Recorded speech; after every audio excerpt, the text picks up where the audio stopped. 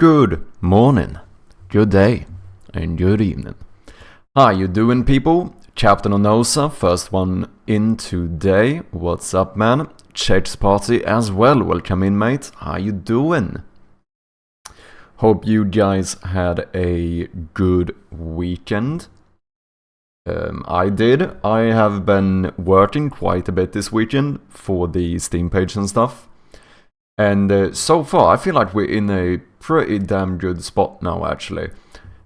I basically finished the entire Steam page and I have submitted it or marked it ready for review.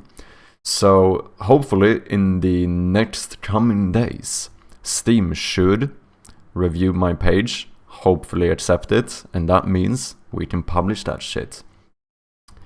Not only that, I also did a full-on teaser trailer for it, because like I said before, even though I know that a teaser is not mandatory to have a just publish a Steam page, I think it is mandatory for publishing a game on Steam, as in a game build that you can download and play.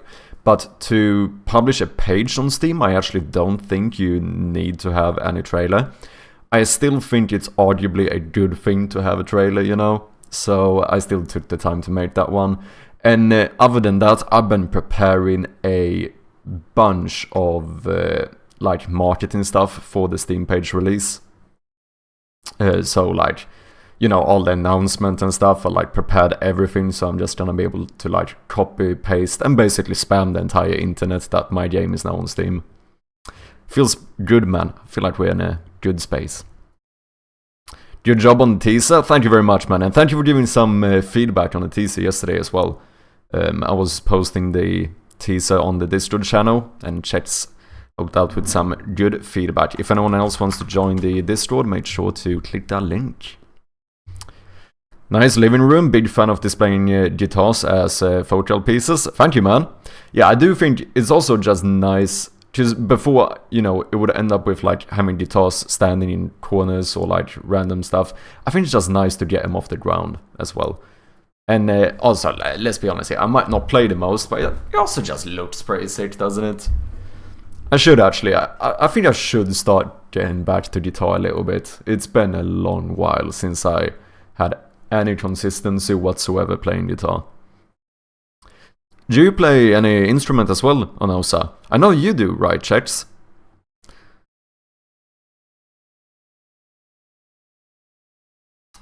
Your lightning is great. Cheers, man. Let's see here.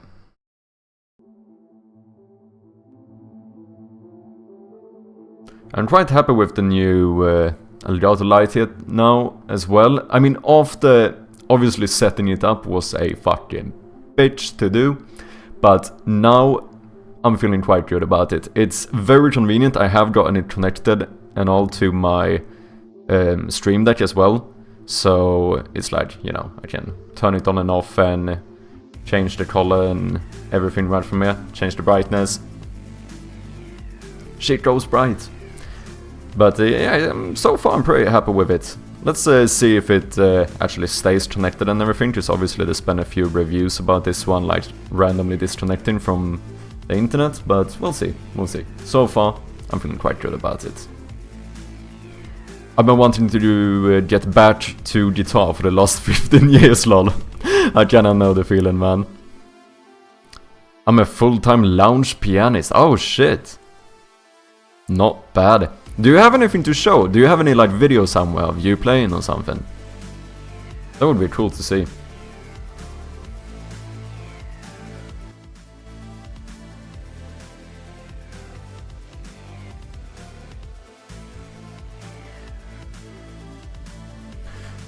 Do you guys want you guys who are first into the stream today, do you want to leave a preview of the Steam page?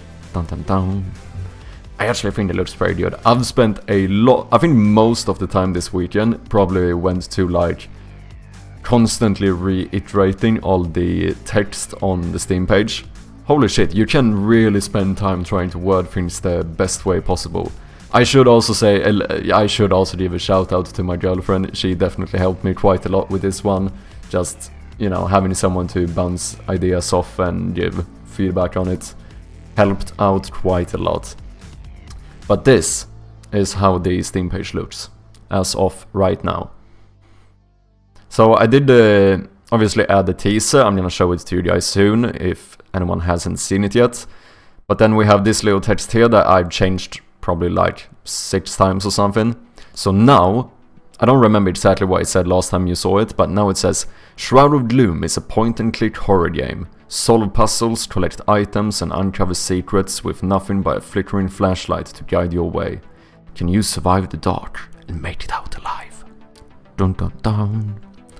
I think it's pretty good. Like, very clear description of the genre, kind of the, I suppose, core game loop thing, then giving a little bit of like a, I don't know, describing the tenseness, is that a word, of the game?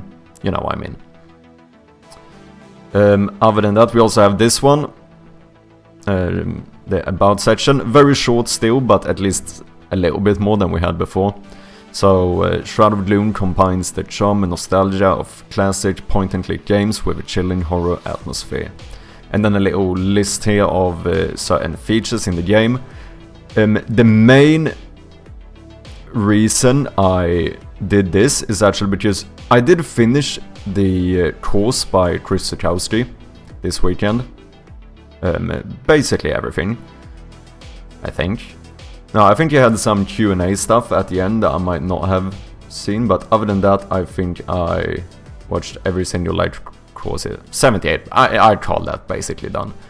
And he actually mentioned that apparently when you get your Steam page like reviewed, I think you even need to have a list of features.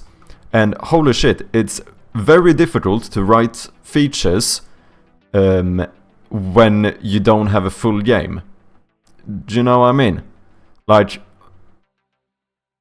it's kind of difficult when you don't know the exact direction of the game and to then give a bunch of features for like what's in the game. Survive the dark wasn't the theme like safe in the dark? Yeah, I know. But obviously since we're gonna change a bit of how the monster works, it's gonna kinda move away from that a little bit. Because like in the game jam version, we had the main thing be like, the main mechanic was to turn off the light to remain undetected. I don't think that's really gonna end up being, it's probably gonna be a mechanic in the full game. Like at some point or at some points, you're probably gonna need to turn the flashlight off to remain hidden. But in general, it's not gonna be as much of a core thing as it was in the first version. Can you share this course? Absolutely. Here is the course. I can highly recommend it, to be honest. Like, he went through a lot of good stuff here with like, you know, how Steam works, what to do with the capsules. I didn't listen to everything, but about the tags, the screenshots, videos, tooltip, the short description, long description. You know, it's quite, what you call it, comprehensive. And yes, completely free, which is pretty fucking nice. And obviously Chris Zukowski is kind of, at least for me, he seems to be like the guy when it comes to game marketing. Like, he seems to really know what he's talking about, so yeah, I can highly recommend that course. And also, what's up, Swizer PT? How you doing? Welcome in, man. How was your weekend?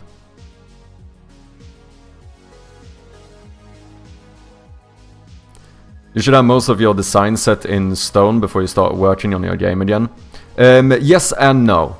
Yes and no. I think I should have most of the design and like the idea for the game set in stone before I start working on content. I think there's a lot of like mechanical and like kind of polishing stuff I can still do. So for example, you know how we did the highlight system in the game? The highlight system won't really change depending on what I decide to do in terms of like the game design. That's more like a mechanical feature that's gonna be nice to have. Kinda same thing with like, I know I'm gonna have the inventory system, so making the UI better for the inventory system And obviously just refactoring stuff as well. Like, this is the kind of stuff I'm focusing on now, since I am a little bit unsure about exactly how we're gonna do everything. And then, yeah, I'm gonna start very soon to actually sit down and try and see if I can come up with like a good storyline kind of thing for this game. To have a little, because I think that's the hardest thing right now. It's kind of hard to determine exactly what I should do when I'm not entirely sure on the story, you know. Because I have a general gist of like basically how the gameplay loop is going to be like, you know, like solving the puzzles. Like, it's going to be similar, just more of a tone of atmospheric horror rather than like the monster being straight in front of you all the time. But yeah, I feel like we do need a bit of a story as well, because when I look at like the games I was trying to emulate on the Steam page, with, you know, in regards to like the Cube Escape Collection, the Room, as well as Five Nights at Freddy's and stuff, every single one of these games have the tag which is called story rich. I don't bloody have a story yet.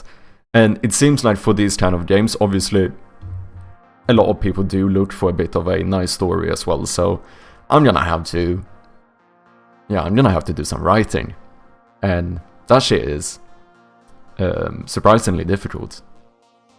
Is your goal to sell it? The game? Yes, that is the goal.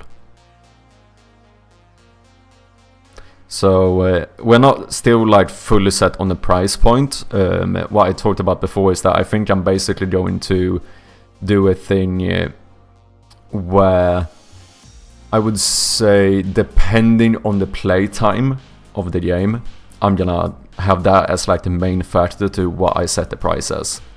So whether that game ends up being a 1, 2, 3 or 4 hour journey, you know, that's gonna kinda decide where I'm gonna put the price. With horror, my advice is less is more, leave more to the imagination. Yeah, I agree. I do think that it's good for me. Yeah, I think the way I view it is that I think I want to have a very clear story in my mind of like what the game is about, what like the backstory, the lore is, what this place is, what the monster is. Like, I want to have a pretty clear view of like what the story is. But then I think it's arguably you can kind of decide how much of that I'm going to share with the player. Because I do agree with you, Chex. I do think it's good to leave quite a bit to the imagination, or even kind of like almost, this might sound weird, but almost kind of encourage little like fan theories and stuff. Because I think that kind of stuff is good, because it gets people to talk about the game, right? Because if a bunch of people play through this game and still have a little bit of that like, oh damn, I wonder, could it be this way? Like, that kind of encourages conversation about the game, you know? Which I think could be a good thing. Shoot for 2 hours at least, and for at least $5. Yeah, I think that is like the main goal of what I would want. And then we'll see. If I end up feeling like we should turn this into like a 4-hour version, then I should feel comfortable maybe charging a bit more for it. But that is, I feel like at least the 2-hour mark is kind of the minimum I'm going for. I would like to make this into preferably like a 2-3 hour experience.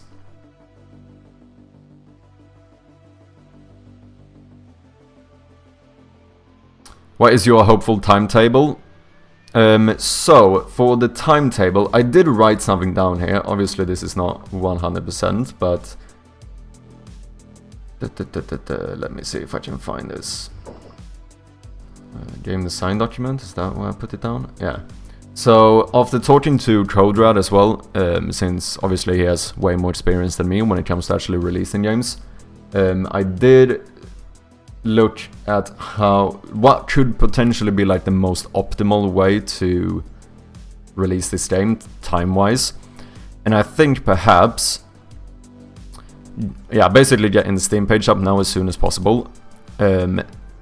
Maybe aiming to have a demo playable, like a short demo, for the Next Fest in June. Because there is one Next Fest on Steam now in February, but like tomorrow is the last day to sign up for it.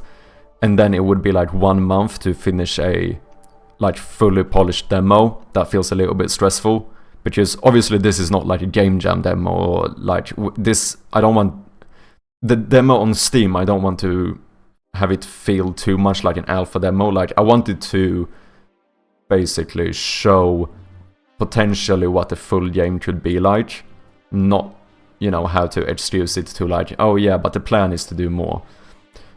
So preferably June would be the best place for me to release the demo.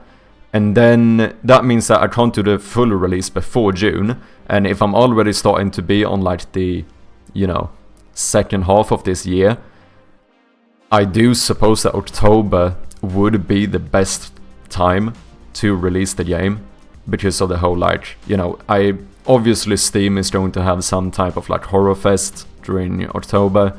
I know that itch.io does like horror festival sales, whatever, on like Halloween sales. And, you know, everyone is looking for horror games during October. So I think from like a marketing / like business standpoint, of course I would like to have the game out as soon as possible. But I think October would probably be the best time to release the game, right? I feel like that makes sense.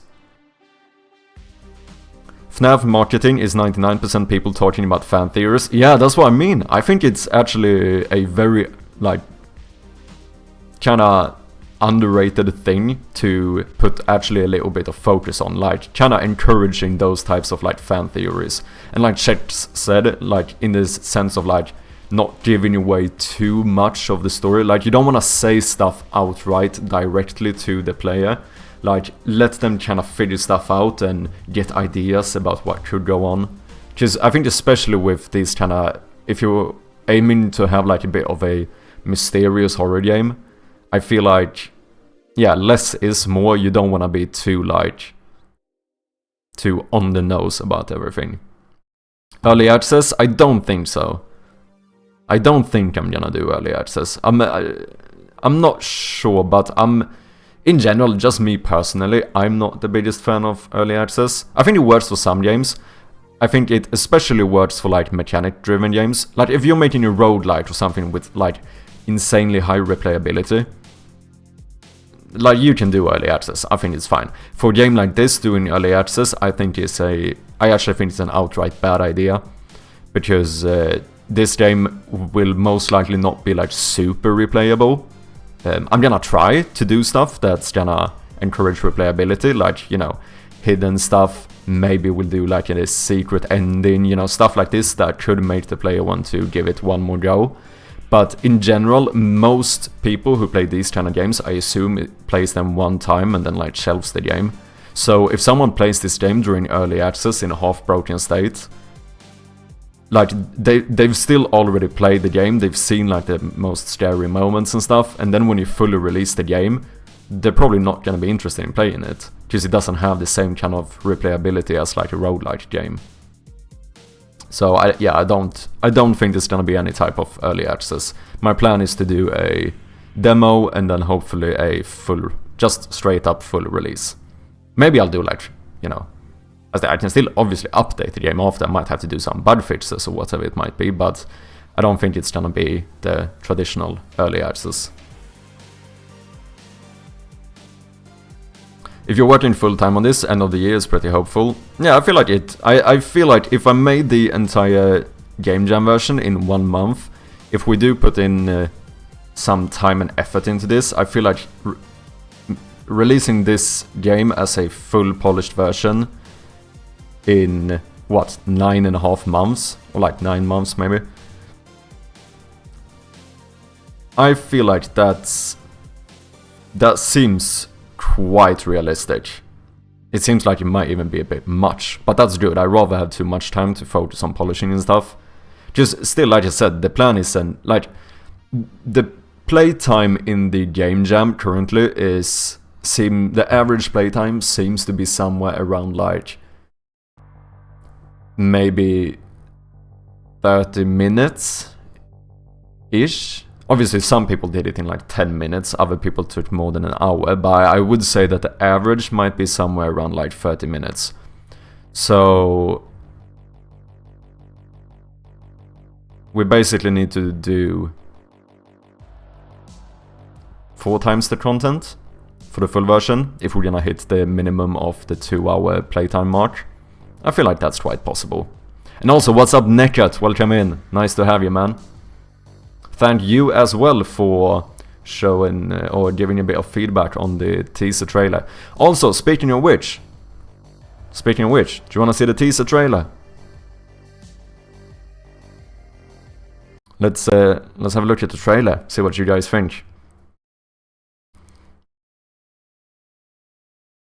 Agreed, yeah, I think it made sense when it comes to these kind of games. I don't think early access is what you want. My advice is don't worry about logical storytelling. Just bend the rules of logic in favor of being silly, creating fun moments. Make sure it will be good content for content creators and it would spread that way, one would hope. Yes. Yeah, I think you're on point, Checks. And I think the good thing about doing a horror game like this, especially the more we focus on like psychological horror, is the fact that, like you said, like don't worry about logic or storytelling. Yeah, the thing is that if you're doing psychological horror, it don't need to be logical. That's kind of the advantage to doing psychological horror, isn't it? Just you can kind of always use the excuse that, you know, maybe you're going fucking mad, or maybe it's something supernatural, or maybe it doesn't have to be fully logical, which is kind of good. It's a good trailer, I really like how it ends. Thank you, man, I appreciate that. So I did set it up here so that I'm gonna automatically post the wishlist command when I show the trailer. Obviously I don't have it yet. However, I do have something that you could still check out, which is I think it's going to link the Steam developer page, this one. I don't know how much it matters, but if you wanna follow me as a developer on Twitch, you can click this button. I don't know what it does, but you might get notified of new releases and stuff, maybe. I don't know, but I mean, you could click it. Anyway, let's have a look at the trailer, or the teaser, I suppose. This is it.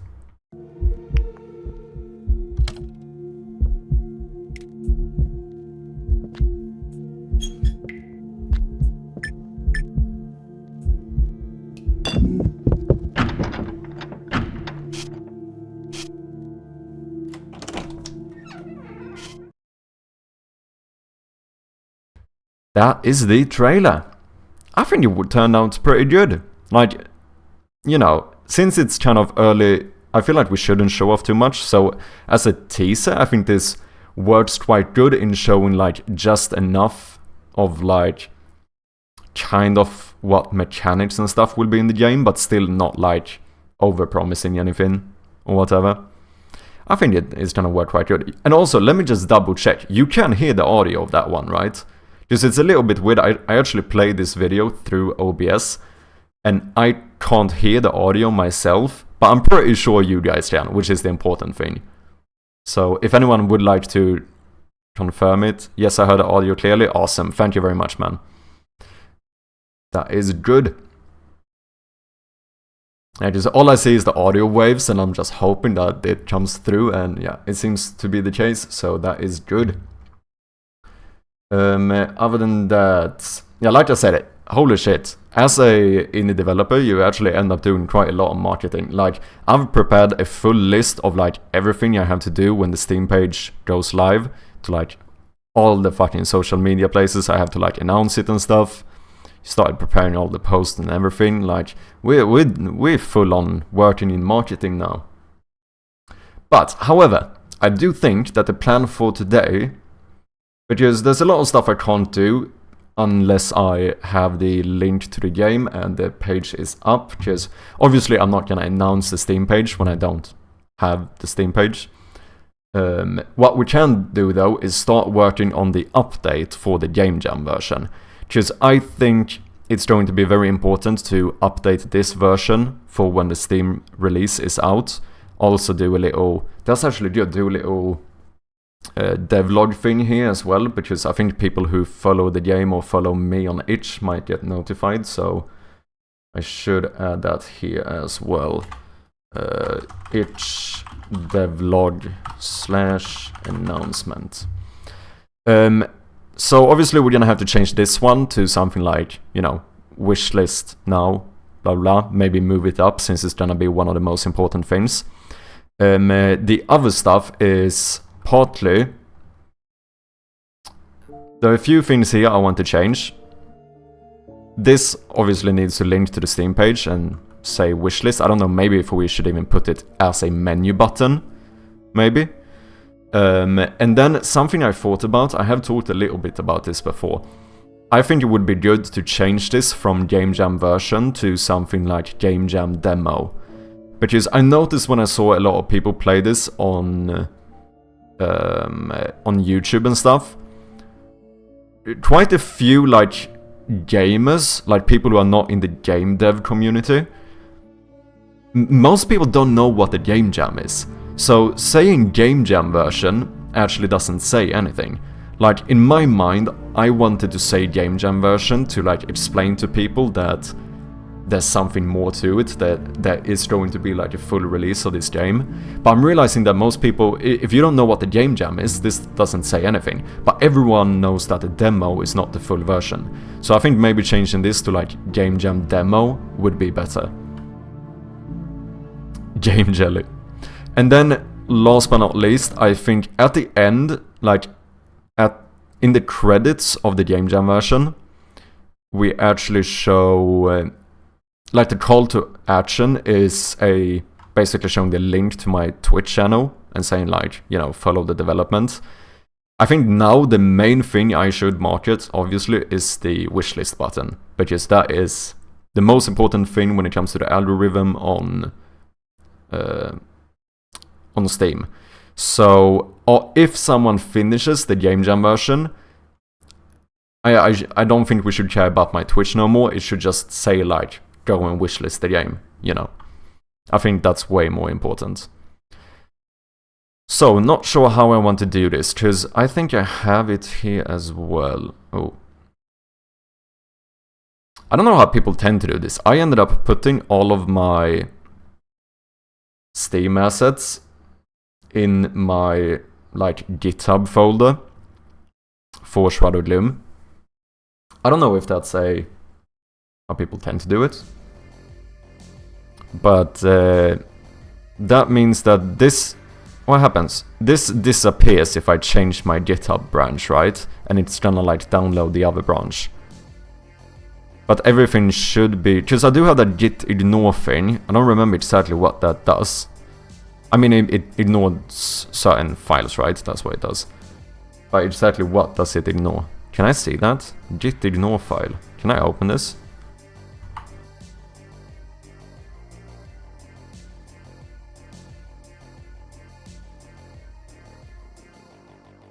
So this is all Steam assets, right?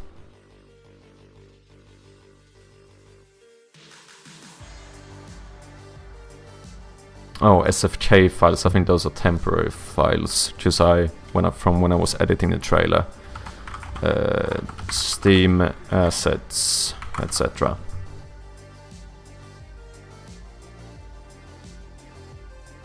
Let's push this.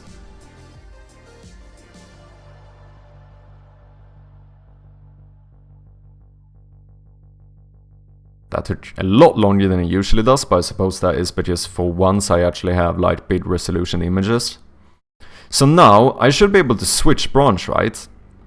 And that should be fine, right? Not me being scared of losing any progress here. Because I do have a... Yeah, I think it's this one, the backup of the Jam version, so we might as well just work on that one.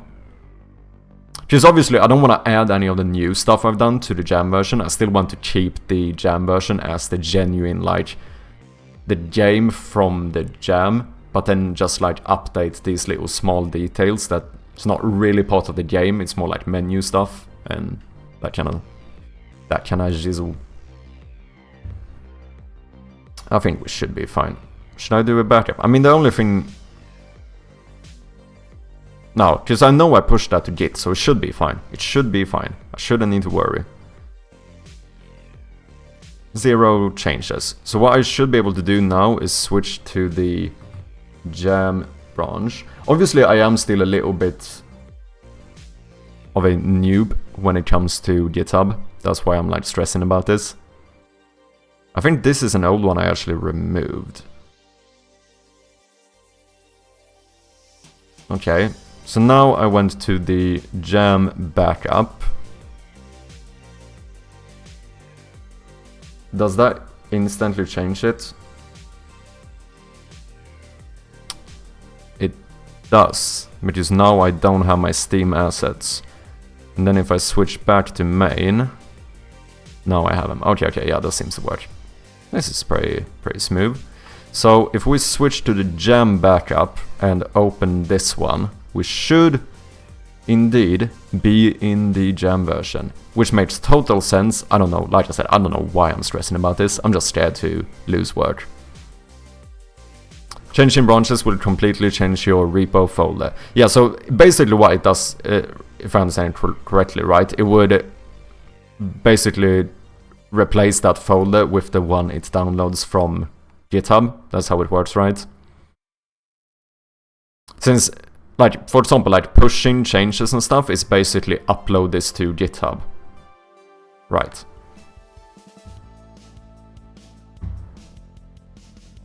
And I hope I've started using my link on some places like this. I'm not sure this one is going to work, but I assume it does, because I checked other games and the Steam game links tend to look like this.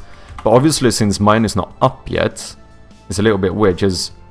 Oh, but I do get linked here. But just if you guys go to this link, you won't see anything. You will just... Like, if I go incognito mode and go here, I just come to Steam, since it's not published yet. But I think this one should work. But I think it might be good to double check and test these links after the page is public. Just to make sure, you know. It would be kind of... Imagine doing like announcement everywhere for the Steam page and then realizing that I had a broken link. That would actually be horrible.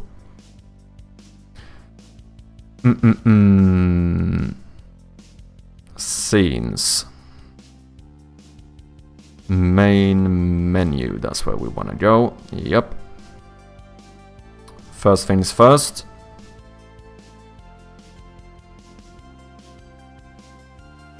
Hyperlinks, Steam. Like I said, I'm not sure this is how I want to do it. Should I put a big old wishlist button here instead? Maybe?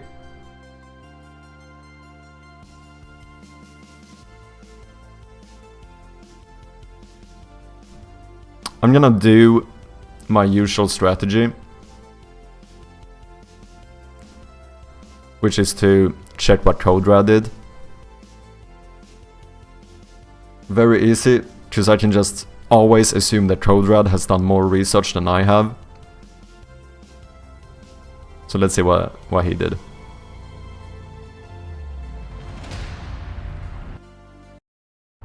Yeah, he has a clear add to wishlist button in the game menu.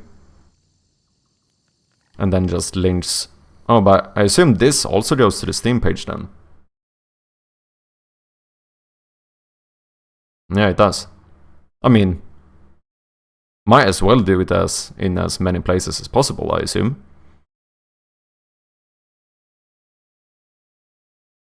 Yeah, I think we might do something similar here then. We add an actual like add to wishlist button, and then also just have all the links somewhere else. Is this a... I guess this also just takes me to the page, right? Or can you actually make a link that automatically adds it to the wishlist? No. No, I think this is just... Yeah, it's the same thing, it's just a link straight to his Steam page. Because otherwise it would be something... Because you know on like YouTube, for example, you can do something like plus subscribe equals 1, and this will like automatically make people get like a pop-up to subscribe to your channel when they click the link. So that's, I was kind of checking if there's something similar for Steam. Yeah, I think let's do something similar here. Good shout, yeah. I feel like that makes sense. So in that case, for these hyperlinks, I think what we should do... Let me mine Bitcoin on your machine button. Yeah, let's remove all the text here, I think. And just have like icons. Maybe we put them centered at the bottom instead. I feel like that would look better. I don't know, if you guys have any ideas, feel free to share them.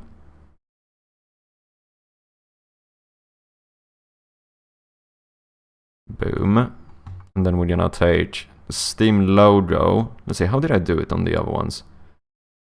Oh yeah, because I wanted the text to be the hyperlink as well.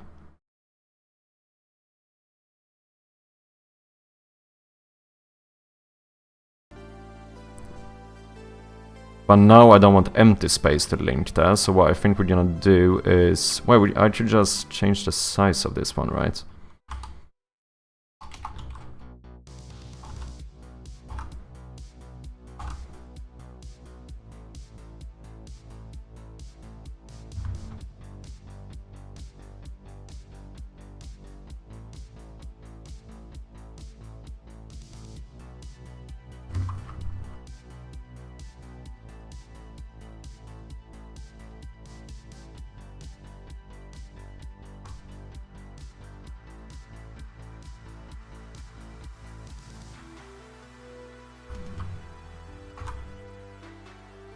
Let's do 7 by 7 for these.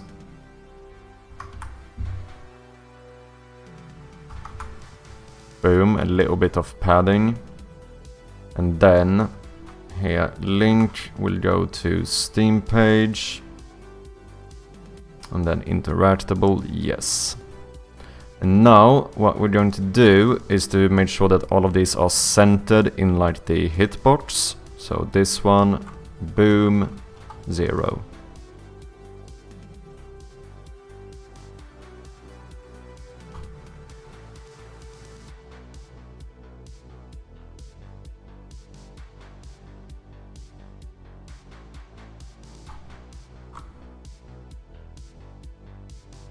Yeah, something like so. Are there any other links I should add here while we're at it? Maybe we should do like Blue Sky or something as well. I know CodeRad had a... I know he had a link to Twitter. I don't have Twitter, but I do have Blue Sky, which is somewhat similar. What other links do I have?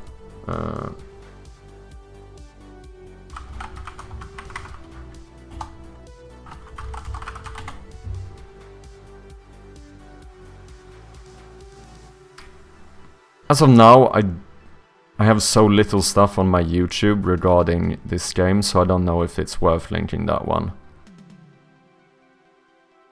Twitch, Discord. I mean, if you're playing this, you're on itch, so no reason to link that one. I haven't posted on my TikTok in ages. I think maybe doing Blue Sky as well. Maybe. I wonder if we should put this like center down here. It might look better. Just then like everything is kind of symmetrical. What's this? Oh.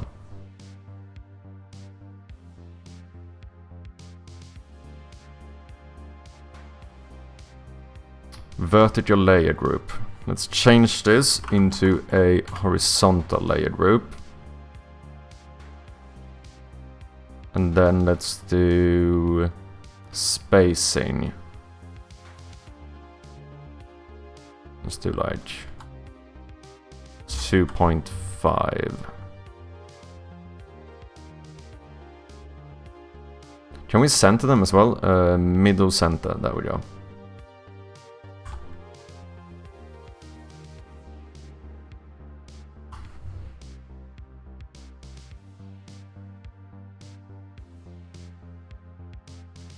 And then you are going to be... I mean, it should be up there as well. No, I think it feels like it makes more sense to have it at the bottom, I think. Very minute details, but still. Gotta head to bed, have fun, great work on the Steam page. Thank you very much, Chex, and thank you very much for dropping by, like always. I know it's very late for you, so 100% go and get yourself a bit of sleep, my man. And I'll see you next time. Cheers, man. What's up, hey Jew, how you doing? Welcome in, dude.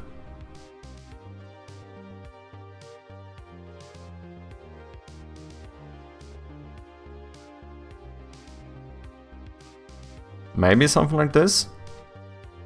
Are they too small? I almost feel like maybe they are. Maybe I should up the size a bit on them. And Granger Devs as well. How's it going, man? Here it's going good. Just started... I'm basically finished with the Steam page. So the plan is to start preparing as much as possible for the publication. Publishment. Yeah. Publishment of the Steam page. So we are going to need to update the Game Jam version just to get the links to the wishlist and stuff. So that's basically what we're gonna work on. Also, let me start the day off throwing out a few shoutouts in order here. First of all, let me shout out my dear German friend Hey Jew, also developing games here on Twitch. Definitely check him out. Also, working on his first Steam game, right? How are you doing, guys? Hey Jude, Ranger, you doing good? I think these should be bigger. I feel like they should be. They are a bit too small right now. I think we should up the size here.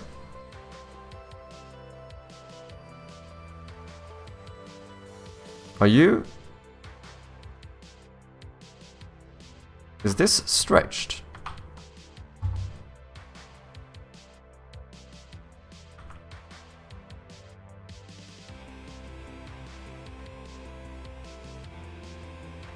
I don't know.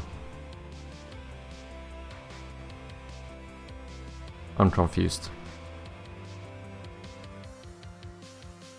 Bit struggling with health, but rest is fine. What's up, man? I hope it's nothing too serious. We'll soon just sit down with some breakfast and first cup of coffee. Let's go. Cheers, man.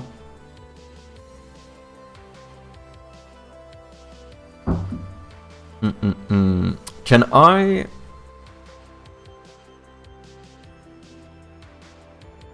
Wait, how do I scale these? Like... Can I scale both the height and... Oh yeah, wait, I can do this, right? Wait, there we go, shift.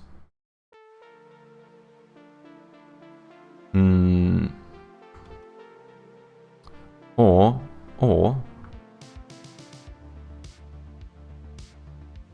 Scale tool. This is... No, I want to scale both. Okay, what if we do like... Maybe... We aim on like 7.5 in height, maybe?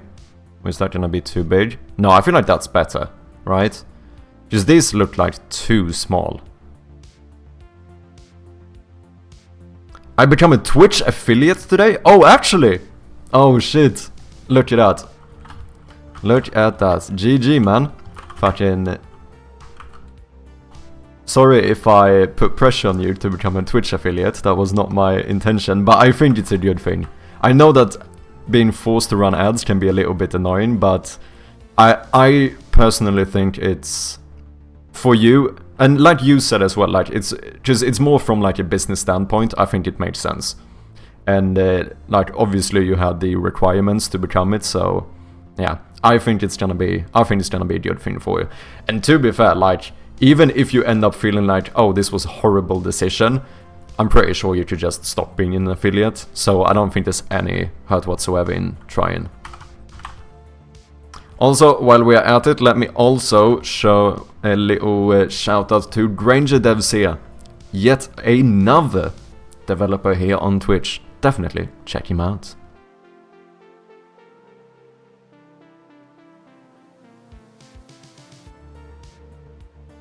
Yeah, I think it's gonna be good. I feel like it's good from like a community standpoint as well, because having like, because you get more of a brand on Twitch with like emotes and all that kind of stuff.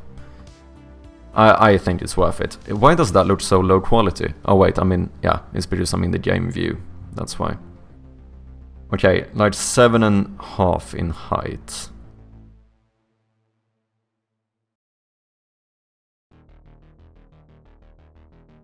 Granger devs, am I forgetting something here? Since you also work in Unity, right? Is there an easier way to scale this? Like, linearly, height and width? Like where I could just... How do I just select the width, but make sure that the other one, the height, scales with it, or whatever? Is there something I'm missing here?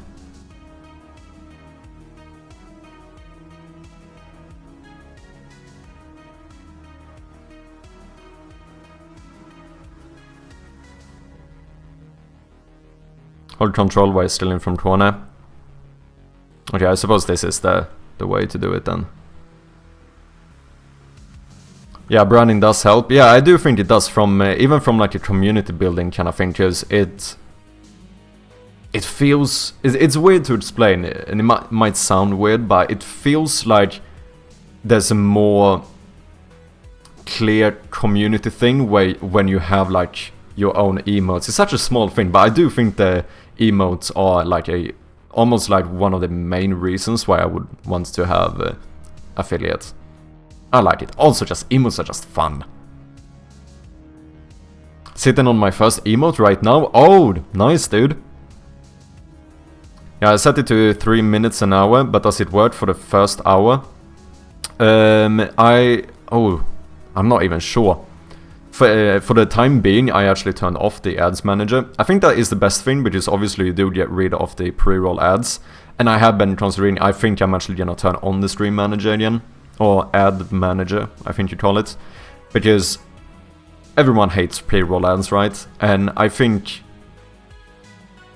pre-roll ads are not that good from like a business perspective either, because it's new people who get hurt by it. I run ads during the first 5 minutes before I actually start, that way I don't have to deal with it. True. I am so... This is the thing, I need to actually take this kind of stuff into account. Like, I have a 10-minute start in soon screen. I should just run 3 minutes of ads during the start in scene, so that way I know that the pre-rolls are gone, and it's during the start in soon screen as well, so it's not like anyone's gonna miss any like super important stuff for the stream, you know? So yeah, I should definitely do that. And now with the stream deck, I'm pretty sure I could schedule it so that it automatically runs those 3 ads for me.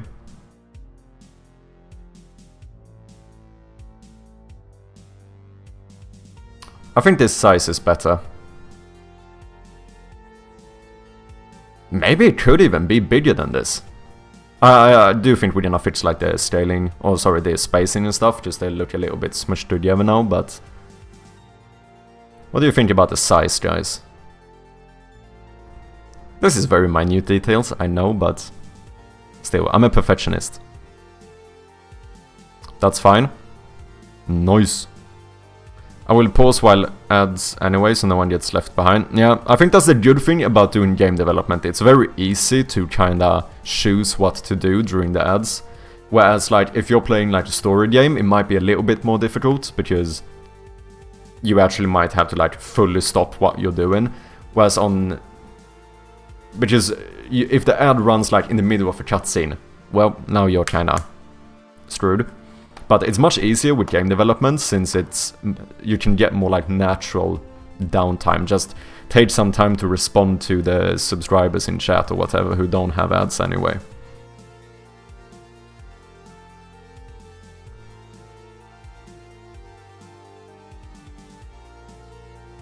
Yeah, my plan is to treat it manually. Yeah, I think that's good. I have like I have a button on my stream deck right here I can press to just schedule an ad.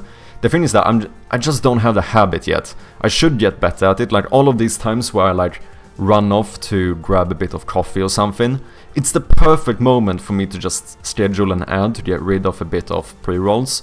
But so often that I just completely forget to do it.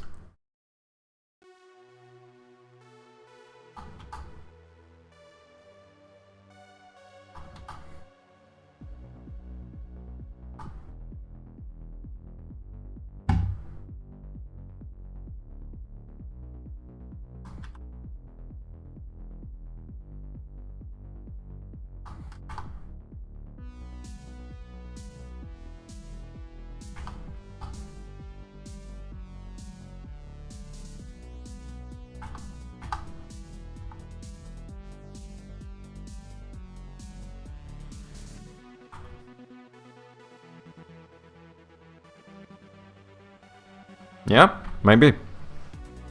Okay, let's do... There's a few more things I want to fix here. Logo Game Jam version here. From now on, we are going to call this a Game Jam demo, because I think that's much better from like a marketing standpoint. What we could even do, actually, we could add a little like question mark button or something, and if someone clicks on it, we can have a little window pop up and like explain what a game jam is and like the backstory kind of to this game. Could be kind of interesting, maybe. I don't know. Settings, let's add a new one. Boom. Okay.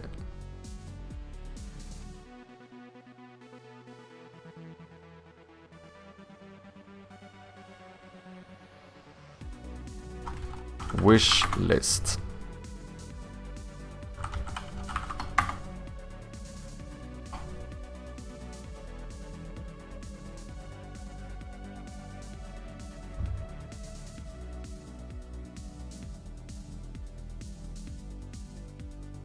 I feel like that could work. Or should we have it? Code Red did have add to wish list.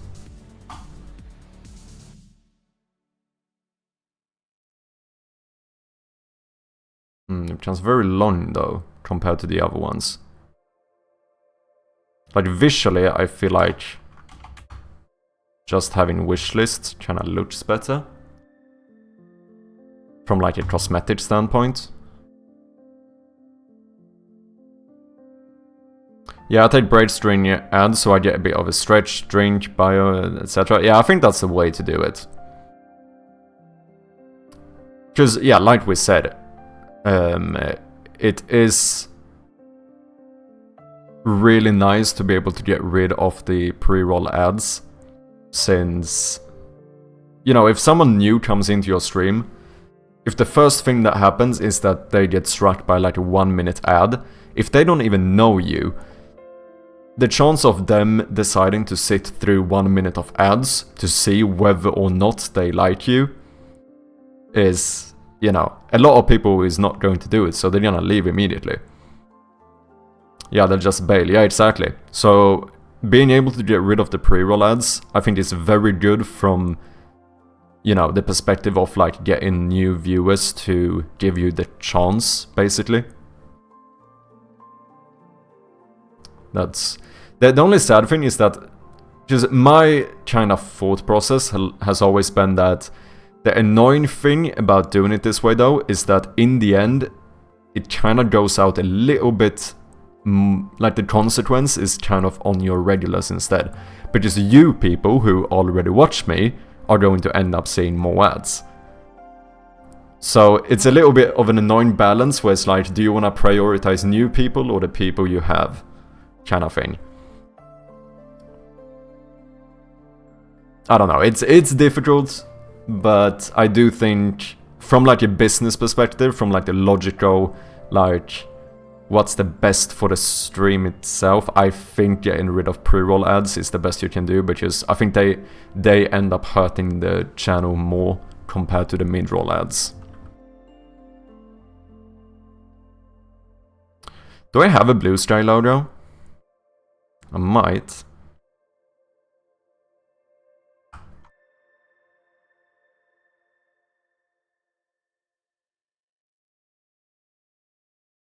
I think I should have a blue sky logo. I don't know if I have a one that's white, but I suppose we could just change the color to have the, what do you call it? The whole theme going there, everything looking consistent. Let's see here, let's go boom, GitHub, Shroud of Gloom, assets, project, art, icon, no, it should be logos, I think. Here we go. Let's open this one.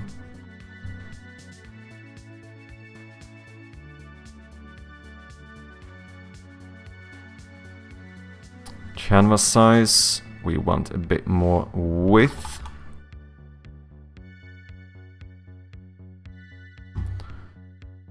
Now let me see if I can find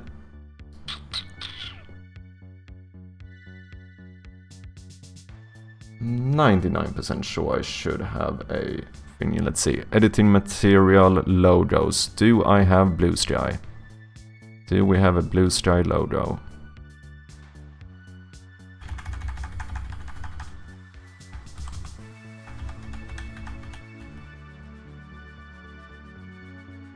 I don't have a blue sky logo. Oh yeah, I made a pixel art one for my panels. I don't think I have an actual... let's see, blue sky, do they have a white one?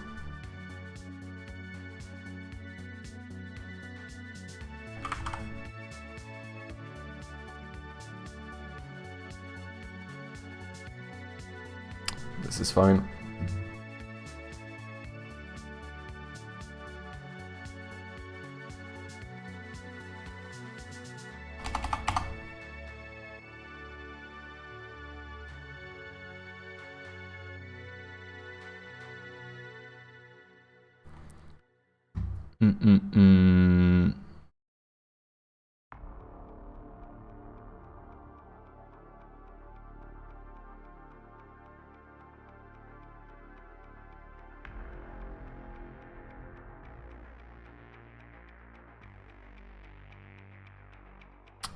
Let's see here, brightness, contrast. What if we just up the brightness, up the contrast? That, ladies and gentlemen, is white. Let's copy this bugger, paste you in here. Let's check what the height is first. Canvas size 600.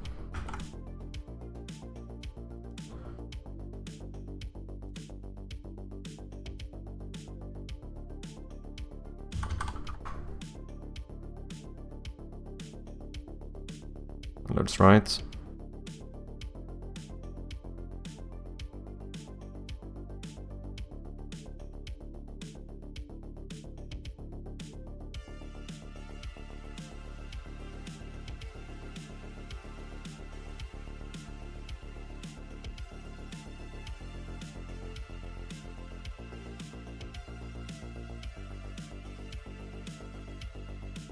Replace that one, and then we go into go in here. Now we should have art, logos, boom.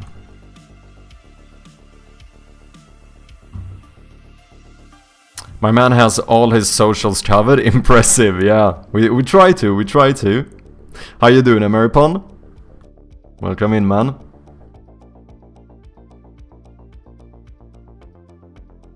Yeah, I think it's the whole thing, when you're doing this kind of stuff, it's hard to not be like, you kind of do feel like you need to be on all socials, don't you? I mean, I'm still not on all of them. My TikTok is almost dead, and I'm not on like Twitter, but overall I try to have my presence on as many places as possible. Like from a business standpoint, it just makes sense. I'm gonna scroll down the page, and I think the only ones we are missing is TikTok and Snapchat. Yeah, I do have Snapchat, but Snapchat I only use for like personal things at the moment. I don't have like a official one, or whatever you wanna say. I do have TikTok. Yeah, I might not even link to my TikTok at the moment, to be honest. But if you check my link tree, I have a TikTok, but I'm so like not up to date on that one. I'm gonna try at some point to catch up on that one as well. But yeah, I don't know. Do you guys think it's... I probably should get Twitter as well, shouldn't I? Or X, I suppose you say. Like, I think it's the same thing again, isn't it? Where like in the end it's just like it makes sense from a business standpoint. I only use Twitter. No.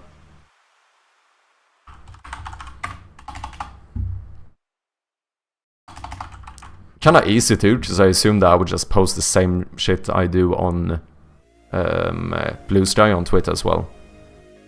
Twitter does not make sense for me so far. Interesting. Why do you feel that way? I mean, obviously I can't... I mean, I kinda agree. Because I haven't gotten it either. I did have Twitter way back in the days, but I feel like I didn't use it in the best way. Like, back in the days, all I did was just post links to Twitter whenever I went live on Twitch. I don't think that's the best way of using it. Like, now, at least now, on Blue Sky, I actually try to, you know... I don't spam Blue Sky with, like, just my Twitch link. I actually post other stuff as well, like trying to do more, like, announcement kind of things for this one, which I feel like makes more sense. Do I... Speaking of which, do I have a Blue Sky command? I don't. I should get one. If anyone wants to follow me on Blue Sky, you have the link there. Yep, just post the same thing on all your socials if you can. Yeah, I feel like it makes sense. Because the thing about, like I said, I kind of agree that I haven't been too interested in having Twitter. But now, if I have Blue Sky, I feel like it's almost not even more work to have Twitter. Because I think you would end up almost like... It's basically the same site, isn't it? So all I would really do is just copy-paste the same post over to Twitter as well for the people who don't have Blue Sky. I use it, but no response. Oh, interesting. Twitter seems a bit dead for my kind of content. Interesting.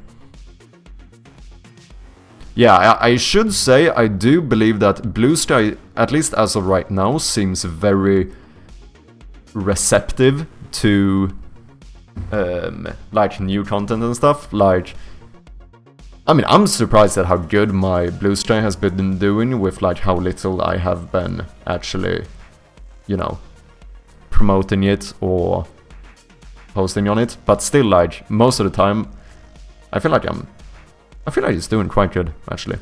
So yeah, maybe that would be one reason to get Twitter, just out of like a educational reason, where it would be fun to post the same stuff to Twitter and like using the same tags and everything, and see the difference in like how well it performs.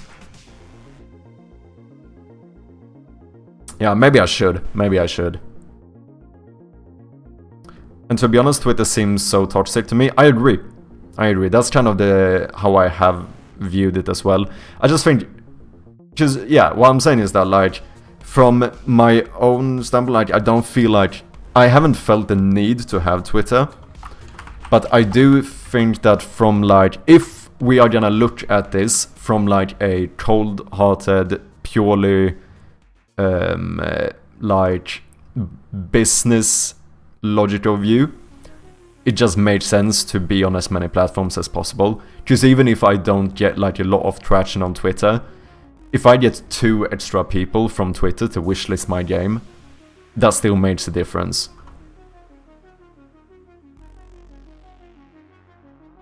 It's very toxic, which is why Blue Sky blew up. Yeah, it seems to be like the promise of Blue Sky is to fix the things people don't like about Twitter, basically, isn't it?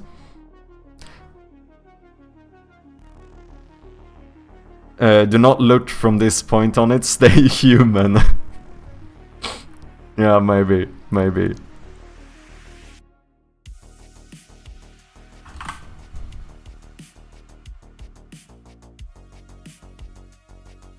Oh wait, this is not... That's not good. 415, 367.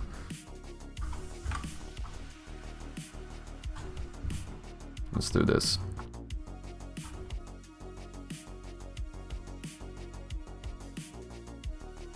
What did I say? 7.5 in height, right?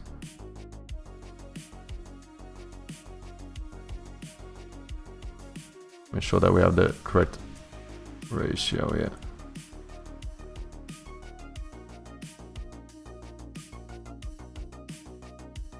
Close enough. Now we're gonna send to you. Boom. Is this the order I want? Steam, Twitch, Discord, Blue Sky. Maybe not. I think people who are playing a game, I feel like they are more likely to click on a Discord link compared to a Twitch link. The average player probably doesn't look for... They look for the community of the game more so, I think, than the like dev stream of the game. On average, I feel like that kind of made sense. How long does it take Twitch to validate an emote? The longest I've had to wait is probably just like a day or so. A lot of the time it happens automatically, but I don't know if it might be one of those things that where it takes some time for them to start to trust you, and I think they might have some like quick bot thing that checks whether it seems good enough. Because a lot of the time, like my last 10 emotes I added or something, I got instantly. I didn't have to wait whatsoever. But I have had to wait quite a bit before. I'm not sure exactly what like the behind the scenes process for Twitch is, but usually it's not very long at least. It might just be that sometimes I think it might be like a bot filter where they see like, oh, this seems like it potentially could have a copyright issue, so this needs to be manually checked, and then it might take like a day or so. I think if you're a partner, it might go even quicker as well, but yeah, it's not too long.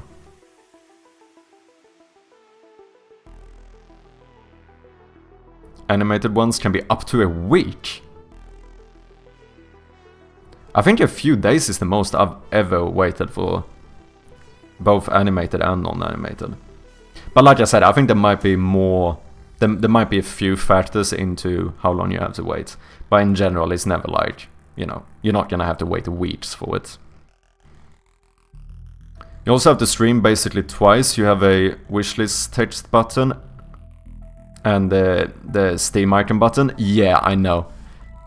But so did CodeRad, and I'm just stealing it from CodeRad. Just that's how we do it over here. We look at what CodeRad does, and then we go, yeah, maybe we should do it the same way. And to be fair, it's the most important button, so if it potentially raises the likelihood of someone clicking it, I think it's good. Yeah, I want to see it in chat. Yeah, it's fun, it's fun. It's hard when it comes to making emotes though, because it's very easy to underestimate how hard it's gonna be to see details when they get so small. Like a lot of the time, like for example, with my like... With a lot of my pixel art emotes, I made the eyes like 50% bigger, just because I needed them to like pop even more, because otherwise it's almost hard to tell. And like this one, my ha emote, which is just a picture of my face, it might be hard to tell now when it's small, but if I would scale this up, it's like very, very high, what you call it, contrast on it. I upped the contrast like a motherfucker to be able to actually make it so that you can see the facial expression, because otherwise, you can kind of tell that my eyes are almost like pure black, because the contrast is so high, because otherwise it's not visible. It's an art making emotes, making sure that they are clearly readable and visible in like the small size. Just trick everyone and make all the buttons go to wishlist. That's actually funny. Yeah, maybe we should. Maybe we should.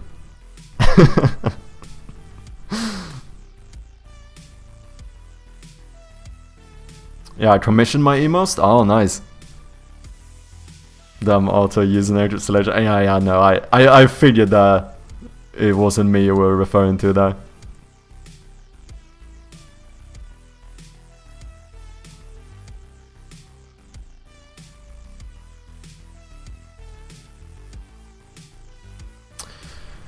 I think this is pretty good. But we also need to make this button work. So, for example, Blue Sky, you should obviously not link to Discord. You should link to my Blue Sky. I feel like that makes sense. Twitch, Discord, Steam. Let's remove these, I'm not gonna use those. Wishlist button, what do? You are animated, I do want you to be animated. But then we have the settings button. So what I think we're gonna do here, how does my hyperlink button, what's the script like here?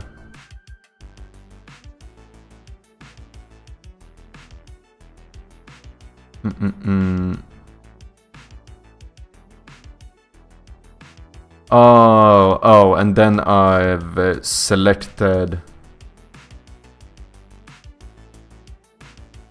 Yeah, the open link one here in the button thing, okay. So this one should also open link. Open link, open link, open link. Good. Okay, so then we can basically do the same thing here. Where we, on the wishlist button, we add the hyperlink button. Once again, we do the Steam link. And then here...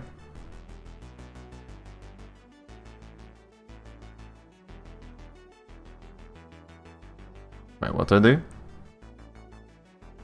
Hyperlink button, open link. I wonder for this hyperlink button, there's no sound effect, right?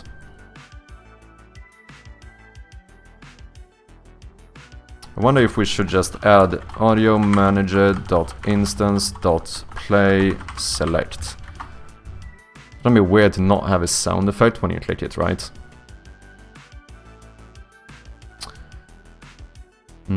Granger asked, what have you been working on? A little side project that is distracting me from my main projects. The way of a dev, yeah.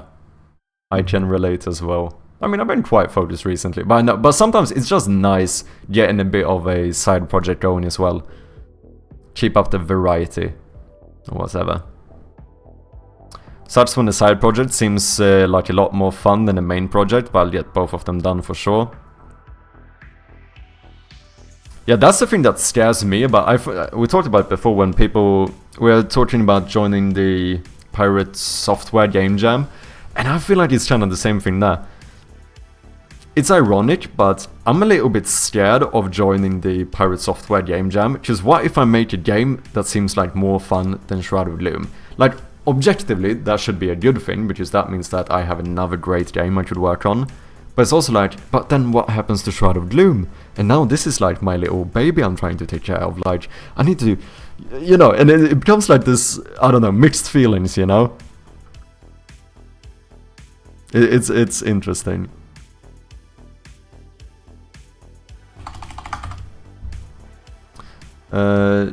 Why can I not save?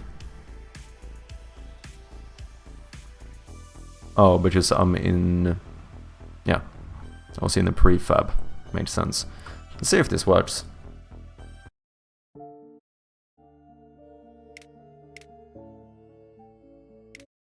Yeah, we do have a sound effect now, which means we should have a sound effect here as well. We do. Are these animated? Did I not animate them? No.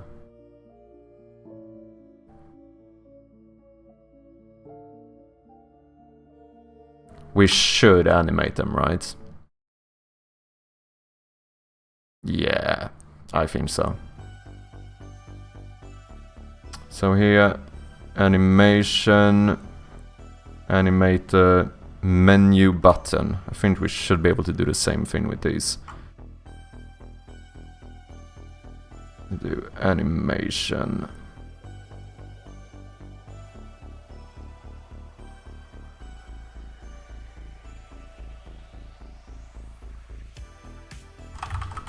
Let's see, we add an animator.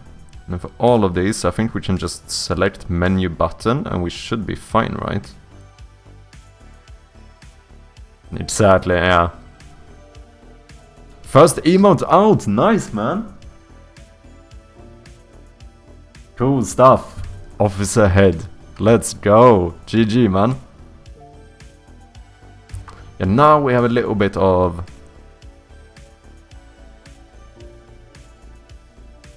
It's not big. Like, it's actually... I would say this is barely noticeable, but... At least there's some type of animation on them. Let's see, that was Twitch. And we have Discord.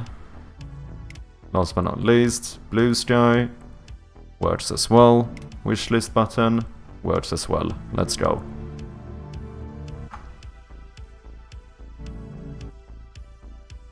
Okay. That's really it for the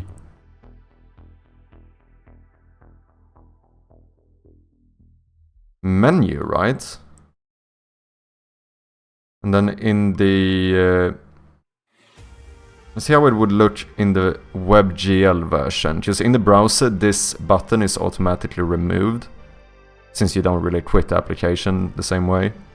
Then the menu would look like this. I think that's fine. Yeah, I think I'm happy with the menu here. I think, like I said, I think having Game Jam demo here is much better as well. Oh, should we do the little thing where we, if there's some non-developer who plays it, that's interested to see what a Game Jam is, should we add a little thingy here? Not the most important thing, but maybe we should, just for the fun of it. Because I'm thinking what we should do is something like this.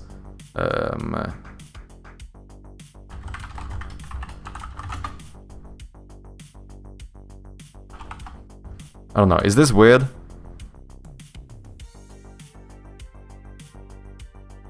Maybe this looks a little bit weird. I was thinking like, oh, and you can click this one to like see what a Game Jam demo is. I mean, I could just make this into a button as well though. It might not be super intuitive that it is a button, but...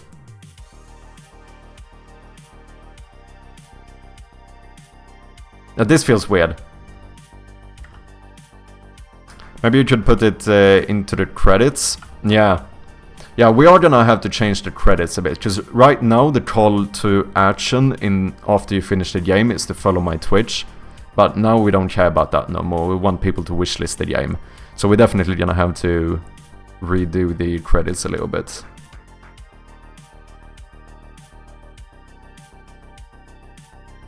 That way, if they are curious, you could put some info about the credits, like how the game came about. Oh yeah, true. Just what do we have now, actually? Let's have a look.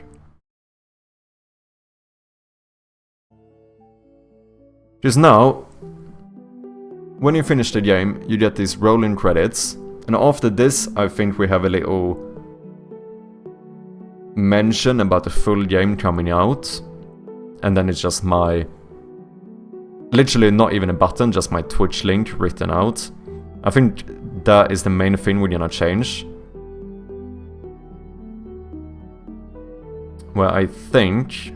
full release coming to Steam, follow us, blah blah blah.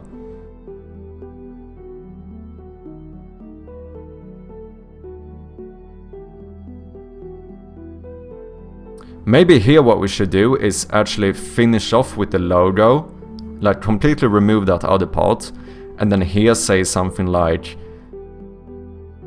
full game to coming to Steam, and then just a big old like wishlist now button. So that, because here, this is the last scene, and this will play for infinity until you return to the menu.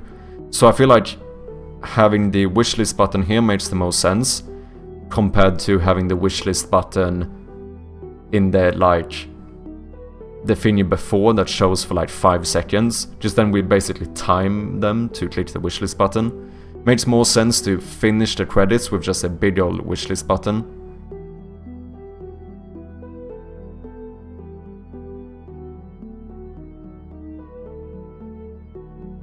Probably.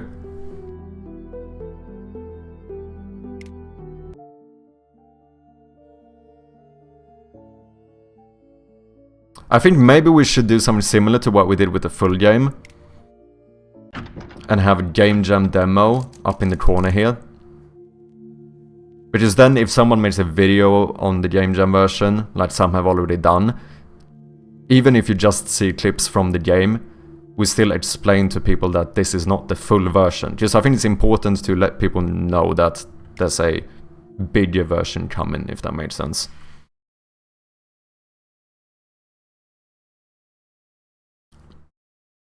That makes more sense. I mean, it's cool that it came from a game jam, but it's now it's going to Steam, so it's no longer a game jam game. True, it's a real game, so I wouldn't even mention the game jam thing on the top page if it were me.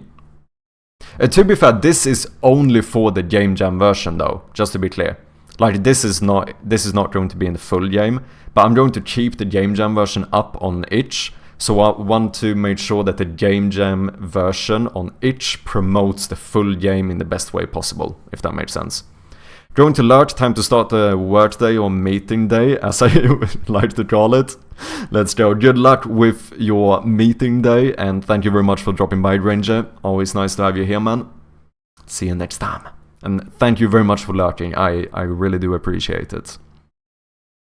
I thought this was the actual demo. No, this is just the reason I call this demo now is because I realized when people were playing the game that a lot of like YouTubers who are not developers, like who just tried the game, didn't seem like they fully understood that this wasn't a full game. I thought kind of badly. I thought that saying game jam version would signify to people that this is not the full version of the game.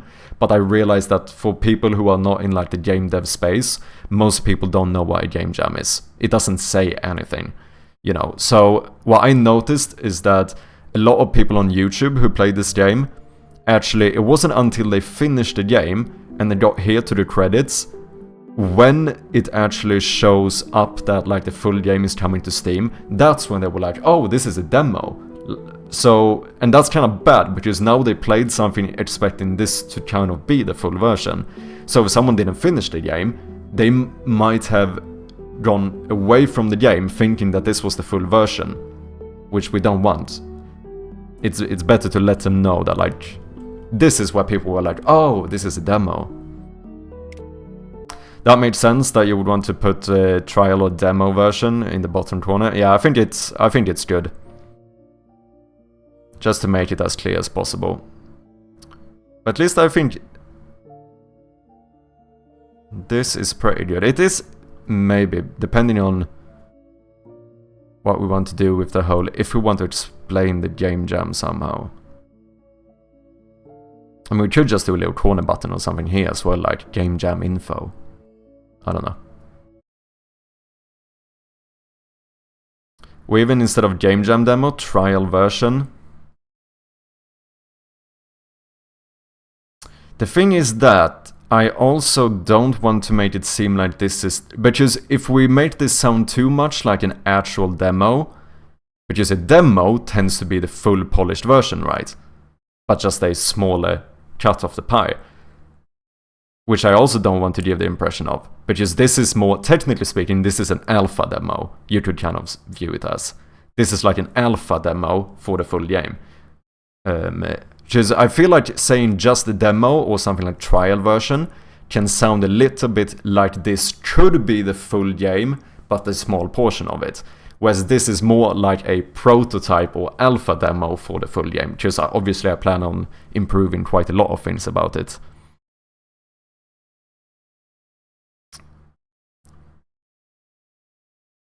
Pre-alpha demo, yeah.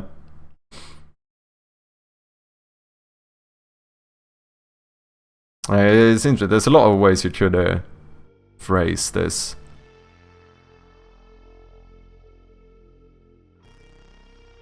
I mean, wait, how would it look if we add a question mark here thing and make it so that that should explain it more? If we just do something like this. Is this gonna look like shite?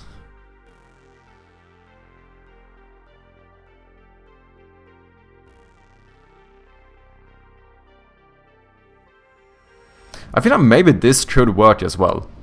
Because now, if someone doesn't understand what a game jam demo is, we could make this into a button that pops up a little page and just explains like, this is what a game jam is. Then we flex a little bit and say like, we completely obliterated the competition. Sorry. And then we say something like, the full version is coming to Steam, blah blah blah.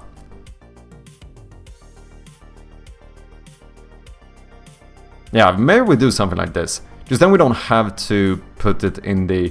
Just preferably in the credits, we want to, as quickly as possible, get to the wishlist part of it, the call to action.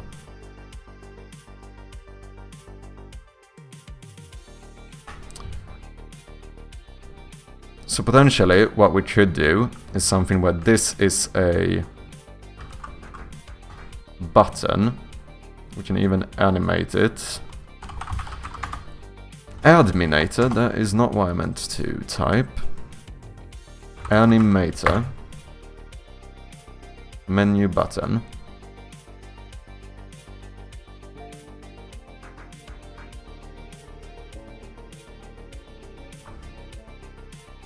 Yeah, maybe something like that. And then what that one would do would be to open... Do I have any good... Because this box might be a little bit small. I mean, what do we want to type here, really? You know what, let's start with that one, just to see how it would look, because we don't even know what we want to say. So in that case, pop-up box. And then background box, quit headphone recommendation. Let's duplicate this one. Then we do something like game jam info.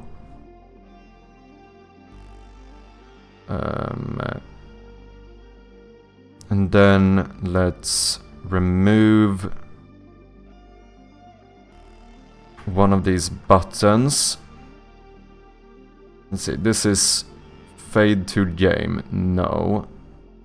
Let's just remove this for now. This is going to be like the got it button. I don't know if we should say got it. Wait. Because what should we say here? What do I do with my...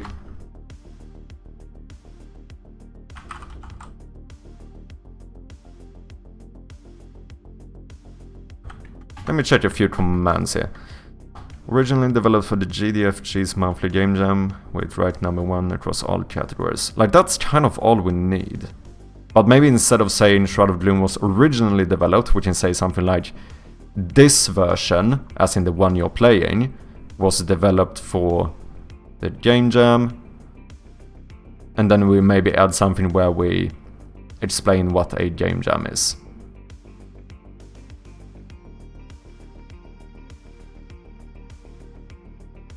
Which I do think I do with this command. If you want people to click something, turn it into a game. Oh, what do you mean? Do you mean like gamify the whole thingy? How long was the game jam? It was a month-long game jam, so it's a pretty long one.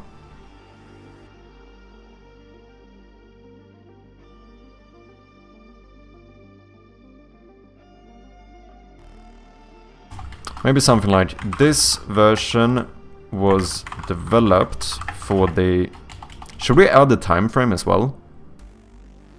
This version was developed in 25 days. The jam was 1 month, but I worked on the game for 25 days, just to be clear. In 25 days for the GDF Game Dev Field Guides monthly game jam.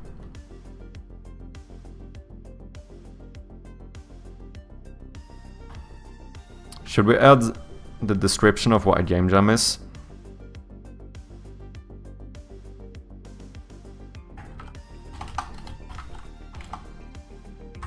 A game jam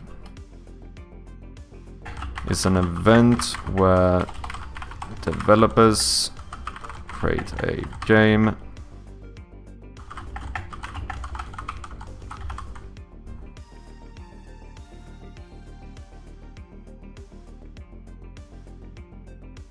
was developed nights and weekends for over 3 weeks.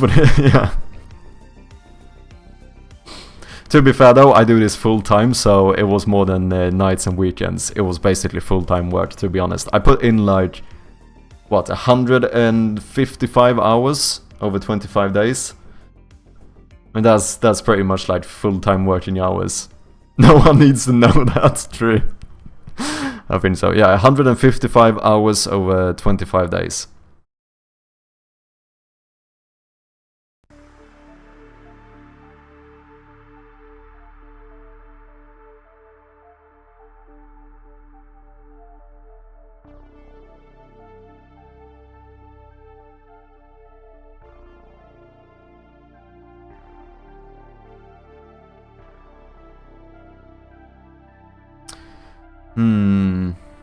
Wait, is this how I want to phrase it? Because I also do want to add...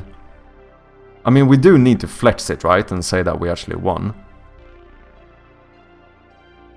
I think you missed my earlier comment about gamifying the button. Did I?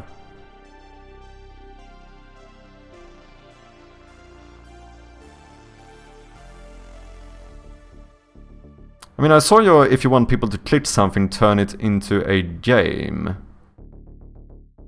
Wait, am I missing someone else? Something else? Before that, pre-alpha demo, lol. Did it send?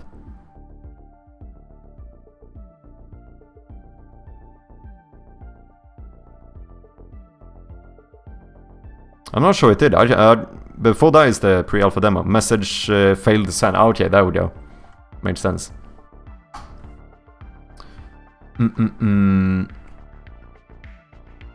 No, wait, we should start by explaining what a game jam is. That's how I want to do it, I think. Like this. A game jam is an event where developers create a game with a time constraint. This version was developed in 25 days for the GDFG's monthly game jam. And then we should flex a little bit and do something like... where it ranked #1 in all categories. If that's the case, I feel like you're allowed to flex a little bit. Or am I being too non-humble here?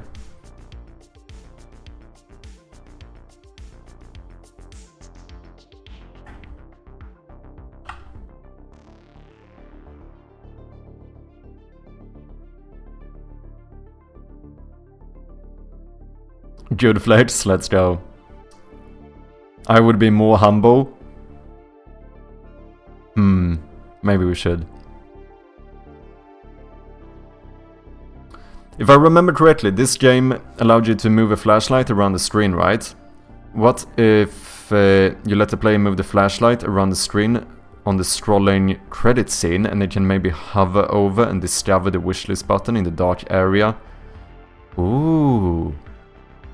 On the sides of the screen, which would become fully visible when it gets to the final screen anyway. Just to add a little interactivity and make people click. That's actually pretty clever. Actually making the menus a little bit like gamified that ways. Yeah, I see what you mean. Wasn't like the biggest game jam ever. True, I'm still proud of it though. I'm still proud of it. Now I want to dev with an ego, gives me confidence in the product. That's funny.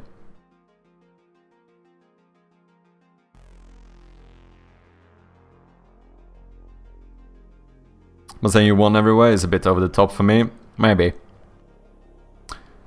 Maybe you're right. I do think it does look like we're gonna need a bigger box though, doesn't it?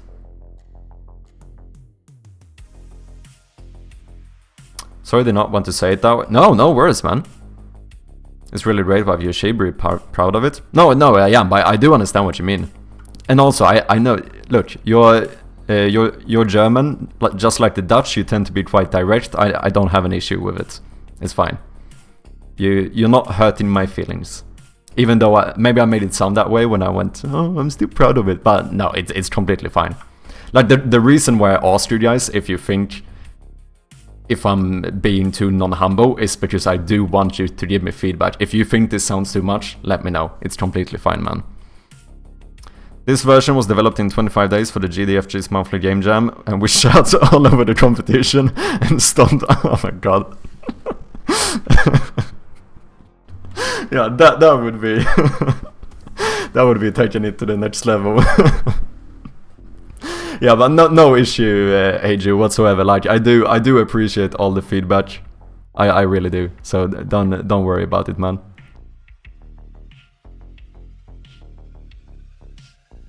I think I need to make a bigger box though, unless we can shorten this somehow, and we probably could if we.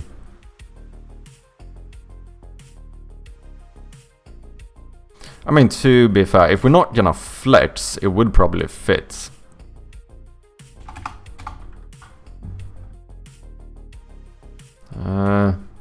It's a little bit cramped in there.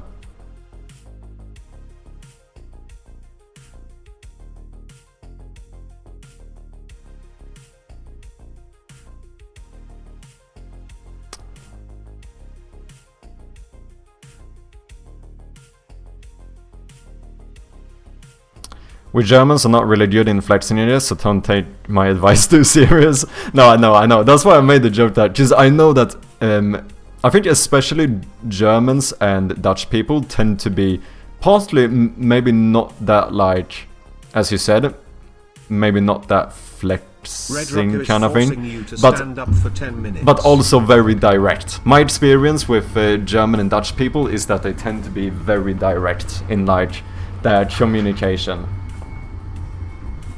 And also, what's up, Red Rocker? How you doing, man? Welcome in. Which I actually think can be quite nice, because sometimes it can actually be a little bit tough sometimes when you're looking for very, like, honest opinions, and some people have a very hard time giving it. Because I should say, in contrast to, like, Dutch and German people, Swedes tend to be the complete opposite.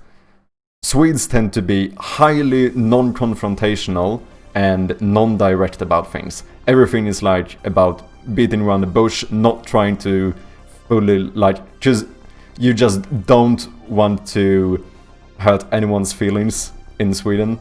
Like, that's a general, like, obviously it's a generalization, but that's more common in Sweden, that people are almost a bit too indirect. Whereas I know that if we're gonna go by stereotypes, like, Germans tend to be a bit more direct in that way. I don't even think you need to put 25 days. Average people aren't sure if that is long or short. No, I still feel like... I mean, it's long for a game jam, but I still think that most people would understand that if a game is made in 25 days, I think it's still understandable that that is a relatively short time, right? I think so.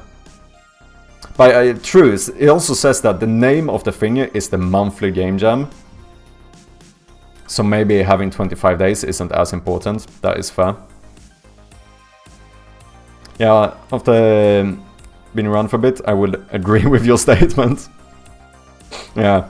Yeah, just I should say it myself. I struggle a little bit sometimes with like being direct and like and being confrontational about stuff. And I do think that partly is probably my personality. But also me being Swedish, I think, has something to do with it, because it is a little bit of a Swedish stereotype. Like, I think a lot of you guys probably noticed when we finished the game jam, and I was gonna, like, play and critique the other people's games. Like, I get, like, anxiety when I critique someone's game, because I just don't wanna... I'm so afraid of, like, discouraging someone, or, like, making it sound like I don't like it or don't believe in it. But I also... I'm so, like, divided, because I also know how important feedback is. and how much it can help. But yeah, it's like I start like overthinking, like, oh, how should I word this? I don't want to sound like a douchebag, and then you have like German people coming in being like, yeah, this is not good, you should do this. But sometimes that's actually better, I truly believe. Obviously it depends a little bit on the person receiving it, but yeah. We Germans don't want to hurt feelings as well, but we have none. I'll give you an honest opinion, I don't like the hitboxes in your game. Shut up, man, shut up. You can't say that if you have the world record in the game, okay? If you were like struggling to complete the game because of it, okay, fair. But you, my man, literally have the world record in the game. So come on now, come on now, come on now. It can't be that bad.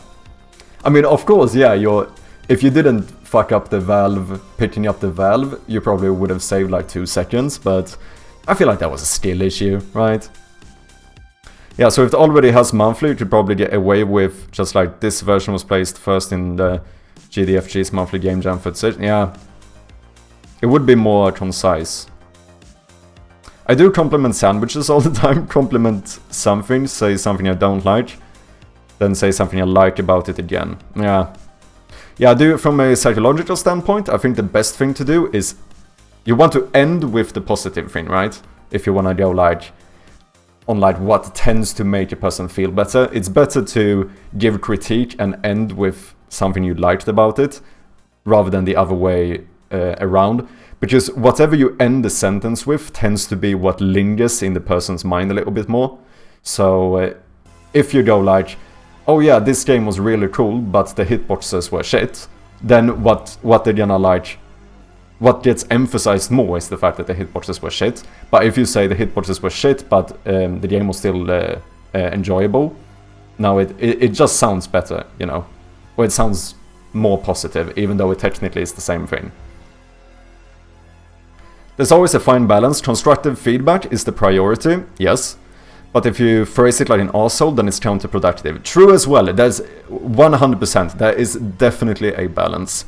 And I think that's the thing where I sometimes struggle, because I do think I might overthink that balance a little bit too much and get like to the point where I have a hard time sometimes giving constructive feedback, because I'm like, you know, I just don't want to seem like an arsehole, but like you said, like feedback is also a priority. It's always good to have feedback. What Ratcha says, yeah. No, I think it's fair. The delivery is important, because obviously you shouldn't be like a dick about it. What should this button say though? I mean, it could actually say continue.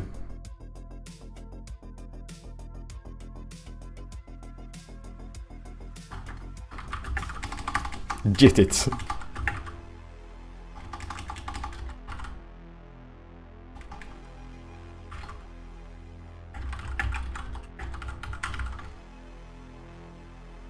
Cheers.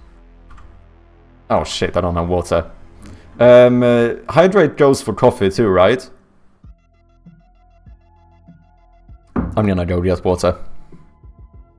I need to reheat my coffee anyway. Yeah, I always imagine if my feedback makes the person work on a game for 3 more months, that is shit. What hurts more is giving honest feedback or being nice.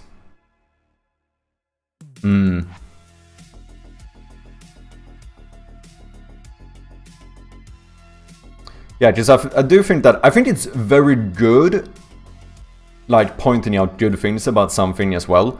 Like, just, at least for me, I feel like encouraging someone, especially if someone is doing, like, something creative or they're putting themselves out there in some way.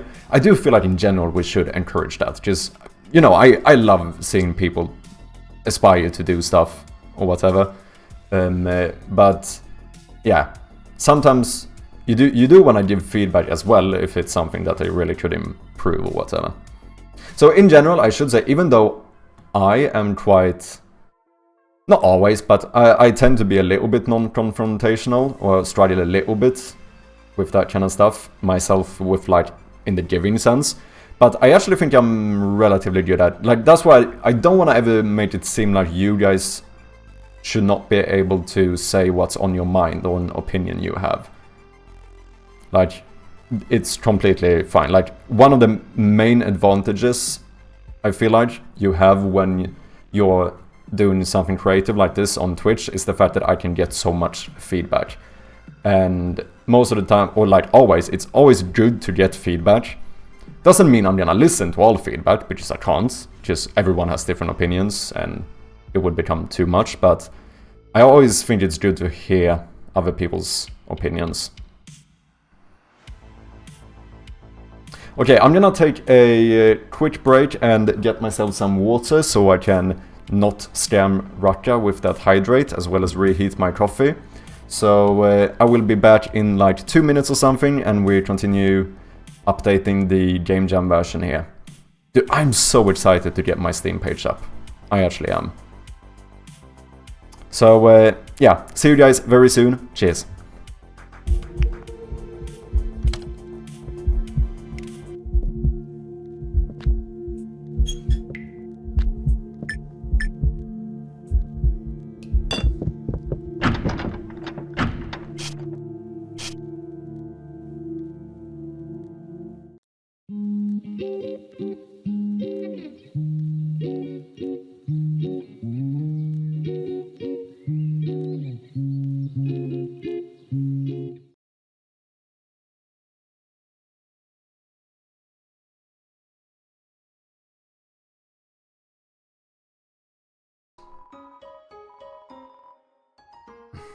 Okay, so the inn in the town Snowed Inn is called Snowed Inn. I see what they did there. Are you ready? Yes. Move around, get as many as you can.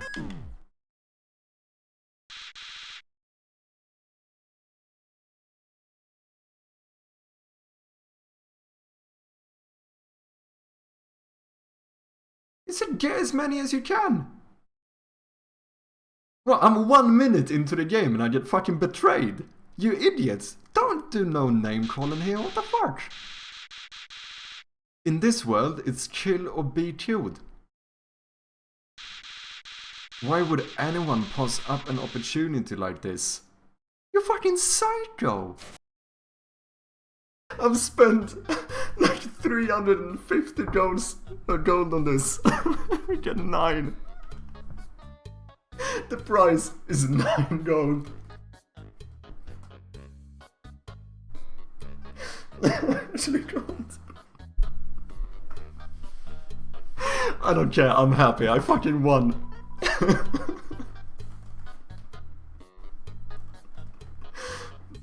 We have to make it. You've made the fucking profit. You've taken all the money I have to my name. This was the fucking savings I've had. This was my college education. I was gonna use this for my future children's education, for fucking diapers, for providing for my family. You took it all, and you fucking were worrying about your profits. Holy shit, that was intense. Should we do it again? We are back. Thank you guys for your patience. Let's see, I think I missed some stuff in chat. I guess there is a difference between feedback and motivation. Yeah, I agree. And I do think both can be... I mean, both have the like advantages, right? Like you do need feedback if you want to improve on like a product or whatever it might be. But I do feel like motivation is good to motivate people too. I feel like we should encourage people. You know? Nice trailer, I like it a lot. Thank you very much, man. I do appreciate it. Yeah, I've done quite a few. I think it's the sixth iteration of the trailer. But now I'm feeling pretty good about it. Have you lost interest in doing the Undertale genocide run? No. Oh, Ameripon thinks you're very good at being bad. Cheers, man. Thank you very much for the follow, dude. I do appreciate it. I'm glad to have you, man. Have you lost interest in doing the Undertale Genocide run? No, I would not say so. I think it's mainly that after I started working on the Steam page, this kind of took my focus a little bit, but he's scared. Oh, come on now. No, but the plan is still that I do want to do a Genocide run at some point as well. It's just that now I just want to get this Steam page up here like as soon as possible, because it made sense from like a business perspective, because we want to start collecting wish lists. And even if I get this page reviewed, I want to make sure that I prepared as much as possible so that we can... Basically, when Steam finally says that like this page is okay to publish, the plan is that we are going to update this game, update the itch page, post on all fucking social media, everything at once, maybe release the trailer on the teaser on YouTube as well, to try and get as much of like a initial push as possible, because I think that although Steam doesn't do the biggest push when you first release a page without a build, I do still think, as far as I understand, there is a little bit of a boost at the beginning, especially if you do get wishlists like quickly and early. They might actually push it out to a few more people on Steam, so I feel like we might as well try to make the most of it. But yeah, at some point we will definitely return to the Genocide run. Because that is the only one I have left, right? I mean, in like at least the big ones. Just I assume you could get other like... I suppose I could have gotten like the... okay, so I did get a neutral ending, but I'm quite sure that there's like different neutral endings you can get depending on how you played and what you did, right? But I'm not really considering those, I mean like in the big ones. Just we did like the neutral and the true good ending, whatever you want to call it. So the last big one I have really is the Genocide run, right? But from what I understand, that's a pretty big undertaking, right? Even though I don't remember who said it. Was it you, Raka, maybe? But someone said that it's basically, in theory, it should be shorter than the like true good ending, but in practice it ends up being longer. And I kind of understand why that might be the case, because you can't just flee or quickly like become amicable with any enemy you encounter. You actually have to stay and fight every single one, I assume, to have a actual Genocide playthrough. So I guess that actually takes up quite a lot of the time. I didn't say that? Okay. Someone did. Someone did. Yeah, that's all the playthroughs that matter? Okay. But Genocide will take you the longest? Yeah. I feel like it might make sense.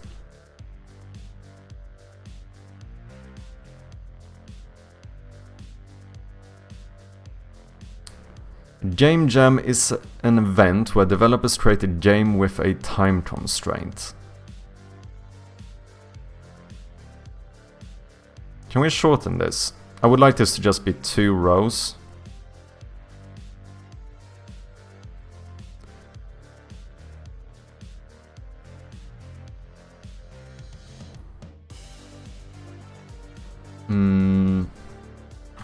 Game Jam definition.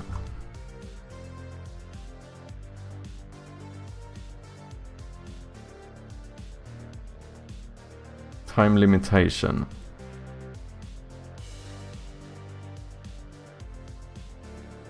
Maybe just... I mean, I could also make the font smaller. That is another possibility. Because this is too, like, clamped to the sides as well. It doesn't look good.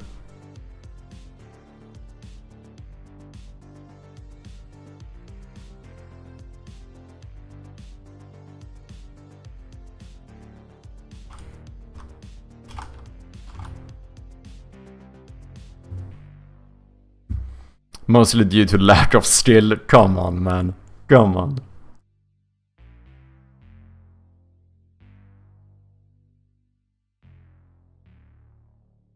We could do game jams or events where developers create a game.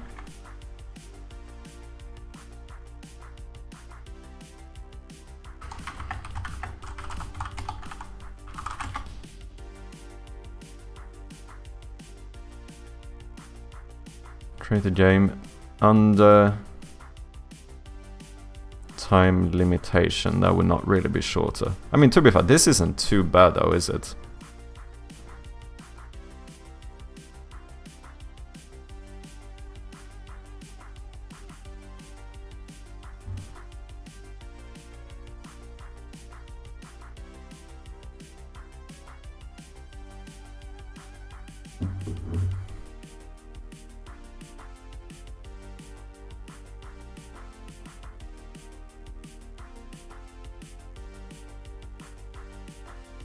What's the longest you've spent on a Souls boss? We don't have to talk about that. I actually don't know, to be honest. I mean, it was definitely during my first playthrough of Dark Souls 1.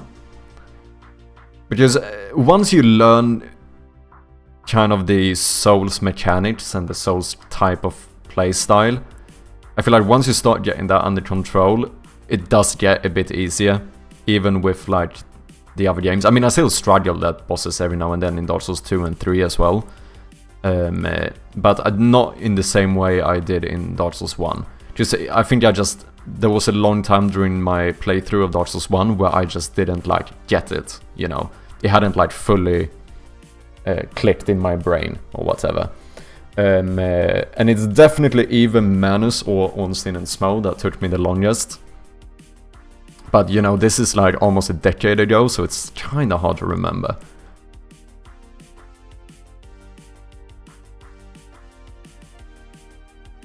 I think Manus might have been the one I was stuck on the longest. Maybe something similar to your Medivh fight, maybe. How long did you spend on that one? Because I assume that might be your longest one, right, Raka? Also, speaking of which, let me throw out a little shout out for my dear friend Red Raka, another great streamer here on Twitch currently. He's played through pretty much every single From Software game, doing a full-on like Souls marathon, and he has finally made it to Elden Ring. And unfortunately I can't watch too much because I don't want to spoil everything, so do me a favor and watch for me. Make sure to give that man a follow. Game jams are events where developers create a game with a time constraint.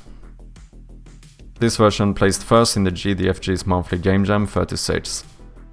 Yeah, maybe the 25 days isn't for... because we do have monthly, so I feel like it's kinda intuitive what it... and if someone really wants the extra info,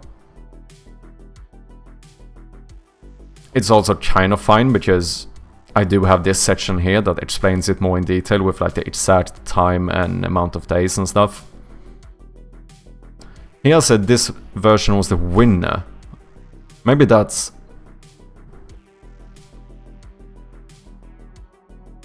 maybe that's how we should phrase it. Have you played any Monster Hunter games? I haven't. I've heard a lot of good things about them. They seem kinda cool. I haven't seen super much, but maybe we should give them a try at some point. Would you recommend it, Naked? How does it compare to like Souls games? Are those considered Souls-likes? I don't think they are. It's my favorite game series? Ooh, interesting. The longest time you spent on a Souls boss, expect that for General Run. Oh, interesting. Interesting way of thinking about it. But that sounds like I still should be able to do it in one stream then.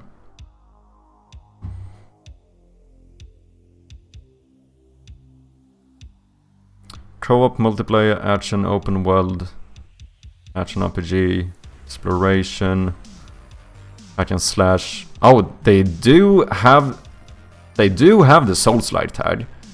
It's pretty far down in the list, but they do have a Souls-like tag. Do they have a trailer? I assume they do. Yeah. Have you played these, Raka?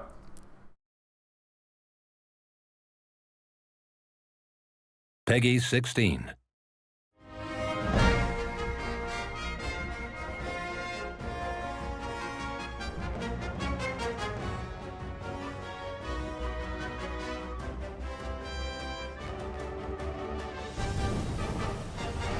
So if I understand it correctly, this is one of those games that are like... It's not a lot of like... You're not fighting a lot of mobs, are you? It's more like, quite literally, you're hunting down these like big bosses, and it's more focused on like... multiple and... like the quantity of the bosses, rather than having like a bunch of small enemies in between. Is that a fair statement? Like I said, I've not seen a lot, but that's like the general gist of what I've understood from these games.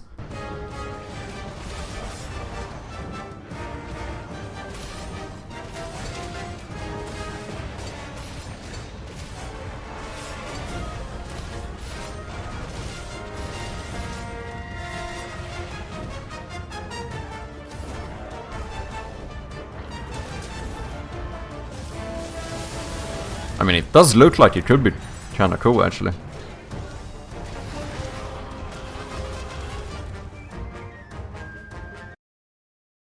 Good reviews. When did this one release? 2018.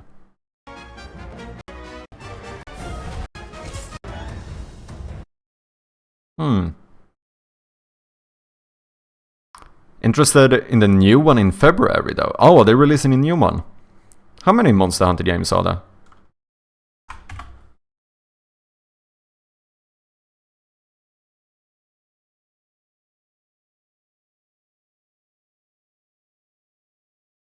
Oh, February 2025, yeah, Monster Hunter Wilds. Oh, let's try a few.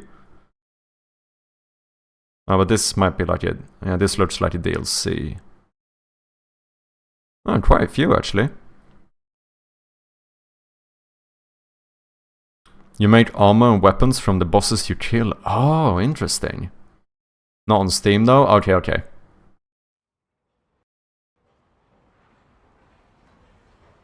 Graphics are quite nice. Oh, is this it? Welcome, travelers. I present you Azuz, the Everforge. Does look pretty cool. Just look at that firebrand go. They're starting without us. Just look at that firebrand go. Oh, so you got mounts and stuff. Does look pretty sick.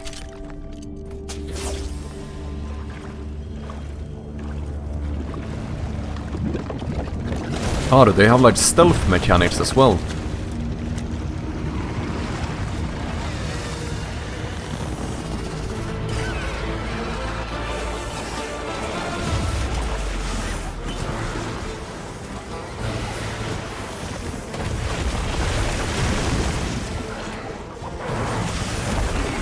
That looks like the sword you get from Gravelord Nito in Dark Souls 1.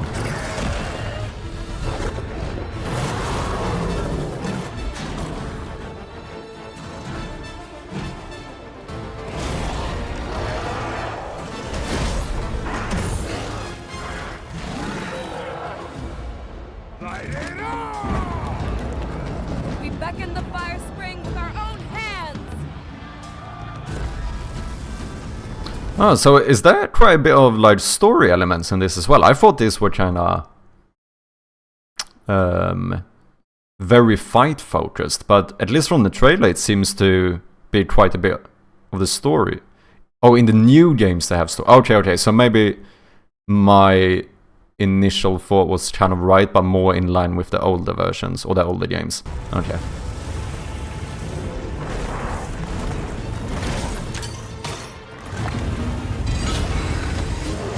It's pretty sick.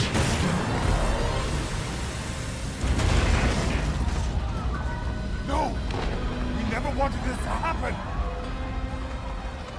No stopping it now. Interesting. I mean, it does look pretty cool. 28th of February. Maybe. What's up, Roddy Dev? How you doing, man? Welcome in. Interesting. I mean, yeah, it looks cool.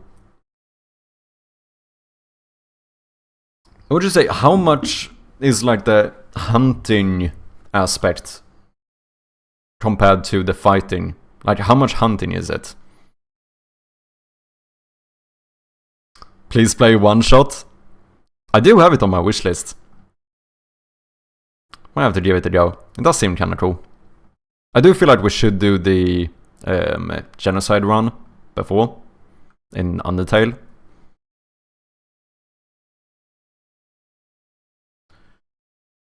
Game jam info. We need more spacing.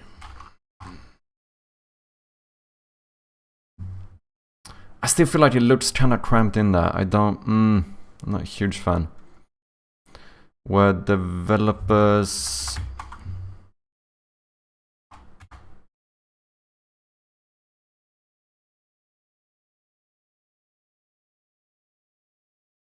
you know, pluralizing this makes it shorter, right?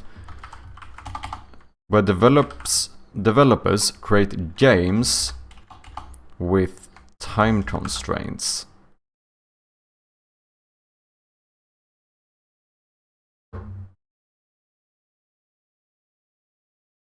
And then do like 3.7.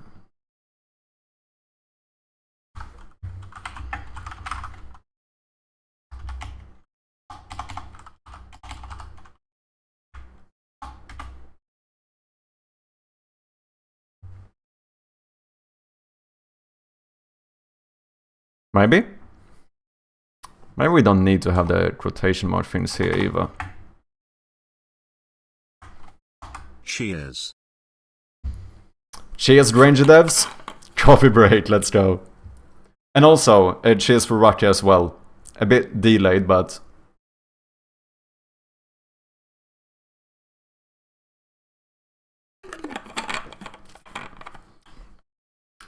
Definitely more fighting. Netrucker is forcing you to stand up for 10 minutes. Holy shit, is the cooldown already off? Let's do it.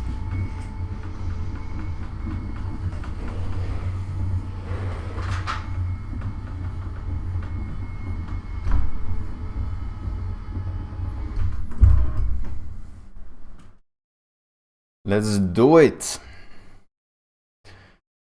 I need to play a Souls game. I don't know why I haven't. Oh, you haven't played any Souls game? You definitely should, man. They're really good. 500 is super cheap for that. Not cheap enough. Oh shit. Fight, fight, fight.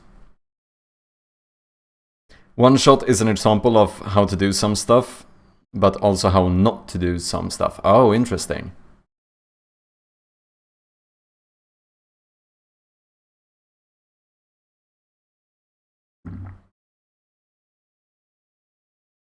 What's your favorite game?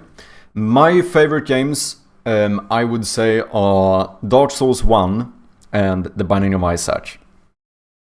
Those are like my top favorite games of all time. Maybe Borderlands 1 as well. Like, at least back in the day, I played the shit out of Borderlands 1. A lot of my games have a lot of nostalgia tied to them. That's kinda how it works. I think this is fine. But yeah, I would say that might be like my top 3.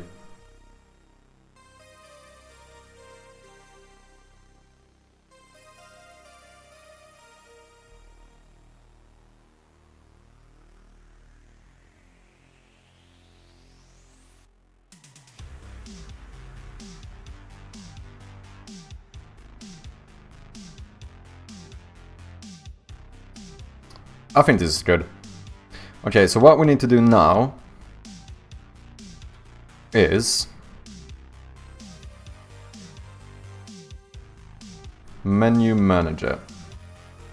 Let's do this programmatically.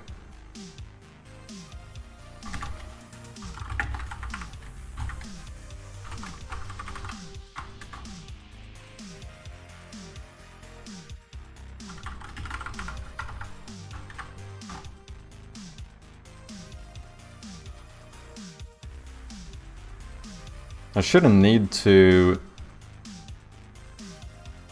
deactivate all menus here. Just you can't open this with another menu open. Oh yeah, we need references here. We do have the pop-up, but then we need another serialize field private game object game jam info box, and when we close all pop-ups we might as well turn that one off as well. So then we can just use this one to return to the menu. But then to open it, we're gonna do this and game jam info box set active true. Wait. Pop-up set active true. We need to do that as well. Open quit confirmation box. Do I not play a sound effect when I do that? Oh, I need to double check that. That might have been a miss.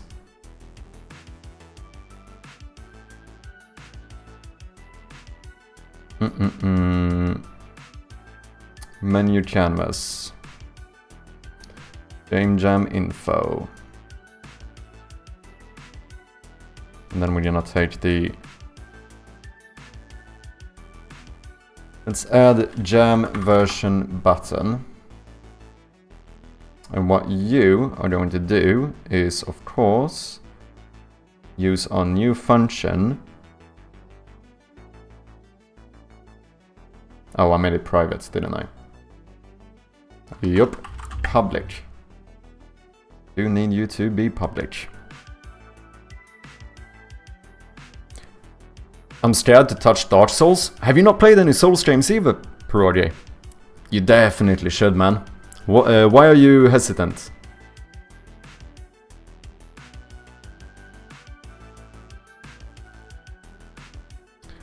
I would like Isaac gameplay, I just don't want to play as a fetus fighting maggots. I want to feel cool in those types of games. Dude, when you get like OP in Binding of Isaac, you might be playing as a fetus, but fucking hell, you do feel pretty badass when you rush in to like, I don't want to spoil too much, but you know, fighting like big ass bosses and you have like 19 different synergies that like virtually destroys them in like 2 seconds. So fucking fun, man. The game does look sick in every sense of the word. That's a pretty good description. I think that's a fair description of the game.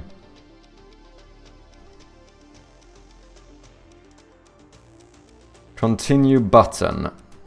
Now you should also... Do I play a sound effect when we close pop-ups? Yeah, play select sound we do, so that one should be fine. Close all pop-ups.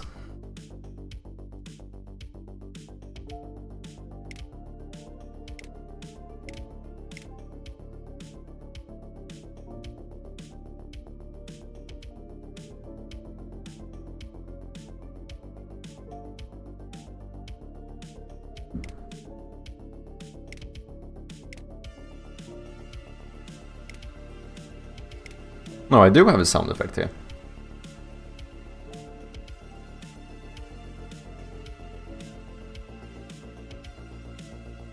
Interesting. Okay, now if anyone is unaware what the game jam is, you can do a little double check here.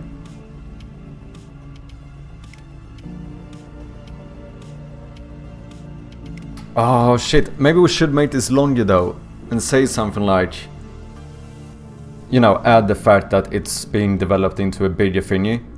I mean, it does say demo, so that's probably... And with the massive wishlist button, maybe that is understood.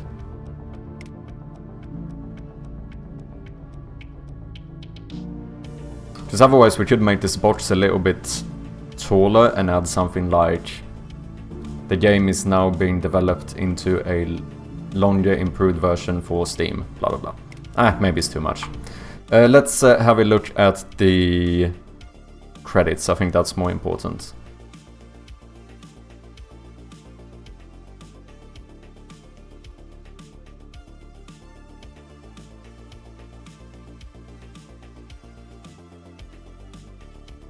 Let's make sure I deactivated that stuff correctly. Yeah, both of these seem to work, as well as this one. Oh yeah, and we should also add the Game Jam demo in here somewhere.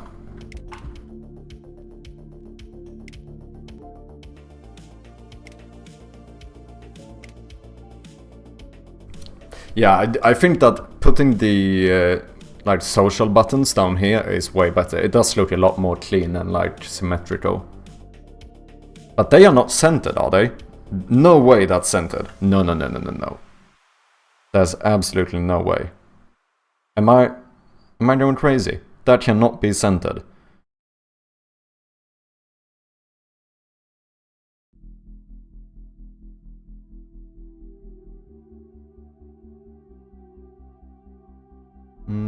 This one is centered.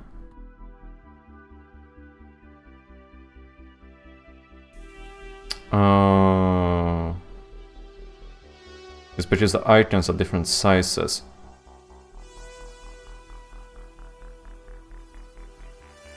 What's up, Vibrant Games? How you doing? Welcome in, man. How you doing this Monday? It is Monday today, right? Yes, it is. That looks like it might be centered. Maybe a little bit more. Does that look better? Yeah, I think so.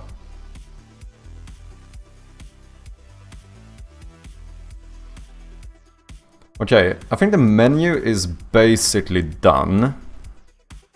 So what we should get to now is we need to add the Game Jam thing in-game, as well as fix up the credits and add the wishlist button. Got no complaints so far. Nice to hear that, man. How are you? I'm doing good, I'm doing good. I'm very excited. I'm gonna get my Steam page up, hopefully this week. So that feels like a huge milestone for this game. So basically preparing as much as I can for that. So I made this Game Jam version of the game. So the plan is to update this one and make sure that the Game Jam version of the game can kind of like shape people towards the wishlist button, you know? That's basically what we're working on. And yeah, this is, the game is like a point and click puzzle horror game. If you want to see the trailer, I can show it. Have a look here.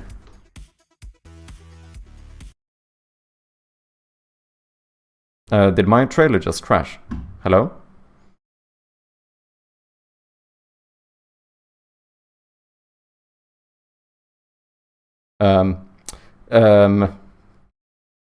Slight technical issues. What the fuck is my trailer doing?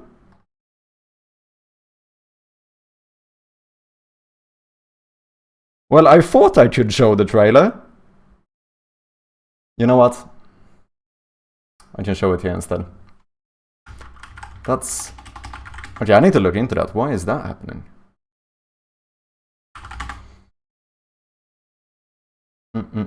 Unfortunately, the game, like I said, it's not published on Steam yet. I'm still waiting for them to like review the page.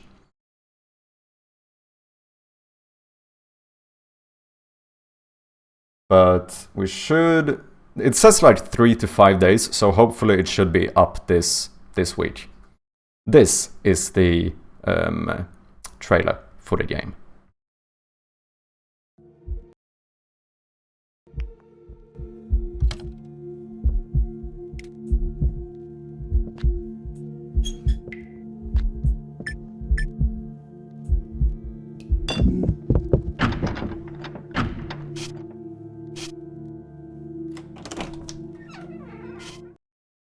There you go.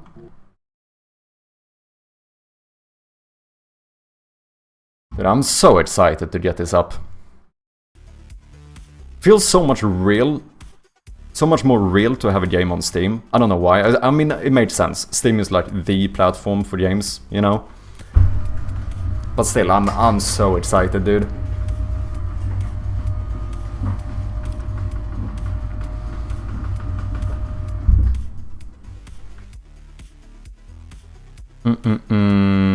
Okay, shall we have a look at the credits then? Just this is basically done.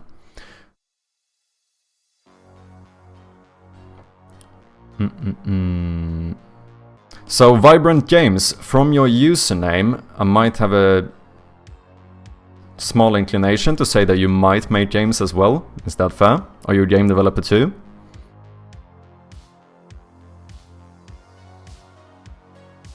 Cool, man, very exciting. Horror is a good genre for indie too. Good luck. Thank you very much, man. Yeah, I have heard that, like, I think Chris Sikowski talked about that in some video he made as well.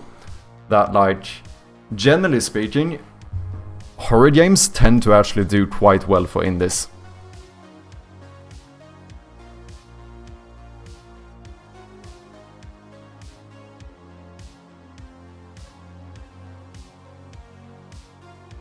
Credits.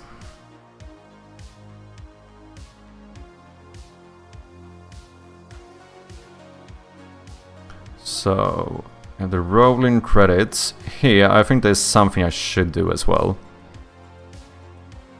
Which is special thanks.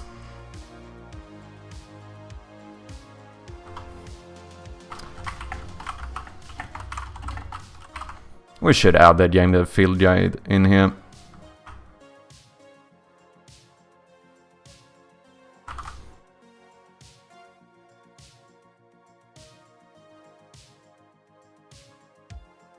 They were the host of the game jam. This game would not have been made if it wasn't for the gamedev field guide, so I feel like that's only fair.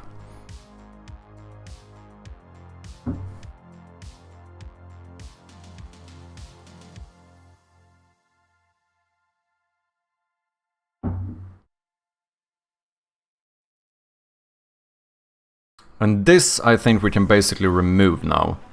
Full release coming to Steam. Follow us, because this is a call to action. That's what you call it, right? To follow my Twitch. That is not needed anymore. I think what we're gonna do instead is go from here straight to the logo and just have a wishlist button.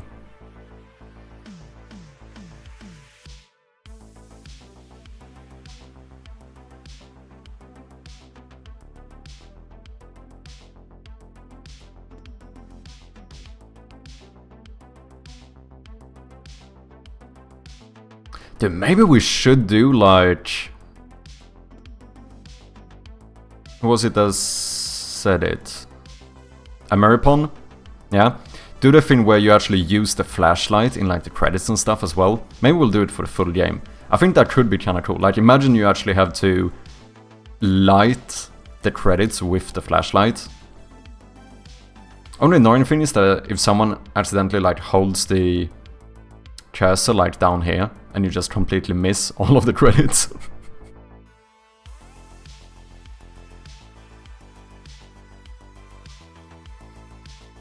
I haven't released any games publicly. I'm a software developer, and making games for fun keeps me sane. Oh, interesting, interesting.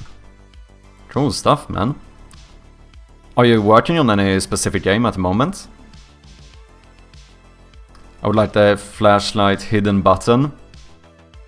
You could still have the text light gray, but putting the flashlight on them makes them really bright. Oh yeah, true, true.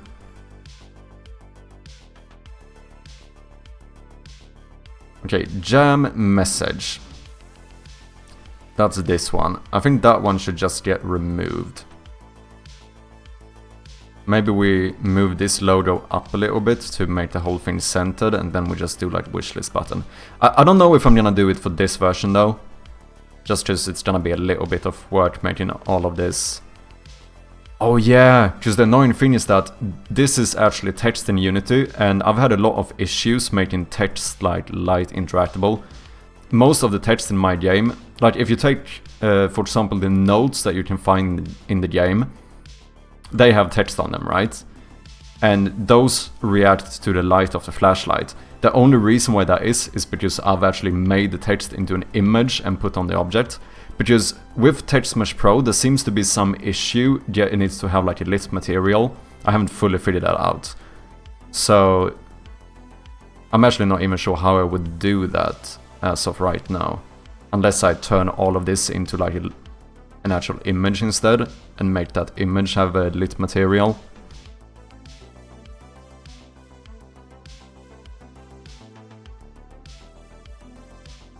Full release coming to Steam, blah blah blah. No, I think we're gonna just straight up remove this one. Jam message, goodbye.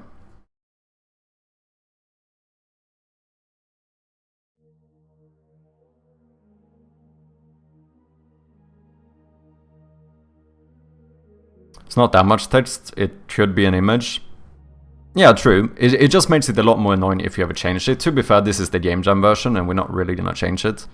What I really should do though, for like the full release, is to figure out how... Because there must be a way of making Text Mesh Pro things react to light. There must be. I just have not... like, it just fully crashes for me. Or not crashes, but... like, the materials just don't work for the text objects. But there must be a way of fixing that. Okay, so let's see. This... what's this? Rolling credits, they continue. And then here, the logo starts coming up. And then it's gonna stay up. So we take all of these, and we're gonna move you... maybe here somewhere. That looks pretty good.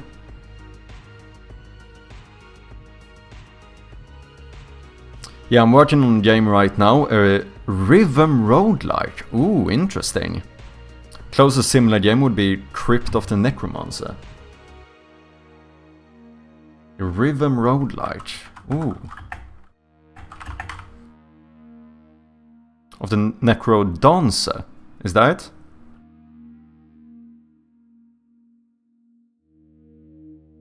Necro Dancer. Okay, okay. Award-winning hardcore roguelike rhythm game. I don't think I've heard of this one. Good reviews.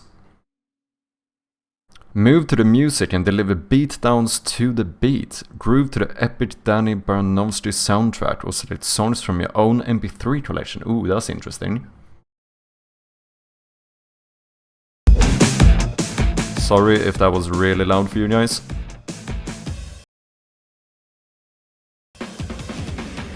Those monsters, driven mad by music. They're twisted Oh. to the beat. Then at the bottom, So it's like tile-based movement or whatever you would call it. you think you're ready? Well, Wait, does the player move automatically? Is that how it works? Like, does the player move to the beat or do you have to move to the beat?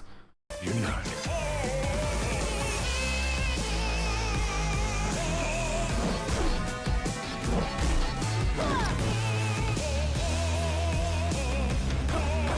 Oh, a little chess game here.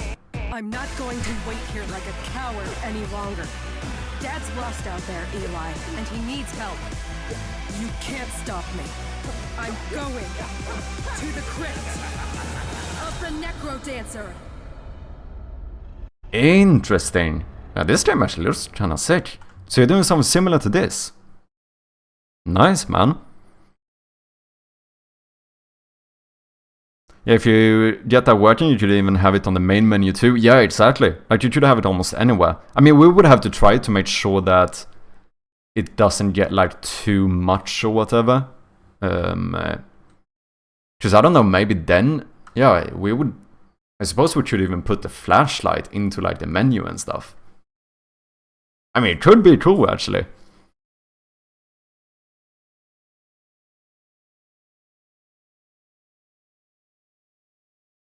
Oh, Necrodance is good. That game is good, you should check it out. Oh, fuck it, let's add it to the wishlist. It does look cool, I must say. I have not seen it before. Holy shit, streaming... Oh wait, I'm on the wrong account. Okay, I'll keep it there for now. Wishlist it on my other account later.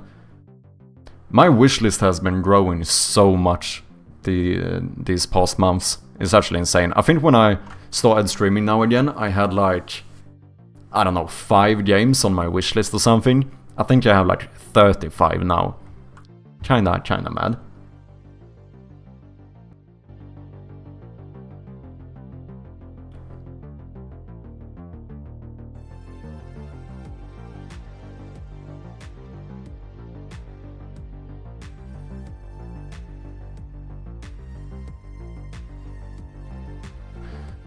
Okay, dun, and now here we should have something like this. End of credits. Press text. What's that? Oh, I think I know what that is.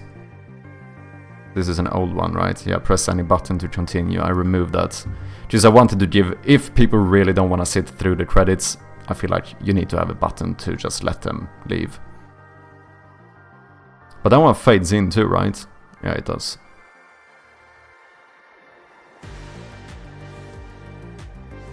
So here what we should do instead is add a big old wishlist button, right? Should we just do text or make an actual button like this?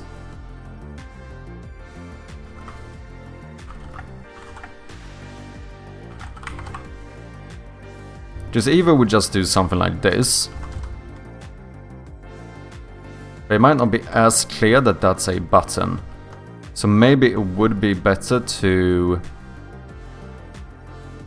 let's see here, add a image.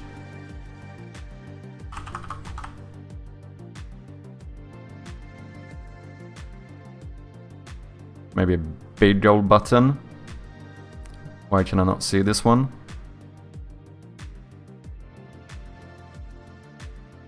Oh, this is... Oh, I don't have the correct, like, resolution thing here. Let's see, if we check the logo, you are scaled up by 6.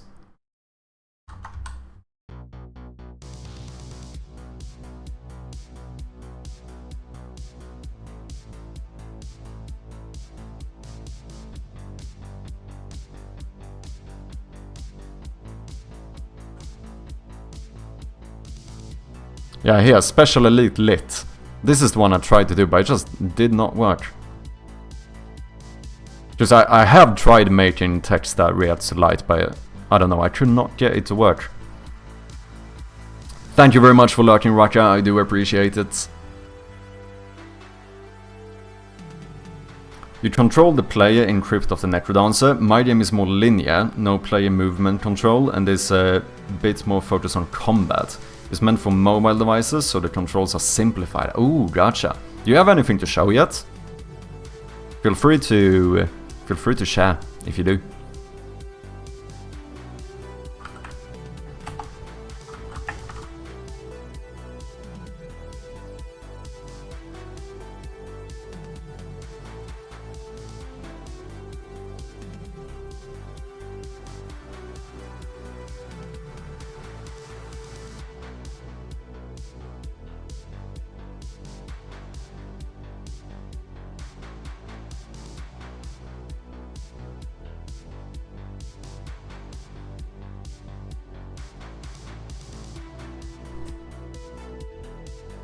Yeah, I think having an actual button here is better.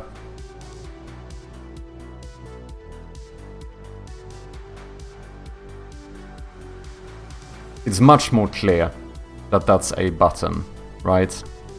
Just this, you could just think, oh, he's just telling me blah blah blah, I'll return to the menu. To be fair, we do have a wishlist button in the menu too.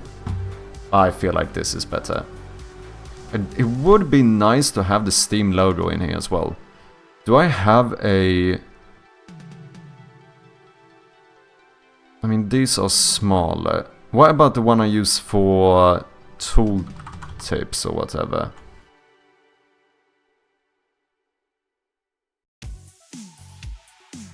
Oh, maybe that one's too big.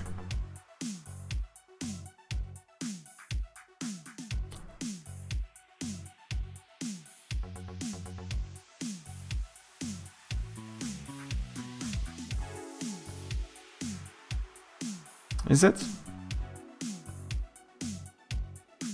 Because I mean, obviously we should make the text bigger.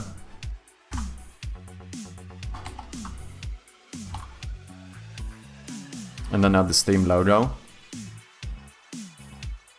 Maybe we should.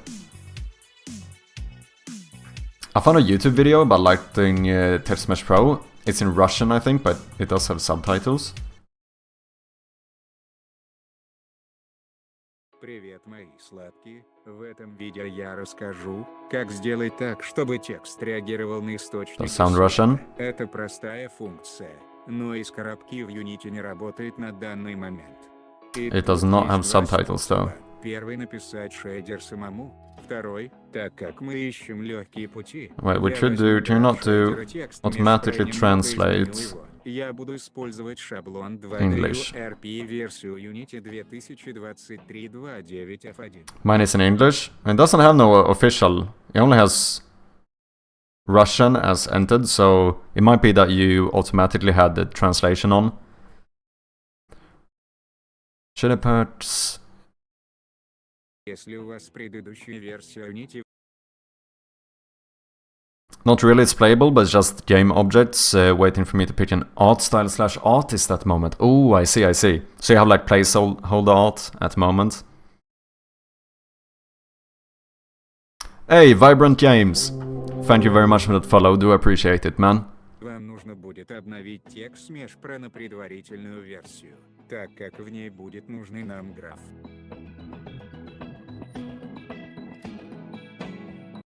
I think I did this before. Yeah, because I think, is he going to do some pre-release version? Yeah, pre.net. I think that's like an unofficial... Теперь я создам текст. Oh, it's an official pre-release or something. I did try adding one of those with some other video, but I still did not get it to work.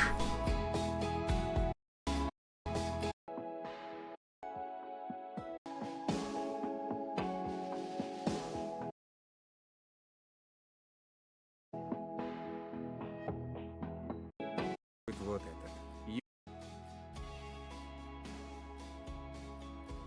Yeah, TMP, SDF, UAP, lit. Yeah, I think I did something similar. I'm gonna bookmark this one.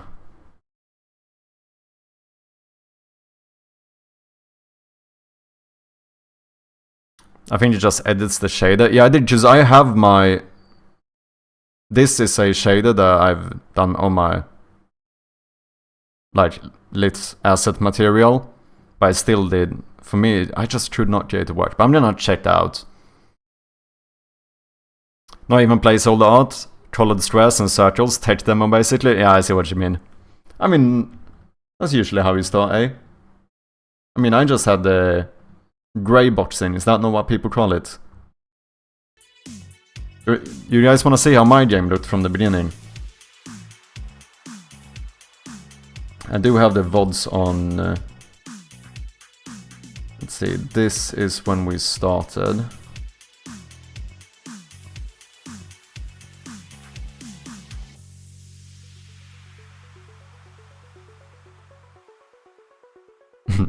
This was the beginning of Shroud with Loom.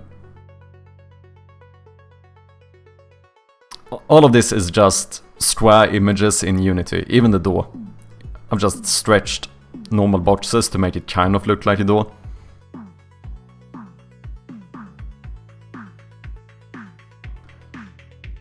This is kind of fun to look back at, actually. See the early beginnings, you know?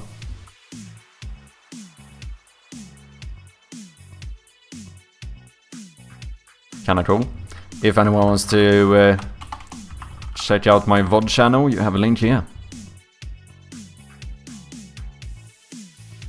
What happened to my text? Oh, did I... Oh yeah, I changed the... Boom. There we go.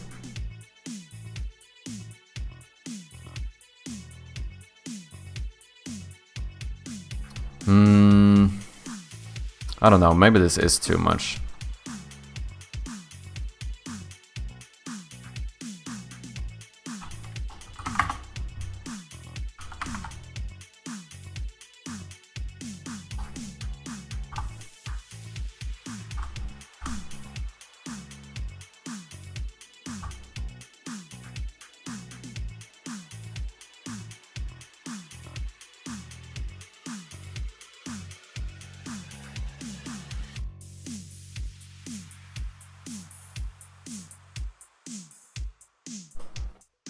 Yeah, maybe it's a tad bit too big, isn't it?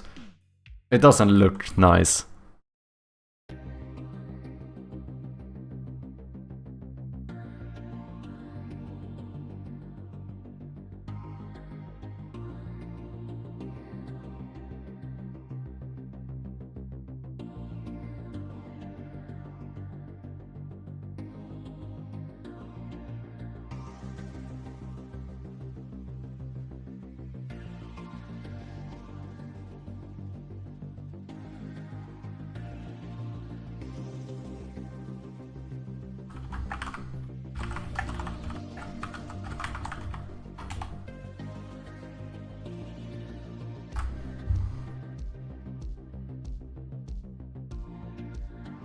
Can I move this bloody cursor out of the way? Trying to block in stuff for me.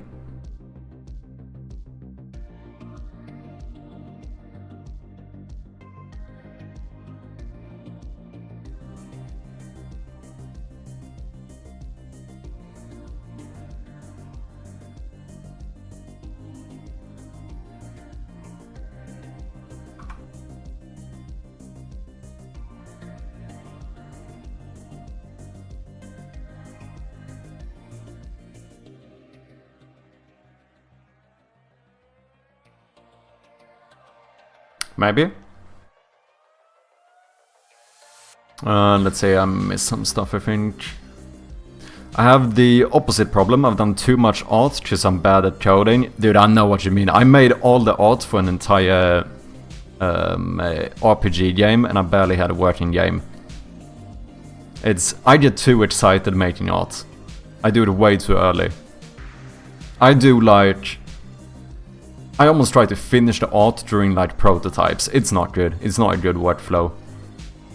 But now, the asset... I made an asset pack out of that, so you can check it out here. If you want to see that. It's this one. I made all of this for like a half-working prototype. Kinda mad. And yes, if you are a subscriber, you can get the entire premium asset pack completely free on the Discord.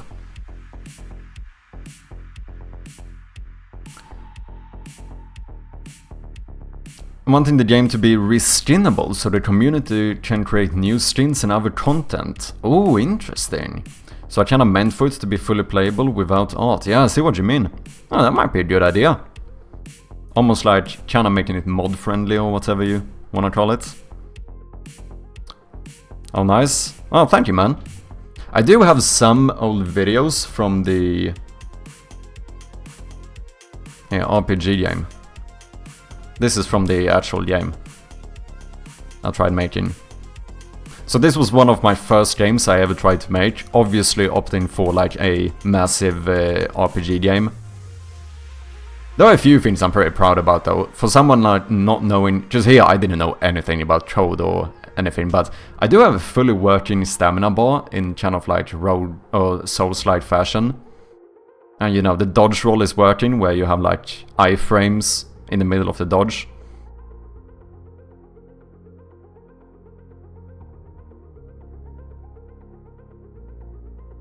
Yeah, that was one of the first games I ever worked on. That's it, thank you, man. I also have an abandoned project with a bunch of assets I'm not using a lot, yeah.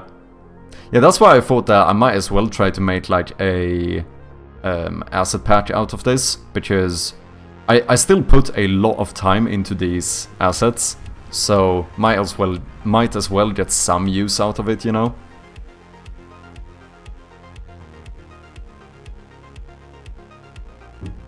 Good call. Yeah, I think it makes sense.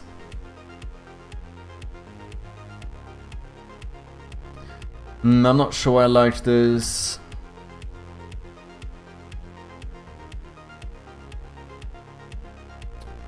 Let's do yet another one of these where I check what Codrad did. Because I know he had something like when you finish a run as well in his game. So wait, it should be here. I'm pretty sure he has like a call to action.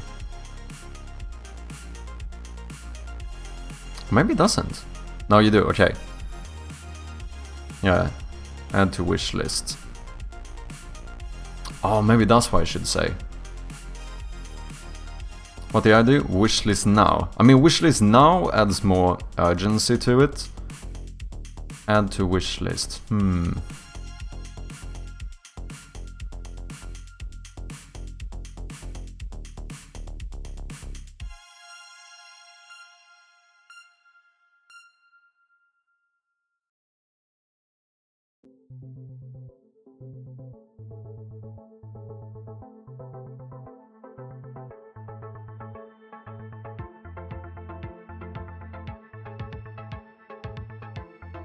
Maybe.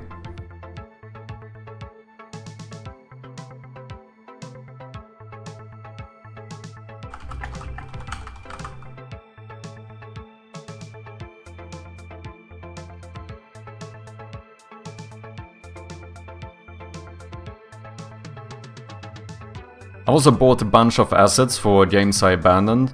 Well, some of them were completed, I just didn't feel like releasing them. So I'm trying not to waste money this time. Yeah, for sure, made sense. Yeah, I just think it's so much fun when you start getting art into your game that I get like too excited. But I actually legitimately think it's a bad thing that I like, generally speaking, make art so early for games. Which is like for my RPG game, if I would have continued working with like prototype art instead, I would have realized that this project was out of scope way sooner, which would have been good, you know? I mean, I still got an asset pack out of it, so it's not horrible, but like in general, I think it's good to try and be a little bit more conscious about that stuff.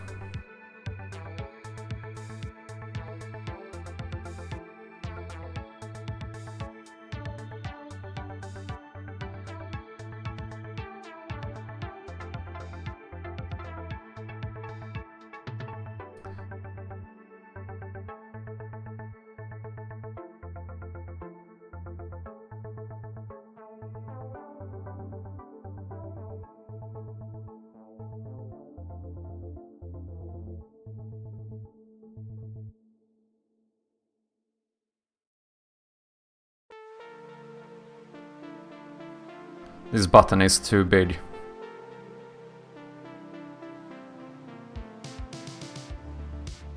But I do think it looks better having a button, or like the frame of the button.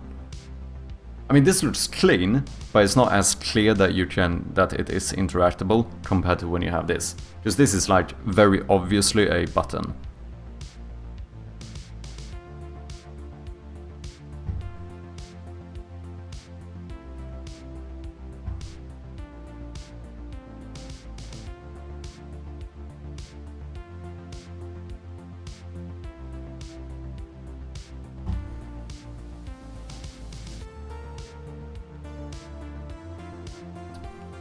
I did try this one, right? But that one kind of felt too small. I think I would like something like in between the size of these. This is the one we're using right now.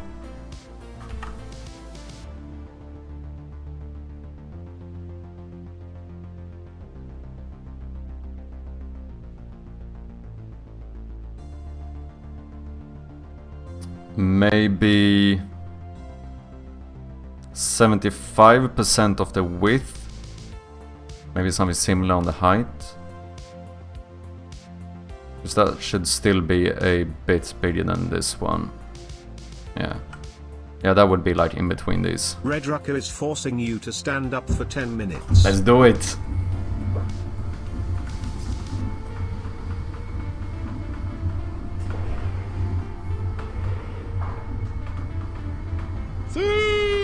See.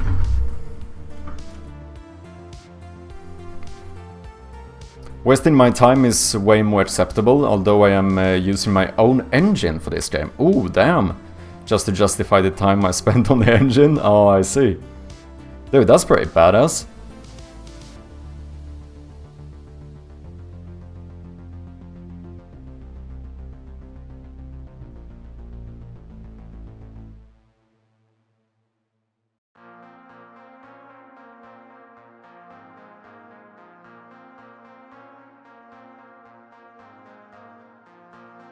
Maybe something like this.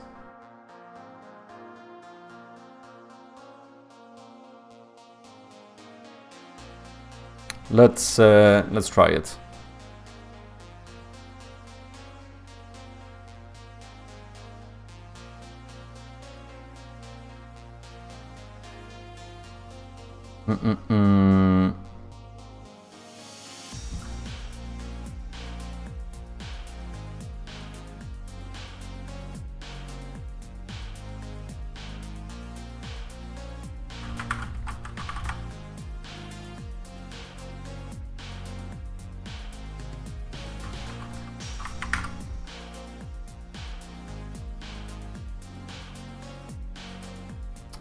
Yeah. Yeah, I think that might be better.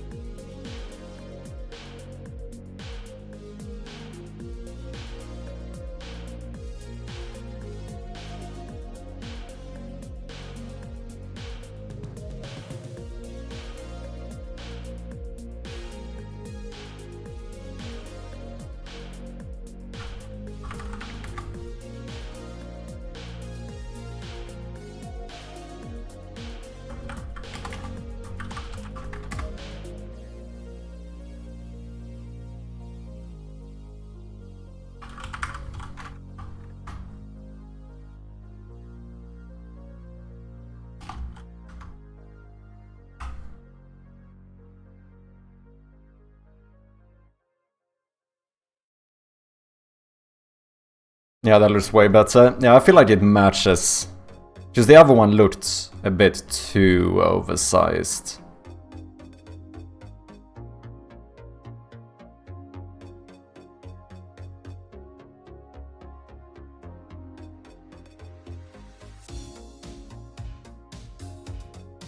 I think we should center all of this though.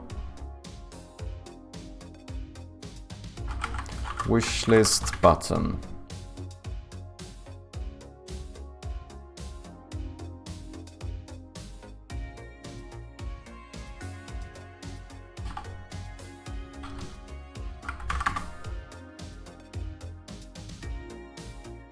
End of credits. Why are you so tall? Oh, you have a background as well. Because this one just fades in, doesn't it? Yeah.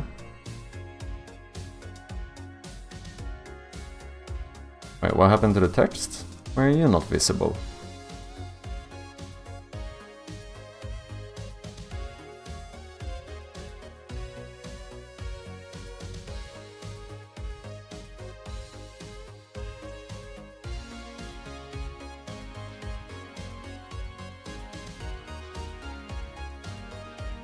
Yeah.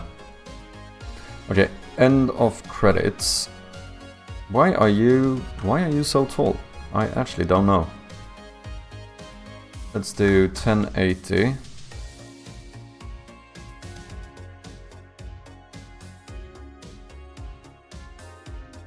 And then position 0.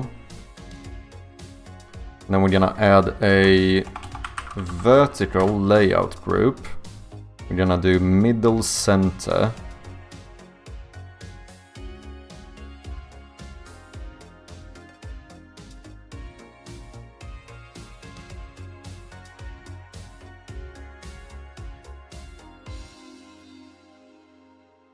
Why are you on top of each other?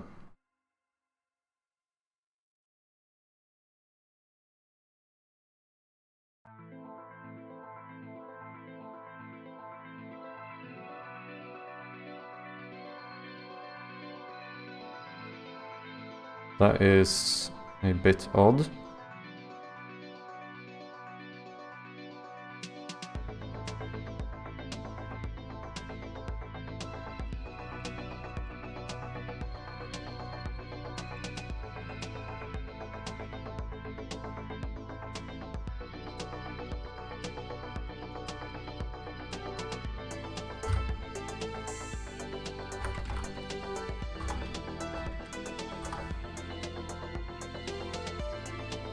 Oh, you know what? I actually don't think I want this one.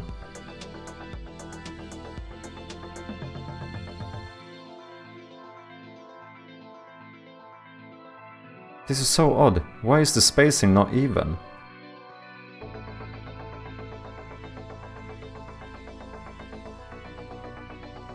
Ah, doesn't matter. Let's do this. Let's do a layout element. Let's ignore layout.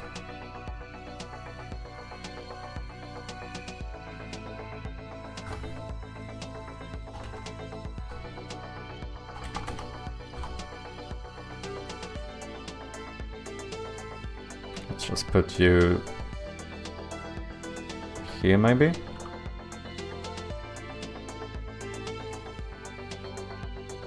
That's pretty good.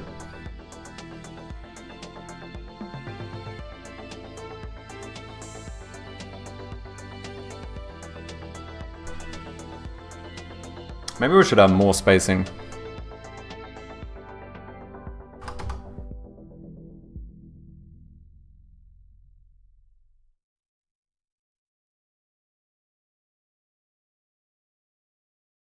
Yeah, maybe.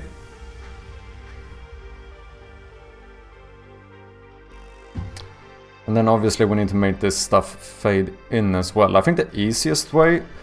Oh, maybe not. I thought about if we should make a... There's something like a... You can make some group thing, right? That can control the alpha value of multiple objects.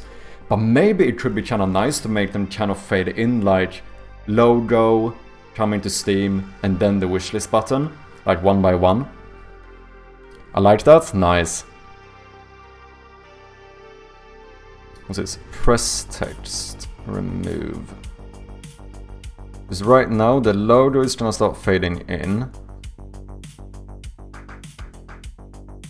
Okay, let's record. And then we do like logo fading in. And maybe here.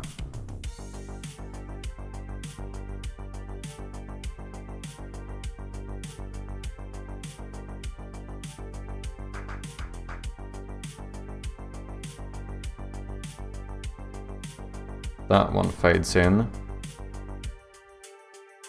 And maybe here. Why do you change to a new animation?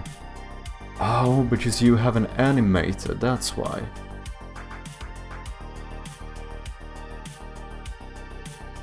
Oh, but I would like this one to be animated.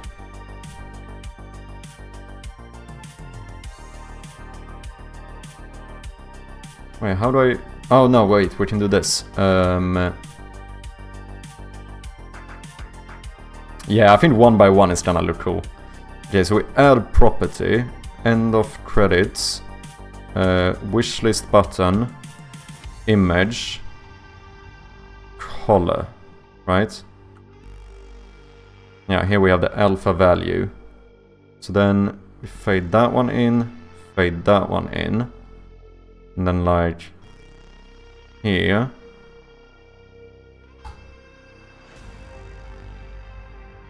Oh, do I have to fade in every element of it? No, this is why I should make a layer. Or you can make some kind of group, right?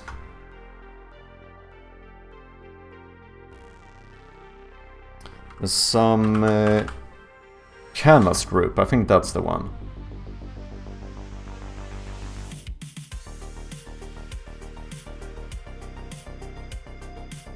Yeah, now I can fade out the whole thing.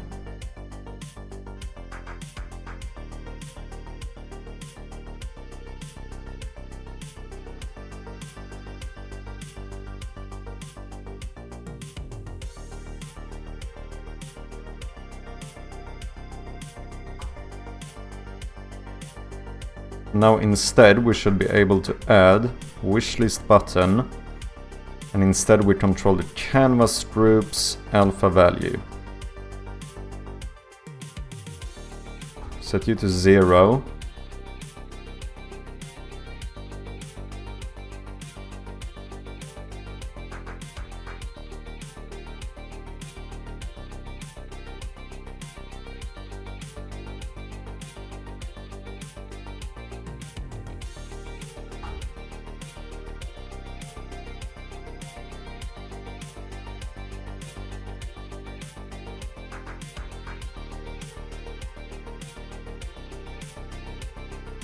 No.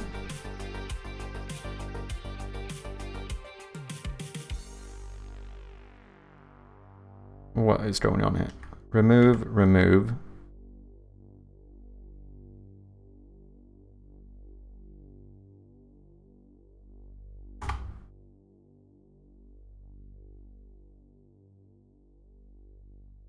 Boom, boom, boom. That's gonna look pretty sick, right?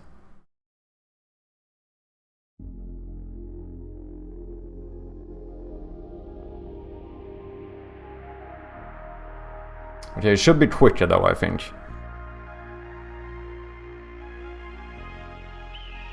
Because the chance is also that people just exit as soon as they see the logo.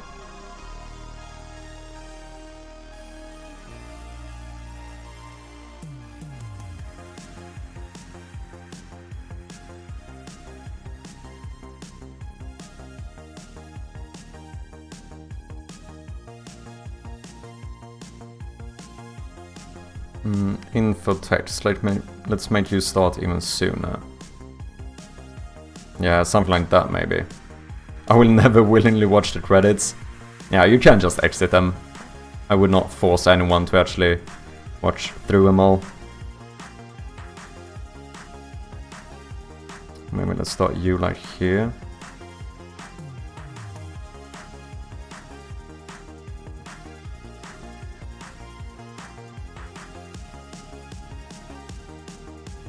Maybe something like this.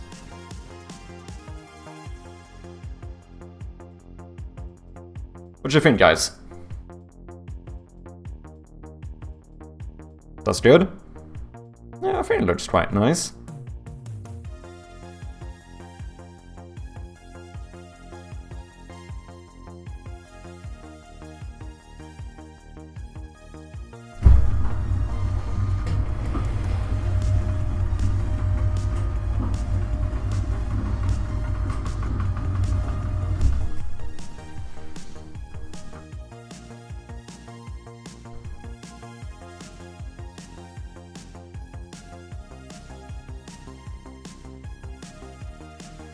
Yeah, I quite like it.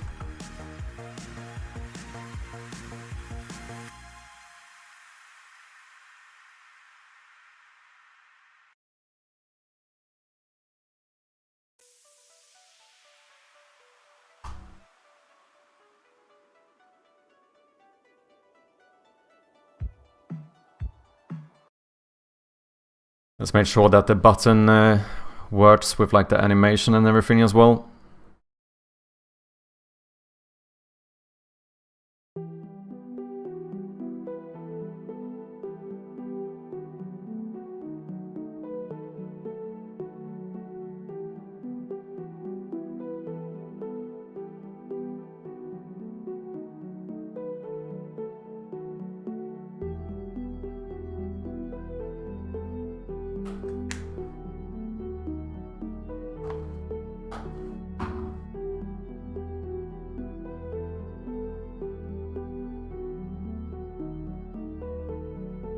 Okay, I think I messed up the animation here because it does not look animated. And the button does not work either. Okay, we have some issues. Let's see, what have we done here? Wishlist button. Oh, color tint, no, animation. There we go. And also I did not add the thingy here. Boom, wishlist button, hyperlink button, open link. The link is to Steam. There we go. I think that should be it.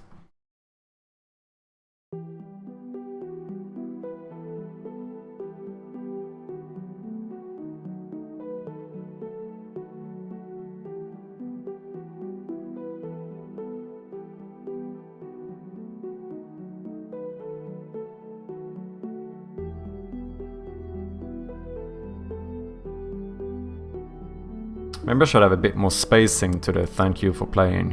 It looked a bit uneven.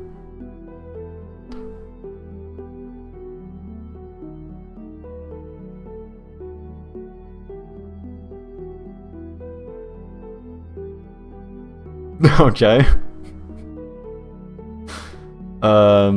Well, that's not completely right. Oh, is it because... I think I know what the issue is. Because the menu here actually has a different resolution. I should fix this. Because this is... Here the stuff is scaled up, the actual scene is 1080p. Whereas in the menu and in the game, the scene is native resolution, and then we scale the entire thing up. I did it a little bit weird here in the credits. Which means that we can't actually use this menu button thing.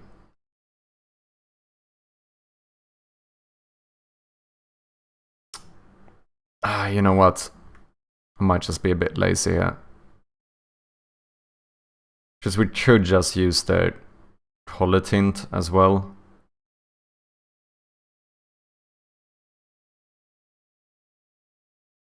What's up, Shimoon? How you doing? Welcome in.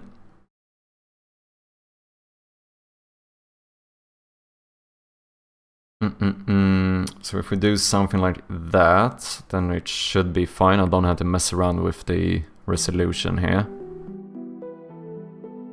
Oh, let's keep in mind as well, we do want to add the game jam thing when you're in game.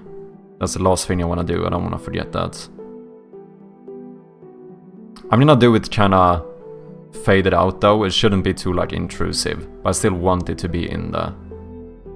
Yeah, the space in here does not look even. I'm too much of a perfectionist, I need to move that down.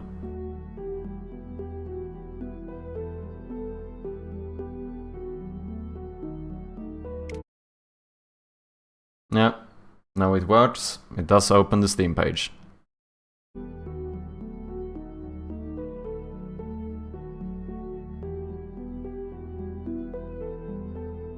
That's pretty good.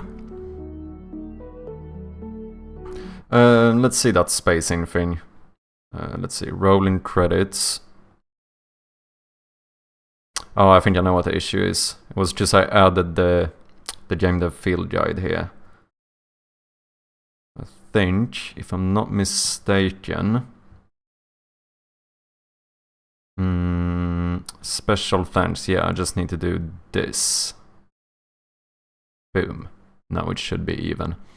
I saw before that I think you can actually make headers in the text input, which would be quite nice, because then I can have just one massive text. Because now I have like all of these different ones, which is a little bit more annoying.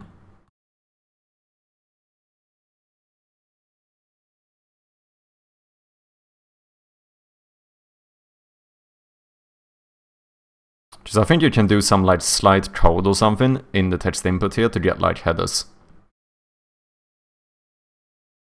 If I'm not mistaken. Okay, let's see how it looks now, because now the other ones might start fading in a little bit too early. No, that looks fine. Yeah. The thank you just exits when the other one starts fading in. I feel like that's good. Let's check it one more time in here.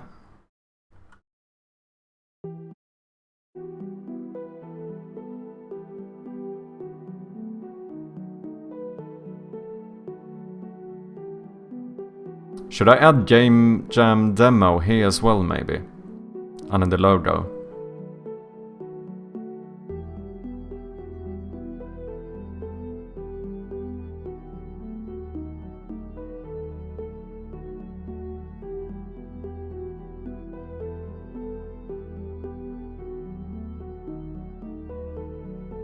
Yeah, maybe.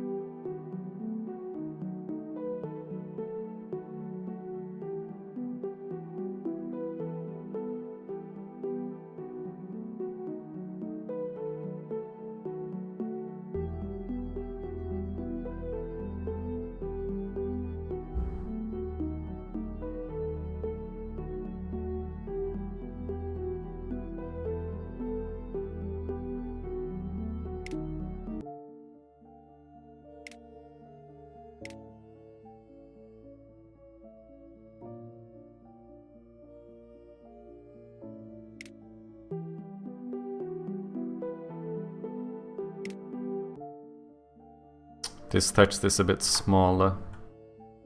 Try to make it a bit more similar.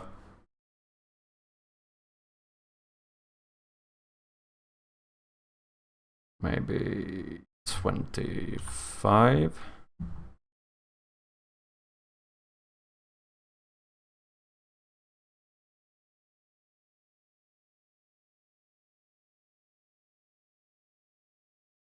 I'm glad I'm not a perfectionist. Can't say the same.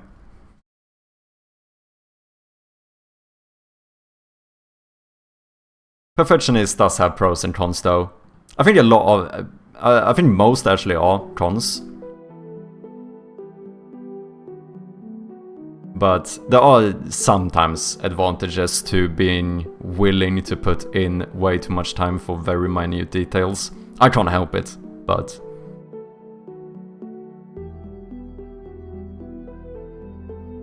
From a polish standpoint, it could be an advantage. But obviously, it also takes a lot of time. I'm the laziest man alive.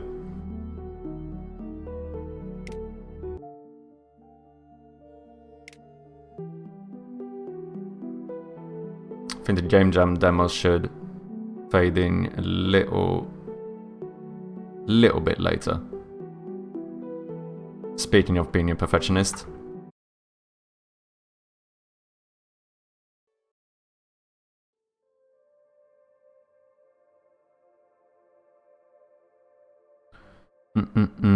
Which one is this?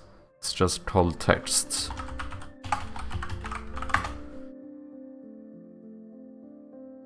Okay, it's that one.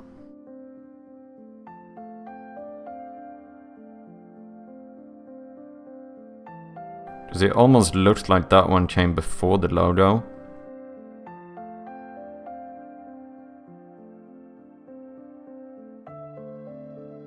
Yeah, that's better.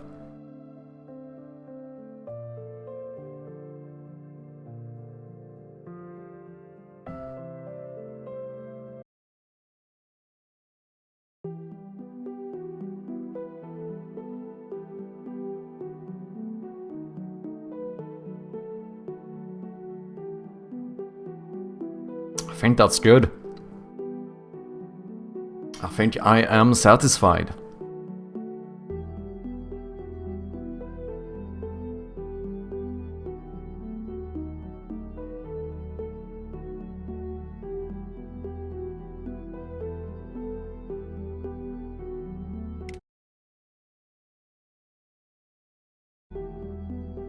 Looks professional, let's go. Thank you, man.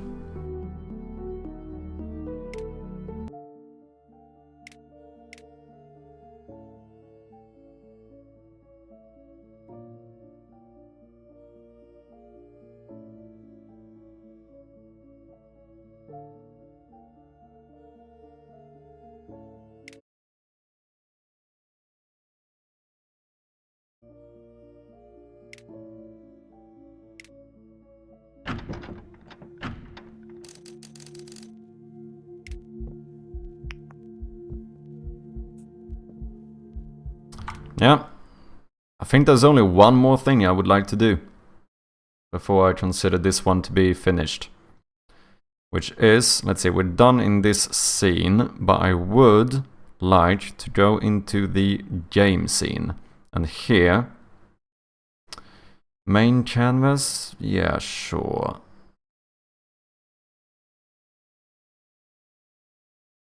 Let's just add a Text Mesh Pro. Let's do the font. Let's say Game Jam Demo.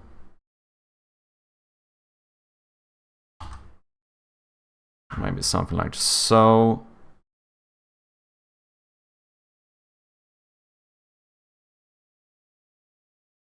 Let's make sure that this does not have a raycast target, just for safety. Let's position you up here.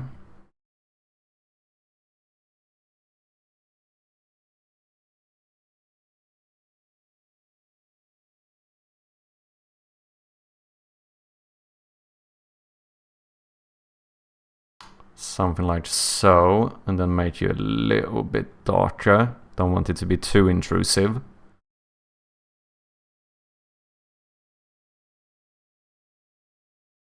Let's see how this looks.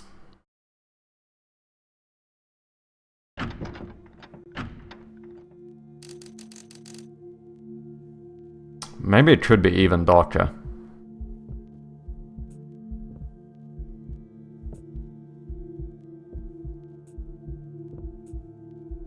Yeah, I think it could be a bit darker.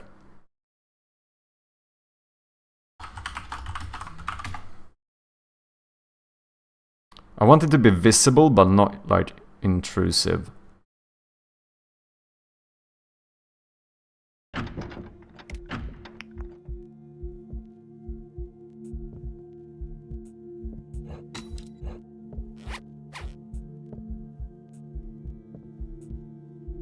Maybe something like that.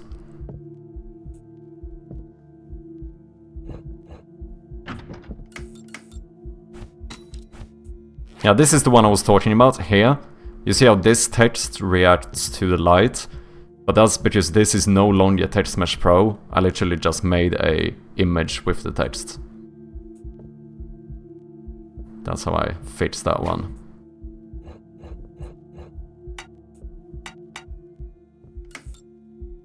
I don't think that's too intrusive, is it?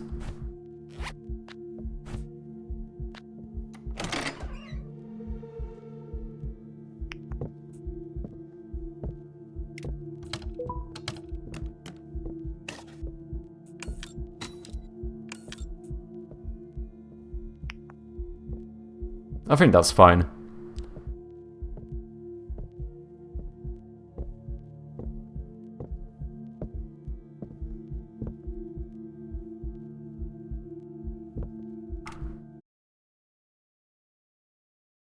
Visible, but not like... doesn't grab your attention too much.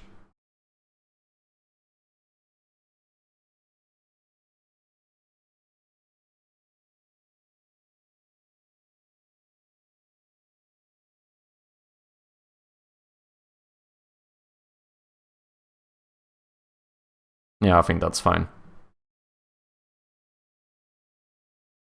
That should be it, really.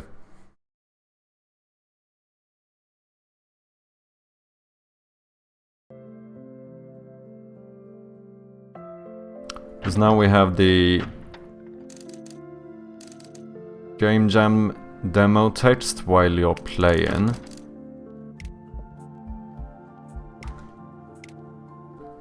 It also says Game Jam demo in the menu, and we give a little bit of info in case someone is curious what exactly a Game Jam is.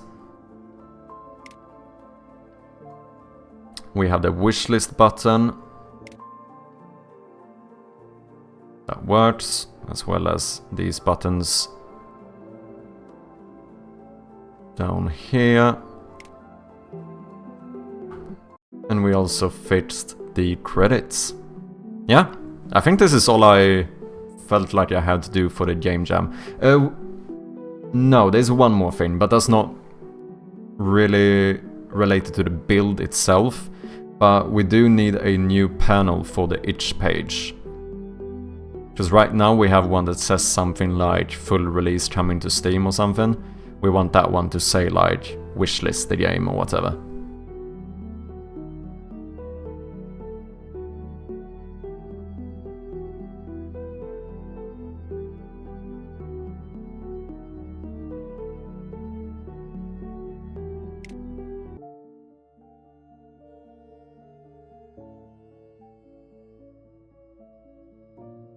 Yeah, I think this is good. We are going to make a update thing on itch as well, like one of those itch devlogs.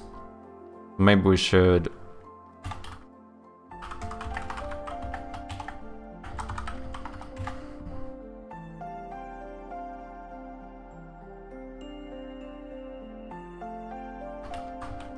add a little update log in that one as well. Something like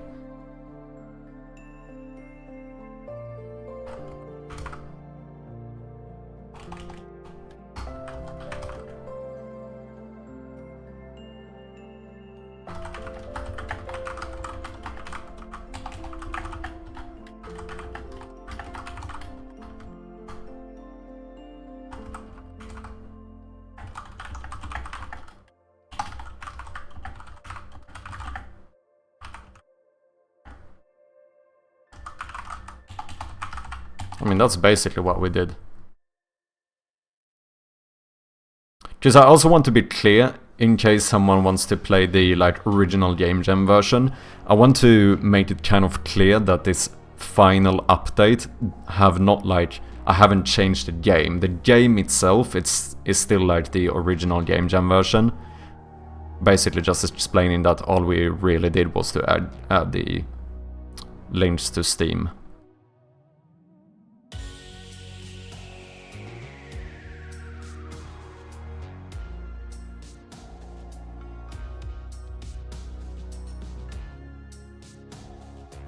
We also did add the Blue Sky one.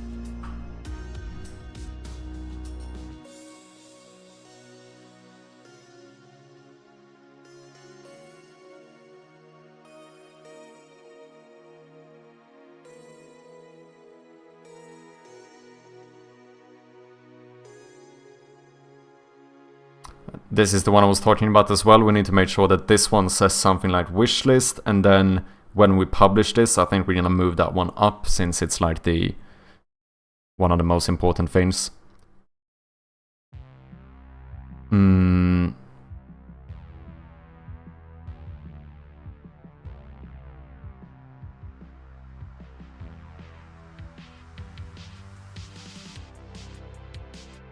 What should the title of the devlog be?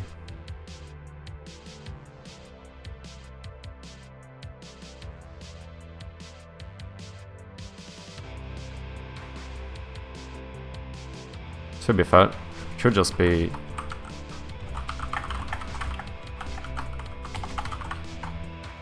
wishlist the game on Steam.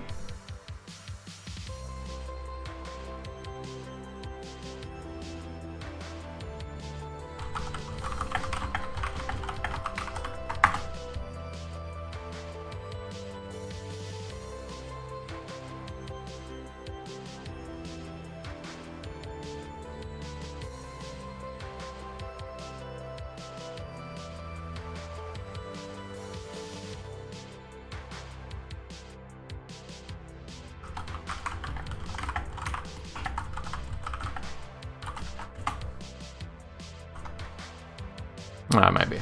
That's fine.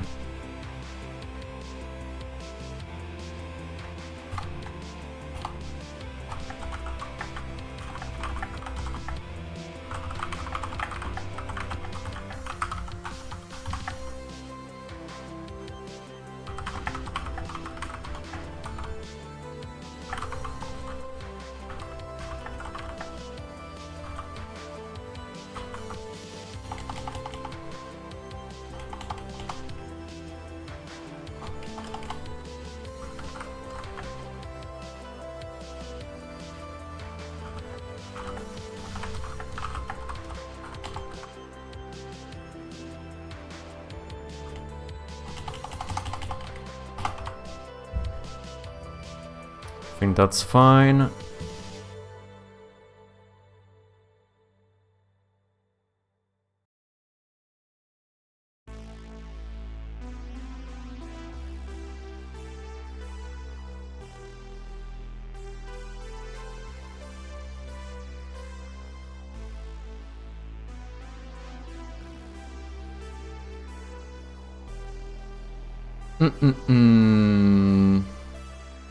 Let's see here. Update jam version, menu and credits. That is officially done. We do need to fix those, let's see, I think that's a GIMP project, the panel for each as well.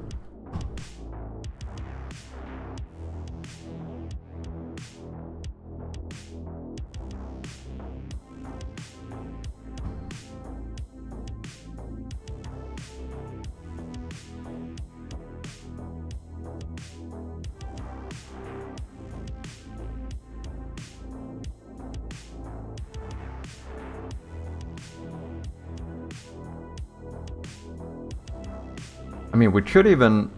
Should we add something to like the banner or so as well? Is that too much? Yeah, maybe not. Let's keep it this way. Ooh, I need to build the games as well, so we have them ready for the... when we publish the Steam page.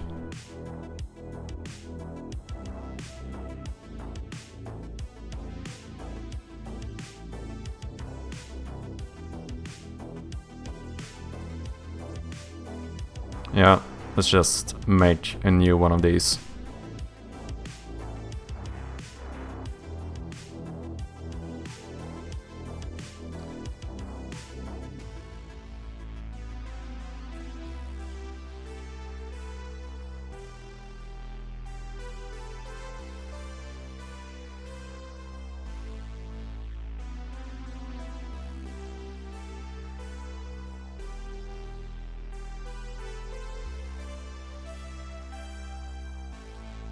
Where have I hidden these though? That is the question.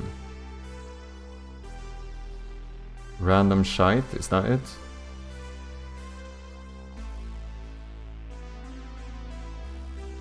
No.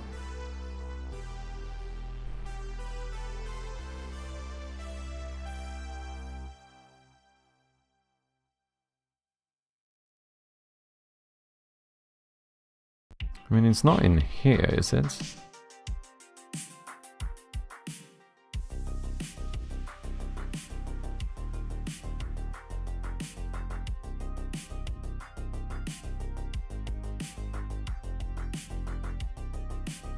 No.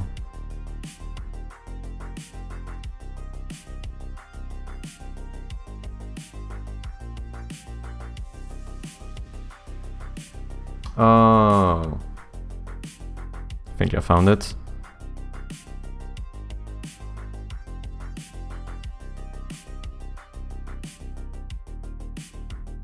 Itch panels a sprite. No, itch panels. Red is forcing you to stand up for 10 minutes. Let's go.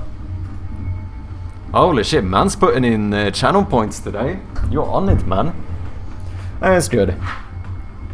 Good for us to stand up a little bit in it.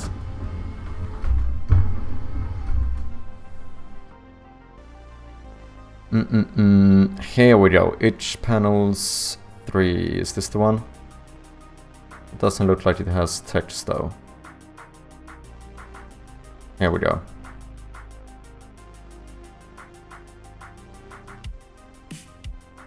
Full release coming.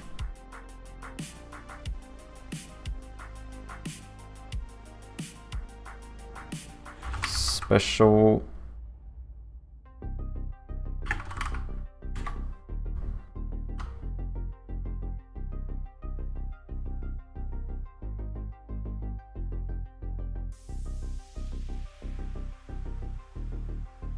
Tabs back in just to force him to stand up, legend.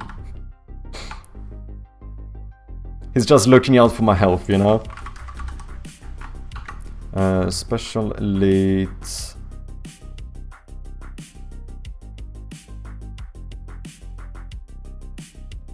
Or should we say wish list? Wait, let's do this first. Full release.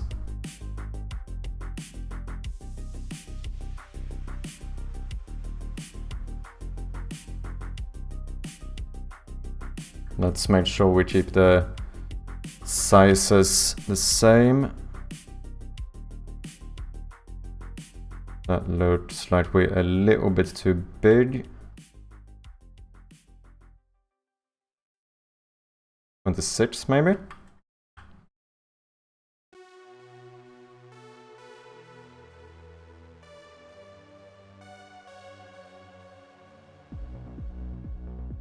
That looks pretty much right on the spot.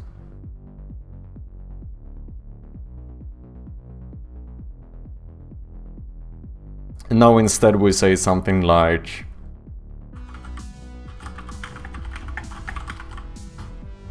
wishlist the game on Steam. I mean, there's a Steam logo, that's kind of understood.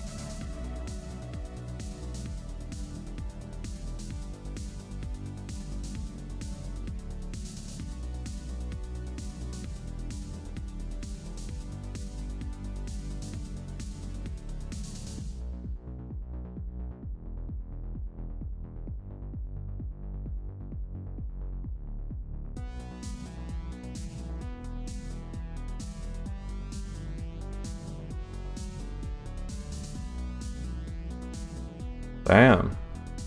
Proving that you don't need to customize your itch page a lot if you have a good game. Holy shit. Completely empty and #1 in popular. That's pretty badass.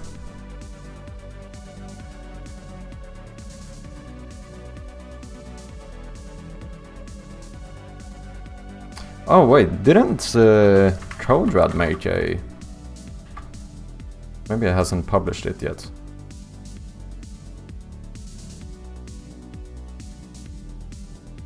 Oh, there's another roguelite on here. No, I don't think he's published that page. I do remember him working on one.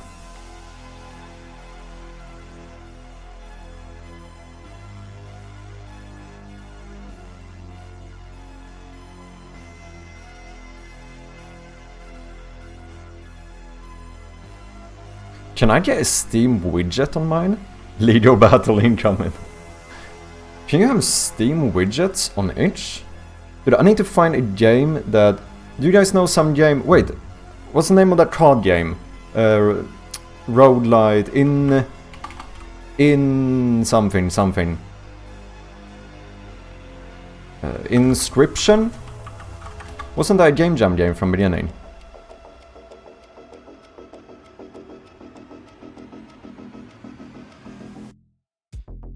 Fan game.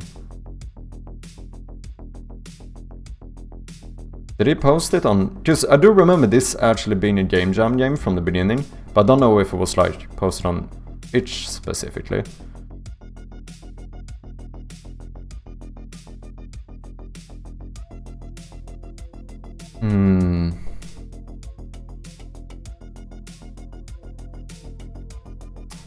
I would like to find a game that is or has been released on Steam, but that's also on itch.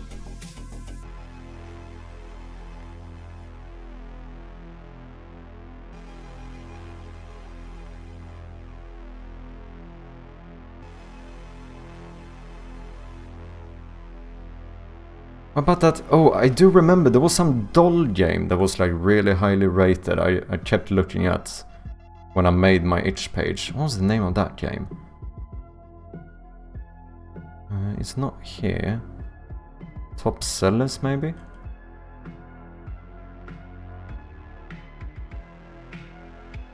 This looks pretty professional. Want to wait for Steam? Wishlist here. Okay. So they just have a hyperlink to Steam. Well, this looks pretty dope though.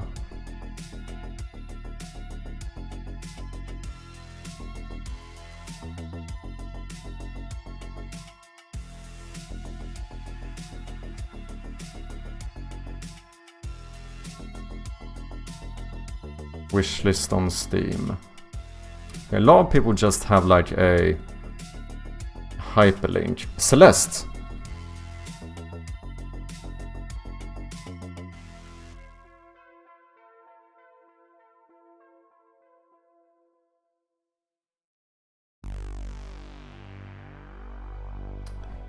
They don't even link it to Steam. Interesting. I mean, I suppose... I know you can sell Steam cheese on itch as well, right?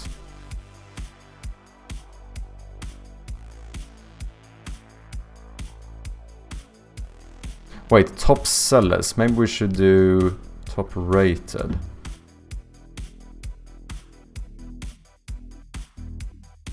Deltarune?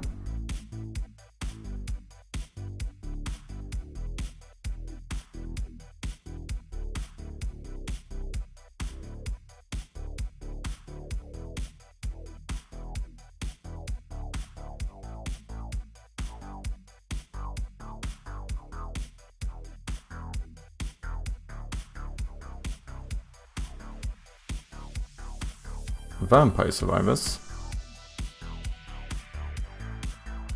Wait, is this official?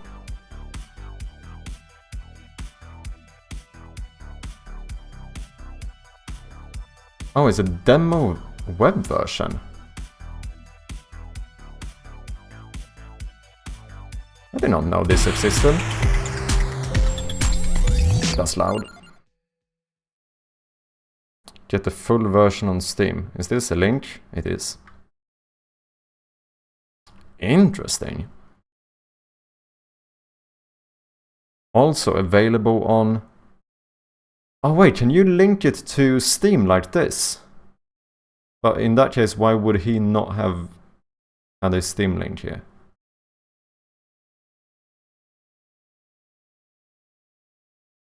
One shot.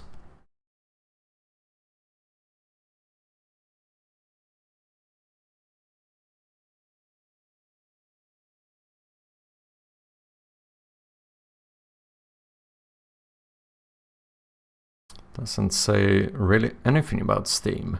What are you looking for? I'm basically just seeing how other people do it. How they... If they or how they choose to like show off the Steam page on itch. Just out of curiosity. Baba is you. I know this is on Steam. No link. Yeah, it's basically just research out of curiosity. Misai demo. Okay, they have a hyperlink to Steam. And then... But I did see that one that said like also available on iOS and like the Play Store. Can you not do one of those for Steam? Is that not possible?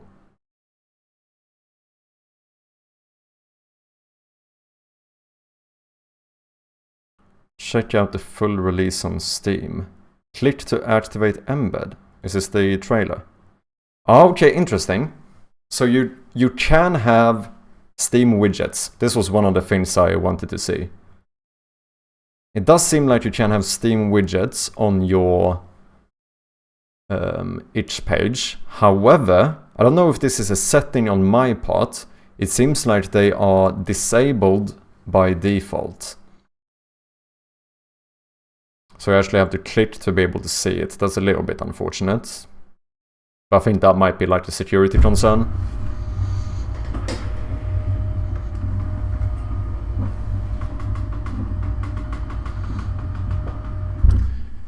Check out the full release on Steam.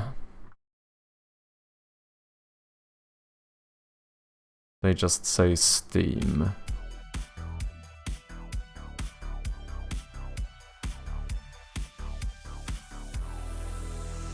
I don't think it matters too much, but it's still interesting to see how other people choose to do it. Carlson, is this not Danny's game? Oh yeah, it is. Wishlist Carlson on Steam.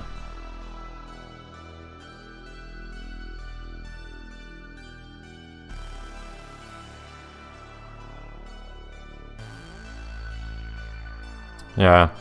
If I end up posting the teaser on YouTube, which I probably should do, I should link it on my itch page as well.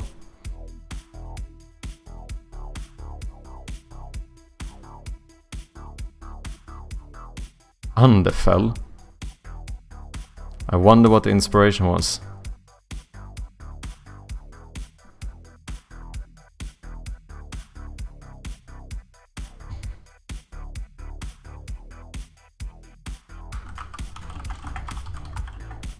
too long. Wishlist on Steam.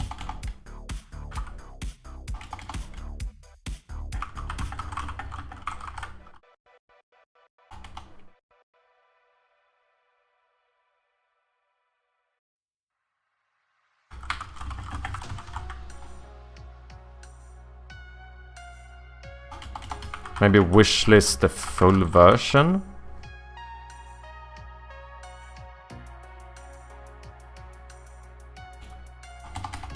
Full release?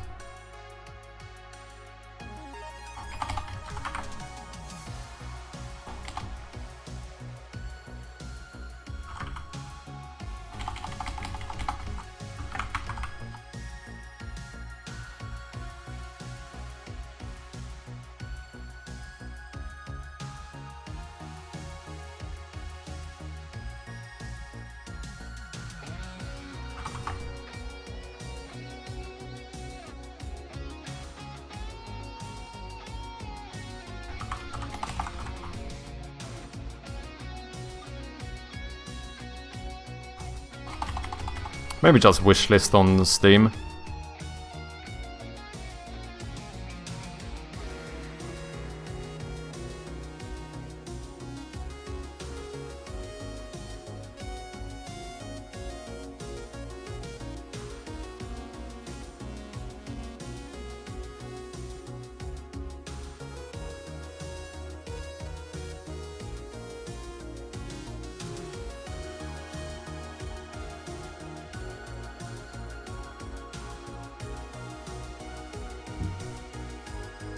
Oh, selection. There we go.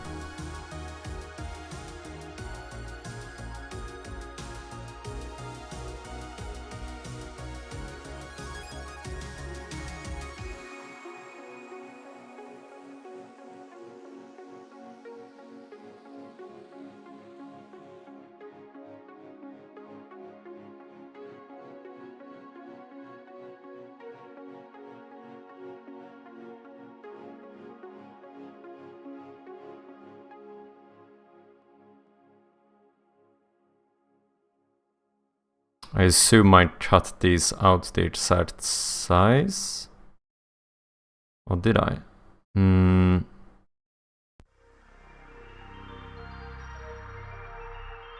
Oh, I didn't.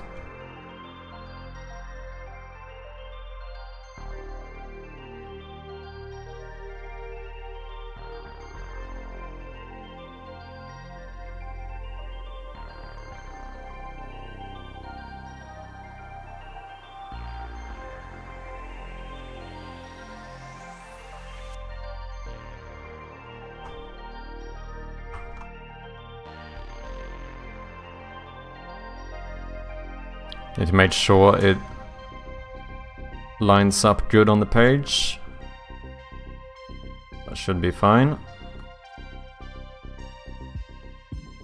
Wishlist on Steam.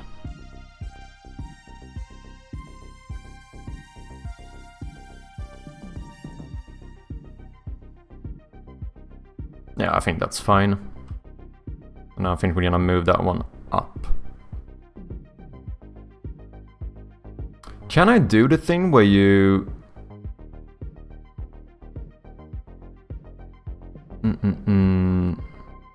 Embed... Oh, that's for the playable build.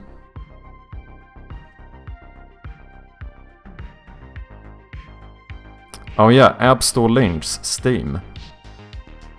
Why did I almost not see a single game have this? Vampire Survivors, I think, had Google Play and App Store. Why not have a link to the Steam?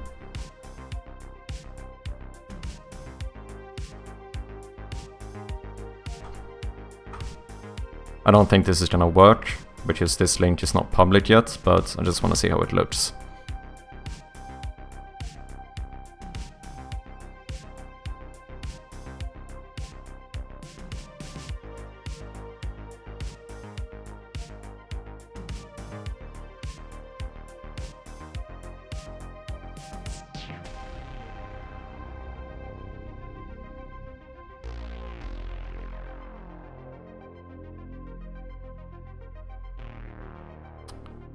should I add like...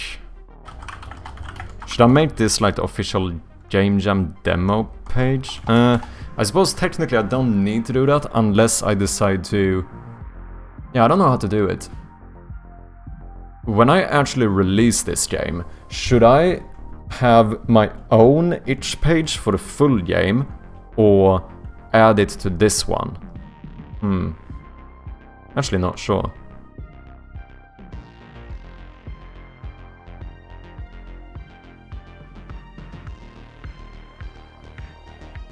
Wait, did I not save the thingy? I can't see my Steam link.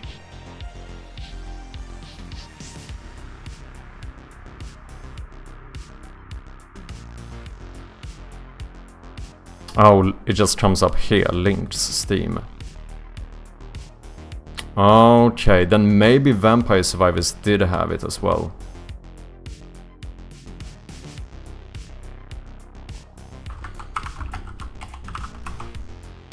Just that they actually don't show a... Because I thought I would get one of these, also available, blah blah blah. But yeah, links. It does say Steam here, so I suppose they don't... They don't actually give you one of these. Okay. What's up, Moonies? How you doing? I quickly read your game name as Shroom of Gloom. You're not the first one. You are not the first one. Let me give a big old shout out here to my Swedish brother from another mother. Moonies, another great developer working on a Metroidvania, a geography game, as well as a Twitch interactive game, right? Man is keeping himself busy. We like to see it. Oh, he does have the embed here as well. Is this a setting on my part? The fact I don't see this. I also like to climb. True, true. You climb almost like every day, you said, right? Or something crazy at least. It was often. Climbing is cool though. I've only been a few times, but it's fun.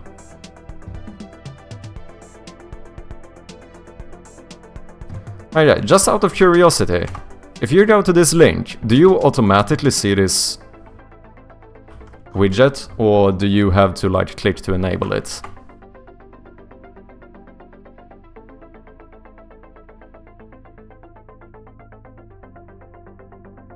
I've climbed 9 or 10 days in 2025, I think. Yeah, it's only been 13 days, so that's quite a lot. Click to enable, okay. That is a little bit sad, because I feel like I even missed this when I went here first. I just started scrolling and was like, yeah, it doesn't even have a link. Because this kind of looks like it could have been a video, so I thought like, oh, that's the trailer, and then I just keep scrolling. But I suppose this might be because of like security reasons, in case you could embed it something weird maybe. I don't know. But we probably should still add it, but maybe not at the top. Yeah, we'll see.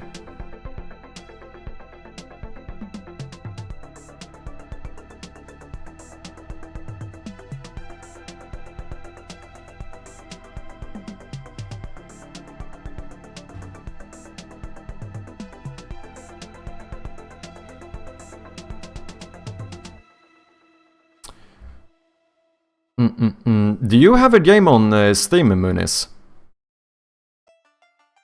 Is Moonvania... Do you have a Steam page for it?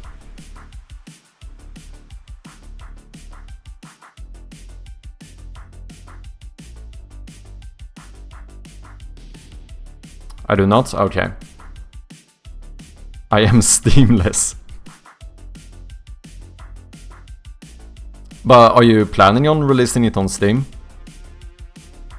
What's your thought process like?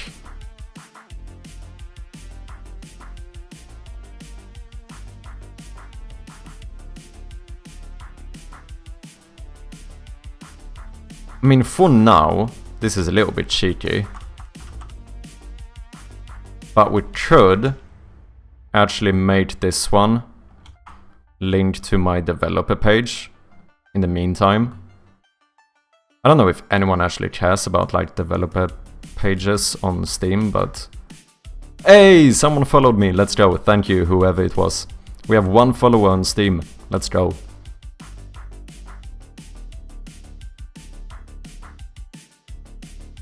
Now, I'm only going to release it on floppy disks that I will hide at random places on the earth.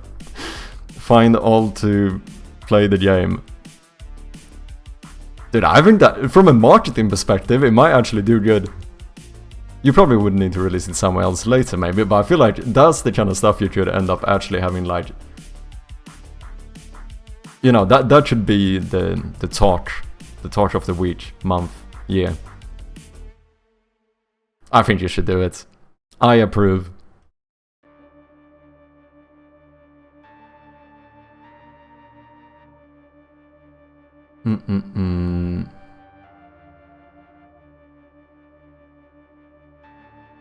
Yeah, I think that's what we can prepare for now for the Steam page. Now we need to build the games as well. Like I said, I don't know if anyone cares about this, but if you for some reason want to follow my developer page on Steam, feel free to do so. I guess will you get like notified about upcoming releases and stuff maybe? I don't really know how it works. I've been on Steam for like 2 days as a developer, that is. I mean, as a user I've been there for quite some time, but you know what I mean. Should I since I don't have my trailer yet, I wonder, should I link to I've seen some people actually, rather than having a trailer, link to like a YouTube playthrough of that game. I wonder if I maybe should have done something like that, like before I get the official trailer out or whatever. I mean, we have the trailer, it's just not public on YouTube yet. I think I'm gonna release it. I think I'm gonna release everything when the Steam page goes live, like at once, try and get as much traffic as possible. Don't know if it's... I mean, it feels logical from like a business perspective. I'm going to try and release Moonvania on Steam when that gets finished in like 2028 maybe. How long have you been working on it now? I probably asked you before, but... And also Mana Stream. Oh, that's the new one you're working on, I assume. That will probably be free on Steam. Interesting. That's like the Twitch interactive game, is it?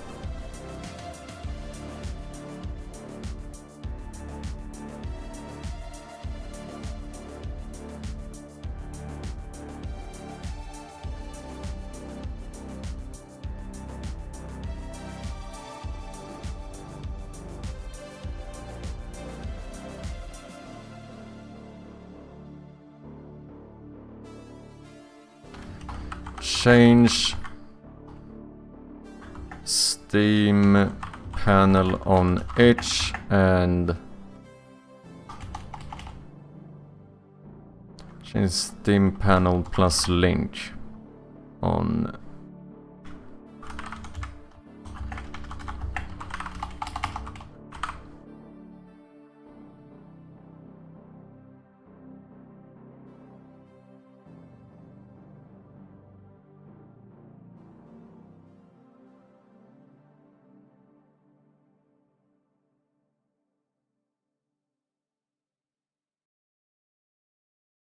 yeah, let's prepare and build the...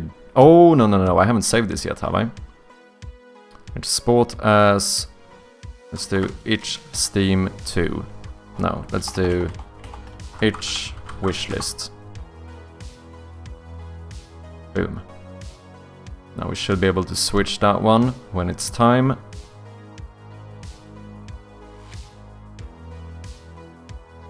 I think 1.5 years or 2 years of Moonvania, but I rebuilt the base like 3 times, which took over a year total. Yeah, I see. I think it's easy to do that, like I understand it. Like I worked for like 1 month on the Game Jam version of this game, and I think I've spent more than a month refactoring stuff after just that. So, yeah. Well, I'm heading out very soon. Hope you'll have a great stream. Thank you very much for dropping by, Moonis. Always nice to have you here, man. Okay, this should be done. So, build settings.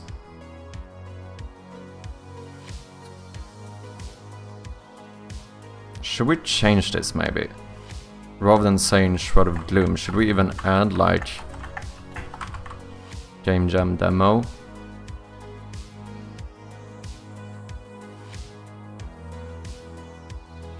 Maybe. So this would change it in like the title of the window, I think. Or like if you hover here, it would say like Shroud of Gloom Game Jam demo. Why not?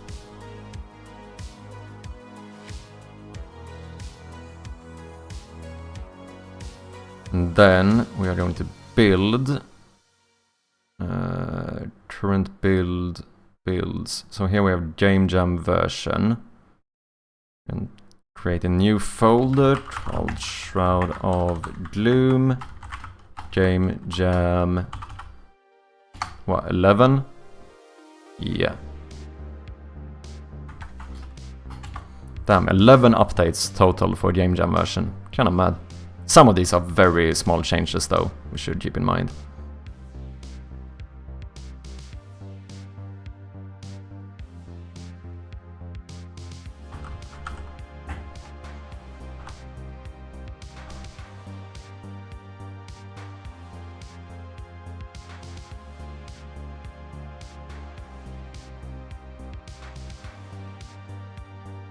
Why does this matter? It doesn't. I'm just a perfectionist. Windows 32. Last but not least, we need a WebGL build. But first of all, we're doing the Windows 64. Shroud of Gloom Game Jam demo.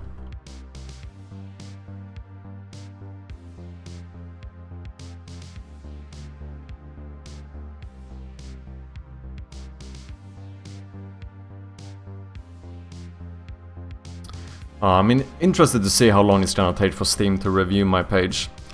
I marked it as ready for review on Saturday, I think. But as far as I know, you know, they don't work on weekends, they're not gonna review the page on the weekend. But there is like a queue system to it, so say if someone else marked their game as ready for review on Sunday, mine would still be like, you know, before them in the review, or before them in the queue, I mean.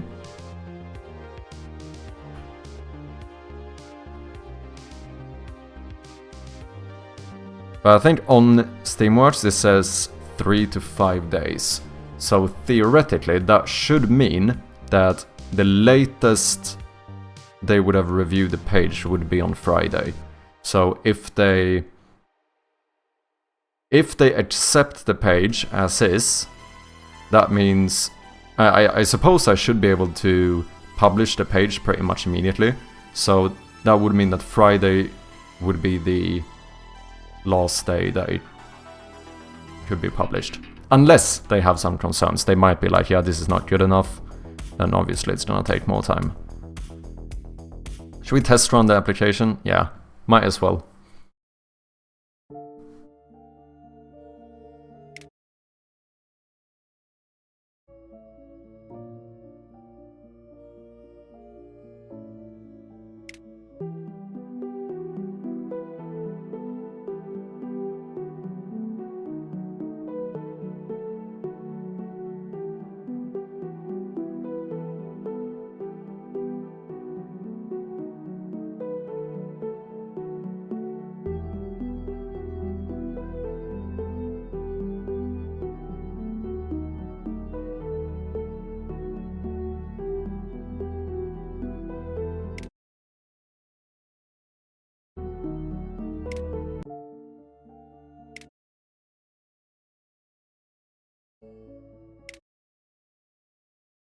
Yeah, seems to be working.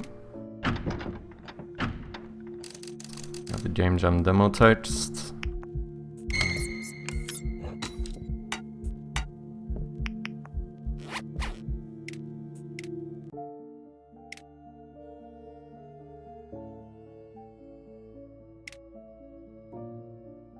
Ah, seems fine.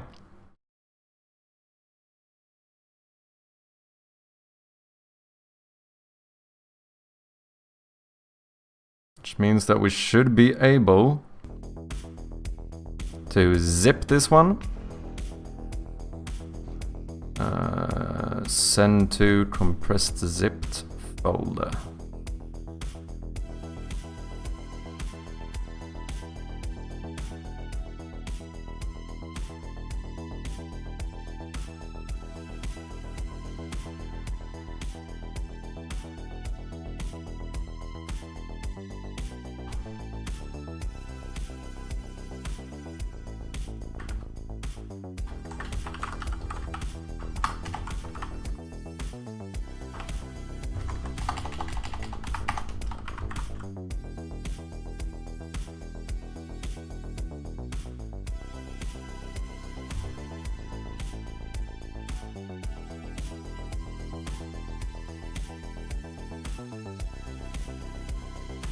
Oh no, wait, I think you wanna name this the same, just otherwise, if I'm not mistaken, I think I lose my analytics.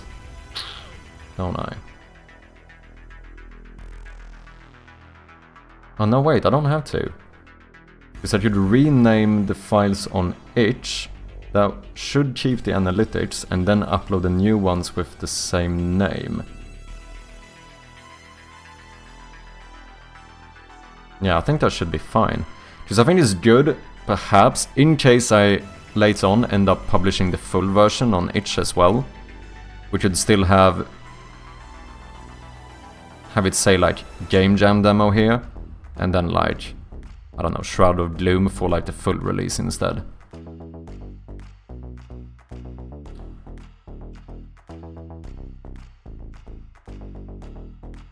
Maybe. Let's see, let me just double check one thing.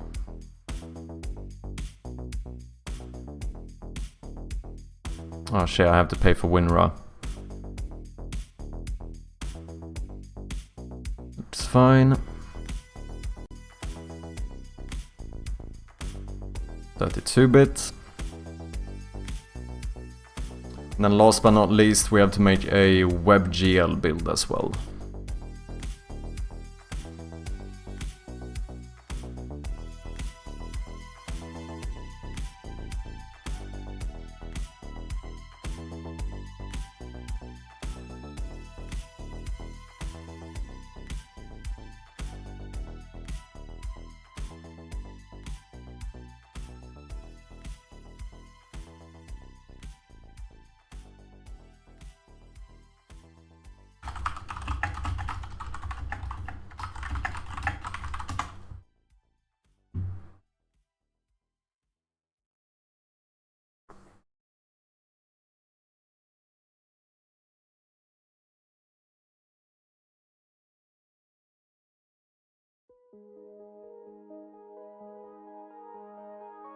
There we go.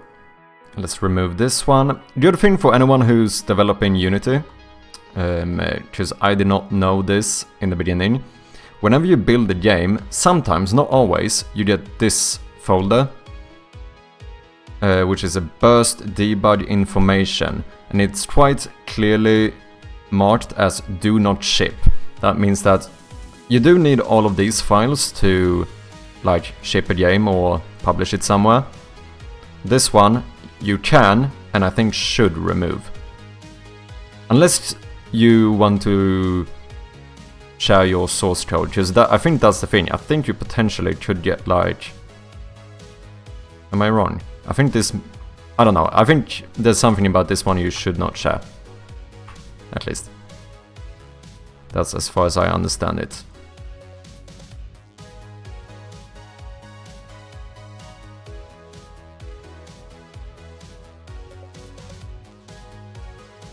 Whoops. Send to compressed folder.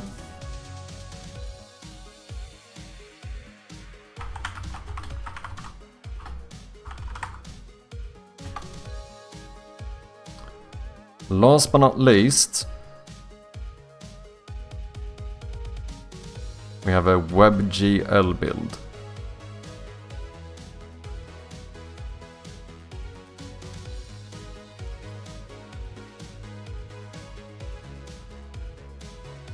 Now we should see, now the quit button should have disappeared.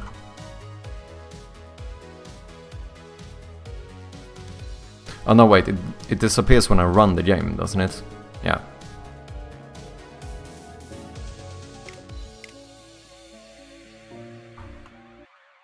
There we go. Okay. Build settings, WebGL, build.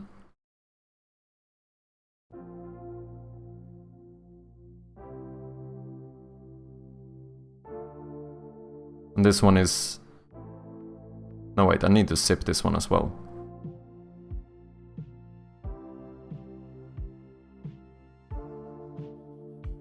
But I only need to zip... I don't need to zip a folder, since no one actually downloads the WebGL version.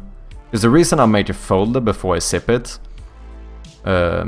is just because if someone downloads the game and they unzip it, they only get like one folder with everything inside of it.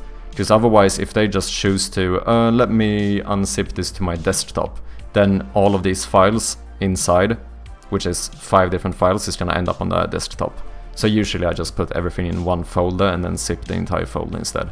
But for WebGL builds, we should not need to do that. I mean, you don't need to do it for a normal build either, but I just feel like it makes it a little bit more convenient for the players.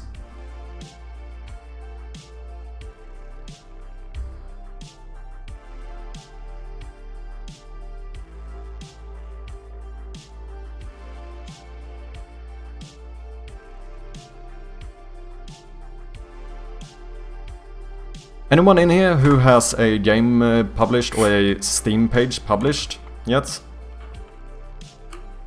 Just out of curiosity.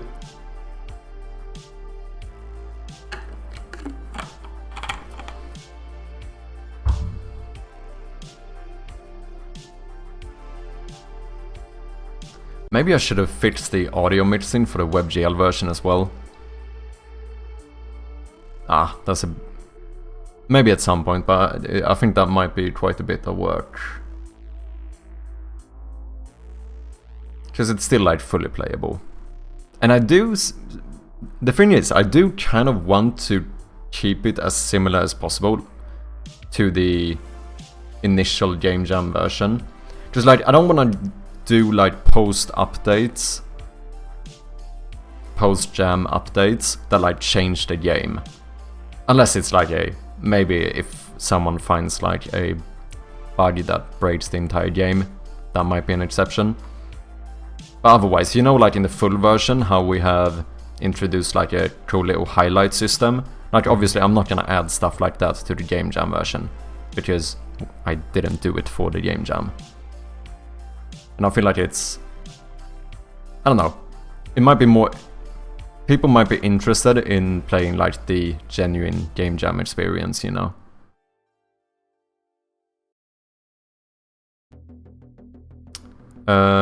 This is taking quite some time.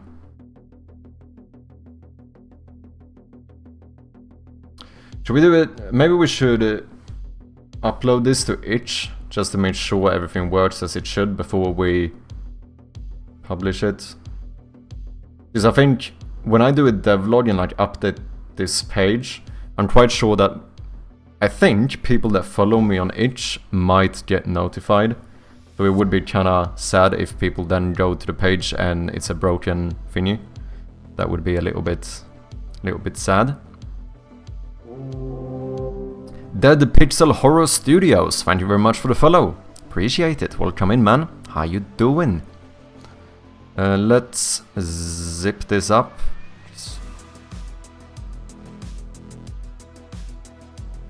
Yeah.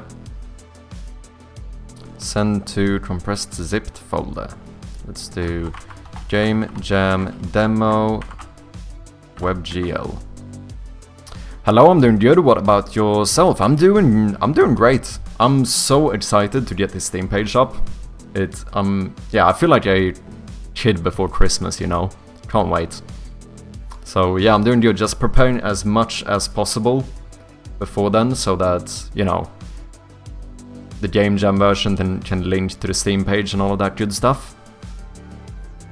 Glad to hear you're doing good too. From your username, I'm gonna go out on a limb here and say, are you developing a horror game as well?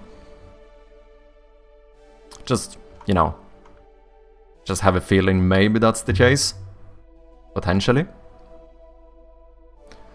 Okay, that should be all we need. I think we're gonna, just for safe, as a safety measure, we should do a test build. Make sure that the WebGL version runs. Oh wait, let me be... I have Steamworks up here, let me be careful so I don't show that.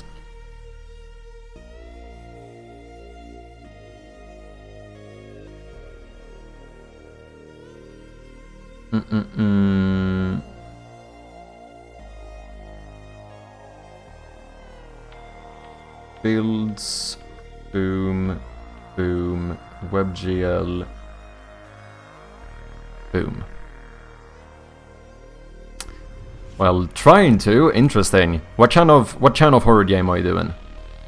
Give me the details. Do you have anything to show? Feel free to share if that's the case.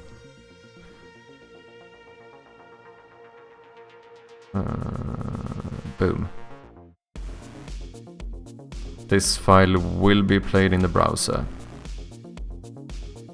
Oh wait, I don't remember this stuff. I think I need to change the resolution, right?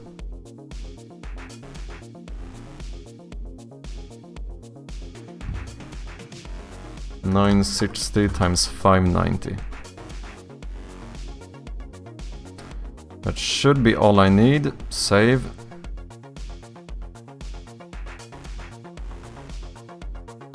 Let's try running the game.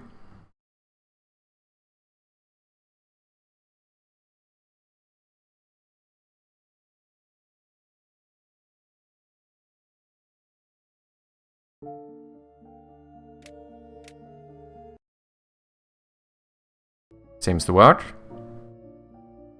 The quit button is gone.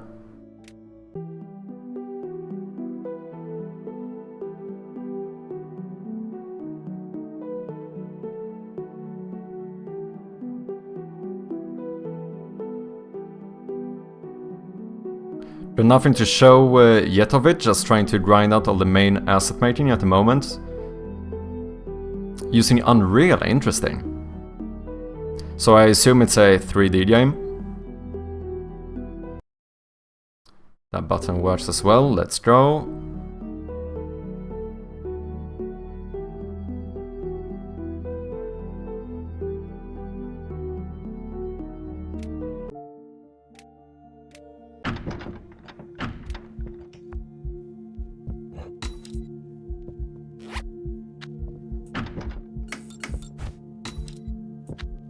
And the game seems playable.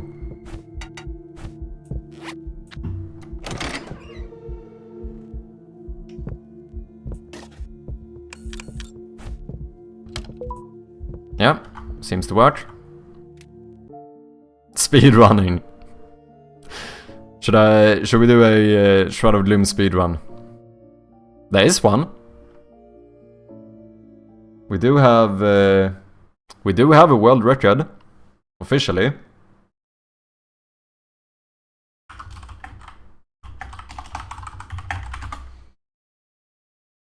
Here you go. The little run didn't record, so this time I've turned on my webcam. This time I'm making sure the run is recording. You can see me in my natural habitat, no shirt, tank top, I'm sorry. Obviously, if anyone is planning on trying the Game Jam version, slight spoilers here. But armpit hair, oh good fuck. This is Red Rucker's world record speedrunning the Game Jam version. Right, let me test setup. This is gonna take a few runs. So I'm probably gonna cut to the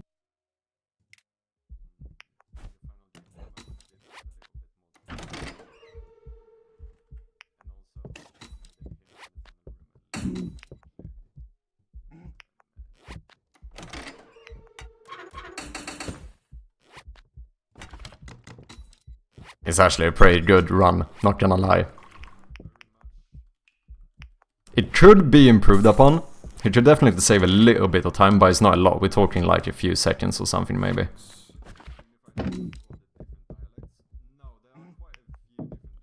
5, 6, 5, 4, 8, 6, 5, 4, 8, 6.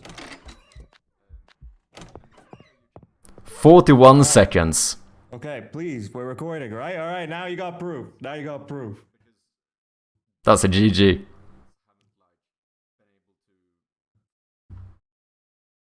There's a video. If anyone wants to check it out, make sure to like and subscribe, all of that good stuff.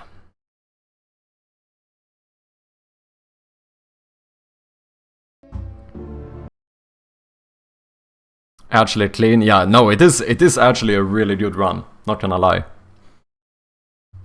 Like I said, I think maybe you could get a sub 40, but it would still be like high. I think maybe you could get like... Because I think the places you could save the most time is probably the fireplace, because he knocks multiple times, but there's a slight delay to the key falling down. You only need to knock once. And then he does like 1 or 2 misclicks when he picks up the valve. So I think maybe 2 seconds or something. That I like know for sure that you could save on that speedrun. So I think maybe like 39 seconds should be the like... As far as I know, perhaps the like optimal best time you could get in the game. So 41 seconds, really fucking good. That's a GG indeed. Okay, this seems to be working. That's good. Yeah, so we have all of the builds ready as well. I was stuck on the area before the last for way too long. Oh, the room with the fireplace, you mean? Yeah. I think that one was a little bit tricky because it's the first room. I assume it's the screwdriver part that you were stuck on. Is it either that or, depending on the version you played, if you didn't find the key at first, because it wasn't as clear in the earlier versions of the build. But otherwise, a lot of people get stuck on the whole screwdriver thing, and it kind of makes sense, because obviously it's the first time you use an item in a new one. I didn't even think to use the screwdriver. Yeah, that happened to quite a lot of people. Because it's not, you know, it's not guaranteed that you ever need to reuse it. So that definitely got a few people. But also, obviously, to state the obvious, that was not Raka's first run. To be fair, his first time was really good as well. I think he completed the game in like 10 to 12 minutes or something on his first playthrough, which is really good too. But yeah, he had seen a bit of the development and stuff too, so that might have helped him out a bit.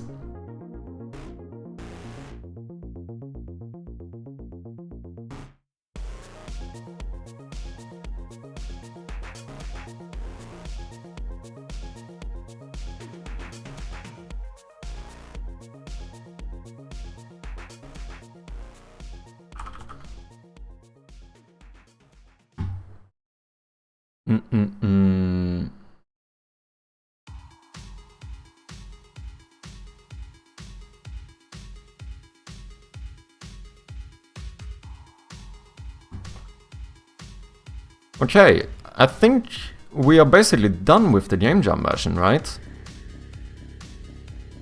We've made all of the builds, so they're ready to be posted whenever we get the Steam page up.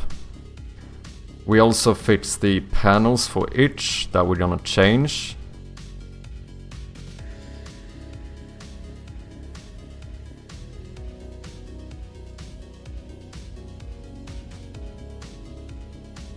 Nice.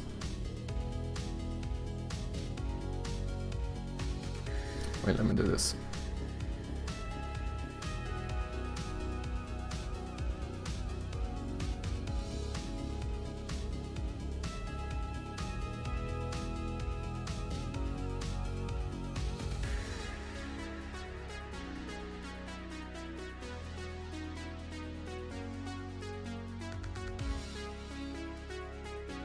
Yeah. I think that's most of the stuff we can do before we get the page live. Because a lot of the other stuff is like, there's no point in doing it until I potentially could publish the page, the Steam page. Yeah, I'm just so excited to get this up. I have no idea how long it's gonna take for. I mean, I do. Steam did say 3 to 5 days. So that should be... Most likely they should have reviewed my Steam page between Wednesday and Friday this week. But hopefully they do it even earlier. You never know.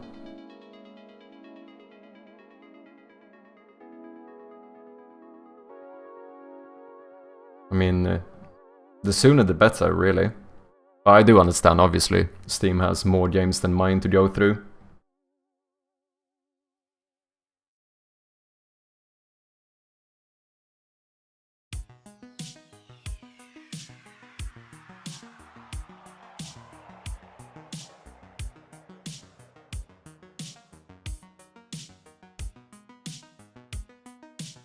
Dun dun dun. I don't think there's much more we can do at the moment, actually.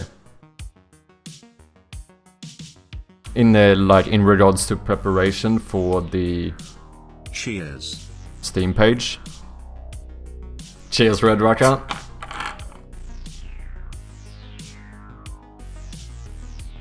So I guess we could work a little bit on the full version. Red Rocker is forcing you to stand up for 10 minutes. Let's go.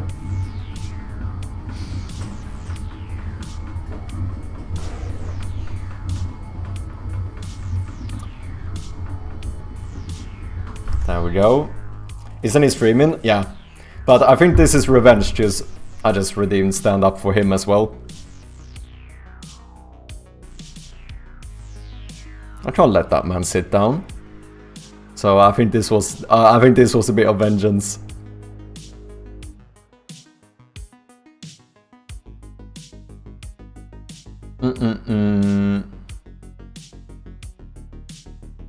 Otherwise it is if there's any more polishing we could do to the teaser. Potentially. Because I don't think there's a lot more, like I feel pretty happy with the Steam page, to be honest. I do think my art assets could be better, but I don't think I could make them much better. That's more in the case of like, perhaps if we start getting a lot of wish lists, maybe it would be worth like hiring an actual illustrator to make like, I don't know, some dope illustrations for the game.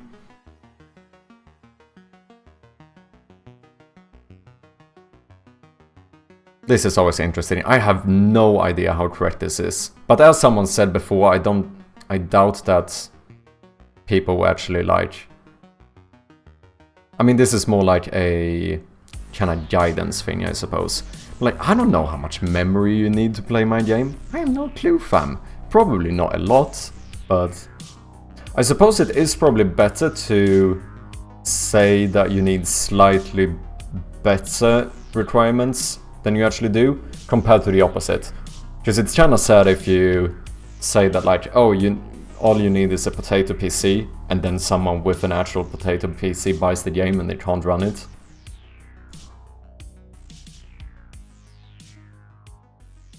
I don't know if we maybe should change our tags a little bit. Like, I think the tags are good, but I think maybe we should reorder them a bit. I tried to order them to get closer to the Five Nights at Freddy's games. Have like somewhat similar tag order and stuff to them. But we are missing like these other click and point horror games like The Room and the Cube Escape Collection and those kinds of games. They don't show up here. And if you're gonna be like very strict about it, technically speaking, my game would be more similar to those than it is to Five Nights at Freddy's. So yeah, I don't know if I've done this in like the optimal way.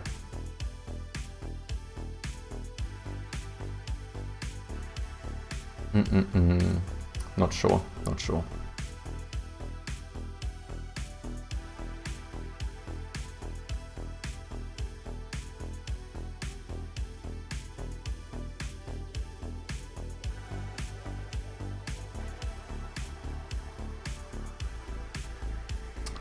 Yeah, we should not need to do anything more here. Something we need to do though, very important, is to publish this to our itch thing here. Oh.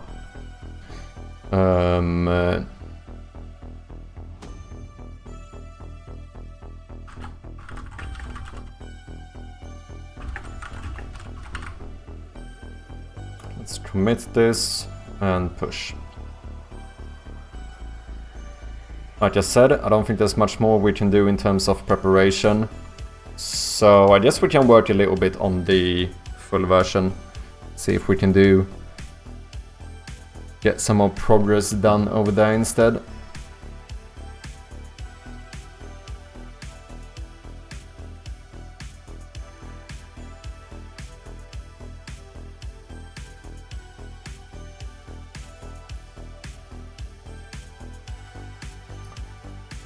Oh dude, I'm so excited. There's something special about getting a game on Steam. It really is. I mean, Steam is the platform for games, so I suppose that is the reason. The odds are so low. Wait, for what? Don't piss me off or else I'll drop an unremovable negative review on your first Steam page. Oh shit. To be fair though, it's gonna be a long time before anyone can leave reviews. Cause, I mean, it depends on how we do it. Cause I know that CodeRad, for example, he did, for his game Roadblight, he did like a separate store page for the demo. And if you do that, I think the main advantage to having like a separate store page is that you can actually leave reviews for specifically the demo. Because otherwise, if you have it on the same one, I think Blockshop, yeah, Fullbox also has a demo available, but this is on the same Steam page, which means that you can't leave reviews here. And I think there's like pros and cons to it, because I think that, I mean, if your demo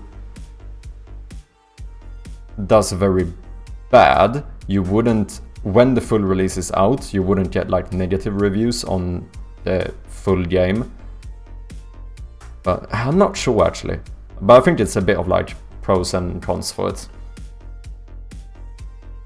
Alright, you have to spend another £100, right? I assume that's the case.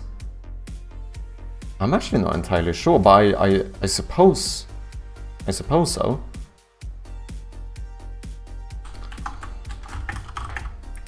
If you want to create a separate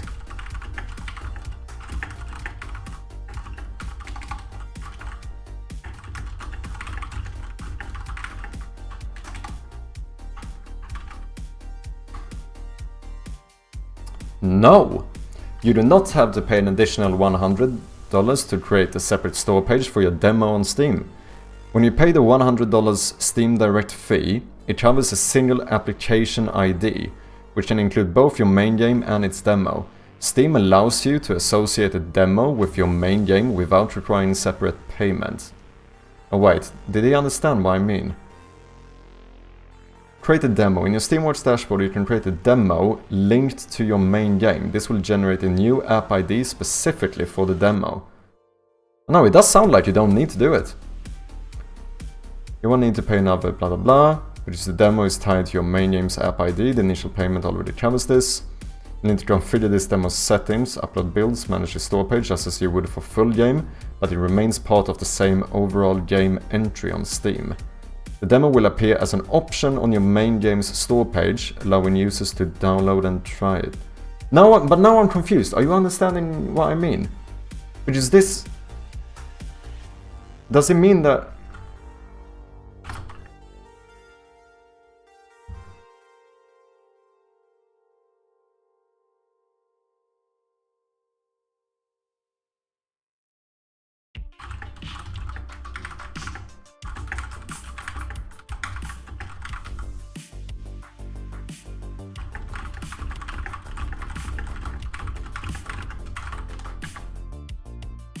No, exactly, yeah. Creating a demo on Steam does not create two separate Steam store pages. Instead, the demo is typically displayed on the main blah blah blah with a prominent button.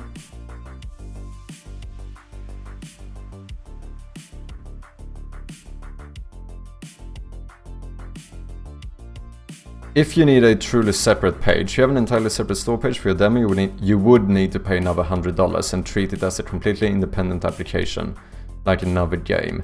This is generally not recommended unless your demo is standalone or serves a unique purpose beyond promoting the main game.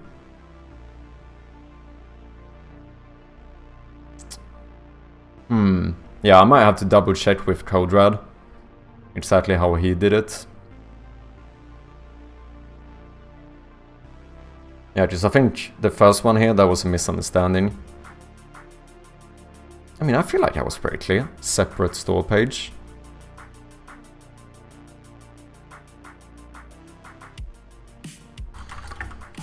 What would you say are the pros and cons of having the demo on a separate store page?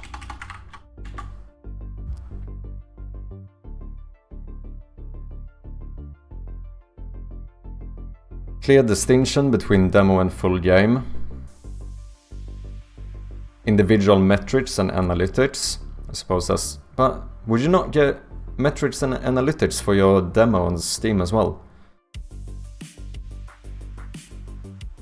This can help gauge how well the demo is converting into full game purchases. Marketing opportunities. You can use this demo store page to target a broader audience. For example, players might discover the demo without being directly exposed to the main game store page. Separate pages can allow for unique events. Oh yeah, so you can have like demo events. Discounts or promote. Yeah, but you wouldn't charge for a demo, would you? It's not like...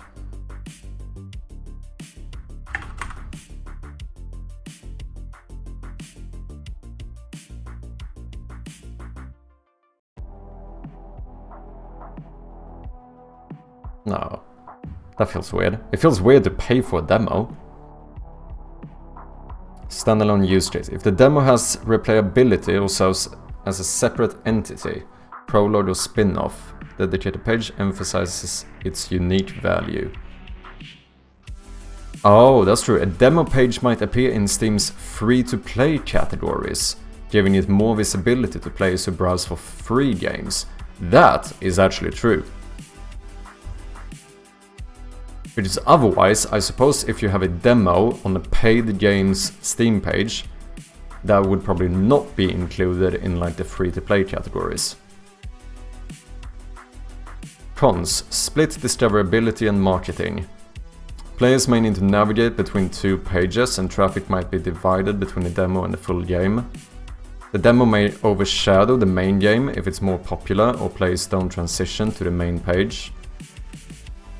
Confusion for users. Some players might think the demo is a standalone game, but I mean, that would be your issue then, because like, if you look at the roguelite demo, I feel like it's pretty fucking clear that this is a demo, is it not?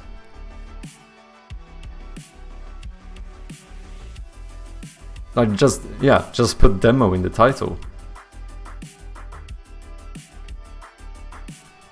I suppose it is a bit of extra work, since, yeah, exactly, you do have to maintain both pages. Potential negative reviews. If the demo has limitations or bugs, it might receive negative reviews on its store page. These reviews are separate from the main game and might deter potential buyers. That, to be fair though, kind of sounds like an advantage to me. Because now it means that those negative reviews are not on the main game. Do you know what I mean? Be right back, see you soon, Netcut. Reduced focus on full game.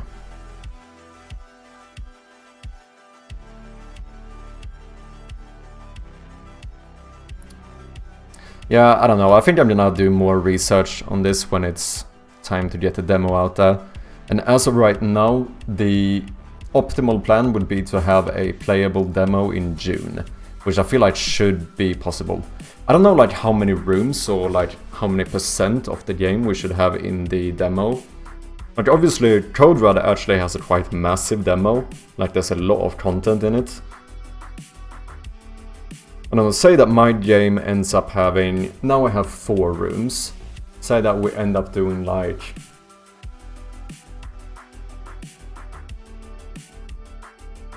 12 rooms maybe for the full game. I have no idea, I'm just throwing a number out there. In that case, maybe having like the first 3 rooms or something be the demo, maybe.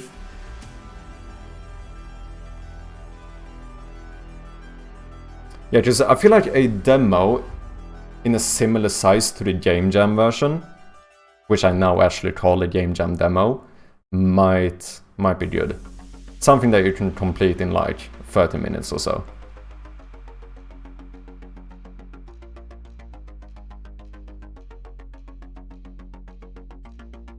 Yeah, interesting.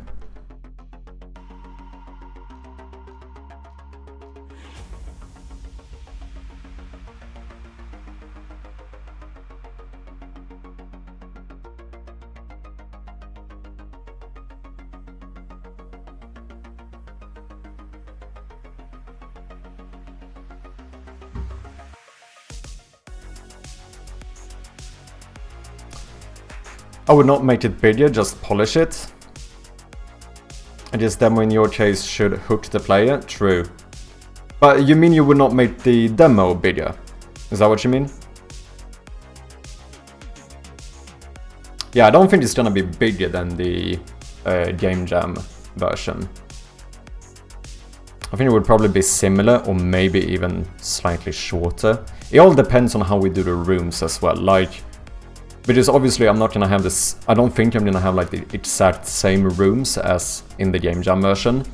So I guess we might end up seeing like, for example, if there's like, say that like maybe one of the rooms early on in the game has a little bit of a plot twist or something that might create a bit of a cliffhanger, just for example.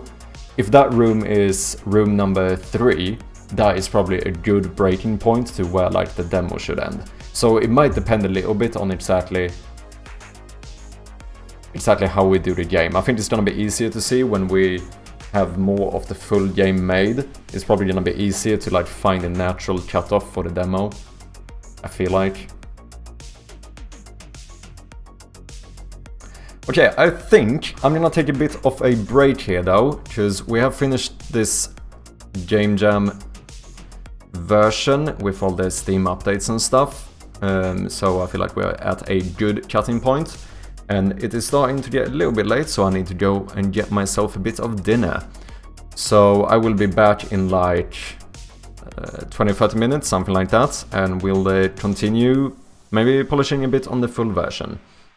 But until then, like always, thank you guys very much for being here. And thank you for your patience. I will see you soon. Peace.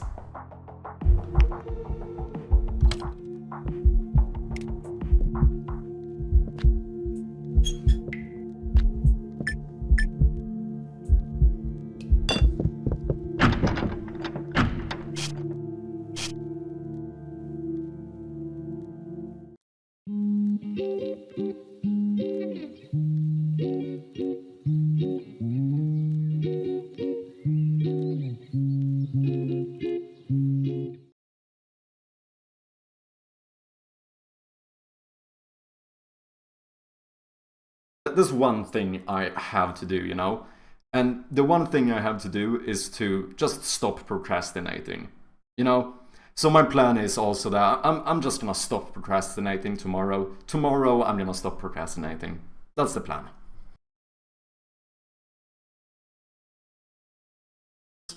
Watch out, I'll save you. I'm hacking into the firewall right now.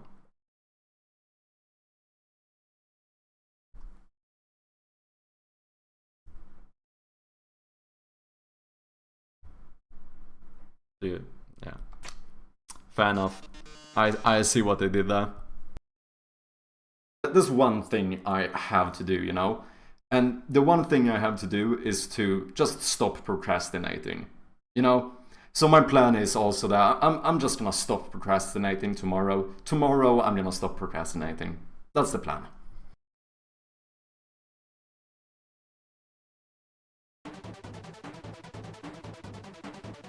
Come on!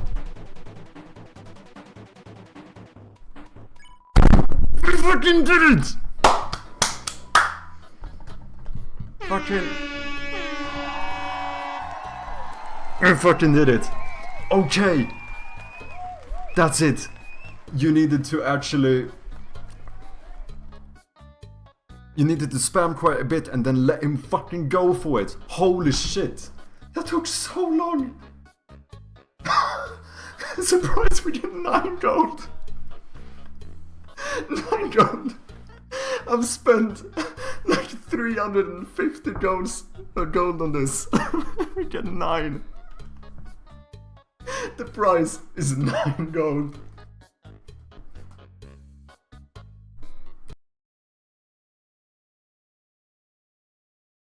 So, thank you so much. If you were one of those 12,446 I was. people, thank you so much for showing the game an enormous amount of support. You are truly amazing. Nah, no, wait a second. nah, it's Hold up a okay. minute. Because it might be tempting to take that sales number and take the game's price tag, do a quick calculation, and think, holy moly, Mark, that is a lot of money. Wait, that's exactly what I did. That is describing the exact thing I did. I literally brought up a calculator. Oh, shit. And yeah, it is a lot of money. Oh. But it's also not the full story. Oh. So, let me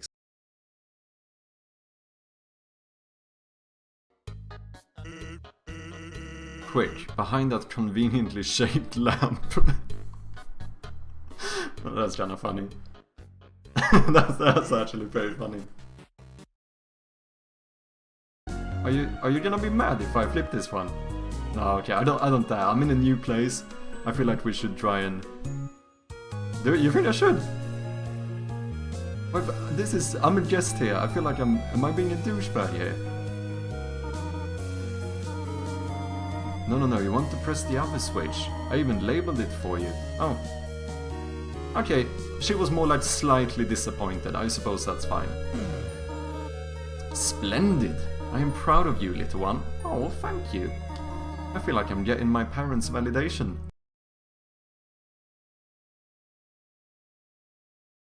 I've been live for like 2 hours and we made it 12 minutes into this video. It's actually mad. Imagine, like, you guys here in the chat who are... I don't know if we have any randoms here who are not even here to watch me. Like, you actually went into this stream just to watch this video. Like, you're actually interested in seeing this video. And then I'm like continuously pausing with Benny for like 2 hours. I can just see people sitting at home being like, when is he gonna fucking play the fucking video? And I'm sitting here constantly getting distracted, running to reheat my coffee and shit. Not too funny. Oh my fucking god! Dude, how long have I been here? I'm actually dying. What am I doing with my life?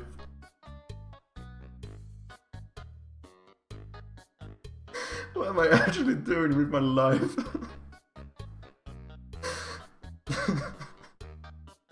I've spent all of my fake game currency for the past like hour gambling on pixelated fucking snails.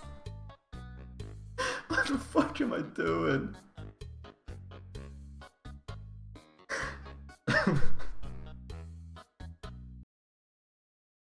I've spent like 350 gold on this. We get 9. The price is 9 gold. Actually, can't.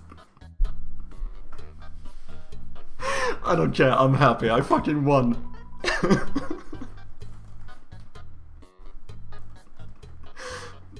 We have to make it. You've made the fucking profit, you've taken all the money I have to my name. This was the fucking savings I've had. This was my college education. I was gonna use this for my future children's education, for fucking diapers, for providing for my family. You took it all, and you fucking worrying about your profits. Holy shit. That was intense. Should we do it again?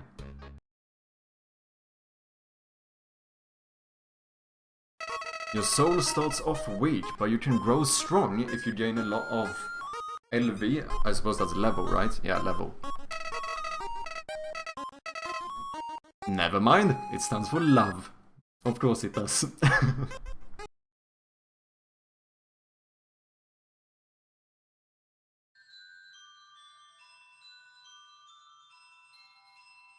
Dude, I'm a fucking genius, man. I'm actually a fucking genius. This is what I'm saying, this is what I'm saying. You people trying to give me hints and advice. I don't need your fucking hints, I'll fucking find it. Professional gamer, dude. Professional fucking gamer. Yeah, you don't think I know how this shit works. You don't think I know how this shit works. Exactly. People kind of look at it like 6 and below means bad, 7 is average, 8 is good, 9 is great, 10 is perfect. Like, that's how people look at these like 1 to 10 scales. And I don't know, as someone who has a bit too much technically inside of me, I'm like, it just doesn't make sense. Just 5 out of 10 would be considered average. Like, if someone would tell me that my looks are 5 out of 10, that shouldn't offend me. I should be like, oh, that means I'm average. That's pretty decent. You know? But that's not, humans don't work that way, right? If I see a movie that's rated 5 out of 10, you go, nah, that seems a bit shite. Not even a 7. Not even a 7. You know? I don't know why, this is something that pisses me off so much, but it's legitimately something that annoys me.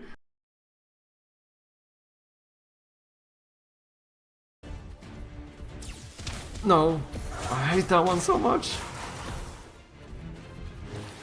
Ooh, no, don't choke. No! No! Oh, no! So close. Oh, what a fucking choke, man. What a choke.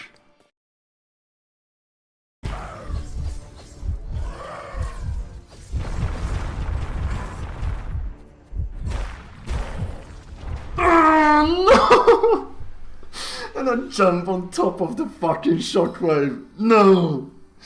Oh, what a fucking choke. Oh, come on, man. Still on the lip.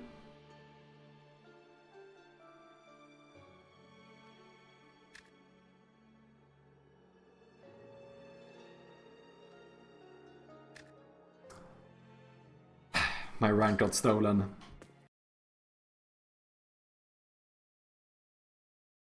They don't show the full title now. Like, you can't see the full title on Twitch no more. Unless you, like, expand it.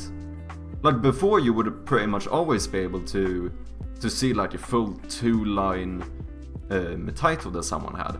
Now when you go in, it's fucking shortened.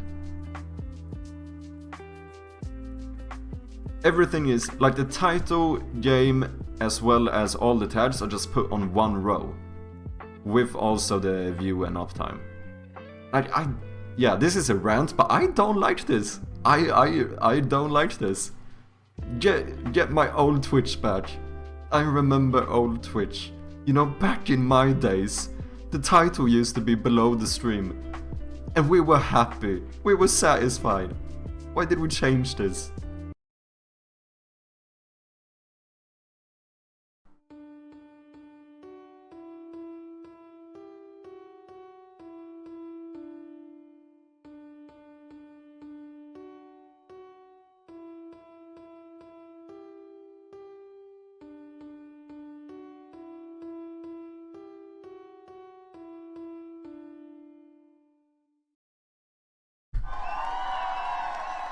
Thank you, thank you.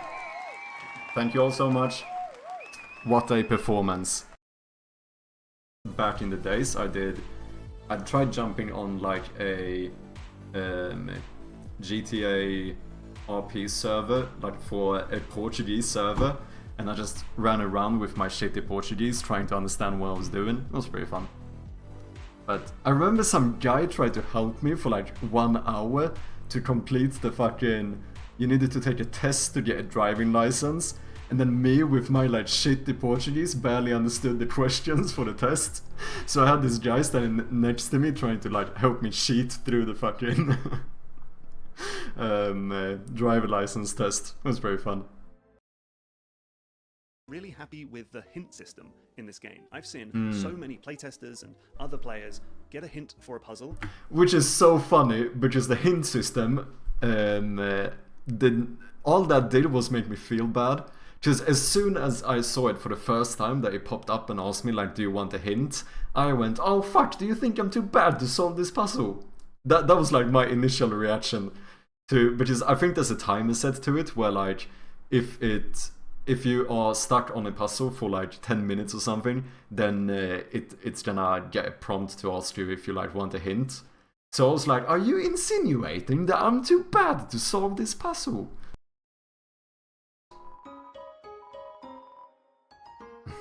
Okay, so the inn in the town Snowed Inn is called Snowed Inn. I see what they did there. I laughed so much at myself. The day before I was gonna pack, because obviously I wait until the last day to start packing for like a week-long trip. And I wake up in the morning, I'm like, okay, yeah, I'm just gonna start off, get this over with, like pack everything I need to. You know what I did? Do you know what I did? I'd say it's even worse.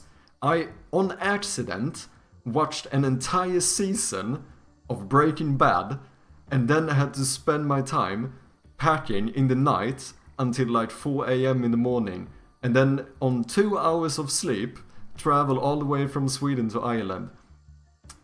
Because I accidentally watched a season of Breaking Bad instead of packing. And like, yeah, that's one of those moments where I just go, what the fuck am I doing? Like, yeah. I am definitely a procrastinator. Have I shown you guys my headset? This is my headset. If you wonder why I don't use a headset on stream, this is the state of my headset. It is completely fucked. This is surprisingly similar to the water bottle I made. Oh wait, did I use this as a reference? Maybe I did. Never mind. Never mind. Oh, this is also kinda sick.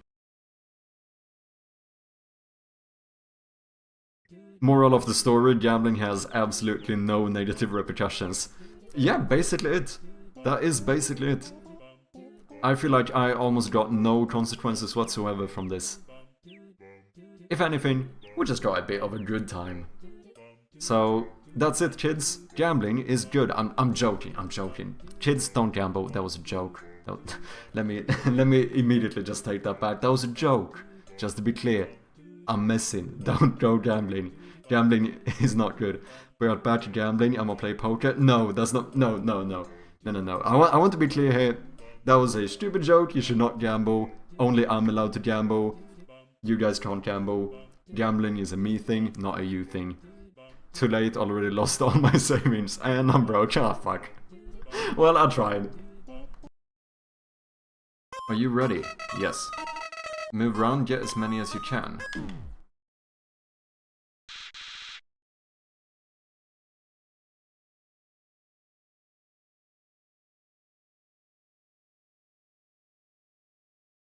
It said get as many as you can! Well, I'm 1 minute into the game and I get fucking betrayed! You idiots! Don't do no name calling here, what the fuck? In this world, it's kill or be killed. Why would anyone pass up an opportunity like this? You're fucking psycho! If I worked on that game for like 2 years, like those 6 seconds that I waste looking for the right scene would, you know, it would ramp up pretty quickly, and all of a sudden you realize that you wasted a shit ton of time. Just like, this is my argument for shoehorns. This is why you should always use a shoehorn. Because yeah, it might only take you like, you know, it might only take you like 15 seconds to put on your shoes normally. But if you can do it with a shoehorn, you can do it in like 5 seconds. Probably even less. And over your lifetime, imagine all the time you saved using your shoehorn. A little bit of a tangent, but...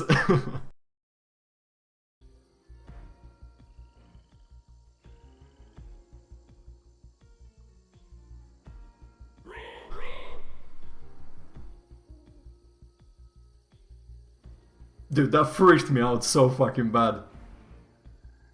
I was so not prepared for that. Okay, this is a mimic. That's one way of definitely knowing it's a mimic.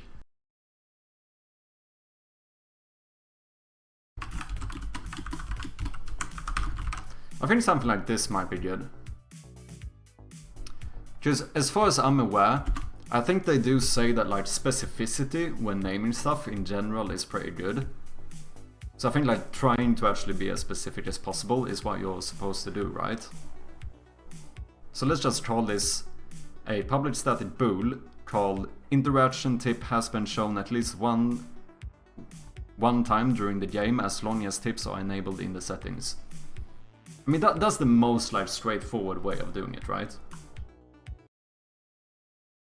What would you say was the worst day of your life? Fit in username for your question. The worst day of my life? I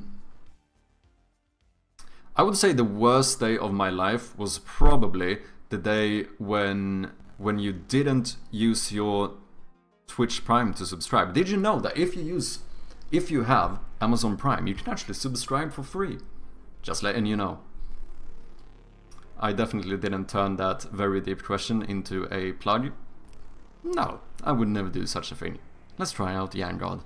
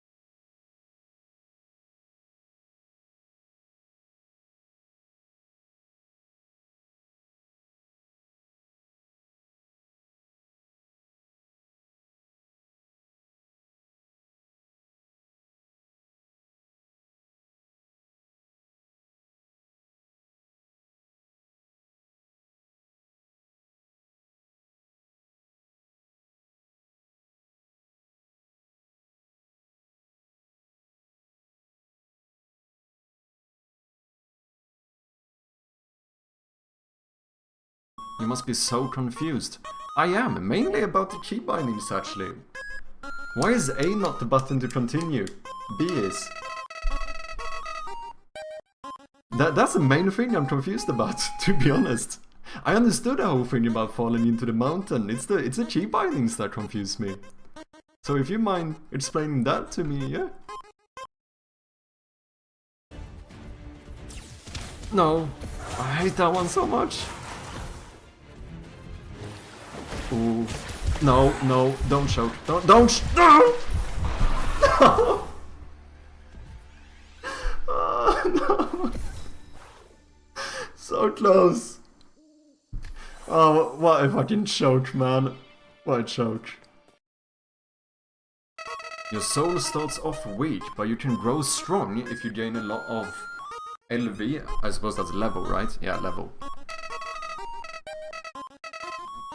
Never mind, it stands for love. Of course it does. I've been live for like 2 hours and we made it 12 minutes into this video. It's actually mad. Imagine, like, you guys here in the chat who are... I don't know if we have any randoms here who are not even here to watch me. Like, you actually went into this stream just to watch this video. Like, you're actually interested in seeing this video. And then I'm like continuously pausing with Benny for like 2 hours. I can just see people sitting at home being like, when is he gonna fucking play the fucking video? And I'm sitting here constantly getting distracted, running to reheat my coffee and shit. Oh, too funny. Have I shown you guys my headset? This is my headset. If you wonder why I don't use a headset on stream, this is the state of my headset. It is completely fucked. Back in the days, I tried jumping on like a GTA RP server, like for a Portuguese server, and I just ran around with my shitty Portuguese trying to understand what I was doing. It was pretty fun. But I remember some guy tried to help me for like 1 hour to complete the fucking... You needed to take a test to get a driving license, and then me with my like shitty Portuguese barely understood the questions for the test. So I had this guy standing next to me trying to like help me cheat through the fucking driver license test. It was very fun. I laughed so much at myself. The day before I was gonna pack, because obviously I wait until the last day to start packing for like a week-long trip. And I wake up in the morning, I'm like, okay, yeah, I'm just gonna start off, get this over with, like pack everything I need to. You know what I did? Do you know what I did? I'd say it's even worse. I, on accident, watched an entire season of Breaking Bad, and then I had to spend my time packing in the night until like 4 AM in the morning. And then on 2 hours of sleep, travel all the way from Sweden to Ireland. Because I accidentally watched a season of Breaking Bad instead of packing. And like, yeah, that's one of those moments where I just go, what the fuck am I doing? Like, yeah. That is, I am definitely a procrastinator. Really happy with the hint system in this game. I've seen so many playtesters and other players get a hint for a puzzle. Which is so funny, because the hint system, all that did was make me feel bad. Because as soon as I saw it for the first time, that it popped up and asked me, like, do you want a hint? I went, oh fuck, do you think I'm too bad to solve this puzzle? That was like my initial reaction to, because I think there's a timer set to it, where like, if you are stuck on a puzzle for like 10 minutes or something, then it's gonna get a prompt to ask you if you like want a hint. So I was like, are you insinuating that I'm too bad to solve this puzzle?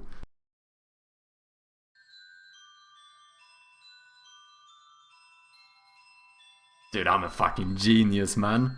I'm actually a fucking genius. This is what I'm saying. This is what I'm saying. You people trying to give me hints and advice. I don't need your fucking hints. I'll fucking find it. Professional gamer, dude. Professional fucking gamer. Yeah, you don't think I know how this shit works. You don't think I know how this shit works.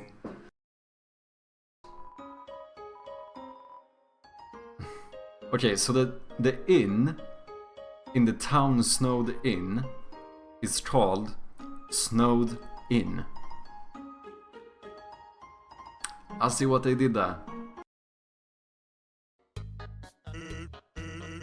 Quick, behind that conveniently shaped lamp. That's kind of funny. that's actually very funny.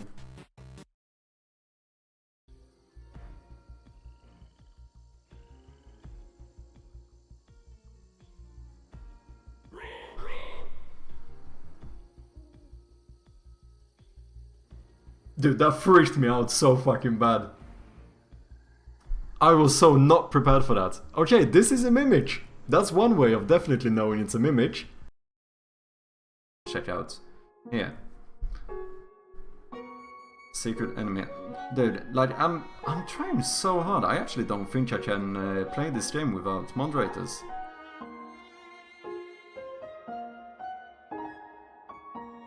I actually think it's impossible to play this. This game might actually even top Dark Souls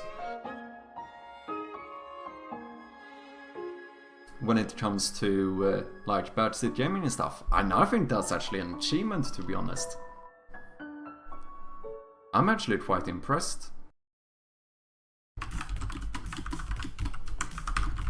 I think something like this might be good. Because as far as I'm aware, I think they do say that like specificity when naming stuff in general is pretty good. So I think like trying to actually be as specific as possible is what you're supposed to do, right? So let's just call this a public static bool called interaction tip has been shown at least one time during the game as long as tips are enabled in the settings. I mean, that's the most like straightforward way of doing it, right?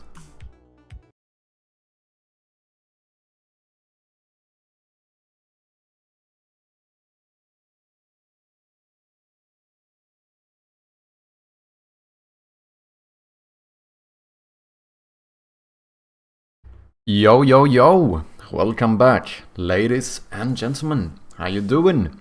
Thank you for your patience.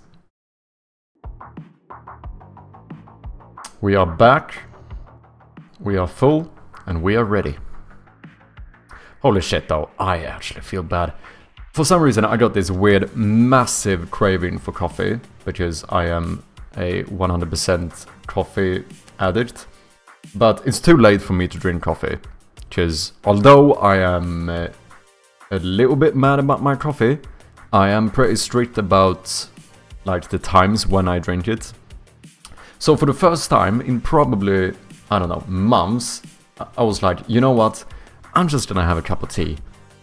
Because, you know, at least it's less caffeine, so it feels a little bit more okay to drink tea later on in the day. And I was like, yeah, that is going to fix all my issues.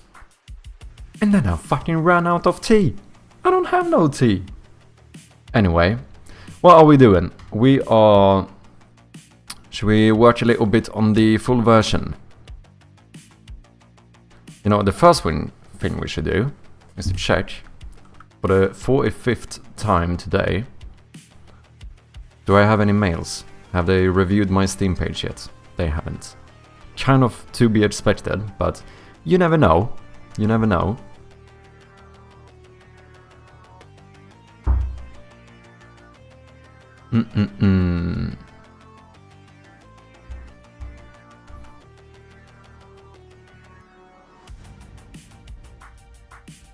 So wait, we need to switch the GitHub thing again now. Back to the main branch.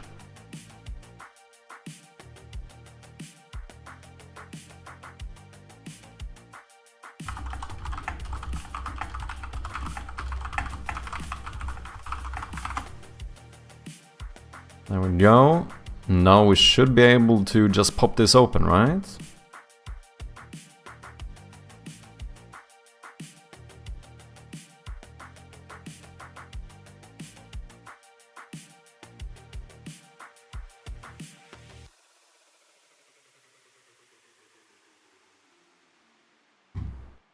There we go, this is the new version. I think we should do the same thing with the icons here though in the menu. It did look a lot better having the icons down here. I actually think.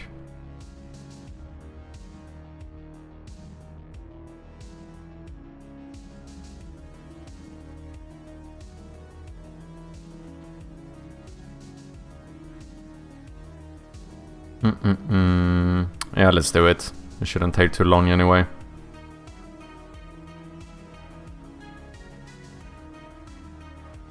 Wait, am I gonna... Since the image now is on the other GitHub thing, am I gonna have to re-import the blue sky logo? I think so. Maybe we'll wait with that one. It's not like we're under that much time pressure here. However, boom, boom, boom. Let's remove these ones.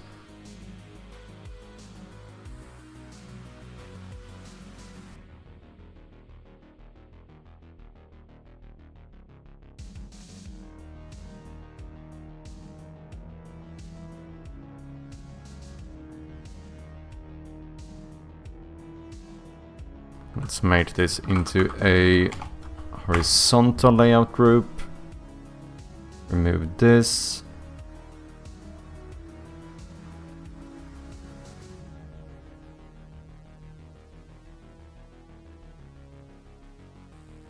All right.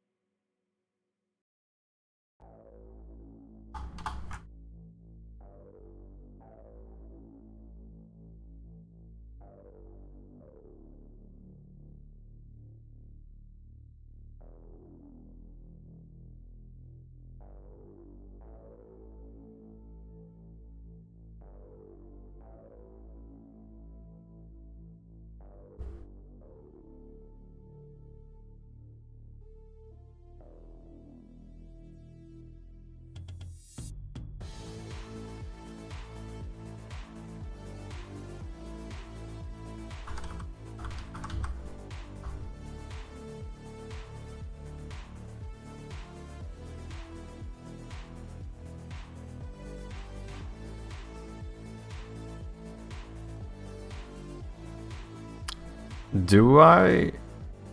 I'm not really gonna need a Steam link here, if this is for the full version. You know what, let's keep it. Just to be fair, when we make the actual demo, like not the game jam demo, like the actual full game demo, we might still want to like try and get people to wishlist the game, I suppose.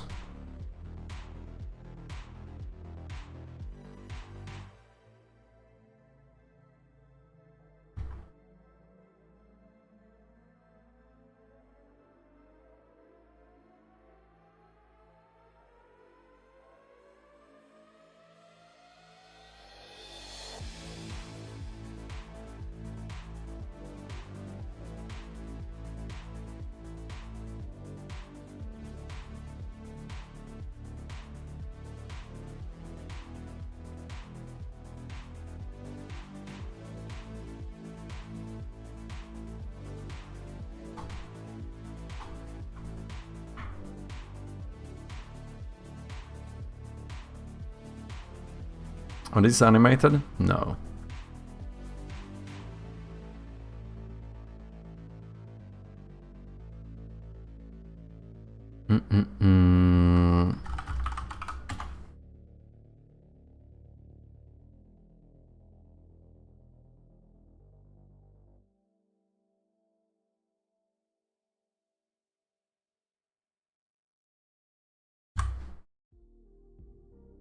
Oh, that's a bit much, isn't it?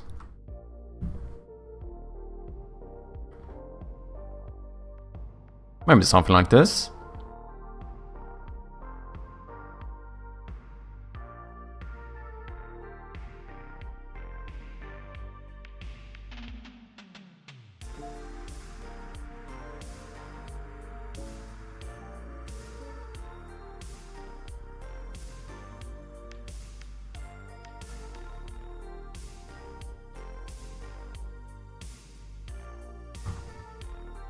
You know, I just realized the spacing is gonna look a lot better if I actually try to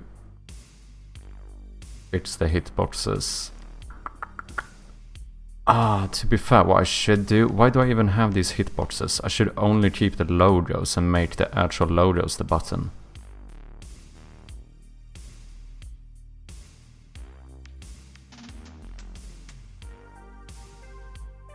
Can you select multiple components? No.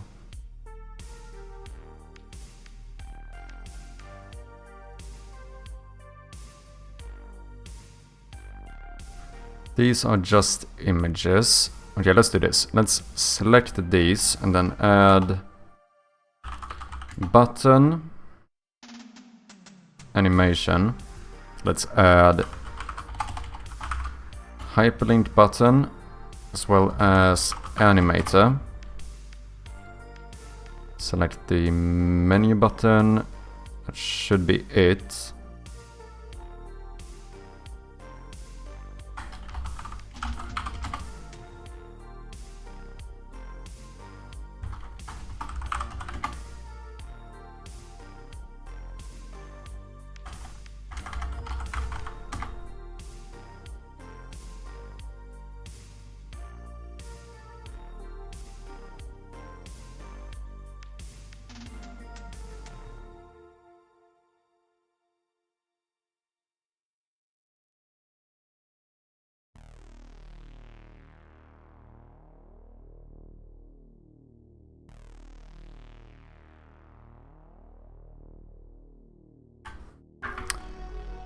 Boom, and then we go back.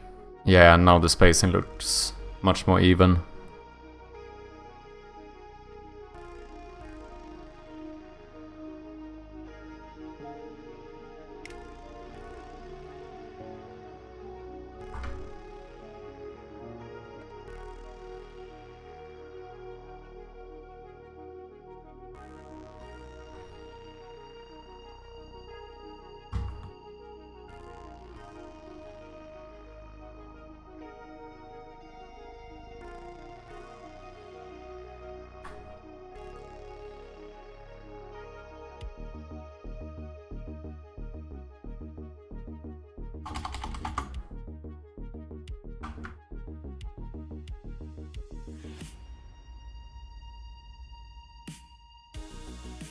What's up, AE? How you doing, man? Welcome in.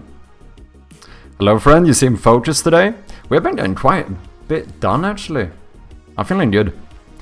Yeah. Just started polishing a little bit more on the full version here again. It's doing good. We have been basically preparing as much as we can for the Steam release. So we have a full new update for the Game Jam versions, making sure that they all can like link to the Steam page, as well as like giving the call to action. Like in the credits, if someone completes the game, they will now be asked to wishlist the game instead of just following my Twitch channel. And yeah, I'm feeling good about it. I'm so excited for Twitch to review the page. I hope they approve of it, because if that's the case, we should be able to get it up today. Sorry, this week is what I mean. Maybe today, it would be kind of crazy, I don't think... Because that would mean that they would review the page in basically one working day, and I think they said 3 to 5, so that's probably not gonna happen, but... would be cool. I just wanna get the page up, to be honest. How you doing, AE? Nice to have you, man.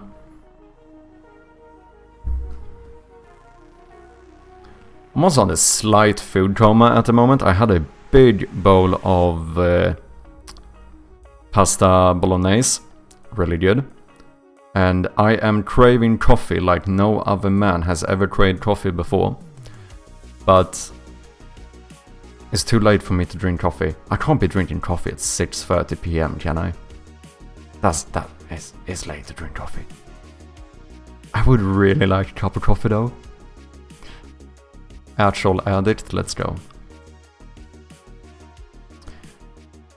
I'm happy everything is going well. Nice, thank you, man. Yeah, I feel like I'm feeling really good about it. I think I've been working on the Steam page pretty much the whole weekend. Just rewriting the same text over and over again. But I feel like we are at a pretty good point now. But I'm starting to feel, I feel so impatient. I've said this before and I'm gonna say it again. I legitimately feel like a kid before Christmas. I just want my Steam page up. But I also understand Steam probably has like thousands of games to review. It makes sense. I'm not complaining about them not having reviewed my page yet, but I'm really hyped. This is how we're looking at the moment.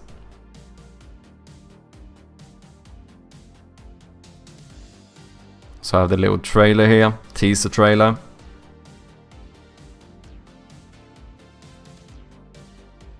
For some reason, it seems so much more serious when it's as soon as it's on Steam. It feels so much real, so much more real, you know?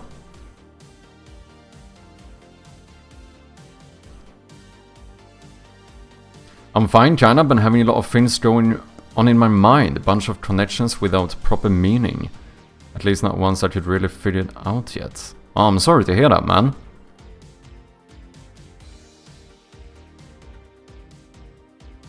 I'm not complaining, but yeah. Stereotypical sentence, isn't it? I'm not really complaining. I'm just saying. It would be really nice if they reviewed my page. But I'm not complaining. I'm not complaining. I don't know, how many games are released on Steam every year? I think it's quite a few, you know, so it fully makes sense. I understand it's gonna take a bit of time. How many games get published on Steam? 2023, 14,000 games were created.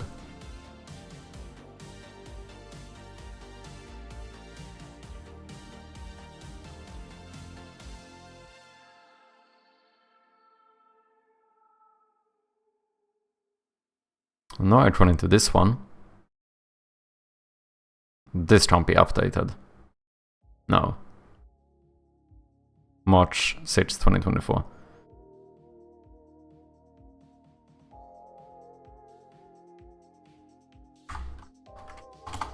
$14,000 divided by 365. That's about 40 games a day on average.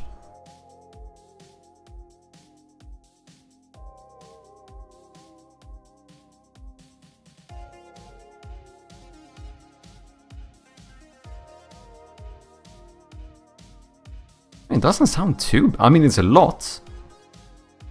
I would not have been surprised if it was even more, actually. I mean, it is a lot. It is a lot.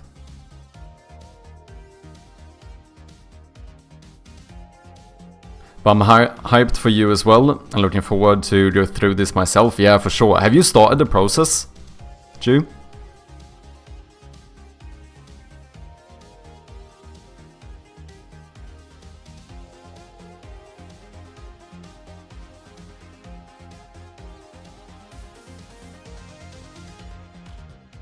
Working on the page? Oh, you are! Nice, man! Let's go!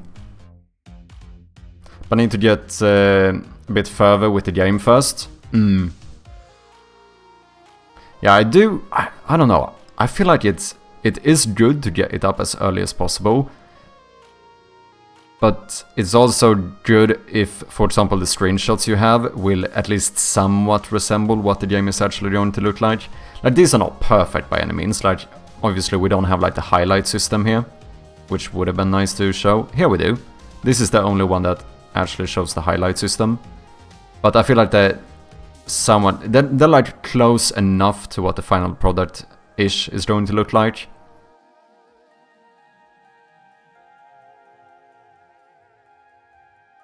But not sure, because I can replace everything later. Yeah, that is the thing as well. Like, obviously you can update the page. I think it's good to get it up kind of as early as possible. At least if you have a pretty good idea of like the direction the game is going in. And I mean that in the case of like what the core gameplay loop is. Kind of. Because, you know, I do think there might be a bit of a... There could potentially be a bit of a snowball effect when it comes to like wish lists and stuff, I imagine. Like the more wish lists you have, Steam is probably more likely to push the game. So the earlier you can start to collect wish lists is probably the better. But also keep in mind, take everything I say with a huge grain of salt, because I've never done this before, so I actually don't have any experience, but you know, I feel like it seems like it would be good. I almost feel like I should have done this earlier, to be honest. The best thing would probably have been to have the Steam page up when I actually released the Game Jam version. Because, you know, I've already had like, what? How many people have looked at my page? I've had 769 views on my itch page. I mean, that could... If we're being a bit optimistic here, that could have been like maybe 100 wishlists or something. I mean, 433... No, more. Like, 500 people have played the game. Yeah, I feel like maybe 100 wishlists or something that we could have had if we had the Steam page up. I don't know. You know, obviously I'm just throwing a number out there, but you get the idea. It's not a bad thing per se, not the first time that happens. It's like a predetermined process that was meant to be triggered at some point. At least it happened right in the beginning of the year. I had plenty of time to think. Yeah, that's true. No, and I think that, I mean, like you said, it doesn't always have to be bad either. Sometimes we do. Sometimes I think it's good to probably just sit down and actually think stuff through a little bit. In this day and age, we're so distracted that a lot of people never really take that time. So I see what you mean. Yeah, but you didn't know back then that you would make a full game out of it? Yeah, true. I mean, it is one of those, like... Yeah, hindsight bias. Yeah, exactly. It's like, coulda, shoulda, woulda, you know? It's like... In the perfect world, I probably should have had this Steam page up earlier, but it kind of made sense why I didn't. I mean, I probably should have gotten it up. Because here's the thing, during the Game Jam, I was obviously very focused on the actual development of the game, so I feel like it kind of makes sense that I didn't have the Steam page yet. But, I mean, after the Game Jam finished, I knew that I wanted to make a full game. I don't know why I didn't start this process earlier. I think I kind of procrastinated making the Steam page a bit. Because, like, I could have had this Steam page up for what? Like 1.5 months or something at least? You know.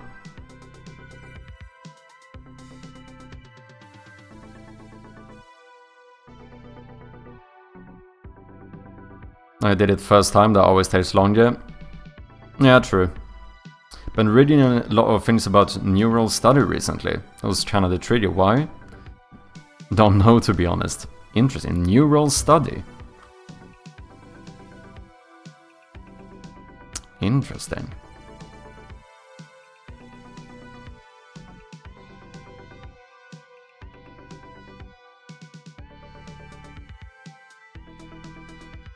Hey, we have another follower on the Steam development page. Let's go.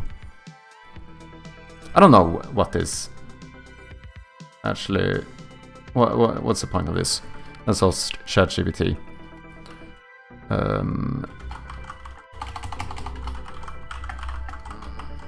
What is the advantage of having people follow your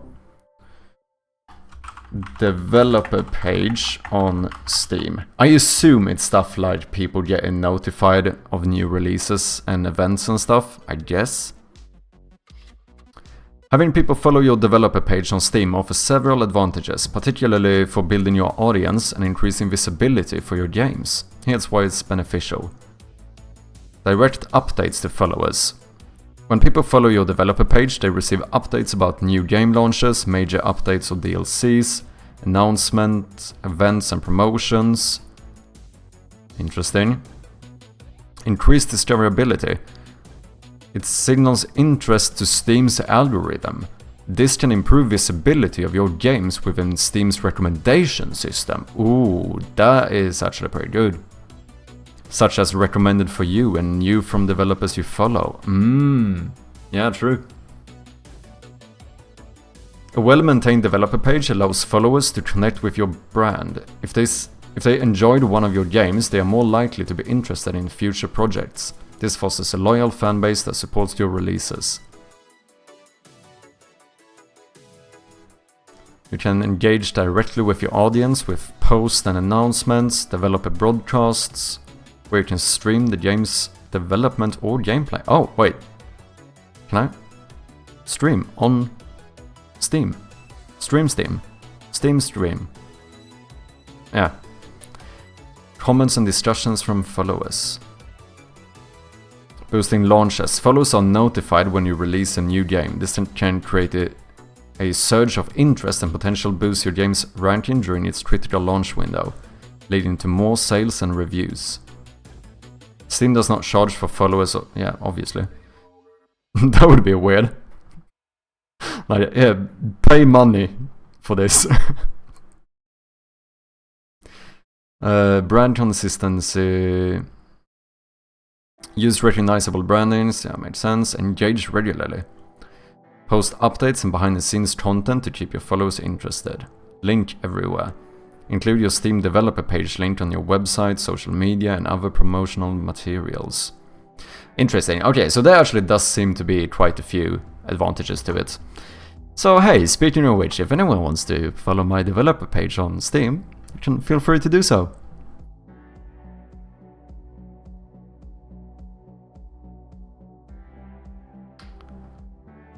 Can I add something? No, top sellers, upcoming releases, discounts. This is all games, so without a game it's kind of hard to... let me see, how does... Can't spell.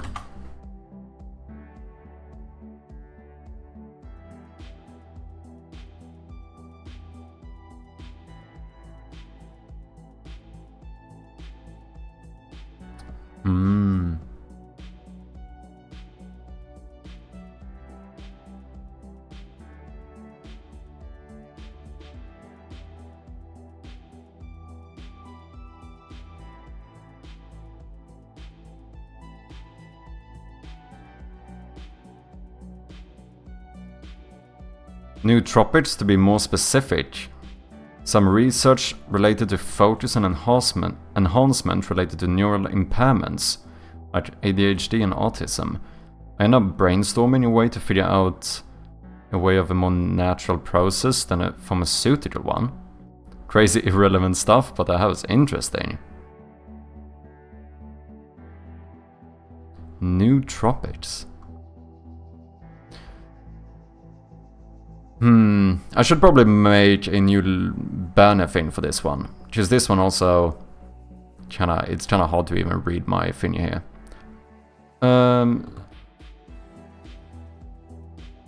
What does he link to? Oh, nothing. Okay. Because I just took something I had. This is like the wrong size and everything. Let me check.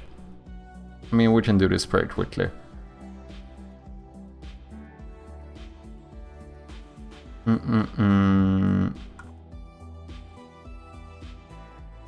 Customize. Yeah.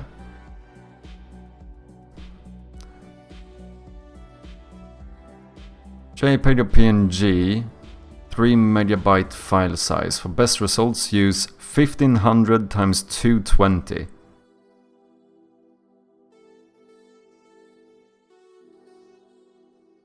Let me make a little banner for this one quickly.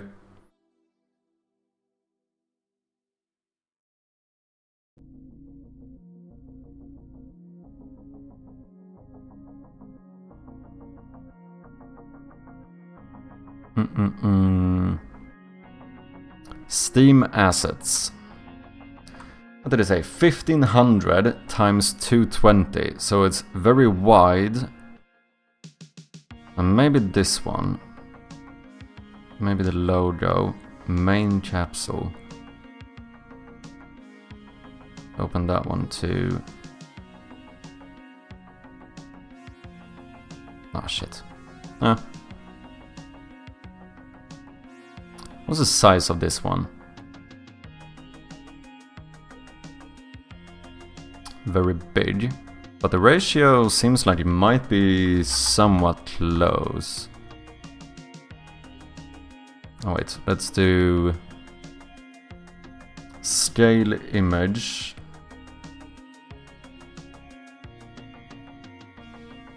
No.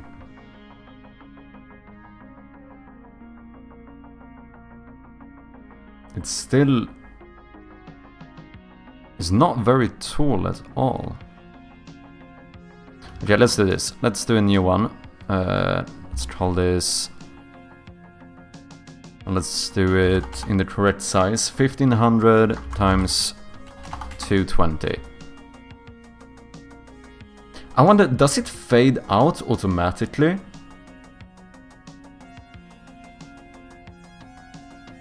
Or... Because I saw on CodeRads that it was kind of faded out at the edges. I wonder if that's automatic or not.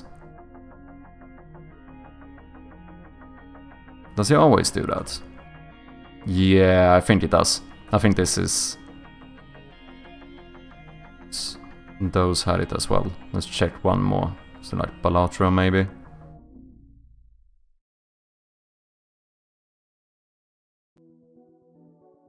Oh, he hasn't set up a developer page.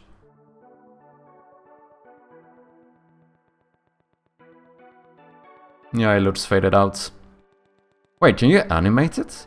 Do you have GIFs? No. Oh, I wonder if that's because this is a publisher maybe. Because it said JPEG or PNG. So that sounds like they don't accept a GIF.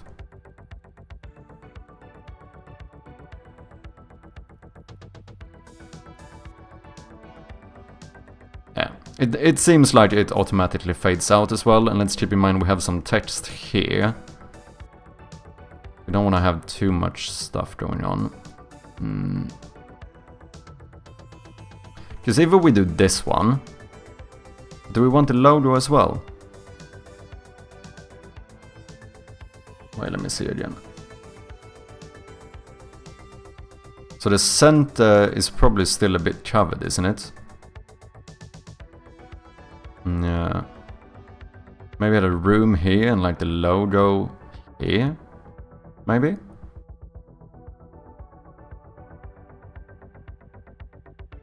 Let's try and see how it would look.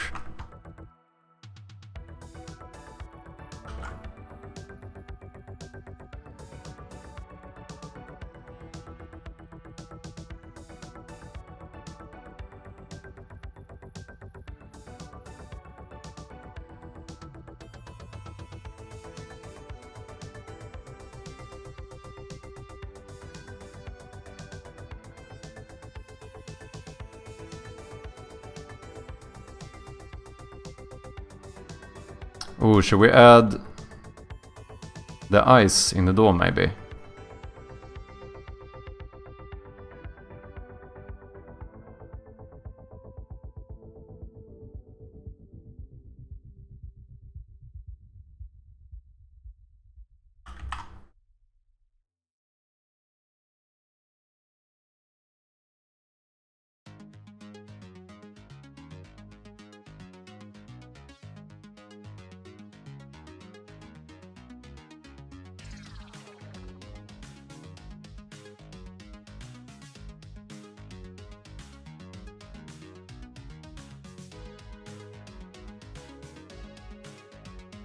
Yeah.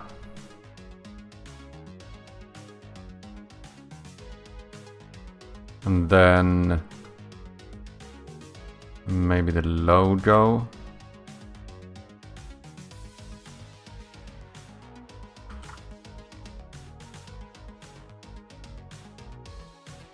Oh no, this is not scaled right. Oh, that's annoying. Look at that. Oh yeah, there's a lot of issues with the scaling. That's annoying. This is already scaled, isn't it?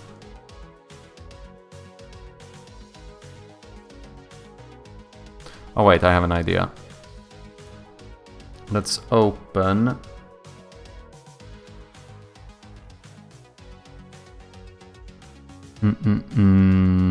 objects.png.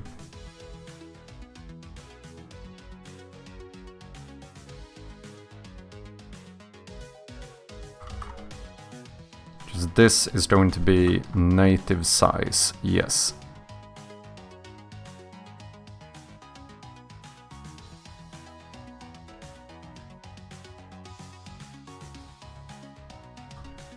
Now we should be able to get perfect scaling. This seems very small though, doesn't it?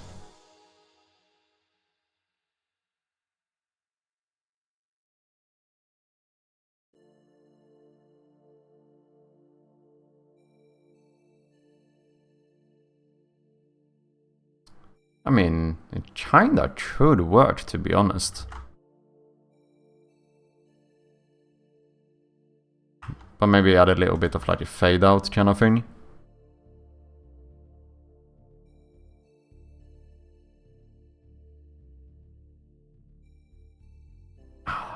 That is really small though.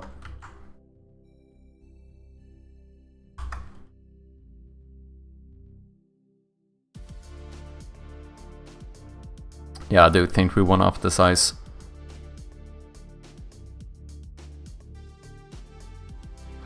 Let me actually...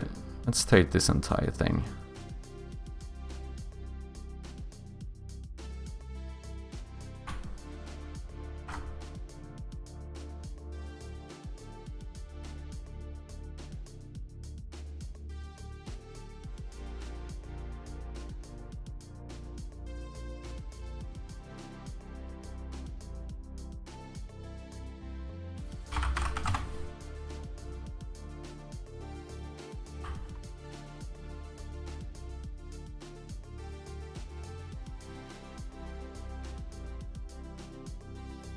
Center this one, and then wait, we should scale it too. Let's see how it looks in 200%. Whoops.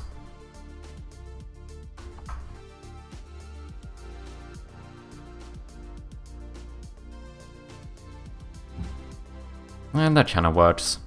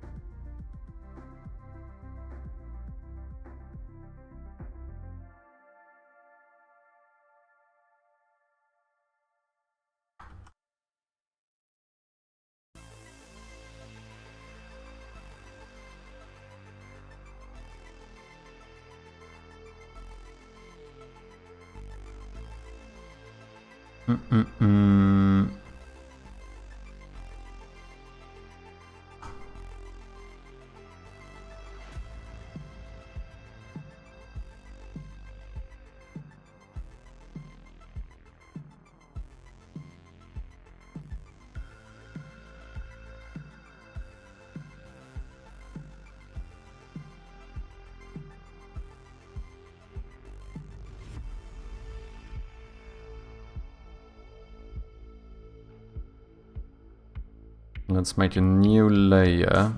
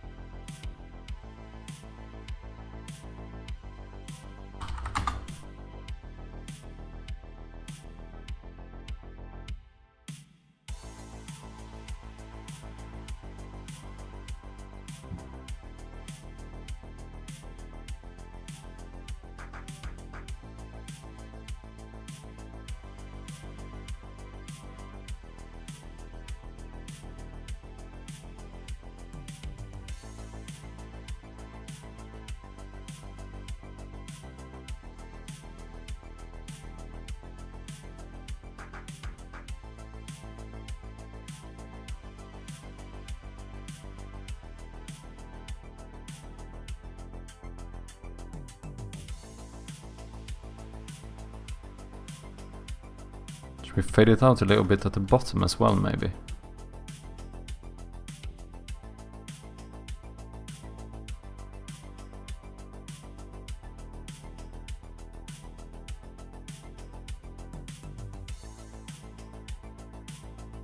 What has happened here?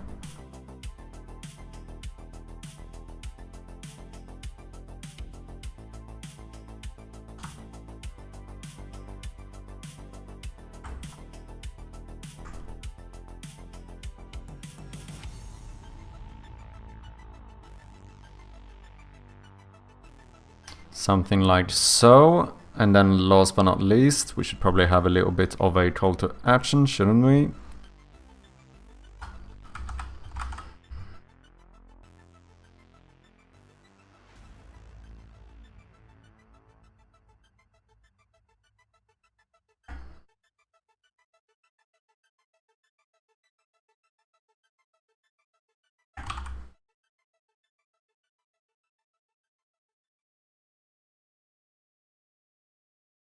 I feel like that should work.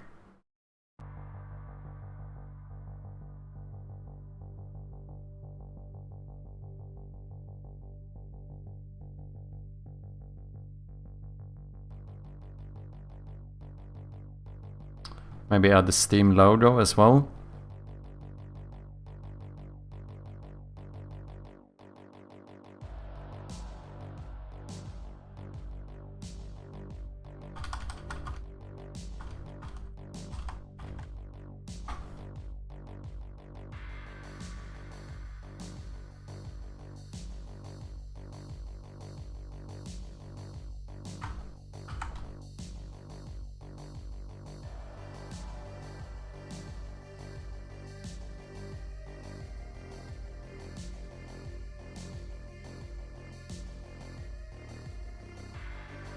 Oh, did I not have...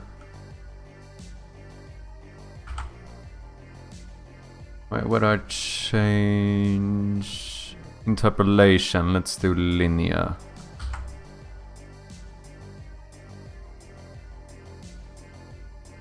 So that became very pixelated.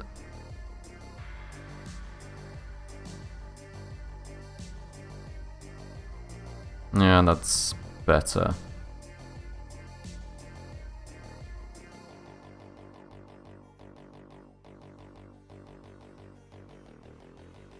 I mean, obviously, you know, wishlist it on Steam. This is developer page. The developer page on Steam. But still, why not? Why not? I think it should be even smaller though.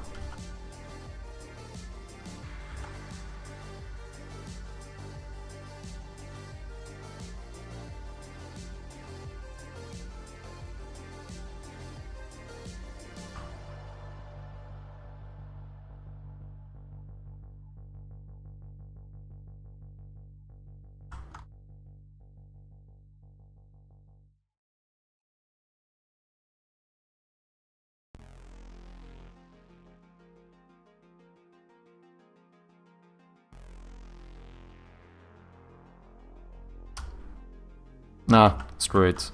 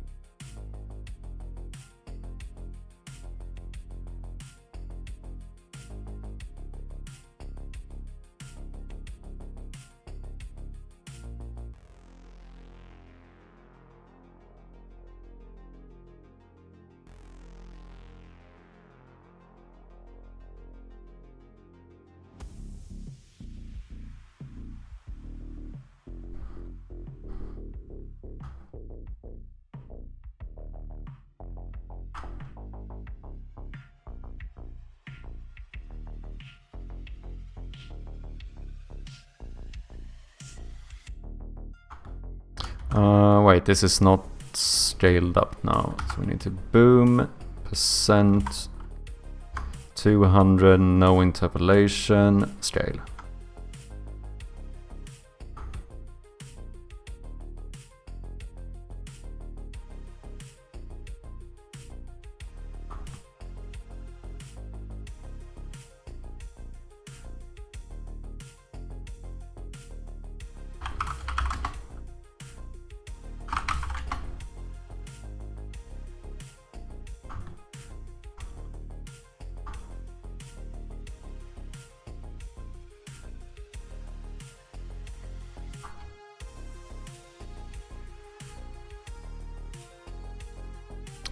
This is most likely going to be faded out anyway, but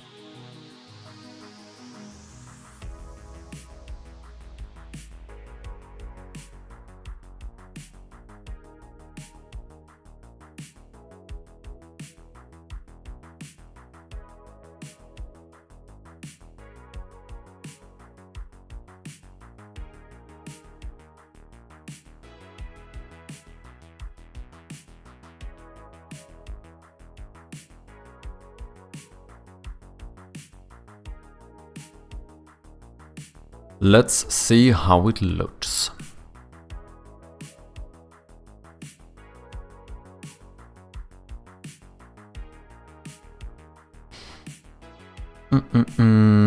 Let's go. I guess this is Steam assets.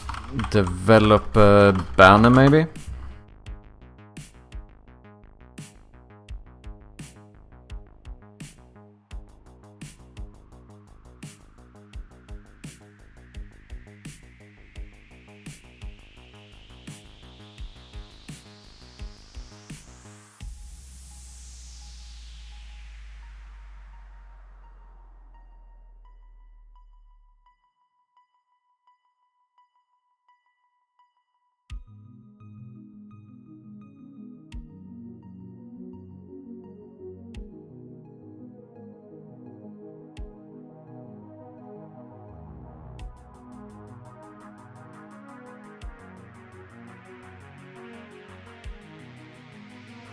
That's not too shabby.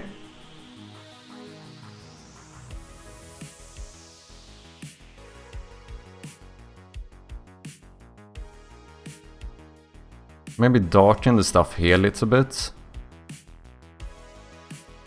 Because the name becomes a little bit hard to read. Also, let's remove the checkpoint, that looks weird.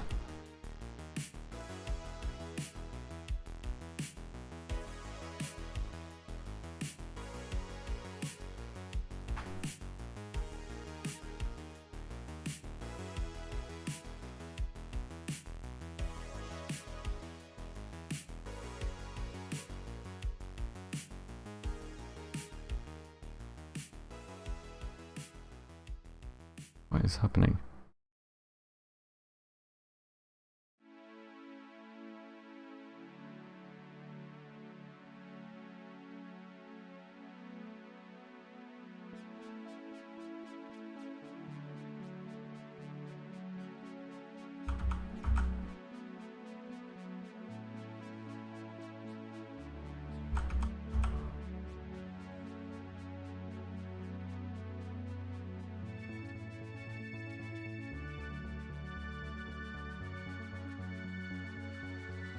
Why is it becoming... Oh, no? Why is it becoming so weird here? This is not a very good fade out.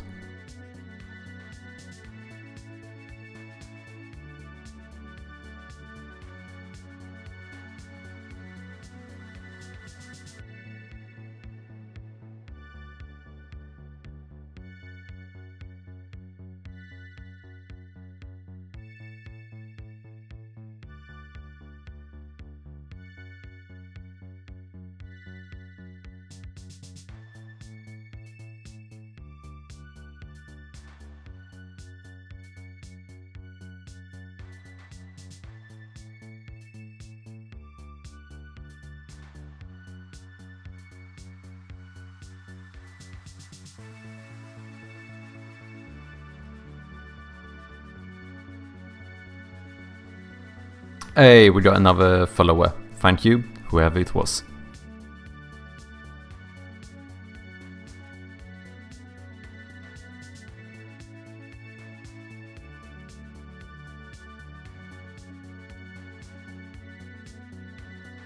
Yeah, I think that's better. Now you can sort of, you know, you can read the text a little bit more easily. Oh wait, you can just about see the red line at the end here. I think we should remove that. I thought the image actually was, you know, as wide as the page, and then they faded it out, but they don't. They stop it here, it seems like. You can kinda make out the red line. It looks a little bit weird.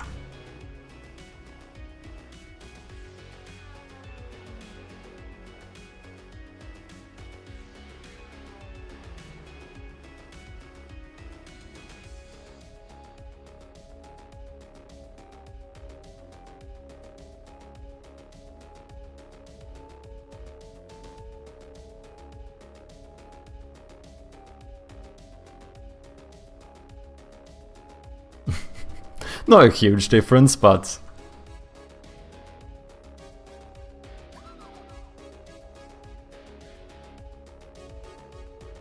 that's something.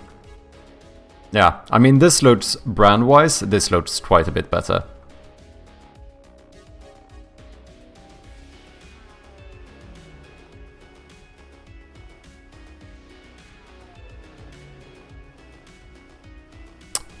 I like it.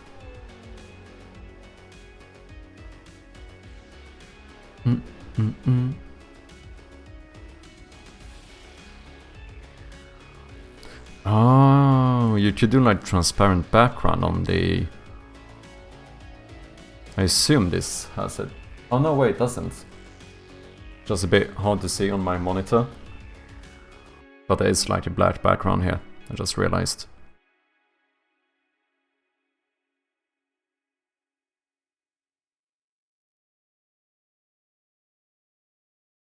Nice! Okay, last time I'm gonna share it, in case anyone wants to follow the dev page. Get updates on Steam releases and stuff, apparently. Let's go!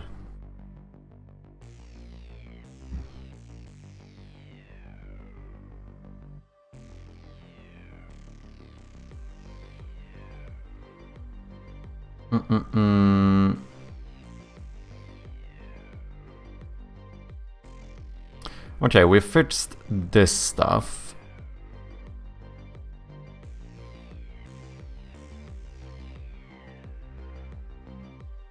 We should probably rework the credits a little bit here as well, because I don't think I've done anything to the credits. Not the most important stuff, but... Mm-mm-mm.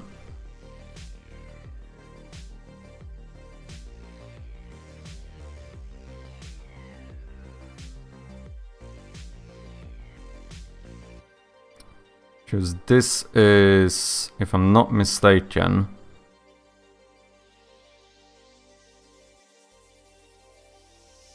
I wonder if we should switch the logo now, since for Steam I actually did end up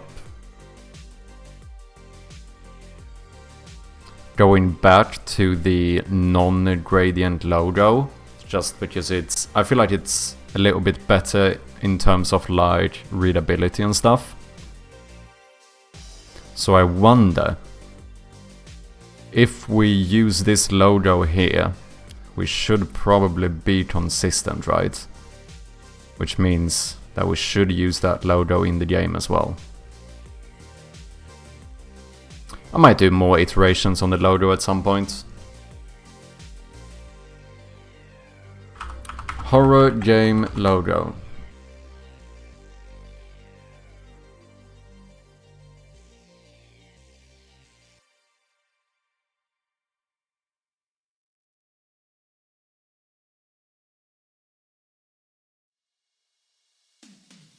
This is a bit too much for my liking.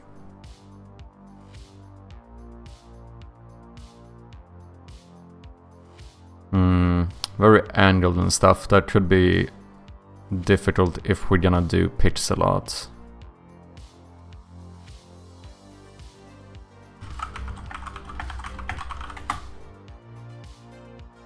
Because I feel like it would look weird to not have a pixel art logo, wouldn't it? Does anyone know of a pixel art game that does not have a pixel art logo? Nah, it feels like that would... No, it would seem out of place.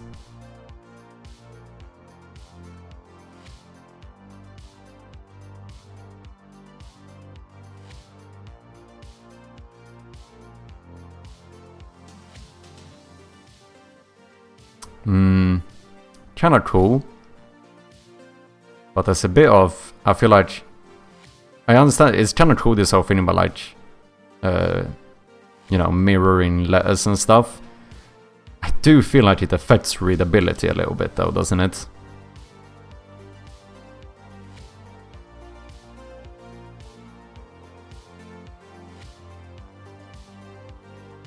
Oh yeah, like kinda scribbled text. But that's also, oof, that seems like it could be difficult to do with pixel art.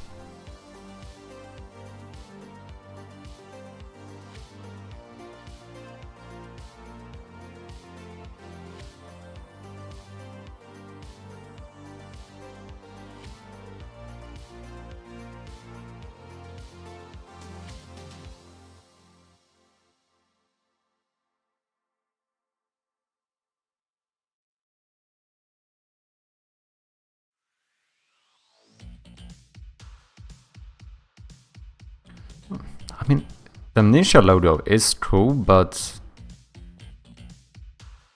I don't know.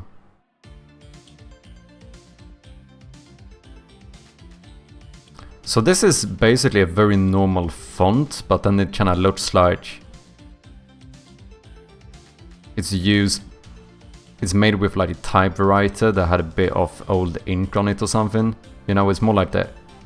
Rather than having a very like horror-esque font, it seems like they had a normal font and then like horrified it a little bit with the details or whatever.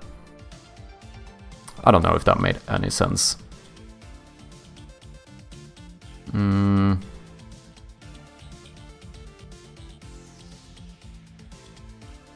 I feel like something in general that tends to work quite well for like horror stuff is imperfections. Like a little bit like this kind of stuff where the middle part of the E is not like centered. That is a little bit off. You know, the O's are not like completely round, this kind of stuff. Which is why I think the font that we use in the game here actually works quite well too, because this is not like a perfect font. This kind of imperfect typewriter. Is that what you call it? Is that a typewriter? Is that the old writing thing? Yeah, exactly. It's like an imperfect typewriter font, which I feel fits the vibe of a horror game quite well. Obviously, you don't really see it in that kind of detail, but...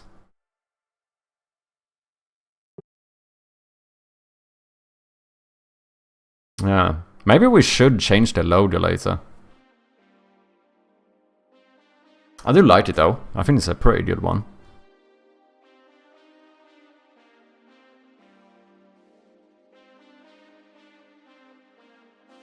Oh, I did add the gamedev field guide in here, but I see that the spacing here is a bit off as well. Oh, well, this we definitely need to remove, since this is the full version now.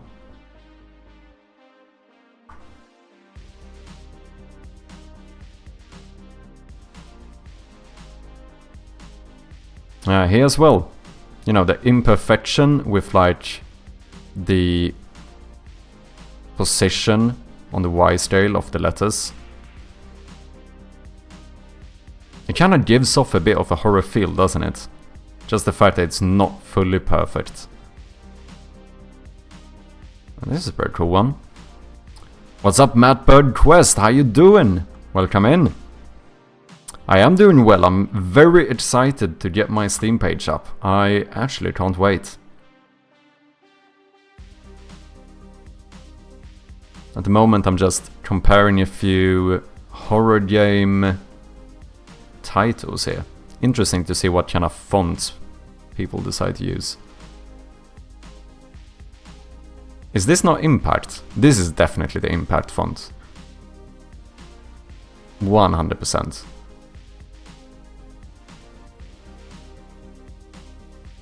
That was awesome. Yeah, I'm really excited. Hopefully it should be up this week.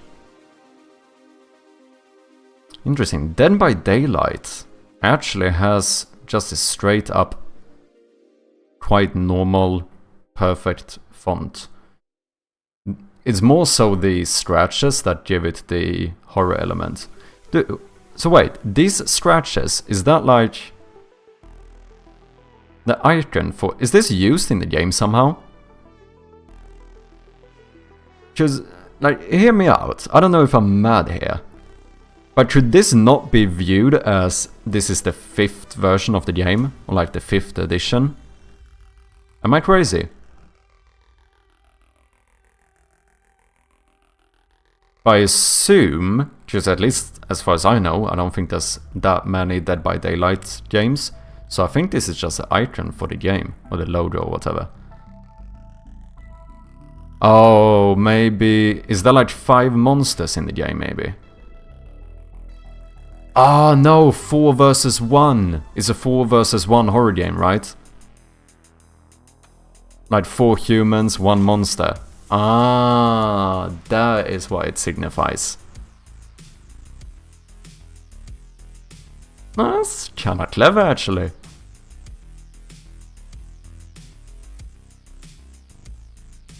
Yeah, I get it now. It makes sense. Pixel art. Pixel horror. Yeah, this is the thing. You could do quite like... I don't know. Imperfect text with pixel art too, and actually have it look quite... like, this looks pretty nice. There's a bit of anti-aliasing here going on, I think, because it looks slightly blurry, but... I mean, it does look pretty nice. Just to be clear, when I say imperfections, I mean like in the literal sense of how the text is drawn. That's not a dig in any sense. Oh, Daffodil Boy. Cool, but a little bit too unreadable for my taste. Because you want it to be... like, people should not have to squint their eyes to read your logo, right? I feel like that's one of the most important things. You want it to be clearly readable, but still unique, or whatever. Which I suppose is the challenge.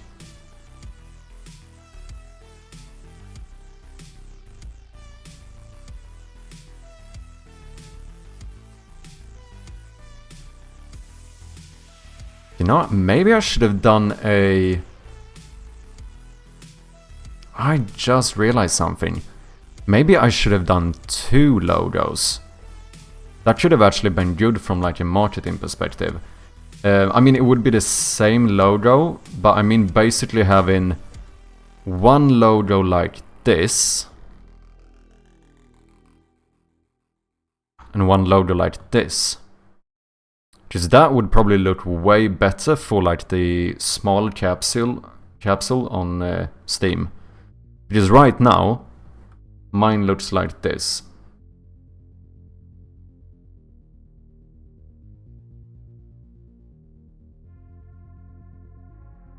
And I feel like this is almost a little bit too like cramped in here. Maybe it would have looked better to have it... Oh, it might not fit with the... How upscale is this? Small capsule. Let me double check.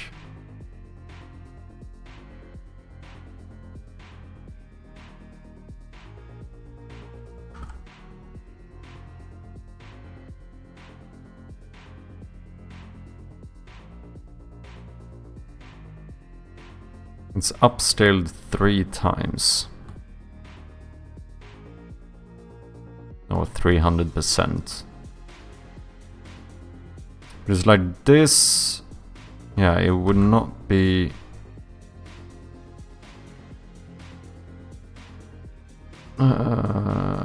Wait, this is difficult. Let's do...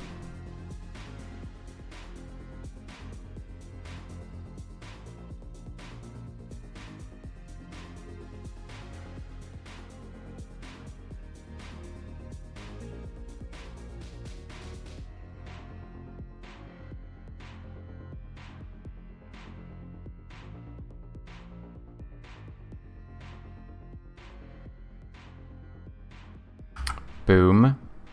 And then we do 50, 100 scale. That's native. If we instead did 200%, I mean, it would make the text smaller though. Maybe this is a bad idea.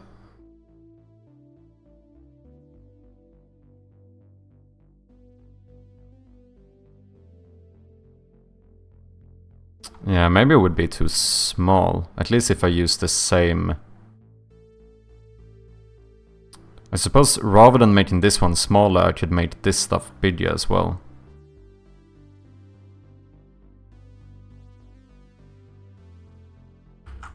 This is just for testing purposes.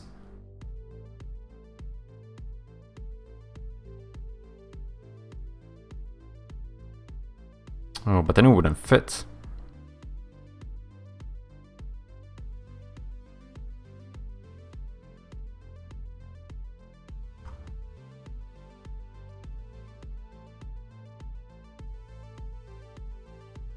Unless we smush it all together, maybe.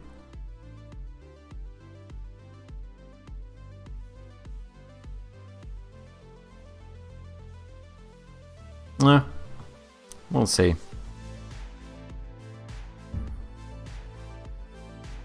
How are you doing, Matt? All good? To be fair, I don't think this is horrible either. But it does look a little bit... I feel like there's very little space above and below.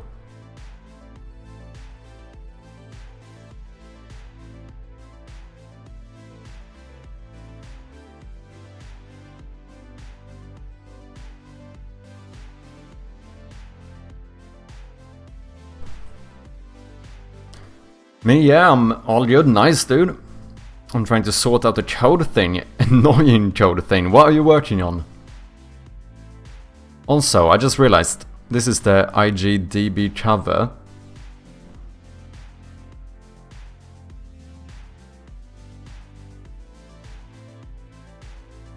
Oh wait, I've actually got an... Oh, what's this? I've been waiting for like 2 months for them to review this page. And I made a few edits, and now they instantly told me there were issues. Interesting. Hi, Steam link redirects to the Steam homepage. Can you correct that? Yeah. Look, here's the thing. I've been waiting for them for like 2 months to validate this page. So I thought I might as well add the Steam link now.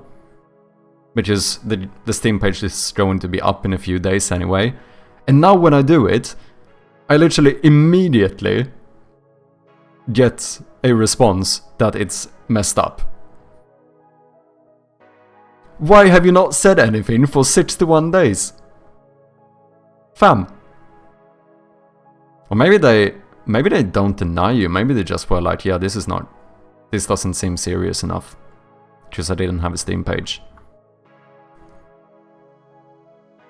Oh wait, this is an automated message. Your change is awaiting further input. Please review the comments written by admins and keepers. Oh. Okay, never mind. I think... Wait, what? Is this redirect...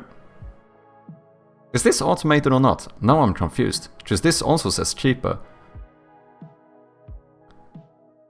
This change will automatically be discarded in 7 days if we do not hear from you. That sounds like a fucking threat. Okay, so that should probably be fine though. Because obviously this... Okay, works for me, but if I open this in a private window, I do get redirected, since the page isn't public. So what I assume we should do is just not do anything at all. Because they did say 7 days. Most likely, as long as our page doesn't get like denied by Twitch, sorry, by Steam, the page should probably be up this week.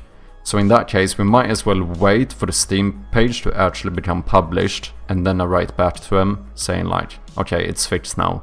And hopefully they can then validate this page. So if anyone is a bit out of the loop as of what exactly is going on here, this is basically the IG, I don't know what that is, something game database, I assume. This is the stuff that makes your game appear on Twitch, for example. Maybe on YouTube too, I'm actually not entirely sure. Does YouTube use IGDB? Because you can also select games on there. It would be easier if YouTube would also use the info hosted on IGBD, but sadly this isn't the case yet. They auto-generate your game's category based on its presence in stores like Steam or having a Wikipedia page. Oh, interesting. So the YouTube one would basically happen automatically. Okay. Interesting. But yeah, I think it's good to get this kind of stuff up there as well, because it means that, you know, you can get your game to appear here. Which is also good because your game on Steam can actually have followers. So people could start like following the game on Twitch to see whenever someone is streaming it. Okay, I think like I should make a note of this though before I forget it. I already have my checklist here, so post Steam page checklist.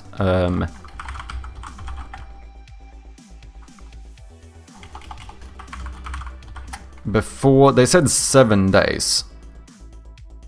So the 20th.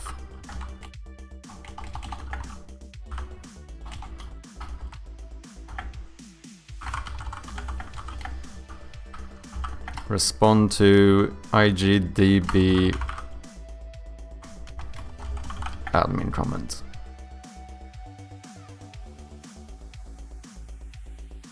Oh wait, this was 14 hours ago. Oh, that should be fine then. Yeah, so before the 20th. If we have the page up, I should respond. Maybe I should respond anyway and say, in that case, say like, It's not public yet, but it's gonna be up in like a few days, so just give me some extra time, please. Thank you. Do you see that you can vote for this stuff as well? I wonder how much...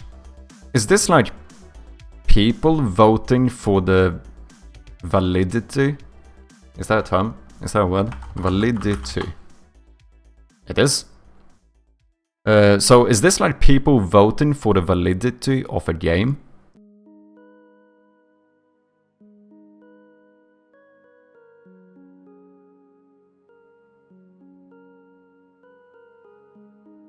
It might actually be. Well, if anyone is feeling like you have some extra time and wanna do a little nice favor here, I think you could go to this link. And if you go here, you don't have to make an account or anything, you can sign up with, or you can like log in with Twitch. See if you have this vote button. It might help them to validate the page a bit quicker. I'm still probably gonna need to fix the Steam page before they do anything, but if you don't mind. I'm trying to mix the streams of video and audio into one file. Oh wait, do you mean mix the streams of video and audio into one file? Wait, do you mean that, do you record them separately? I'm not sure I'm following. Yeah, now, yeah, we have a tag now, waiting for inputs. Yeah, so I am gonna need to respond to them. But let's wait and see if we get the Steam page up this week, because then we can just say that it's all fixed now. And hopefully they will accept it, and then people can actually... Then we will have like a Twitch category for the game, which is kinda PogChamp.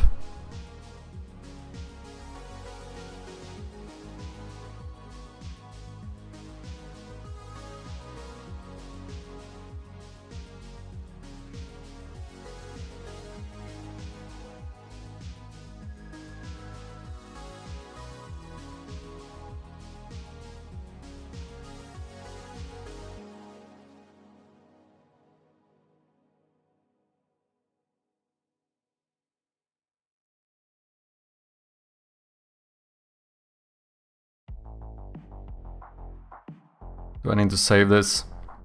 Maybe.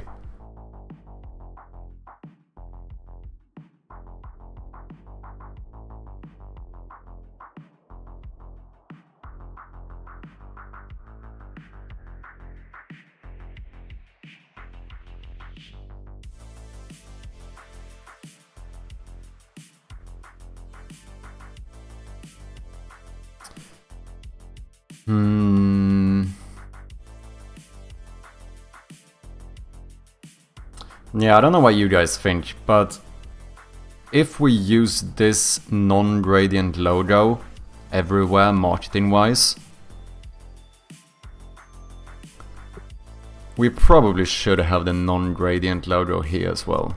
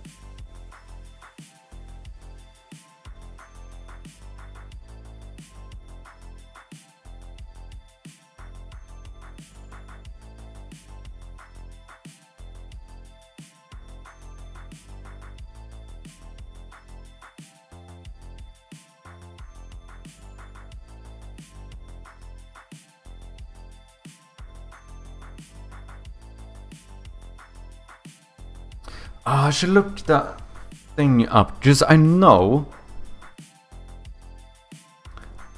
I saw, I think it was Codrad I saw in his credits. He only has one text object and he makes like headers in here. Because none of this is like header stuff, right? How does that work? Text Mesh Pro header.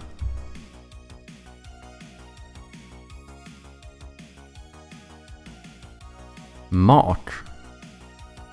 Oh. That's not what I want.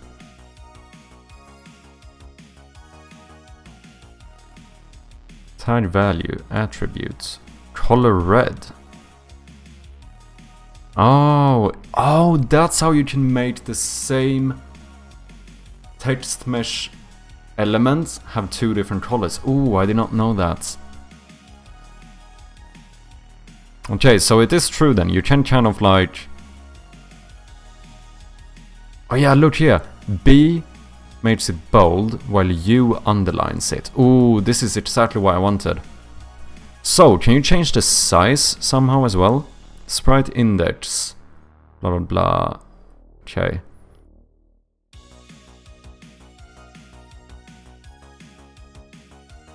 Pixel values.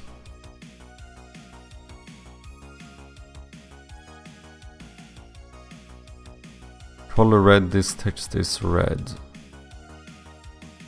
Yeah.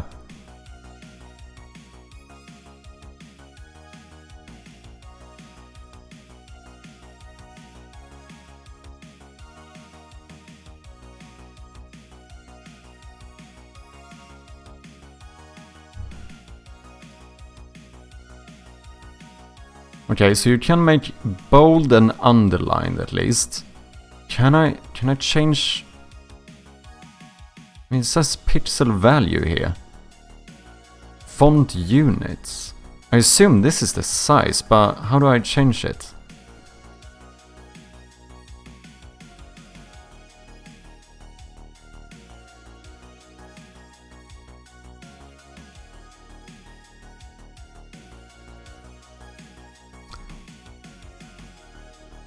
Some types have additional values or attributes and look like this. Tag equals value. Dude, I'm too dumb to understand what they're trying to tell me here.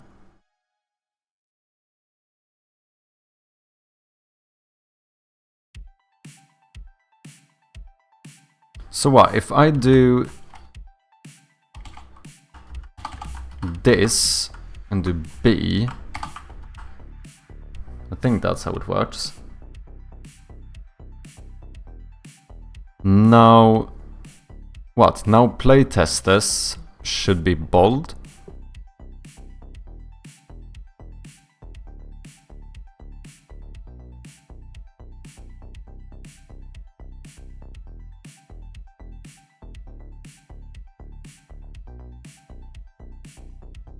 That does not seem to work.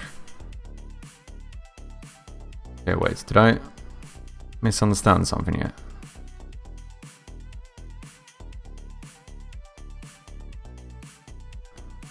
B tag makes text bold. Oh, it already is bold. Is it? Maybe that was the issue. I'll try to make bold text bolder. Because it would be way more convenient to have all of this in just one text file. It would make like spacing and stuff so much easier to handle. That looked the same, didn't it?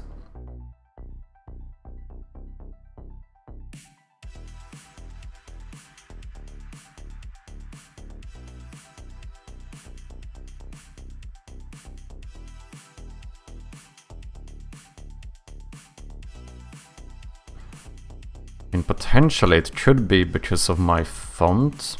Maybe this one doesn't have bold. Maybe.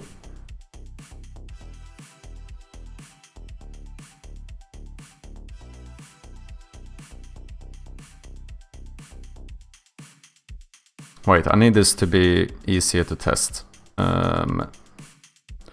Credits, let's add a new Text Mesh Pro.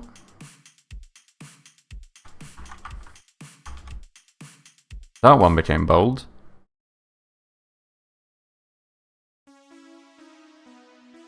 Okay, so if I write this beforehand, everything after becomes the thingy. If I do another one, that didn't work. So how do I stop it?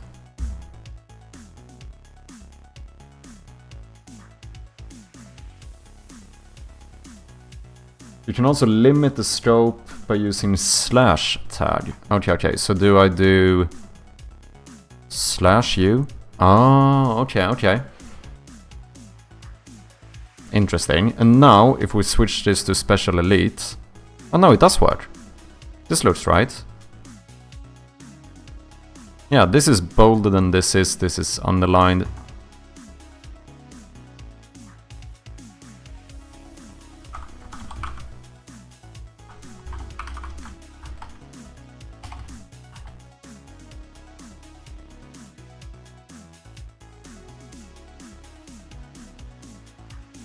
Okay.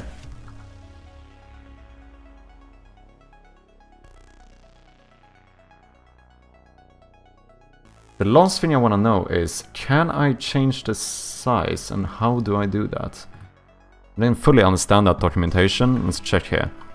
Can you change the font size of a Text Mesh Pro text in the text editor?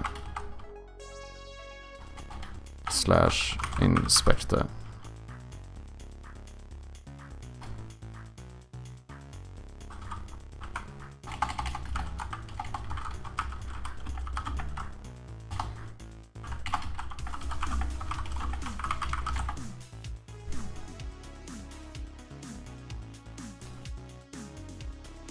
Yes, by using the size tag.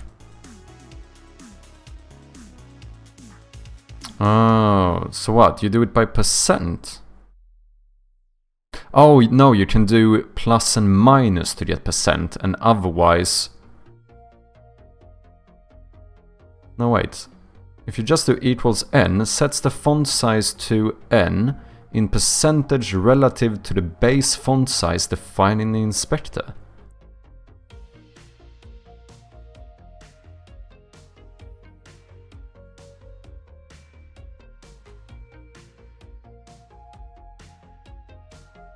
Oh, I get it. I'm being dumb. So yeah, either I do, this is like... Yeah, exactly. Okay, I get it. So you can't do it with like... So you can't do it with the actual size, like 5 pixels, etc.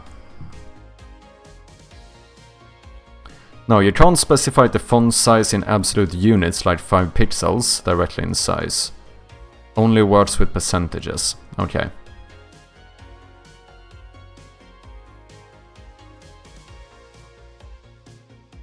Interesting. I mean, that's still, as long as you can change it, I feel like it's fine.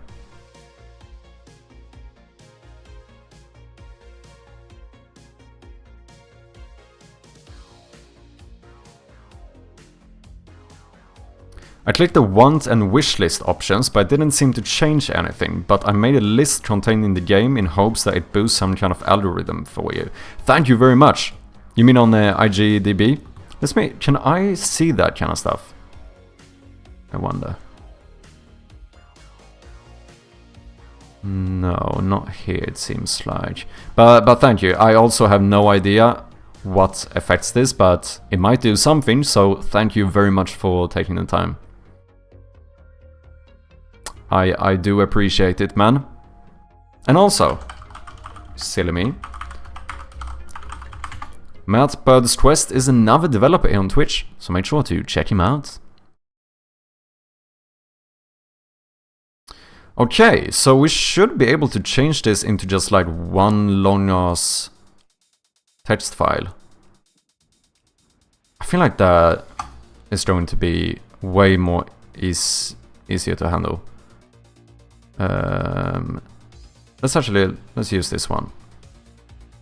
I don't know exactly how I want to do it.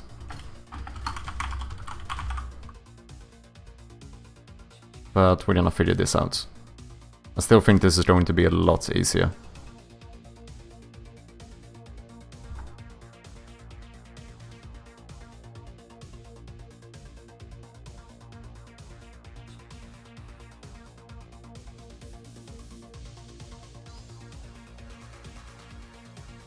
So let's do... maybe have the base text like this. Maybe? I can't remember my Steam account though. When I get there, I'll hit you up. Cheers, man. What's up, Crimson Muffin? How you doing? How's the game going? The game is doing good. We basically finished the Steam page, so at the moment I'm just waiting for Steam to review it, like validate it, so I can finally publish it. Other than that, we made a full new update for the game jam version of the game, so that we can like point people to the Steam page. So obviously that one isn't like published yet either, because I'm gonna wait for the Steam page to go live. And yeah, now we're just doing a little bit of... apparently I'm polishing the credits of my game. Maybe not the most important thing to focus on, but hey, I'm still enjoying it. How you doing, Crimson? Nice to have you, man.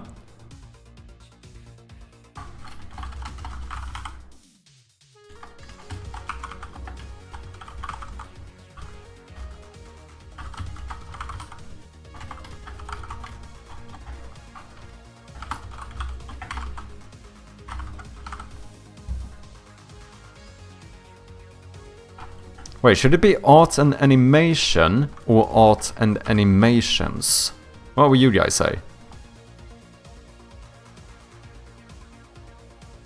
Art and animation. Art and animations. Because animation could be more like the umbrella term, like all the animation of the game. Animations. Oh, I actually don't know. Okay, let's just see how this would look. I'm thinking, what if we...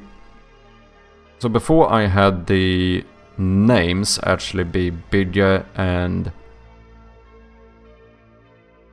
bolder compared to the title or whatever. I feel like that looks pretty good. Because you could also do it the opposite way around. Let's look at game credits. See some inspiration here. Oh yeah, you could do it side to side as well. That's true. Like we could do these kind of credits. But I kinda like these. When it's... just this becomes very like symmetrical. I mean, it's perfect symmetry, isn't it? But just everything is centered. Oh, maybe we should do this as well, where we use a different color for some of the stuff. Maybe we use like red for the titles and then all the names are in white. Okay, here they do the opposite. They have big old titles and then smaller names.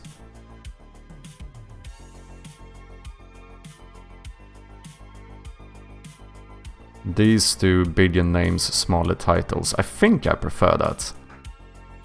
Art and animation, because animations isn't really English unless you made multiple separate animations. Like 2 different animated moves, then it would be animations. Yeah, I mean, that's the thing, because... I mean, there are multiple animations in the game, technically. Can we see what someone else wrote? One of these must have it.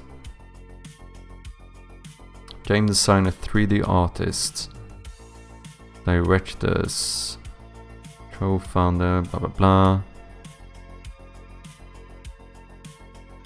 Playtesters, blah blah blah.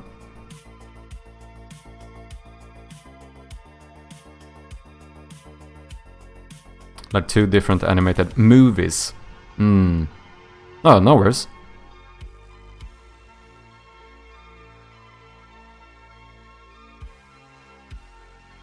Oh yeah, some people might... You might just put animator as well, right?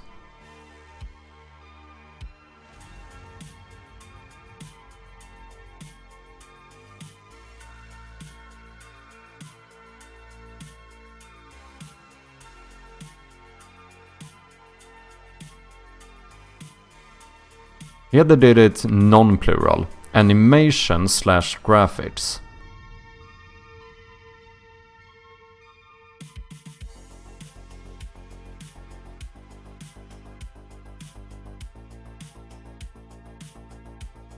I mean, we could ChatGPT it. In the credits of a video game, would you say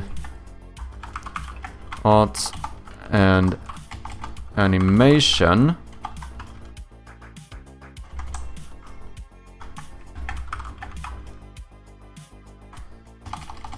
or art and animations? See what we get as a response here. In the credits of a video game, it's more common and concise to say art and animation rather than art and animations. The singular form is typically used to represent the overall domain and discipline, rather than individual instances of animations. I feel like that makes sense. Yeah. So in that case, let's do art and animation. Then we should be able to, like, maybe make the names bold.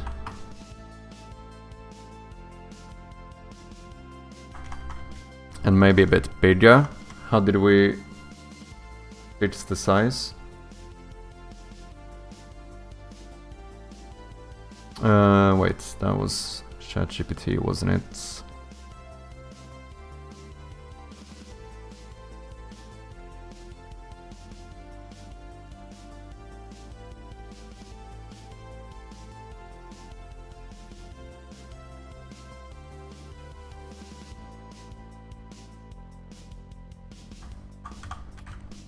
So what, then I do size equals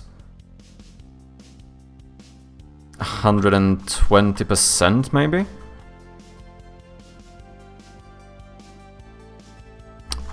Maybe a little bit bigger even, 130? Yeah.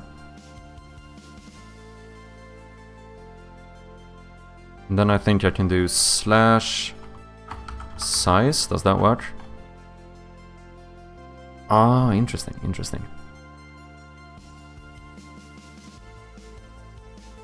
We would want a little bit more space in between the words, right? This looks a little bit too close.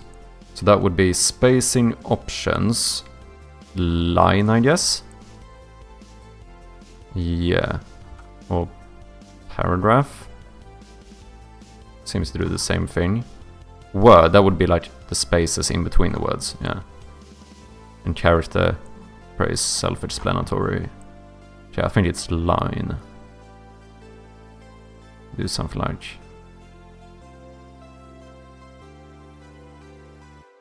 this, maybe?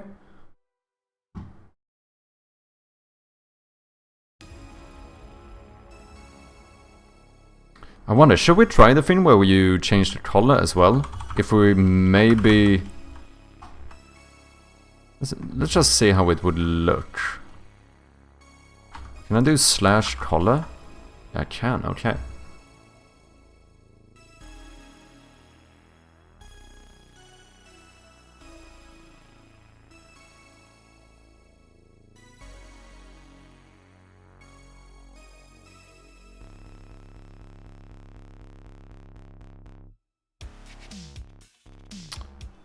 I actually think I like it. I don't know what you guys think. That looks pretty cool.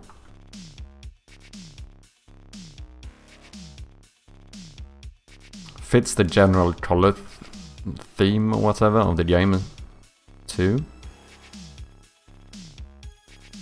And then what we would do is just to like copy these for all the title things.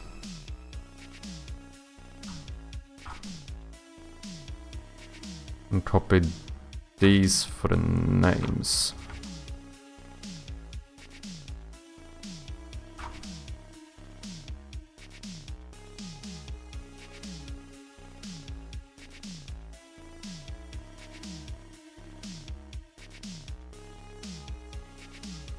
Yeah, I think I prefer this.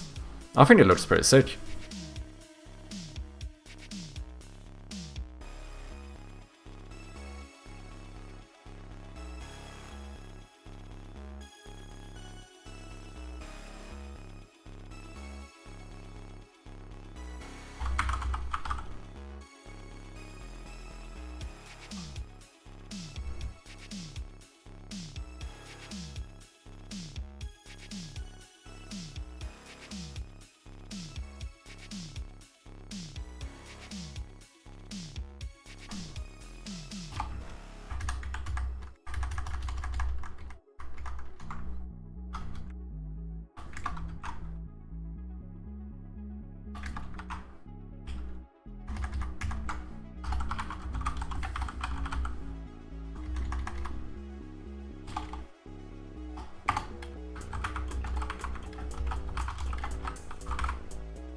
So then I should be able to continue like this, right?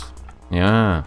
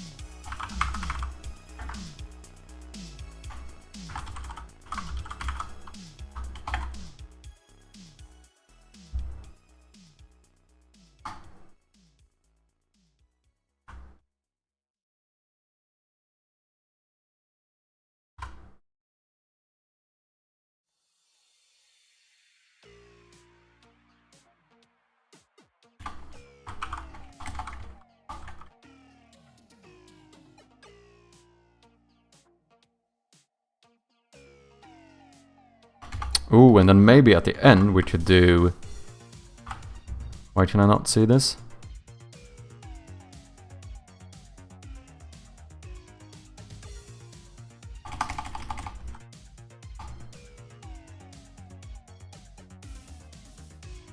Oh, it's outside of the... Okay, okay.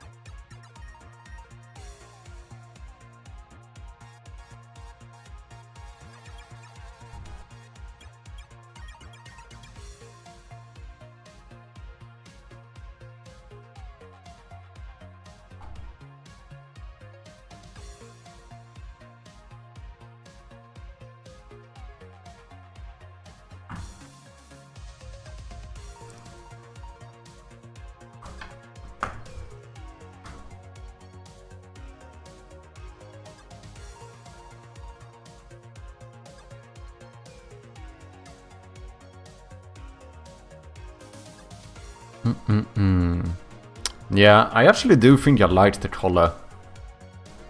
Having color on the titles. It kind of makes the names pop a bit more as well, I feel like.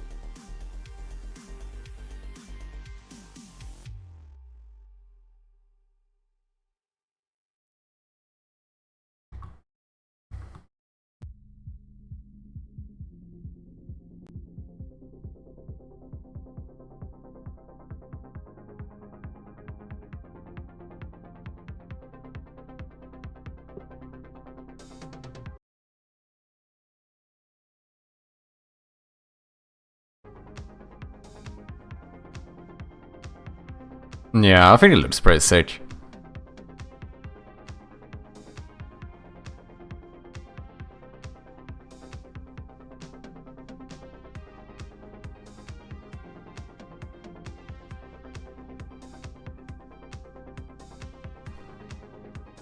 That was a bit weird. I think I like it.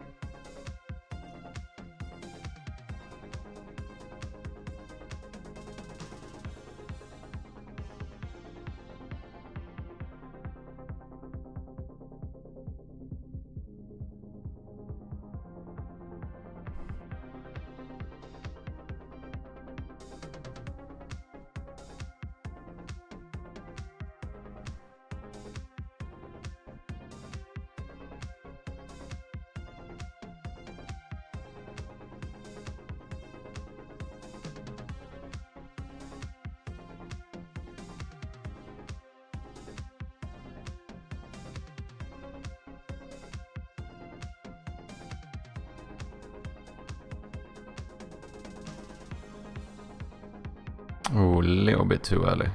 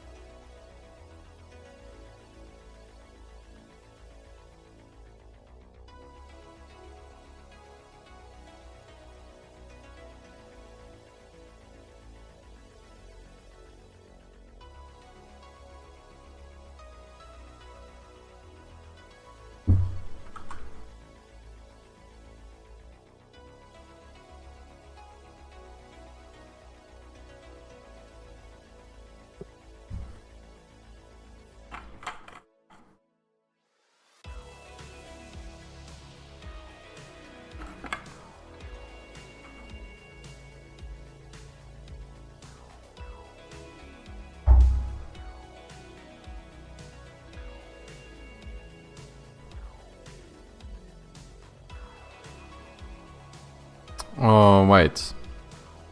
We should up the...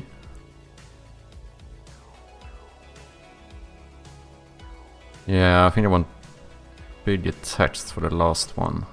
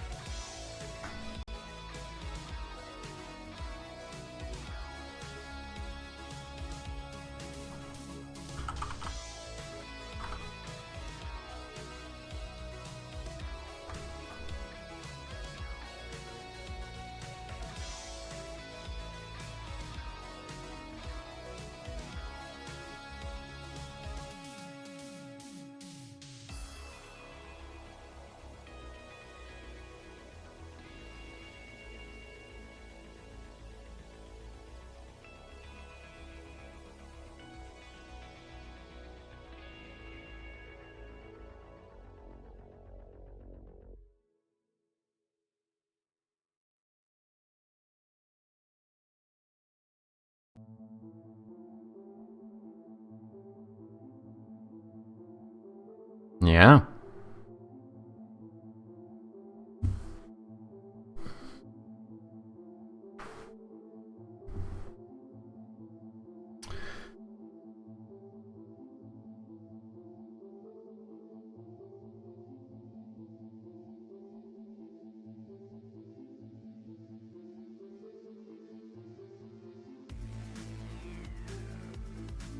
I mean, in the full game, we are probably not going to have any type of like call to action at the end of the credits, right?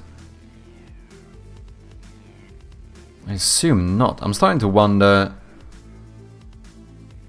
Should we just have the logo on the side and then have the credits roll besides it?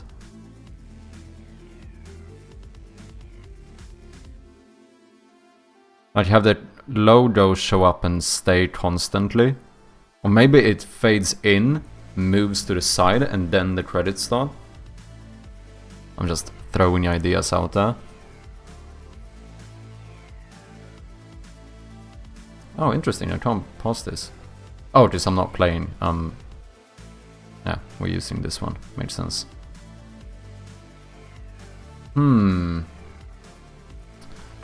Video game credits.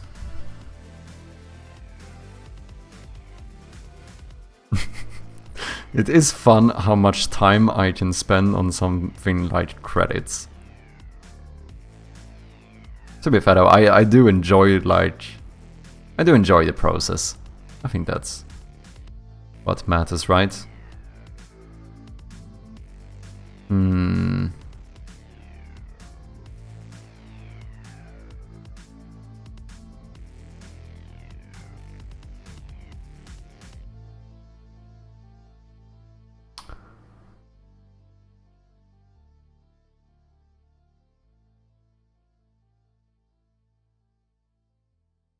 What if the logo fades in like up here, and then it stays in place, and the text rolls up, and then it's like hidden, like it fades out at the top? Ah shit, there's so many ways you could do this. Maybe I shouldn't worry too much about this now.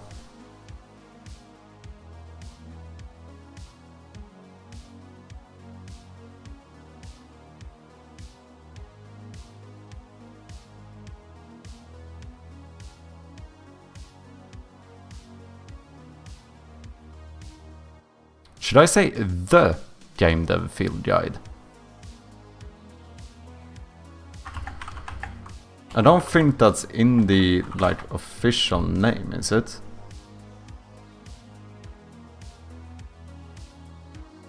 Yeah, like on Spotify, the podcast is just called Game Dev Field Guide.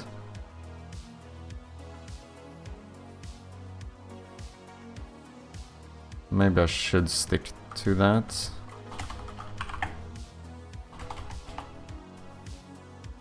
Yeah. If it's the name on Spotify, I feel like that's the one I should use.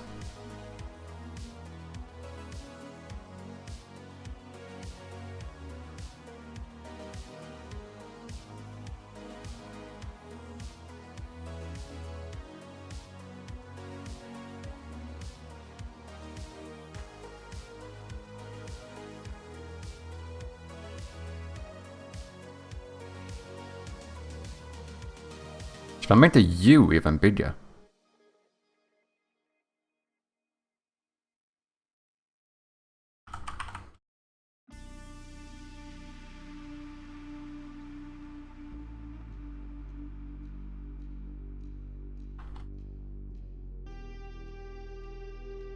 Oh.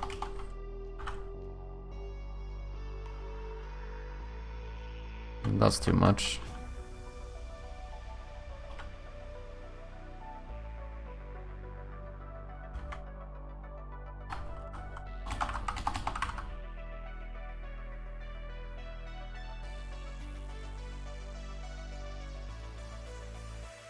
Yeah, maybe.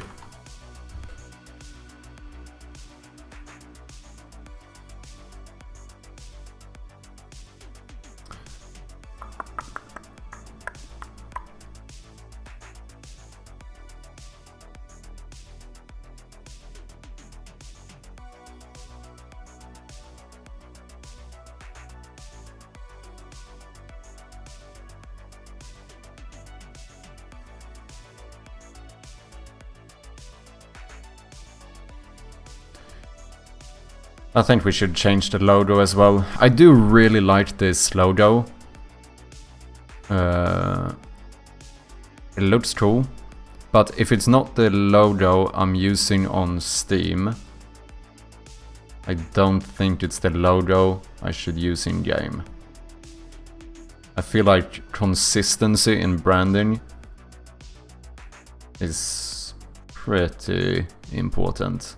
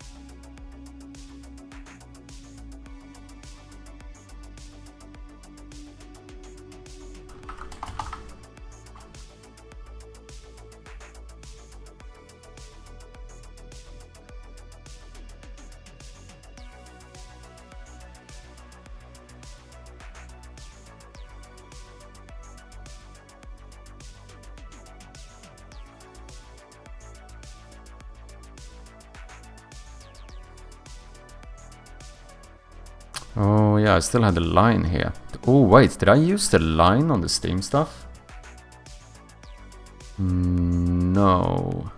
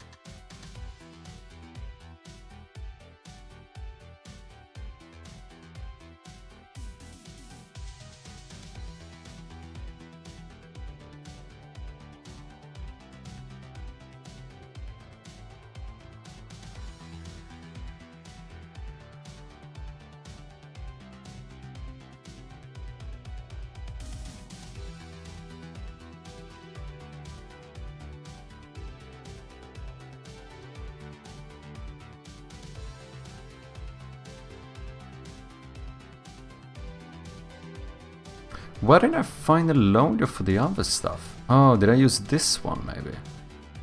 No, this one has a line too.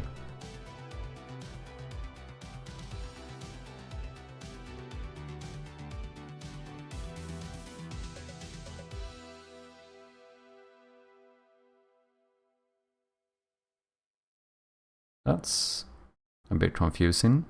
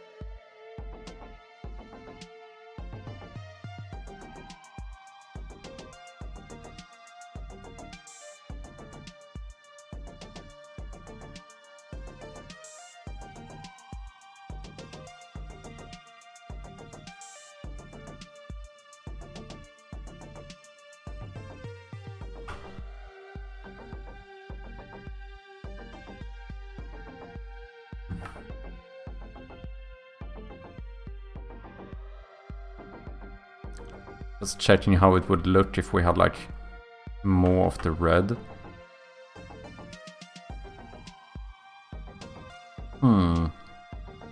Maybe. I've just done all of the caps lock for Steam. I don't think now is the time to start changing my logo. Let's try this though.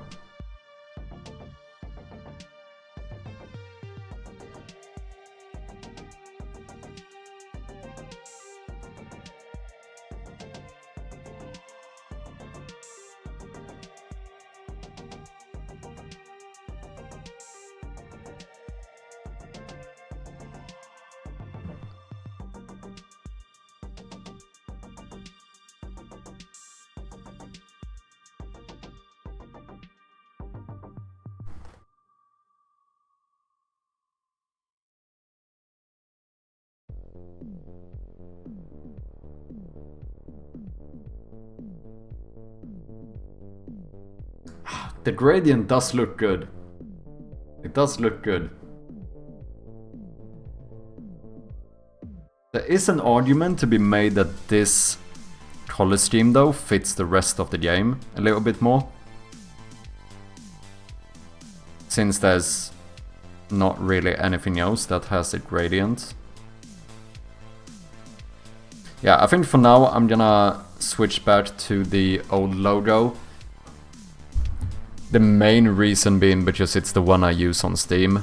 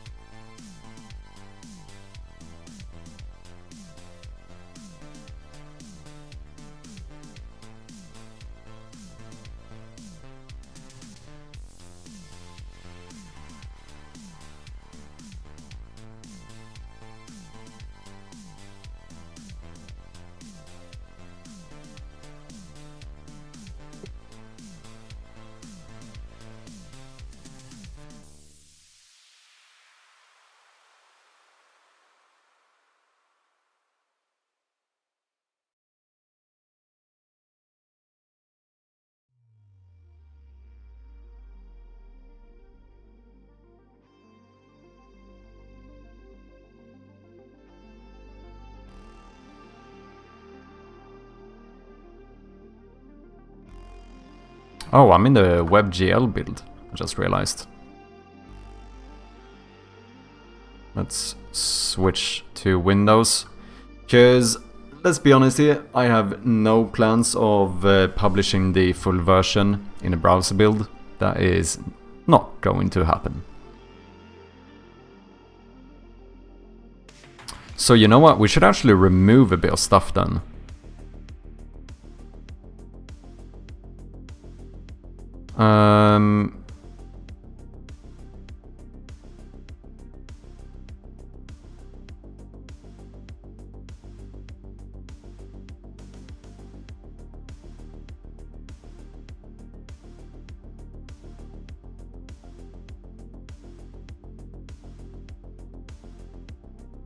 I wonder if it's in the menu manager. I think it is. Because I have some stuff that like this. If Unity WebGL, then remove the quit button. There's no reason why I would need this for the full version, right? No.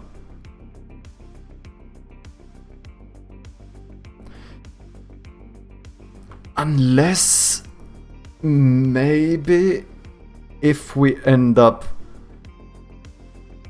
wanting to post or publish the demo on itch, like the full version demo on itch, and we decide to do that in the as a browser build.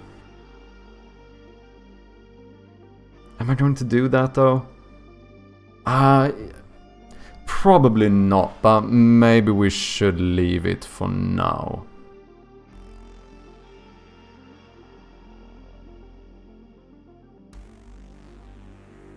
Yeah, I doubt this has much of a... Like, I doubt it affects performance a lot anyway. And maybe we'll leave it for now. Just in case.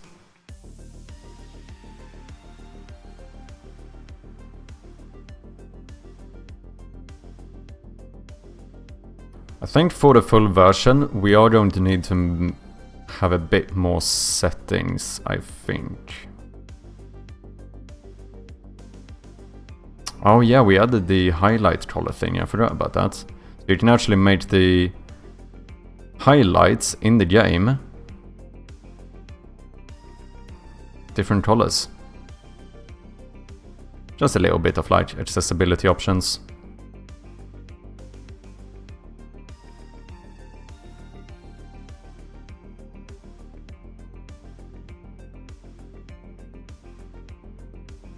But yeah, white is going to be the default.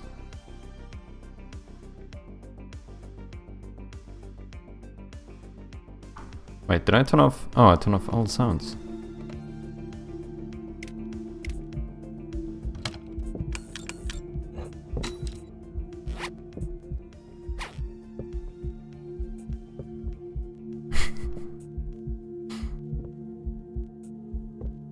Okay, there's one thing we need to do in the game, which is to make sure that the skip intro button is above the map.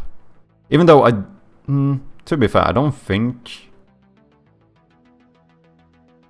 you're probably not gonna have the map from the beginning of the game, right?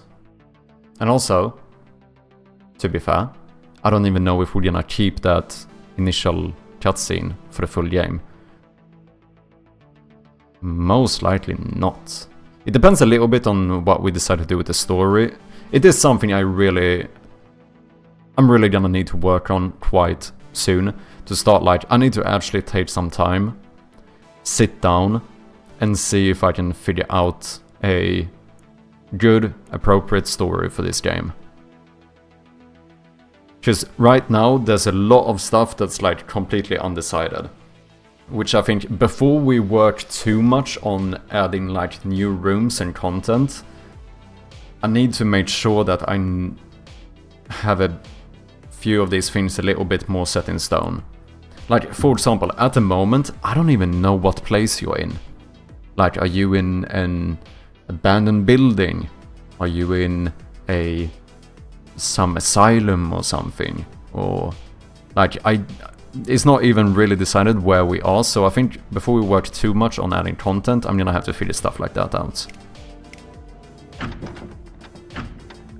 If anyone has any good ideas though, feel free to share them, either here in the chat or on the Discord.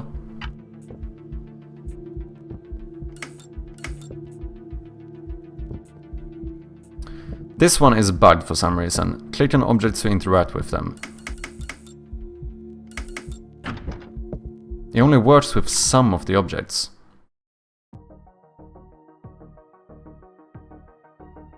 Let's see if we can figure out why that happens.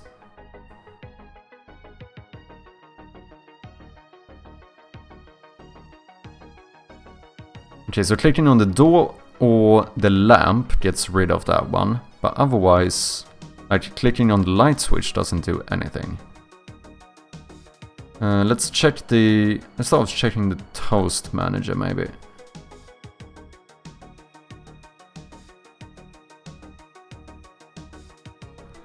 Toast event tutorial tip event.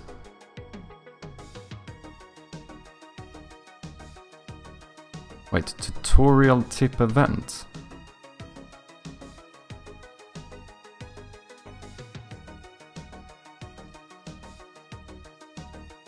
Oh, that's a general one. Or this should not be called tooltips though, because I very recently learned that I did not know what a tooltip was.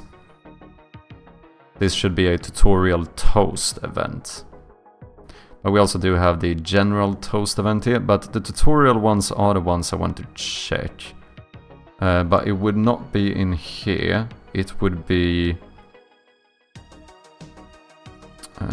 is it here maybe? Toasts. Flashlight tooltip. Here, interaction tooltip.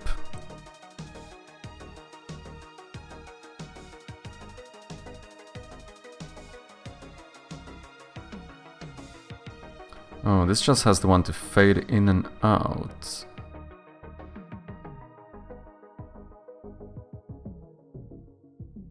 How am I handling this?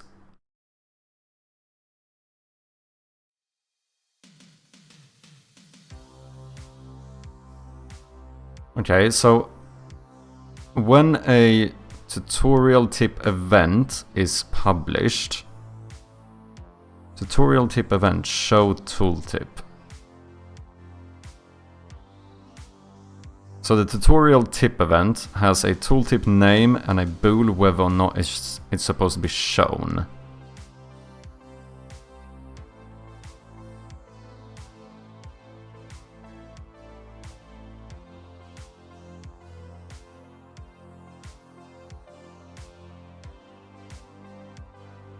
Okay, so... Oh, is it because I have both item interactable and not item interactable, maybe? Is that the issue? I wonder. What's up, Fire Inside? How you doing? Welcome in. Your game appears on itch. Where's the Steam page? Unfortunately, the Steam page is not public yet. I have marked it as ready for review, so I'm currently waiting for Steam to review it. So it should be up this week, because I marked it... Is it the same game? Yes and no. So on itch is currently the Game Jam version, which I now has decided to instead call a Game Jam demo. So, I mean, it's going to be the same game in like spirit, but I'm gonna make a longer and much more improved version, basically. That's the plan.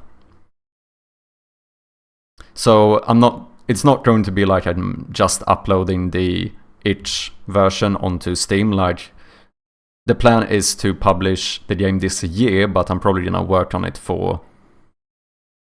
I mean, as of right now, I'm thinking about maybe having trying to get the full release out around Halloween or around October, because it kind of makes sense for a horror game. So yeah, there's gonna be a lot of changes to the full game. Did a lot play the Jam version? I think so. I mean, it's all relative, isn't it? I don't have much to compare to, since it's technically the first game I ever published. But I think, from my perspective, a lot played it. So currently I'm sitting at... My itch page has had 770 views. I've had 46 downloads and 433 browser plays. So, ish, almost 500 people have played it. I don't know whether you consider that a lot or not, but that is the stats. Oh wait, is this all time though? Oh no, wait. Oh no, it is. Okay.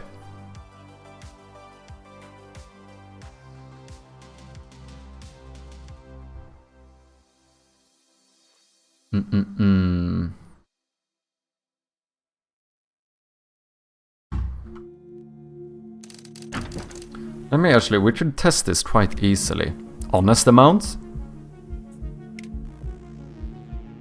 Okay, click on objects to interact with them. What if I do the vase here?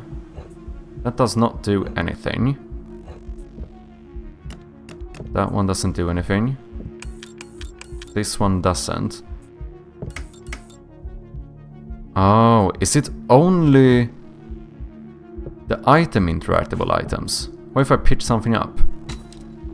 That doesn't do anything either. But if I click on this one, I bet it's going to disappear. Yeah. Okay, so the issue is I'm doing the check correctly on the item interactable ones, the ones that you could use an item on, but not on the normal interactable items. I think that's the issue. Let's have a look. New clickables. So we have item interactable and then interactable. One of I'm doing something different here. So item interactable.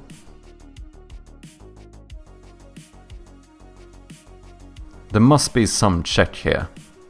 Here, if the interaction tooltip has not been shown,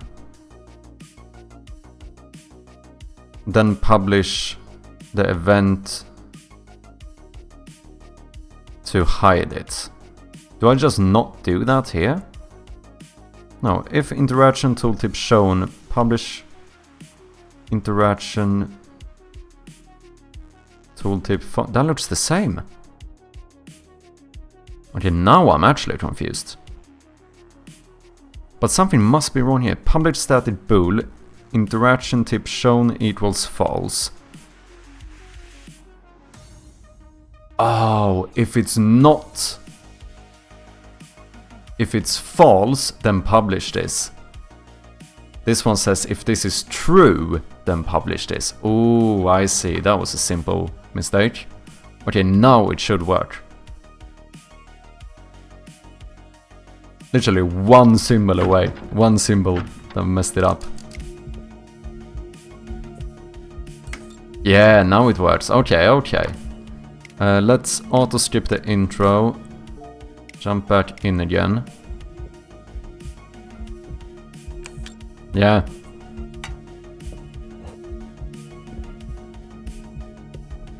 Now it does seem to be working.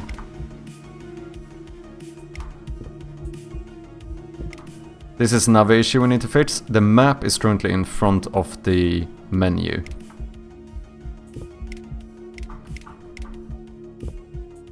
Okay. I think that's a more important issue than the skip button. Not that it's really that difficult to do this. All we need to do is make sure that menus should basically be in front of everything, right? And the map should be at least behind this stuff. Cutscene elements, dialog box, skip button. This should also be in front of most of this. Let's put it here, but the flashlight needs to be interactable, so the flashlight needs to be in front of you. I think this should work.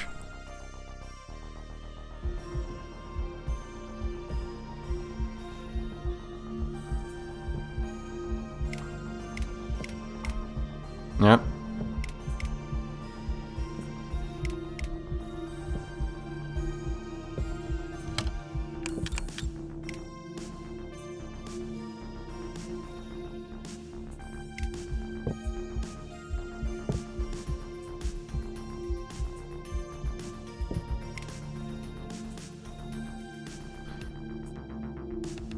Maybe we should like freeze the background when you open the menu and then just either make it a little blurry or like reduce the alpha value to make it darker but have some background going on here. That could look pretty sick.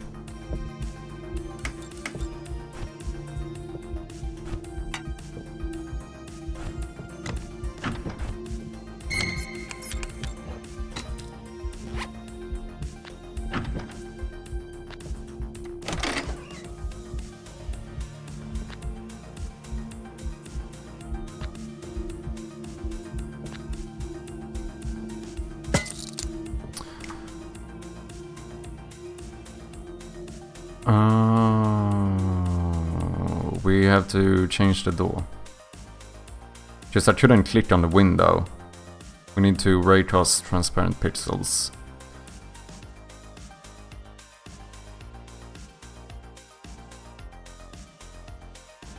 Rooms, room 0. Door. See, the closed door does raycast alpha pixels, but not the open one.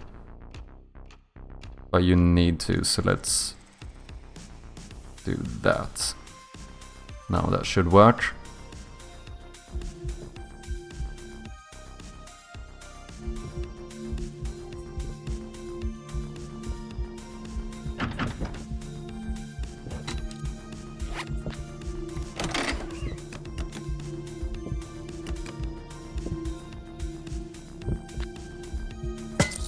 Yeah.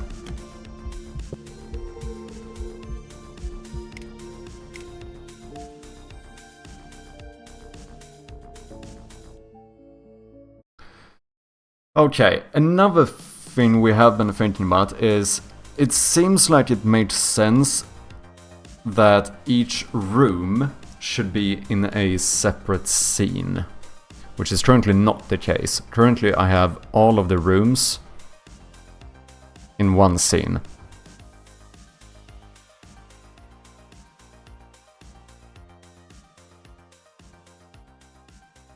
Which I think this is going to be a lot more organized if we separate the rooms to different scenes as well. But it does mean we are gonna need to reformat a few things. Like the room manager, for example, is obviously going to handle this a little bit differently now. I mean, are we even... what exactly do we do in the room manager?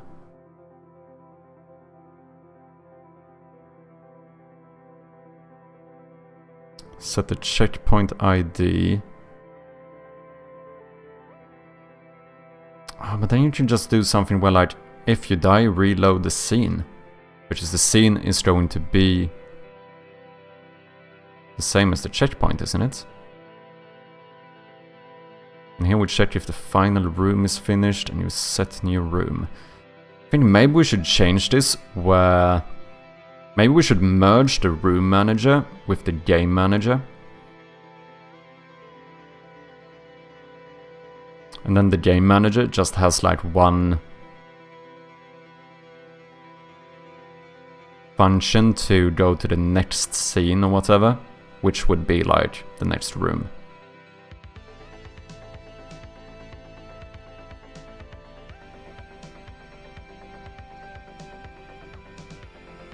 Because otherwise I feel like we are done with quite a lot of the refactoring.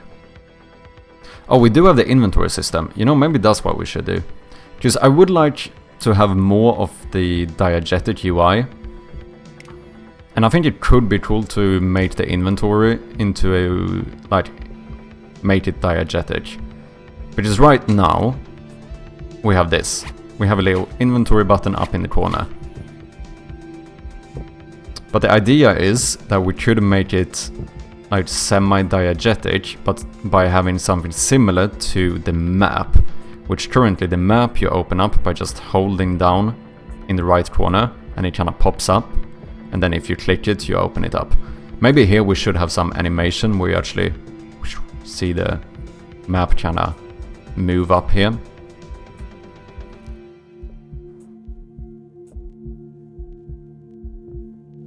But maybe doing something similar here, where if you hold the cursor down here, you can see the badge kind of popping up. And then if you click it, that's when you open like this type of menu thing here. Because that would mean that we can get rid of this like inventory button, which I feel like is good from like an immersion standpoint. Because the less UI we have, I feel like the game is gonna feel more immersive, right?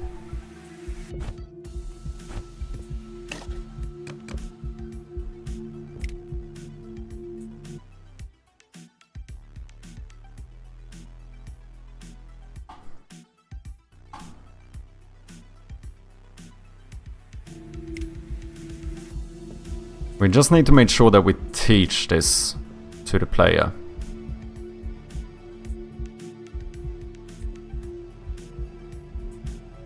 We need to make sure that it feels like intuitive.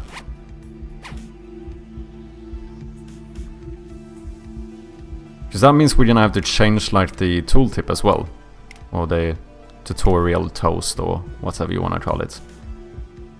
It's like now, if I pick this one up, it says click on the bag to open your inventory. So here we would need to do something where it teaches the player to hover down in the corner. Maybe phrased a little bit better, but you get the gist.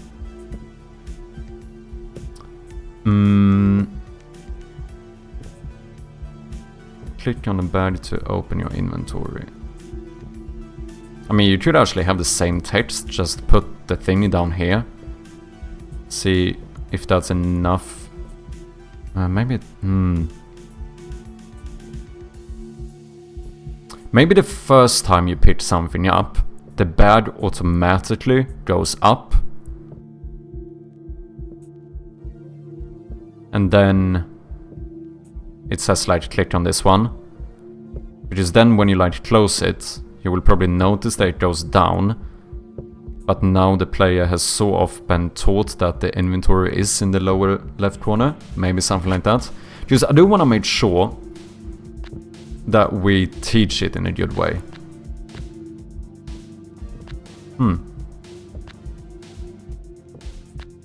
Channel 1 does not work.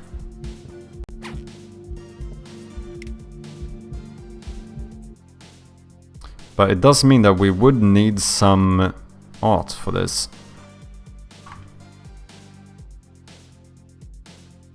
So currently for the map, I just show like this portion of the map in the right corner.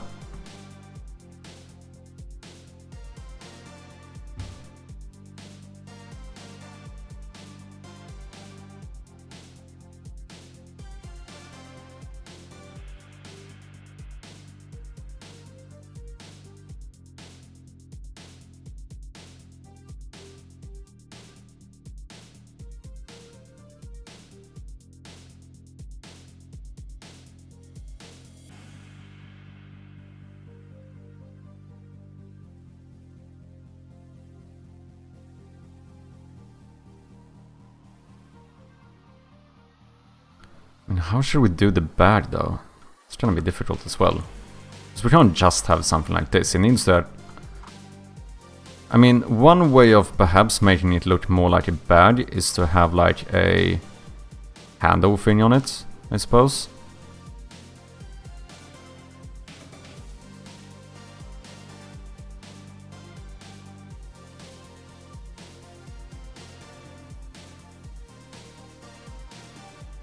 Or maybe you do hear a zipper at the moment. The like sound effect for the badge is a zipper, so maybe we actually made like a zipper thing.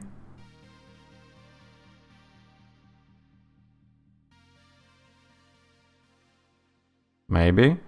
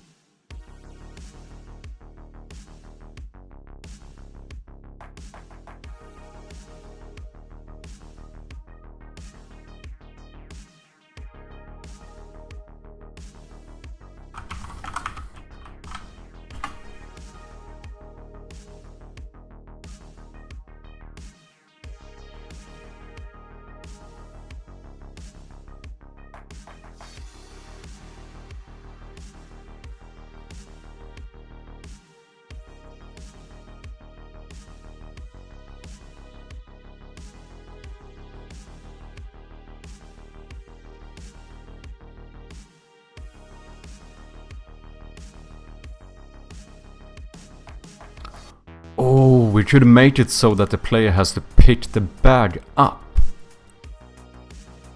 So in the first room, we should have like a bag on the floor or something. And then that's like a collectible item, and when you click on the bag, you see like the bag going down in this corner.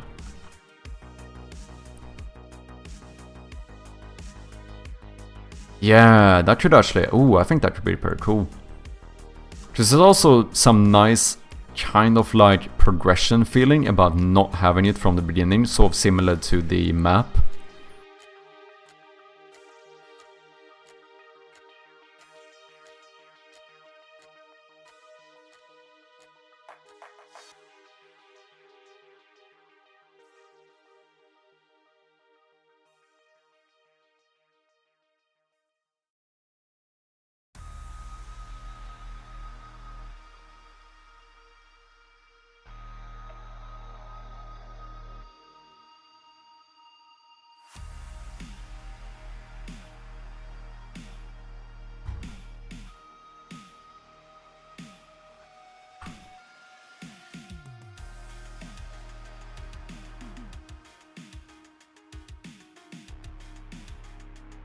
And if you find the badge, that's also... We should put something in the badge from the beginning. Just say that, like, if we need to, if it makes sense, that is. Having, like, you know... Because nothing says that if you find the badge, nothing says that it needs to be... empty, you know?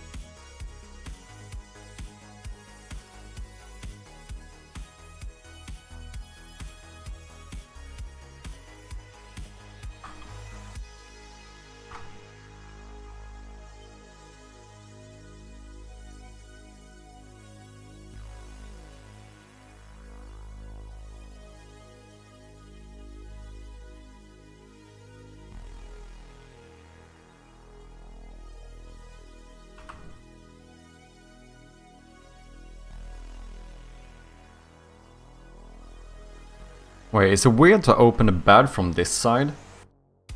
No, wait, that is how you would open a badge, right?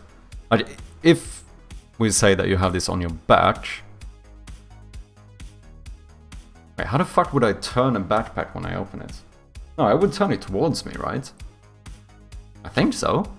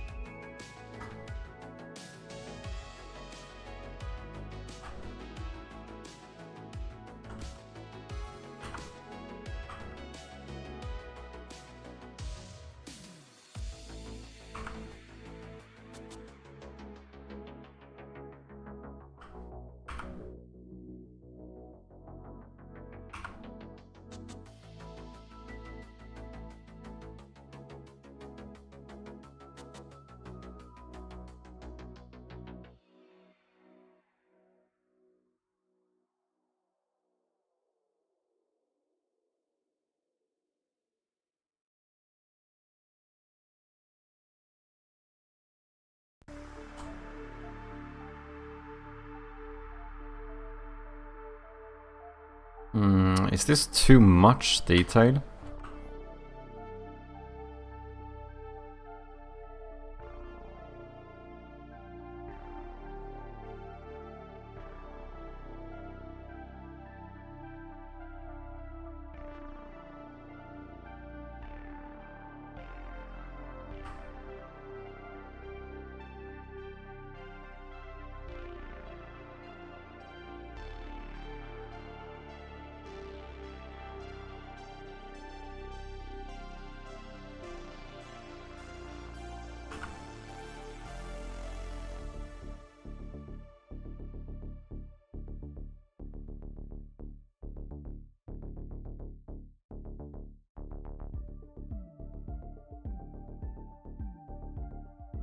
So my plan is basically that when you click the badge, what you could do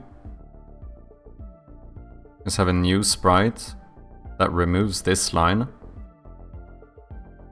which kinda looks like you zipped it open.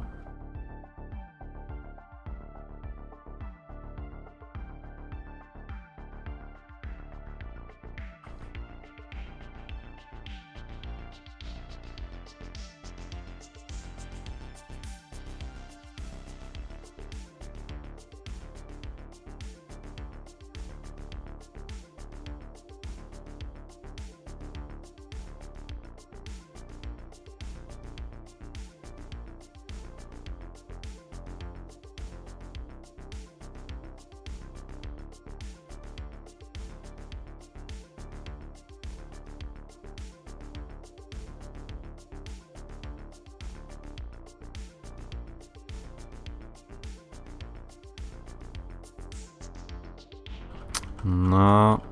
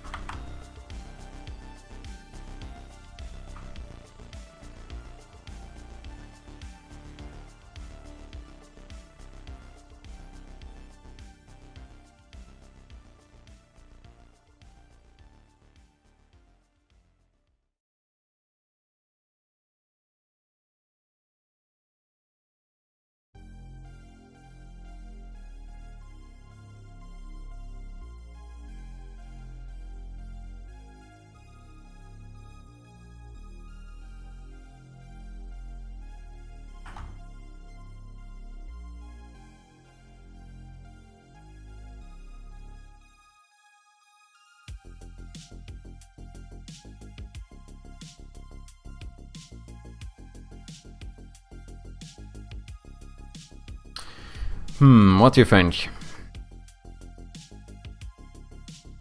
I feel like it's recognizable as a badge at least. That's something good.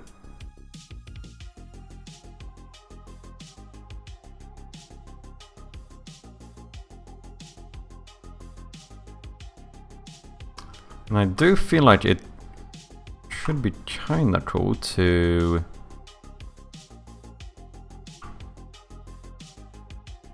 have another one then that looks like it's zipped up.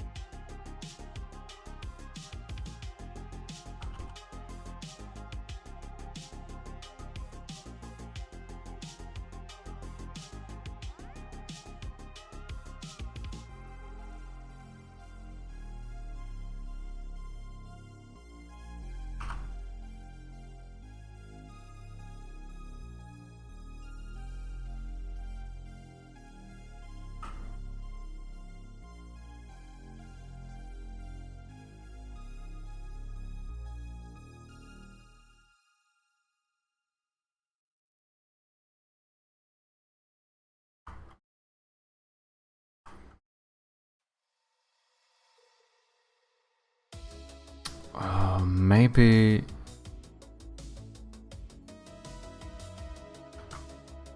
this one should be like taller like before when you first lift it up, but then it goes down a little bit when you open it. Maybe.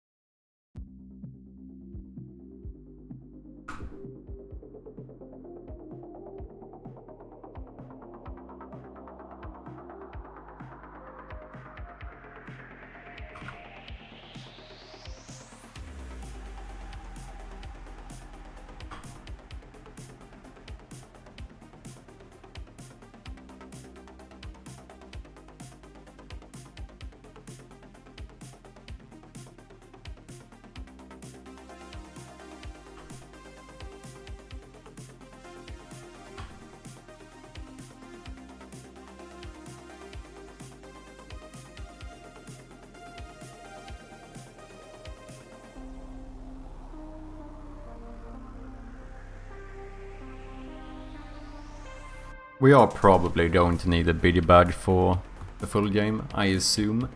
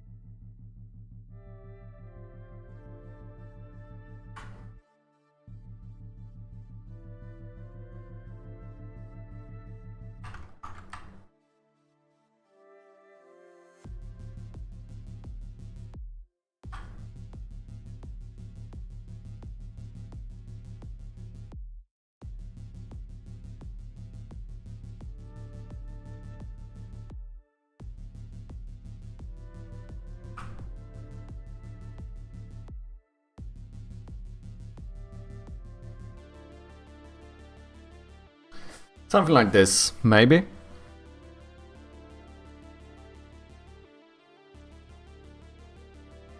So it's like semi-diegetic. Like the badge itself is kind of diegetic UI, but then we kind of gamify it when we actually show the contents of the inventory. Because I don't think we can make it full on like the forest inventory.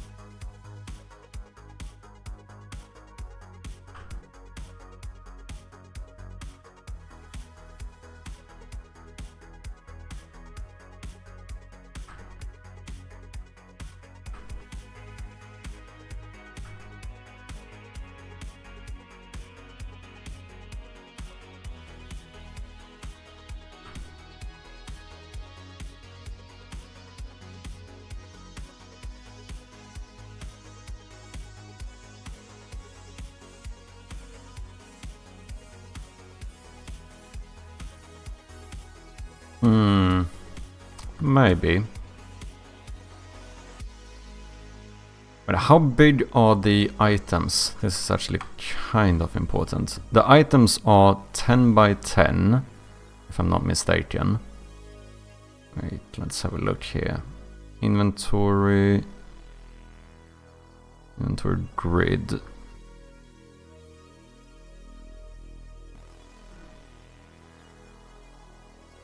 The items are indeed 10 by 10, and it looks like we have 1 pixel in between them and 2 pixels from the top and bottom.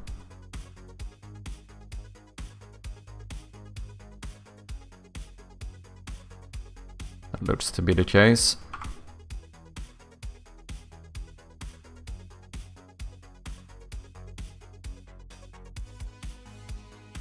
So in that case, the actual item slots would be something like this.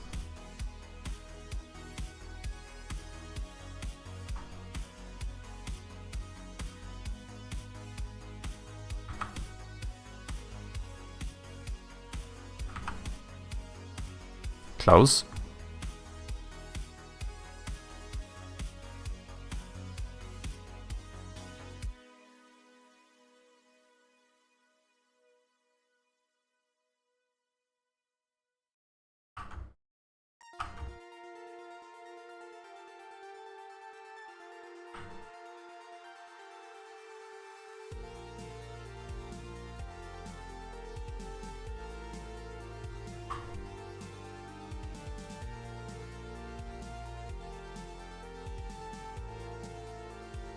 Oh, am I really gonna have this many items? This does seem like a lot of items. How many items did we have in the game jam? I think I counted it before. I think it was like 12 or something. So that would... Basically, this is kind of what we have in the game jam. Maybe then. We're gonna make the game like 3-4 times longer. We could probably assume that we're gonna pick up like 3-4 the amount of items. But we could also do something where... I did think about that before, adding something where you can like discard items.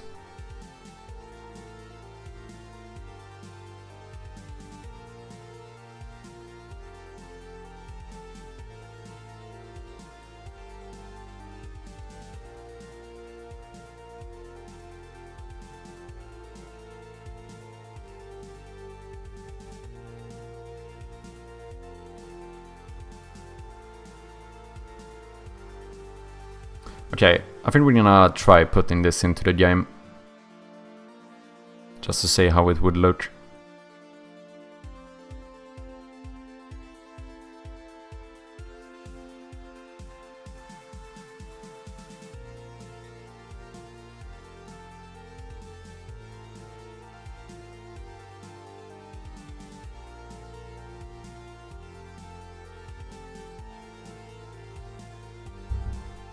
Ah, shit, my phone died. It's a little bit annoying since I got the light, because now I don't have enough outlets to charge my phone by the PC anymore. I need to get a bigger, what you call it? Extension thing, you know what I mean.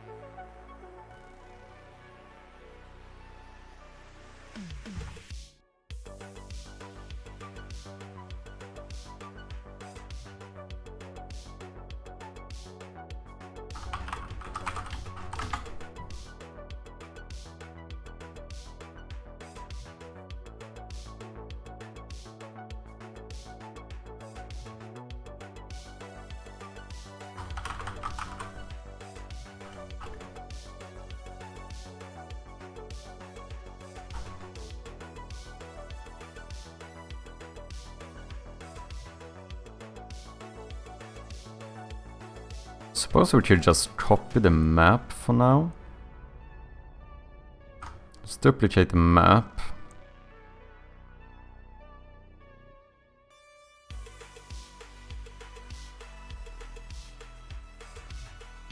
Don't need this one.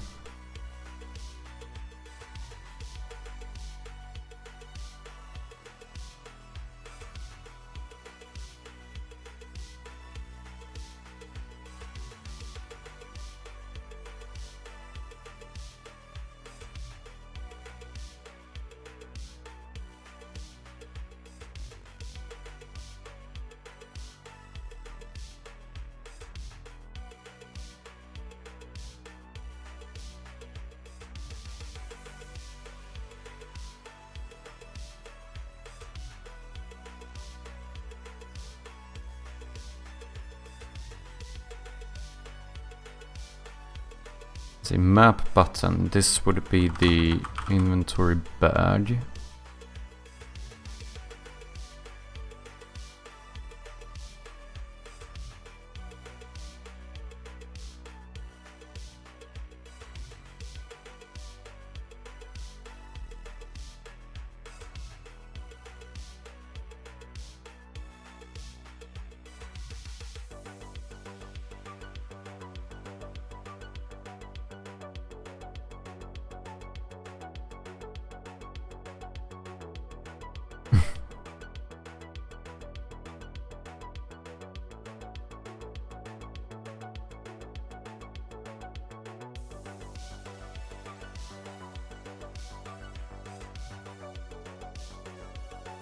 Oh, this is... Okay, wait.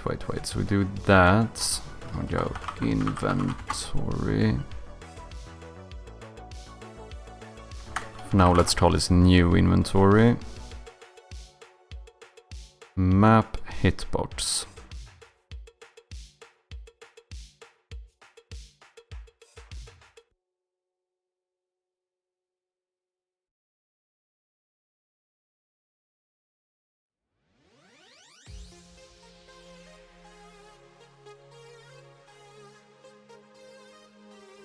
I'm gonna have to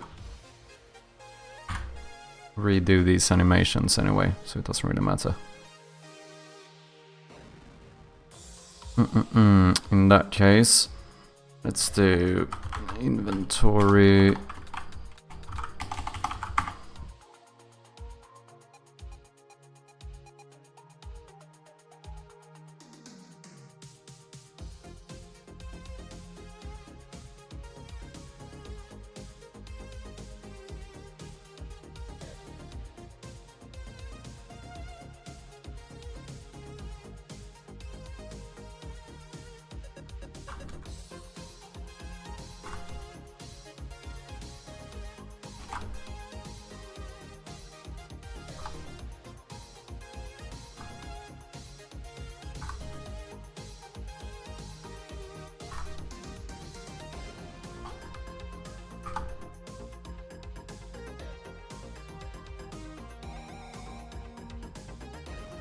Why is that not matching?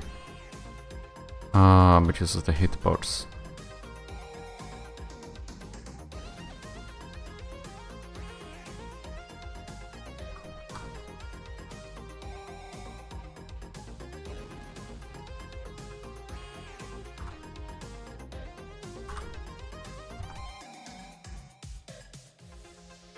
So then a plan would be that if you bring the cursor down here, we just like pop the badge up, and you click it, it will open. Diegetic.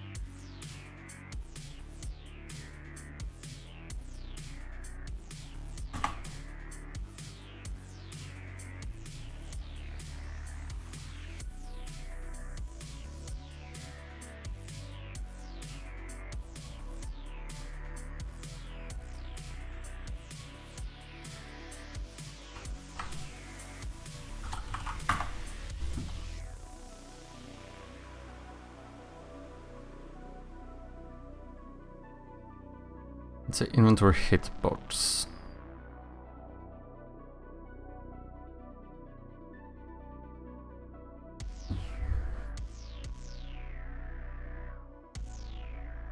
Do I move the... I guess I only move the inventory button up, right? How did I do on the other one?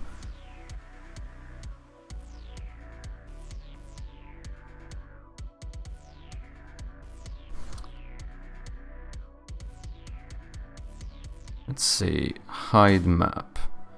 Yeah, I only changed the anchored position of the map button, which would be the same as moving this one. So badge show, you should, inventory button, retransform, anchored position, remove this one, record.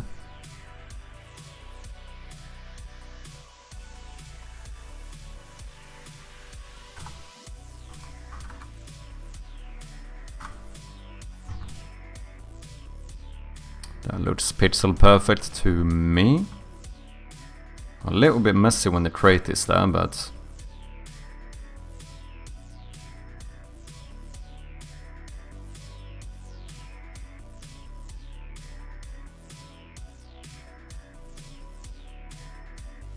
maybe.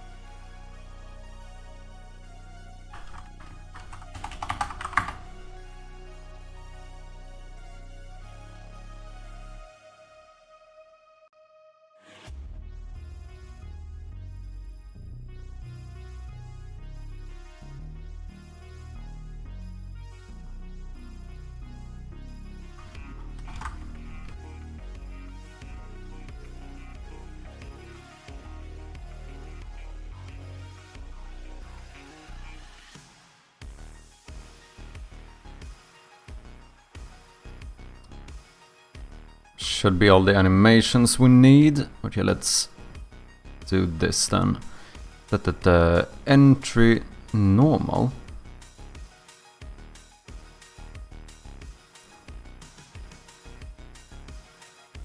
But oh wait, I'm on the wrong one. Never mind. Huh? Oh, there we go. Okay, so entry should be to badge down. And then we should have a transition to badge show, which is automatically gonna go to badge up. Then you can hide the badge and go back to badge down. To show the badge. Okay, we need some parameters here. Which I think... I changed this one from the last stream when we started working on the map. Instead of doing a separate one, I just made a hover interactable in that takes in. So this is instead of like a normal interactable or item interactable item, we just have a hover interactable. So then we could reuse this for other stuff in the game as well. Flexible, you know. I think that should be good. Let's see here.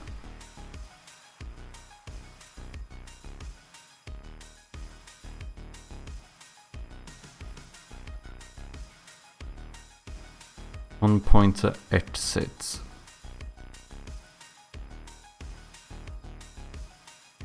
Oh, here. Huh? Trigger animation on click.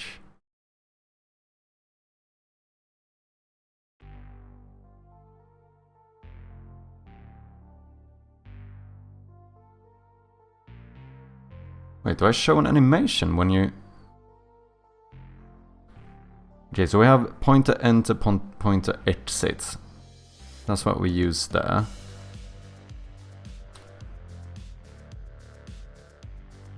Oh yeah, this is the only weird thing here, because here on click, since we are using the hover interactable script, this one that takes in the interactable interface is usually used for like clickable objects, but here it technically is trigger animation on hover. That's it.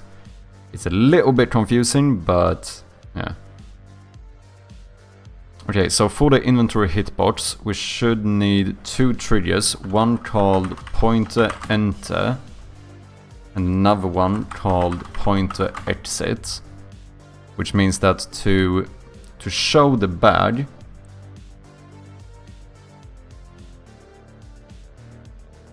the pointer must enter. And we are... badge down should not have exit time. And no transition.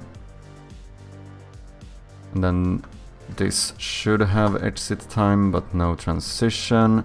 And then badge up. To hide the badge, the pointer has to exit.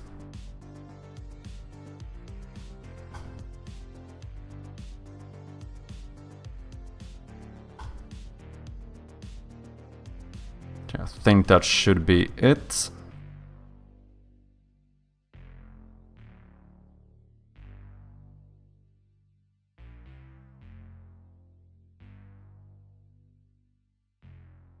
I wonder if it... At least the hide and show pot should work already.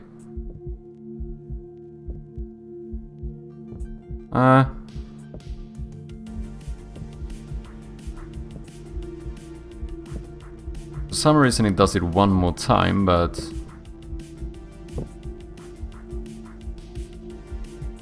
It's a bit weird. What do you think, guys? What do you prefer?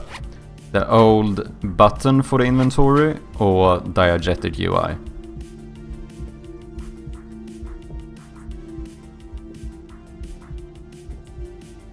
I do feel like this is... It does add to the immersion, especially if I get that thing to actually work correctly. What is going on here?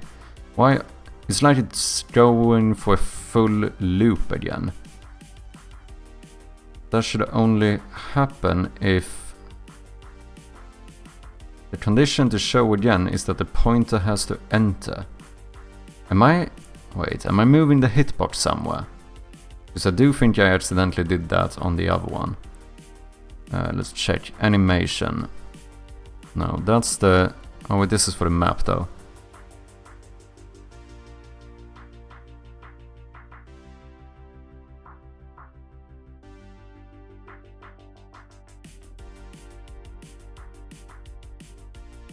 This is for body down though, so that should be fine.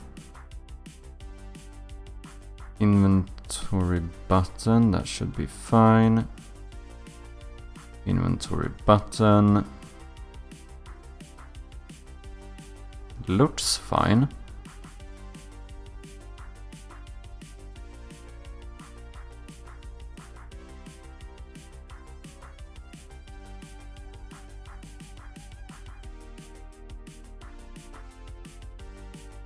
Pointer exit, inventory hitbox.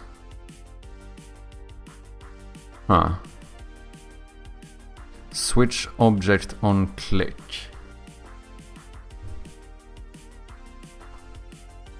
And that's when we disable the inventory hitbox. Ah, maybe it's because I clicked it.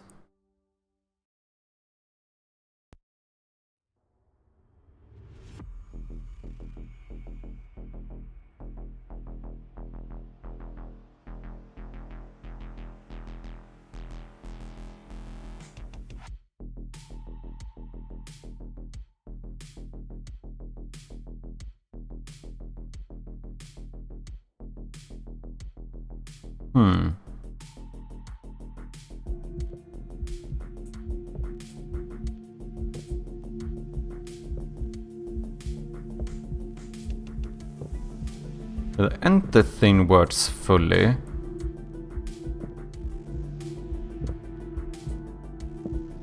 Now that worked too.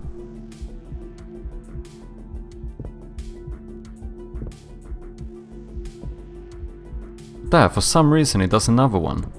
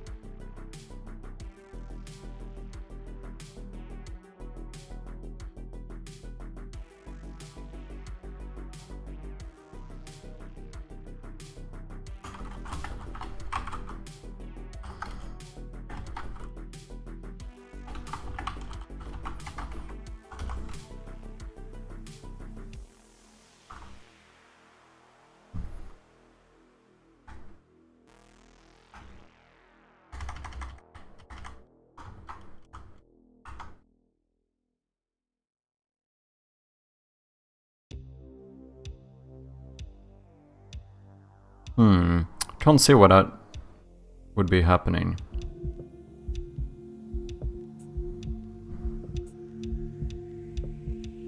But it's not always. Now it works perfectly. But that... What's happening here? The only way I can see why this would be happening is that I'm doing something weird and like...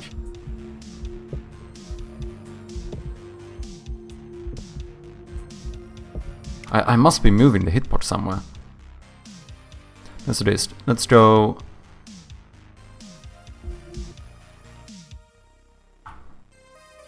Scene.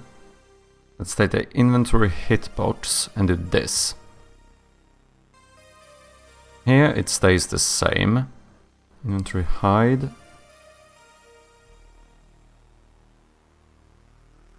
Oh, wait, is it?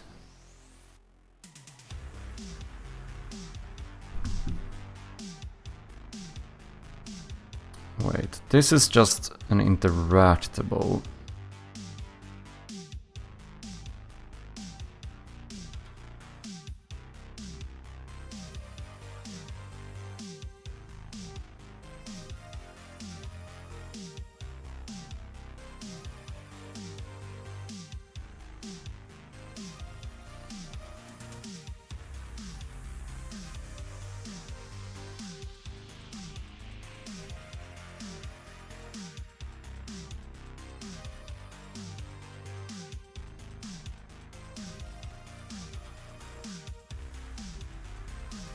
It looks fine. We never moved the hitbox.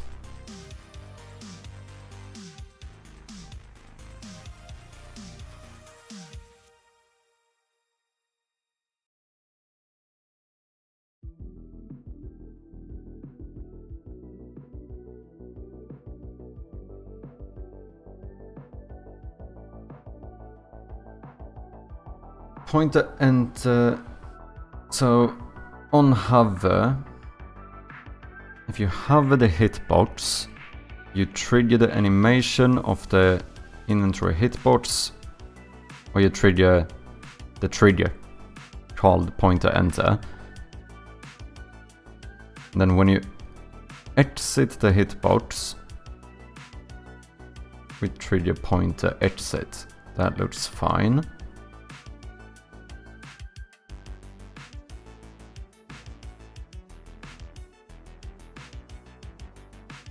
Inventory hitbox. Raycast alpha pixels. Yes. Invisible hitbox. Yes. Exit interactions. Exit interactions. It's fine.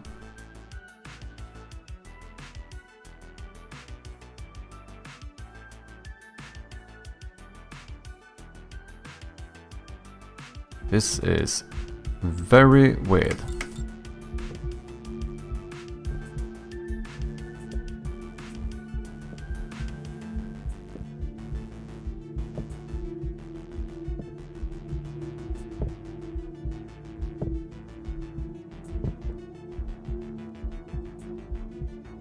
Ah. Since the bag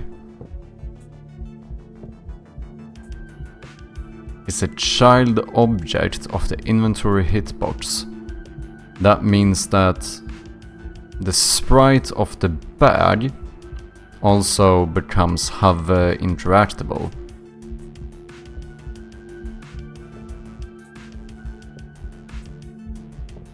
Which is when I exit here. Yeah, now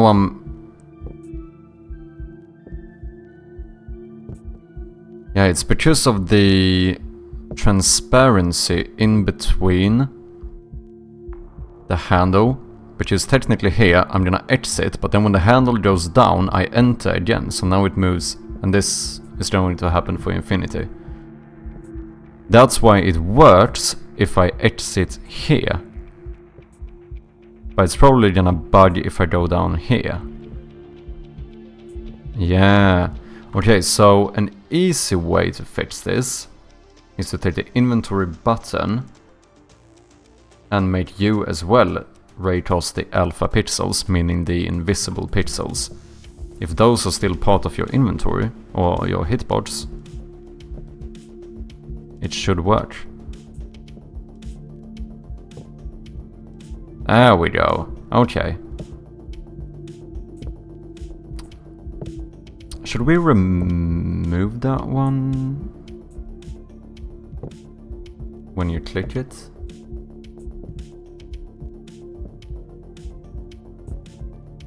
Yeah, I think so actually. And then we need a new one, so we're gonna... What do we do? Let's make a new image. Call this inventory open.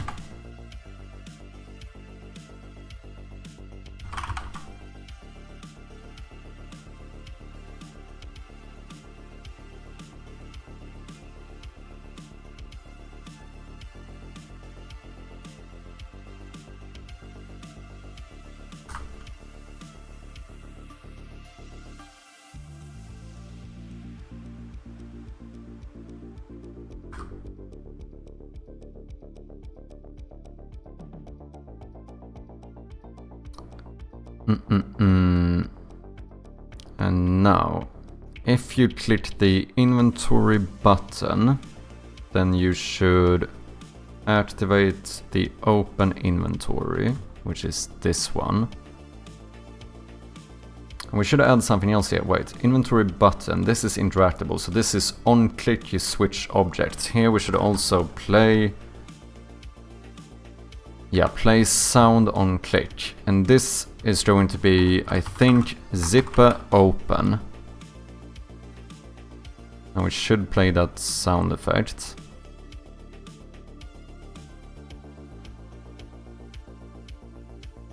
And then...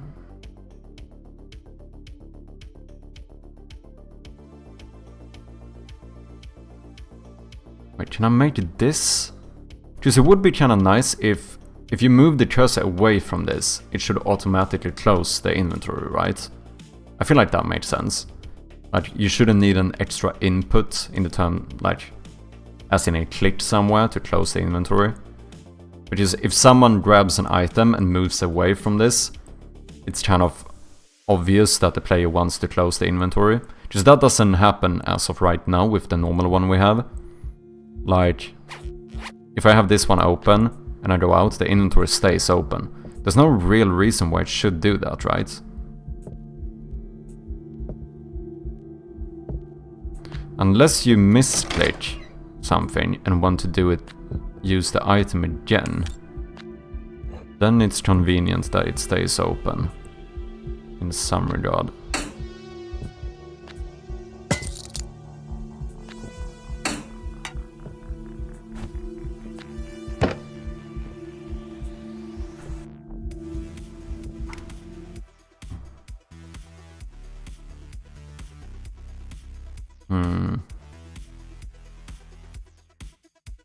Also realize that you need to change into a lit material, don't you?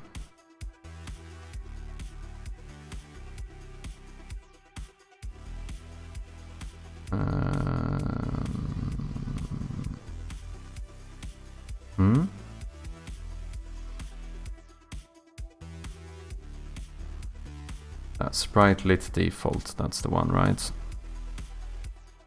Let's test it. Yeah, there we go.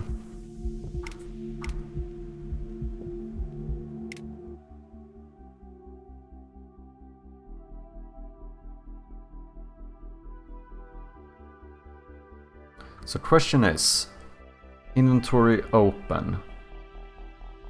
I mean, I could, yeah, wait, because you're never supposed to click on this anyway, so we can actually make you hover interactable. And then on pointer enter, doesn't need to do anything. But we do need exit interactions. Which is going to be what? If you exit this one, then you want to switch object on click. The new one is going... No, wait, what do we turn off when you click this one? you turn off the inventory button as well as the inventory hitbox. So that means we need to turn on 2 items. So switch objects on click.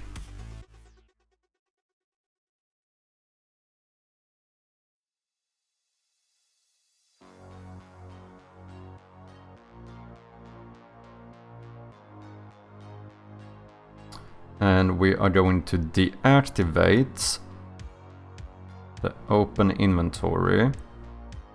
We are going to activate the inventory hitbox as well as the inventory button. And we should also play sound zipper close. Now if you exit this one, we do all of this stuff. What's up, Naked? What are you working on now? I'm trying out a new type of inventory system for the game. Oh, well, it's the same type of system, but I suppose new UI. So rather than having this old, like, more gamified UI where we have a inventory button that opens your inventory, I thought about making it a little bit more diegetic, so that we can remove the UI button and instead have like the badge kind of pop up, and then when you click the badge you open it. So it's gonna... I suppose my goal here is to see if I can make it a little bit more immersive, make it feel a little bit more like you're in the world, because there's something about these kind of games where having a UI element on the screen kind of removes some immersion, you know. So the plan is to do something similar to...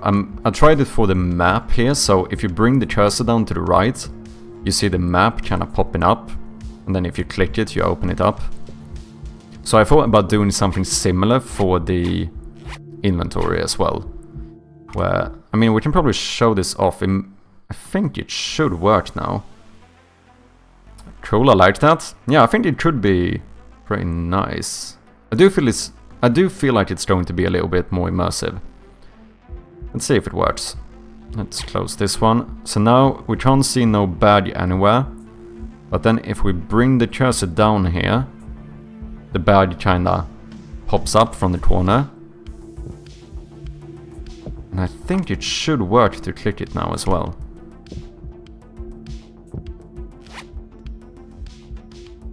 Okay, not fully.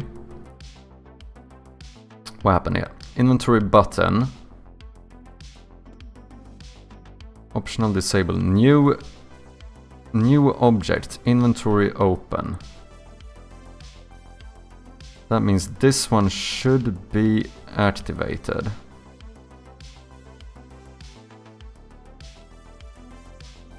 Huh. Okay, let's see. Can we figure this out?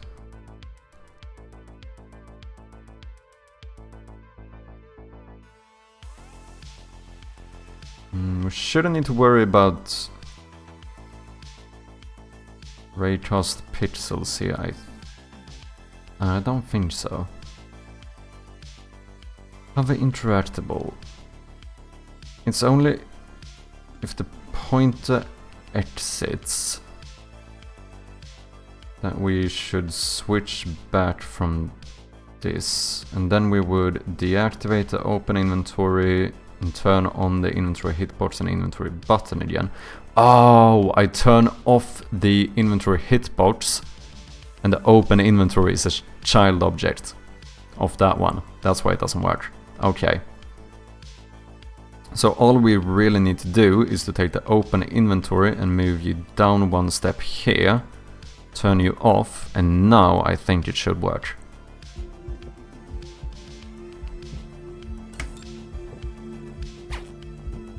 So now if we go down here, the inventory should open or come up, and if we click it, we zip up the bag and we can check here what we have in our inventory. And now, if we go outside of this with the cursor, it should automatically zip back down. It does. Ooh, but the inventory badge stayed open.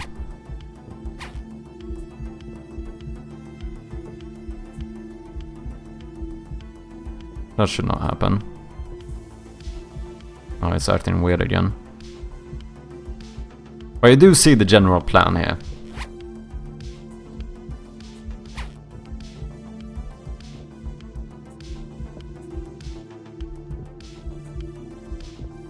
Yes, something weird is going on. Do we need to... Maybe we need to activate the correct... Maybe we need to trigger the correct animation as well when we close the inventory. So we would... Do I not have a... Trigger animation on...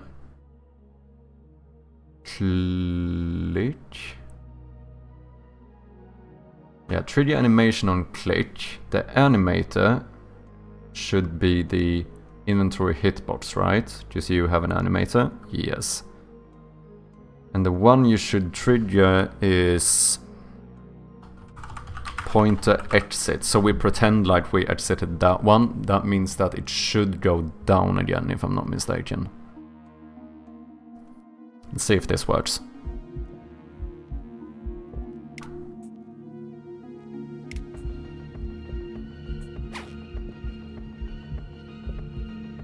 Okay, inventory pops up. Click it. Zip the badge open. And if we exit, it stays up.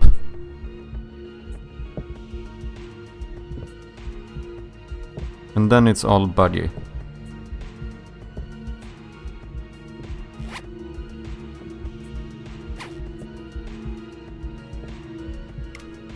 Okay. So inventory open. When you exit this one,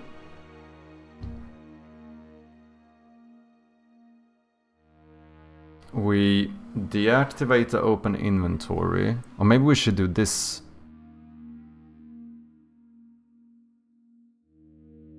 No, but I can't trigger the animation before the object is set active, right?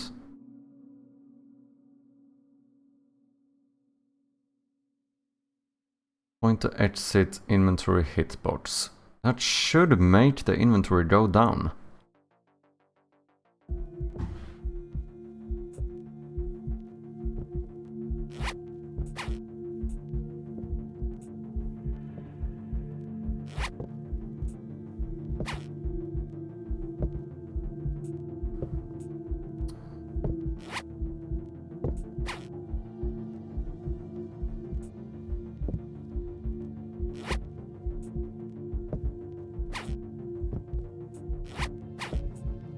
Yeah, I think I'm gonna do the thing though I talked about before, where maybe we make it so that you don't start with either the inventory or map, like you don't have these objects, and then like maybe in one of the first rooms you actually find the map on the ground.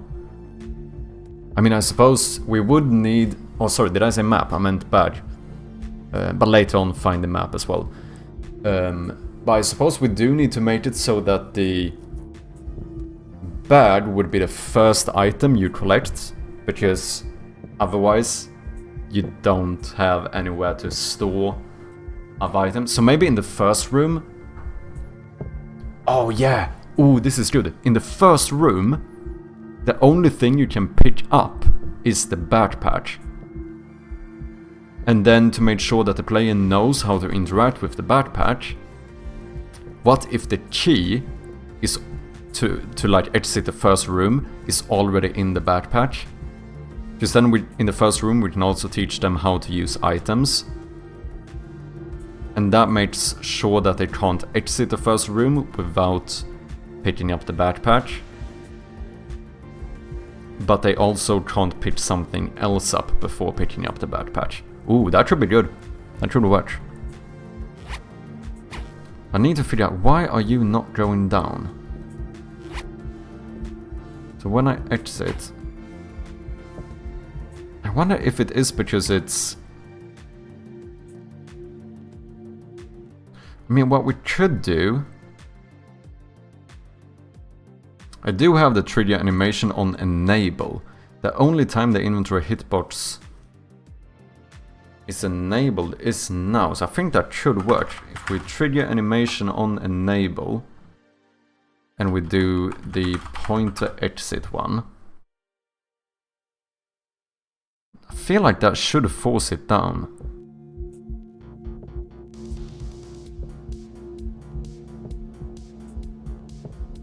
Huh? Oh, and it still does not work. Wait, this is odd.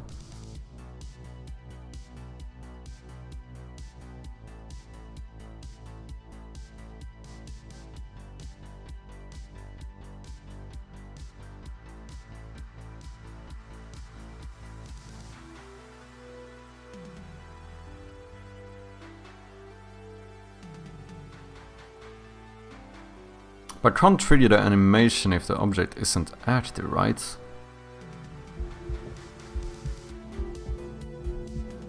I don't know what it's doing now.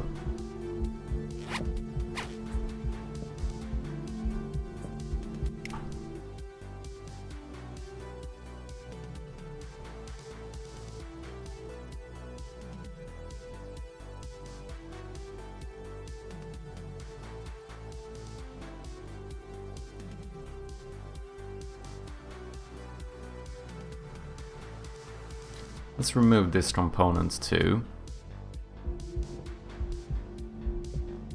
Nope. It's still being weird.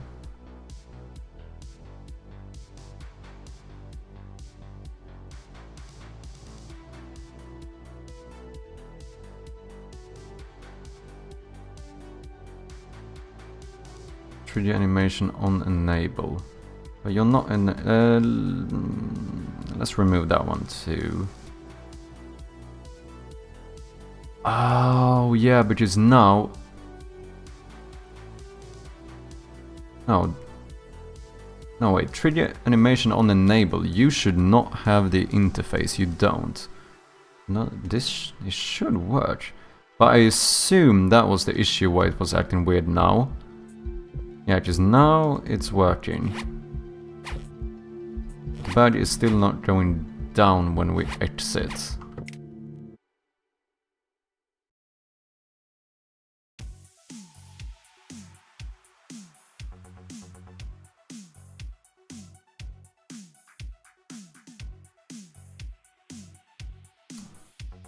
Inventory hitbox. Hover interactable. What do you do when we interact? I mean, what you should do is here on pointer enter. For each var clickable in enter interaction. An enter interaction is an array of I interactable, which gets all components with I interactable. So that one should not be able to trigger a trigger animation on enable, because you don't have that interface. And this one uses the animator from the same object, which should work. So if I do pointer exit on enable,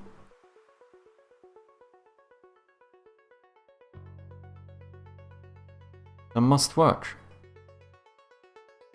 Because then you would, when you get activated, you immediately go down. What's up, Soulfrog? Moin moin and good evening, how you doing? Welcome in. Anyway, let's try this one more time.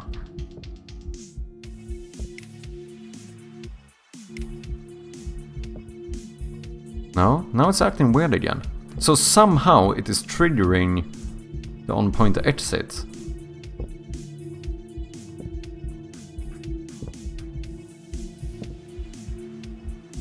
Hey, must be.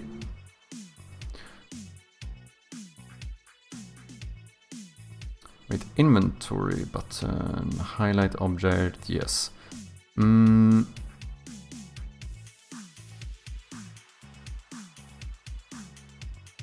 This is interesting. Okay, let's remove this one again. Because at least now the first part works. Right? Yeah, now you come up and stay there, and we can open it, see what we have in the bag. But then if I exit, you stay up, and then you get all weird. So why does it... Yeah, now it resets to where, like, being up is the default for some reason. But if we go back, yeah, it's working. It's only after I open you that you stop being weird. Okay.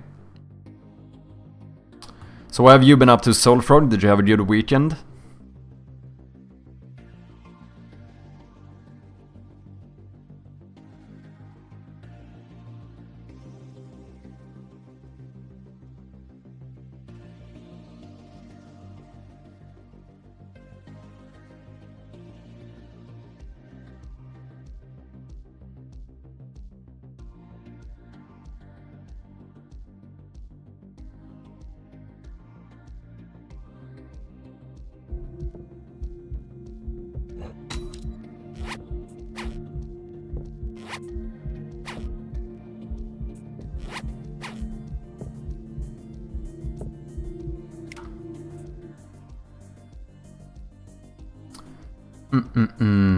Inventory open. I haven't mixed up my exit interactions, right? You have yours. You have yours. No, those seem to be correct. Raycast alpha pixels, invisible hitbox. We shouldn't need either of those. When we exit, we do play the zipper close. We do deactivate the open inventory and activate the other ones. That is working correctly.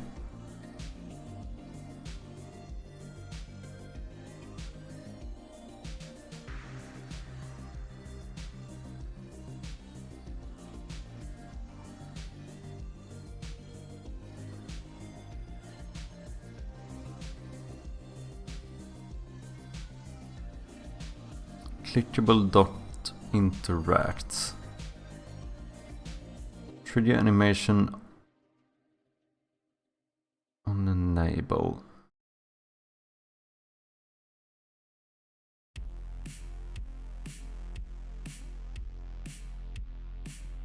That should work. Why does it not work to do pointer exit here? Because that means that when this one is enabled,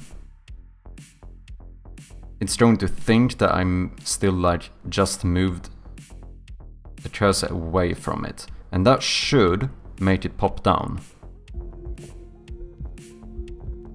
But now it starts being weird here. It did go... No. Nope, it's going crazy. Okay. So everything messes up when I put this one here. Wait, trigger animation on enable, trigger animation on click.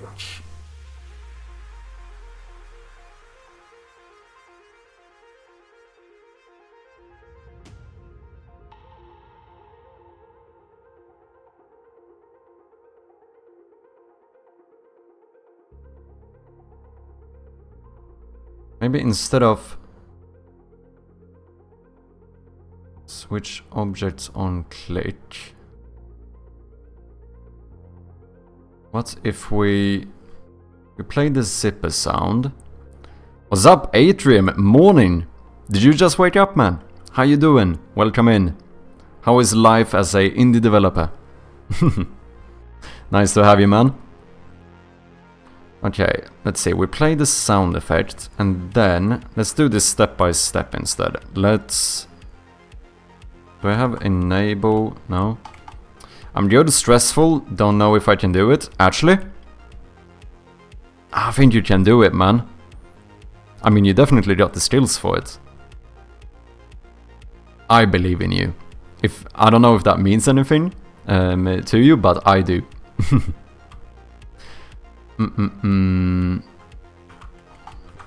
let's see. We do have the trigger animation. We should be able to trigger the pointer exit of that one. But first we want to, here, activate object on click. So what if I, wait, oh no, wait, let's do this. Let's activate,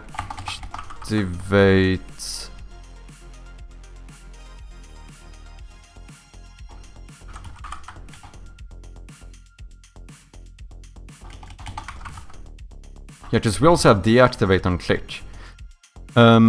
Networking is rough. You mean in the... Are you talking human networking or like digital networking? As in like... Do you mean like socially? Or do you mean like as in internet connection kind of networking? But how has it been going for you with components and the event bus? Really good. I mean, overall, it is so much more convenient to, like, make new objects and stuff. It's very intuitive in practice using this system because everything is like puzzle pieces, you know? So we just add another puzzle piece, and it's very easy to expand upon when you start getting the general gist of it. So I made more of these, like, base things where, for example, I was thinking about making like diegetic UI. So like the map, for example, or rather the map hitbox, I now have like a hover interactable. So rather than doing something on click, it does something on hover. So now we can make stuff like call the interactive interface on hover rather than on click as well, which could be good for certain, like, because maybe later on we want to have something where, say that something happens when you shine the flashlight on a certain thing. Very easy to check, just have an invisible hitbox, and when the cursor hovers that hitbox, you do whatever it's supposed to do. And then I can just reuse all of the components I did for the clickable objects instead. So yeah, I mean, I love it. And the event bus has cleaned up my code a lot. So big shout out to you for helping me with that stuff. Also, you were thinking about starting to stream as well, weren't you? Game server / client stuff. Okay, yeah. So you mean like actual networking. Yeah, that seems... the main reason why I'm not even considering doing a like multiplayer game is because I am way too scared of networks. It seems complicated. But once again, I do believe in you, man. And also... shout out to Atrium, just turned indie developer, and he might. I've heard rumors that he might start streaming soon. Definitely go and follow the guy. It would 100% after I get the multiplayer up and running. Yeah, I mean, I wouldn't even know where to start with networking, to be honest. It seems even when I did a few like cybersecurity courses on like Try Hatch Me and Hack the Box and that kind of stuff. Oh no, sorry, Try Hatch Me and Code Academy. And as soon as I got to like the networking part of it, I was like, ooh, this is difficult. Also, Dragon Spirit Games coming in with the raid. How you doing? How was your stream, man? What have you been working on?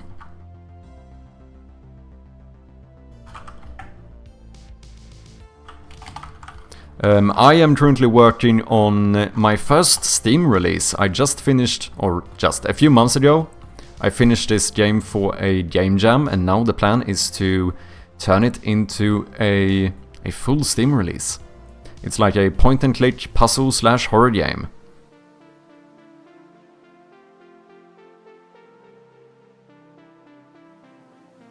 Hey there, Madchirp in chat. I hope you're doing amazing on this beautiful Monday. I am indeed. I'm so excited to get my Steam page up. finally gotten like... I've fixed the page up completely, just waiting for Steam to basically tell me the page is okay. So yeah. I was working on a Boss Rush Game Jam game. Ooh, interesting. Do you have anything you want to show? Pretty okay, except for my potato of a laptop. Gotcha. Should we show my teaser? Does my teaser work now? Please work. Let's have a look. Let's see if my teaser works.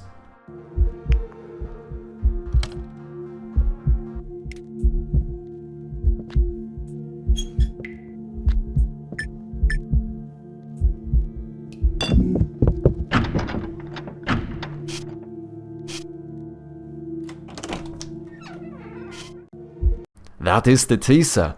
I know it does say wishlist now. Technically you can't wishlist it just yet. But hopefully in the next few days we will have a Steam page. I'm hyped.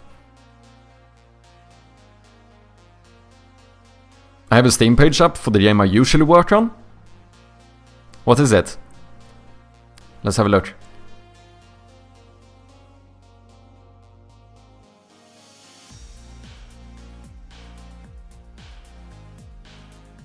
Just feel free to share the name and we'll take a look at it.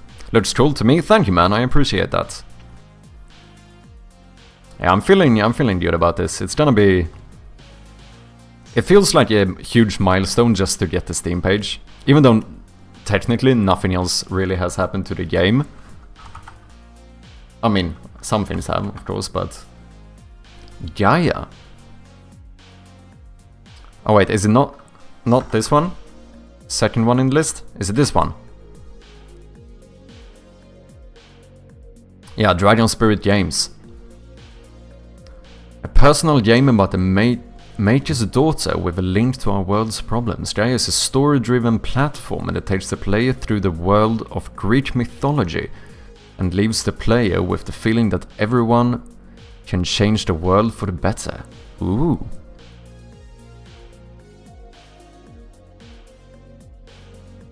Growing up in the Netherlands.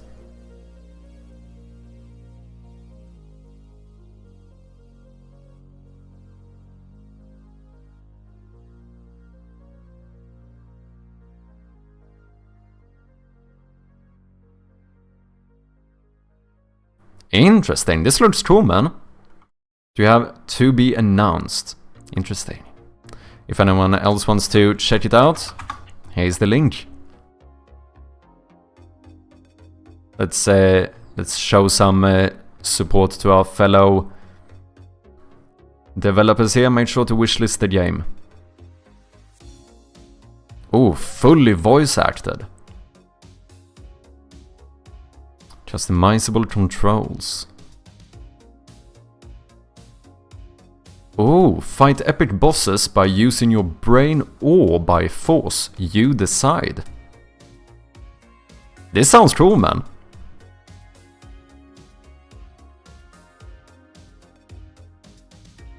A lot of accessibility stuff as well.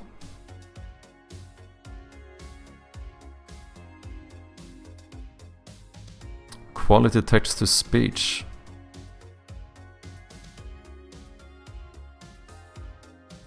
Buttons to repeat the last voice speech and instruction. Ooh.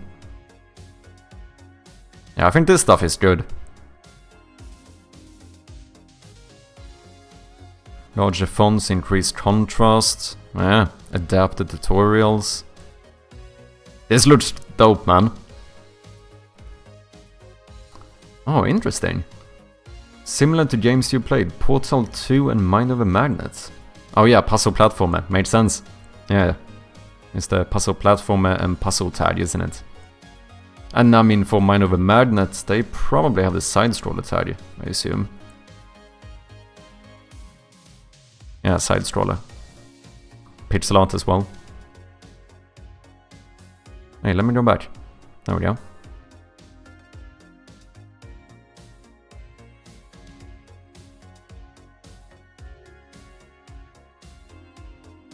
Dude, I so wanna put the story-rich tag on my game.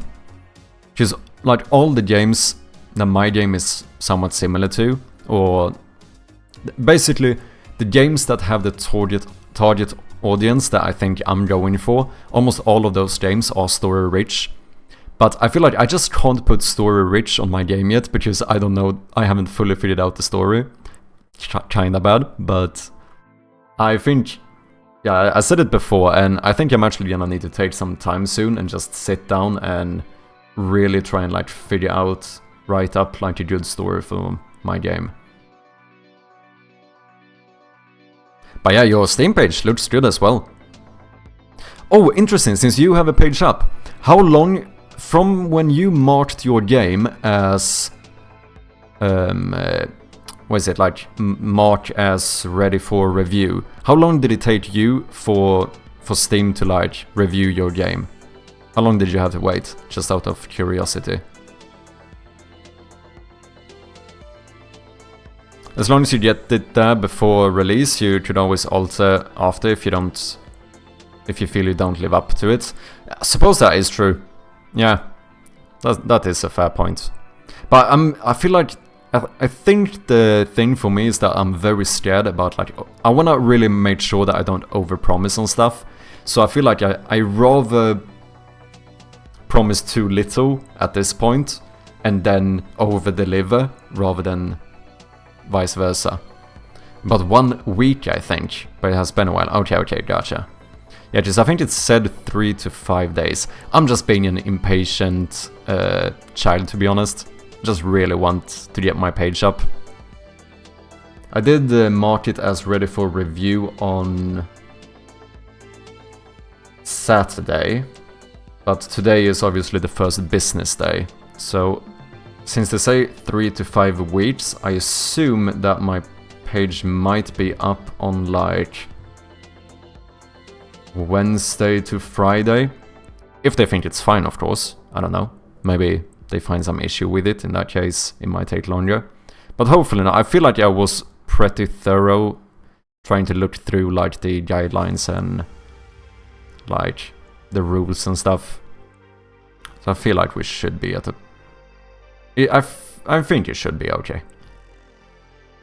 I did read, however, or no, not read. I heard from Chris that you actually need to have a feature list when you first like publish your page. That one I was a bit surprised about, because when you look at Steamworks, it's not very clear that you would need it. But according to Chris a lot of people even get like, you know, Steam will tell them like you have to get a feature list before you do it. But in Steamworks, I think it just says that like you can add a feature list. I don't know, I did add it just to make sure. I'd rather be on the... rather safe than sorry. The longest part was the tax information. Yeah, there's quite a bit of that as well, true. I think, to be fair though, I spent like almost the entire weekend just reiterating these texts over and over. I feel like I'm pretty satisfied with them now, to be honest. Feel free to drop me a link when it is. I'll gladly wishlist it as well. Thank you, man. I'll do it for sure. Do you have any unofficial when this potentially could be released?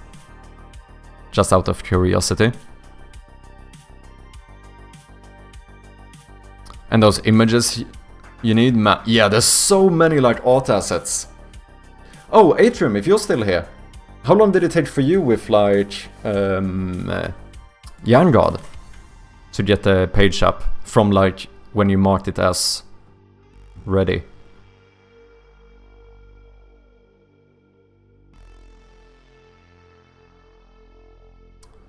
This bad boy.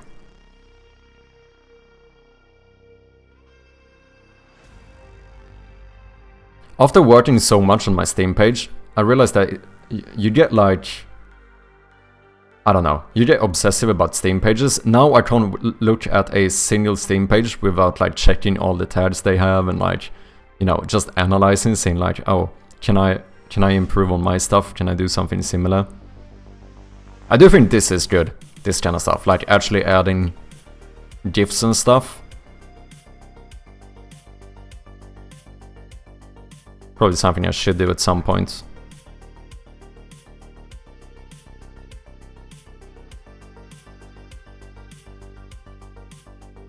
And this seems on point as well.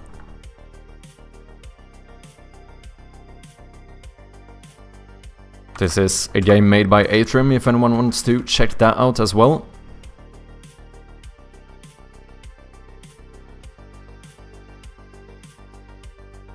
If only I knew, dude.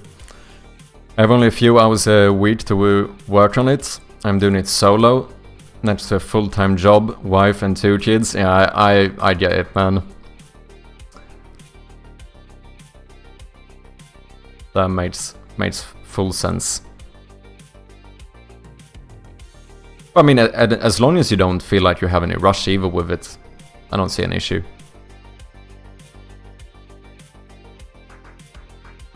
Same for me, I feel like Steam pages will evolve during the development. Yeah, for sure. And especially like when it's, you know, kind of your first games and stuff. Just, I imagine that if someone has posted like, or published like 20 games on Steam, like you probably have a pretty good workflow for it. But like, as of right now, you know, whenever you do something for the first time, you learn so much as well, so I constantly figure out like better ways of doing stuff. I suppose you should always strive to improve. Anyway.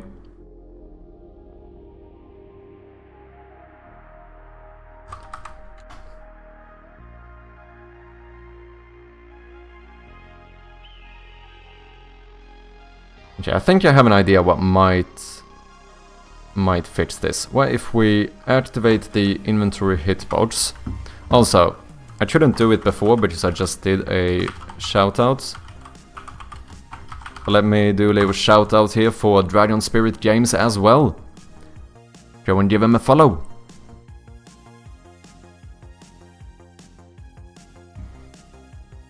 I'm fully set on making the most interesting and accessible platformer game. It is super interesting to make a game playable by blind, colorblind, nearsighted and otherwise disabled players, as well as keeping it interesting for those who have no such things. I mean, that sounds cool. I think it's really good, to be fair.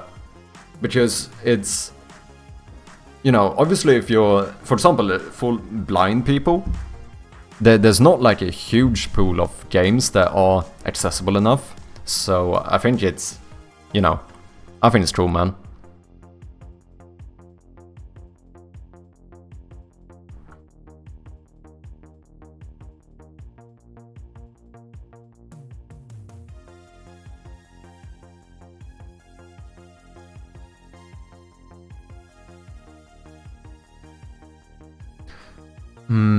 I wonder, with these components, is it...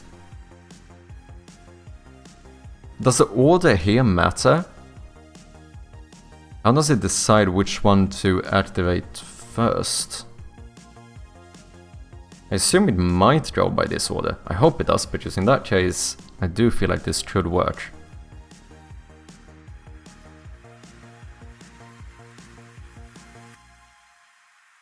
Okay, so we play the zipper close sound effect. We activate the inventory hitbox as well as the inventory button.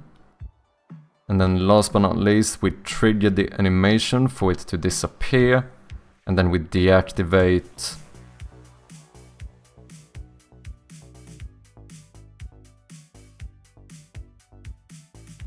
Wait, is this going to deactivate this subject now? Oh wait, deactivate on click, I haven't even done this one. Might be good to make sure the scripts, the components I'm using are working.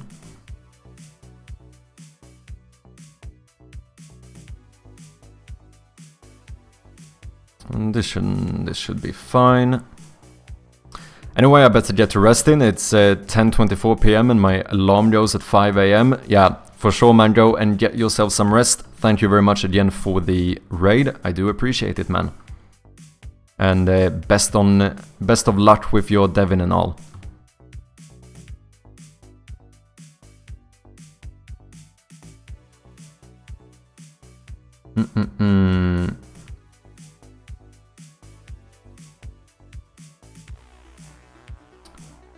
Play sound, activate hitbox, activate inventory button, trigger animation, deactivate.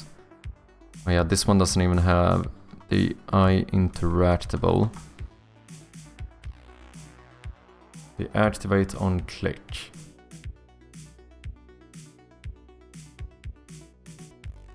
Okay, let's do this and then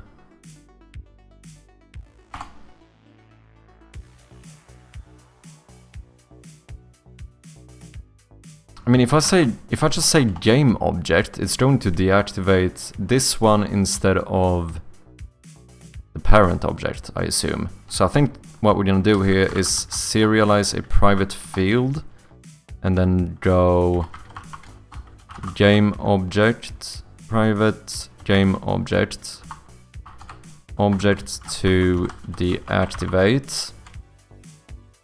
What's up, Hobbitchangers? How you doing, man?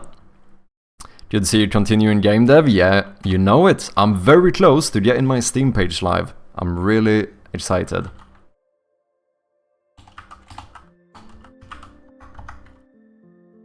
Hopefully we're gonna get the page up this week.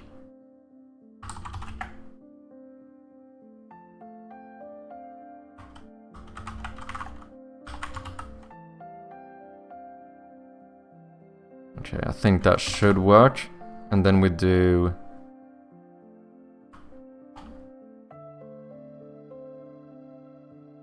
What do I do? I interactable? No. Wait. Void I interactable dot interact.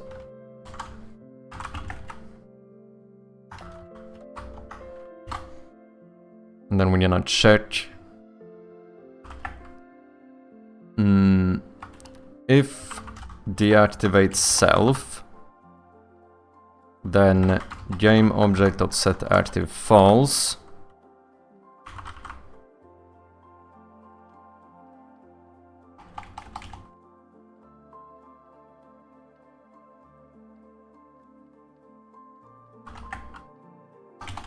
Let's do else if. So if that is not the case, then you check if object to deactivate is not equal to null. And if it isn't, then deactivate that one. Otherwise, do a debug log and say no object to deactivate. That's how we're gonna do it. And then for this one, we should say object to deactivate is inventory open, don't deactivate self. There we go. Man, you come a long way, good shit. Yeah, feeling good about it. Basically finished up the whole Steam page over the weekend. So yeah, just impatiently waiting for Steam to review my page before we can finally get this shit published and start collecting a few wish lists. I did make a full teaser trailer though. I mean, I say full teaser trailer, let's be honest here. It's a teaser, it's like 20 seconds long. But I think it turned out pretty well actually. Do you wanna see it? Here is the teaser trailer. Hilfert Games with the massive raid. What is up, people? How you doing? How was your stream, Hilfert? Let me throw a big shout out to the one and only Hilfert Games. How is it going? What have you been up to? If you don't know Hilfert Games, you should definitely go and check him out. Working on a really cool game called Long Gone. Absolutely beautiful. And Dolph Blackman, sorry for butchering your name, Jinx and T, thank you guys very much for the follows. Appreciate it. Just hit 980 followers, holy shit. We are 20 followers away from 1000. That is pretty badass. Patrick Da, thank you for the follow as well. I am currently working on a point-and-click horror game called Shroud of Gloom. Did finish it for a game jam like 1.5 months ago or something, and now the plan is to get this shit on Steam. I am currently waiting for Steam to review my Steam page, so hopefully I will have a Steam page up in the next 3 to 5 days. Zombie animations, again, let's go, man. Let's make it 1000, yeah, we are getting close. But I just finished a teaser for the game as well, so if you guys want to check that out, you can see it right here.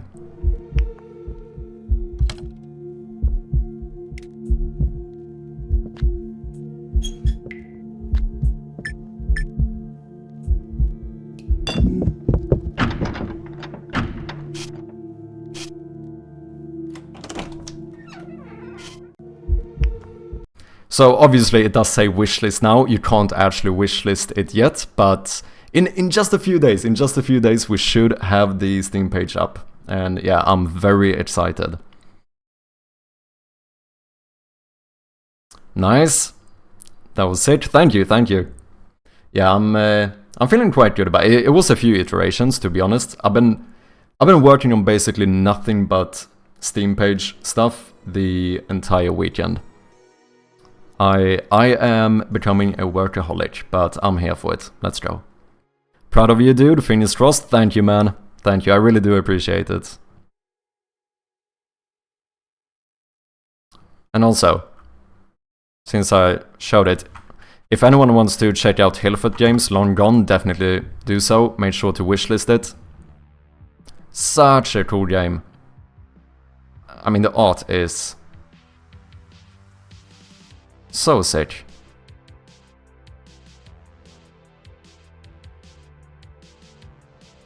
I mean this in the best way possible, but this is the kind of game that looks so good that it almost demotivates me to make games. But I mean that in the best way possible. It's so sick, dude.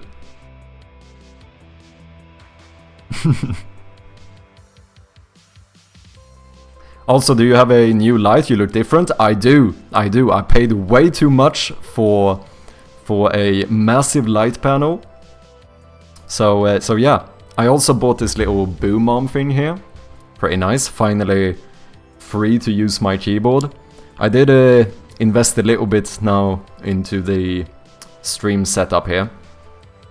And yeah, I ended up getting the same mic arm as you, Hillfoot, and so far I'm really satisfied with it.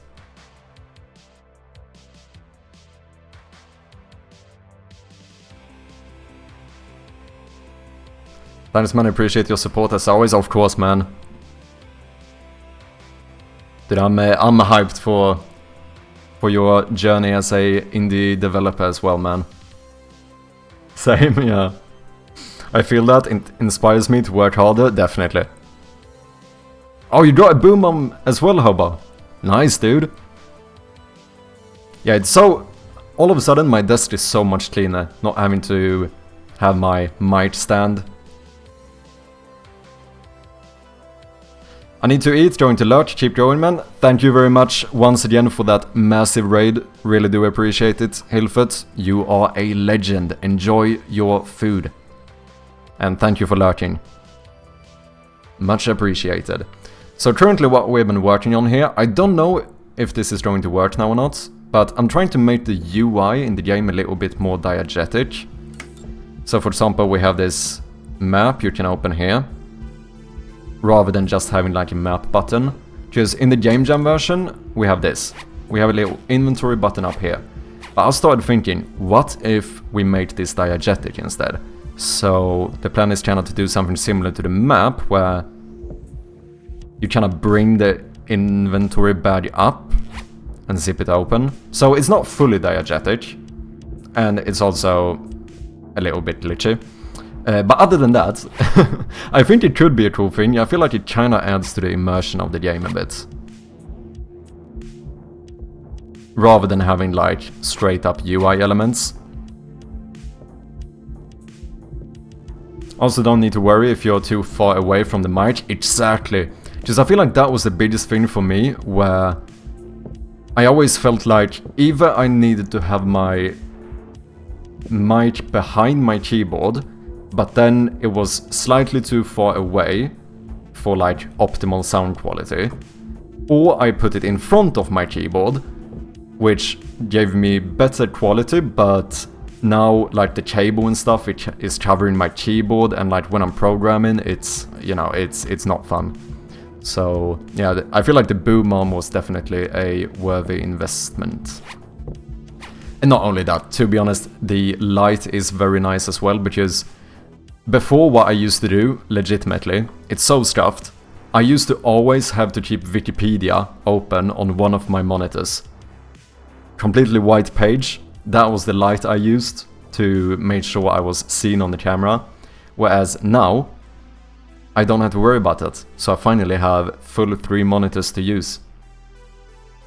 And to be fair, I was kind of surprised, even though it's a very, you know, it lights up quite well. It's not that annoying to look at. I mean, to be honest, I've been streaming for soon 10 hours today, constantly having this light here, and I don't really find it annoying, so that's something I'm quite happy with as well. We're also working on a game jam. We've been 5 months in now. This is our game, but it's very raw. Ooh, interesting. Underneath. Looter / Metroidvania game. You play as Mother Raccoon, who has to make ends meet in order for her to survive and eventually meet her family again.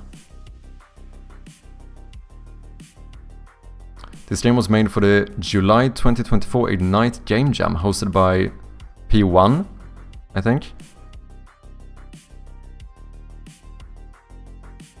Oh, quite a team.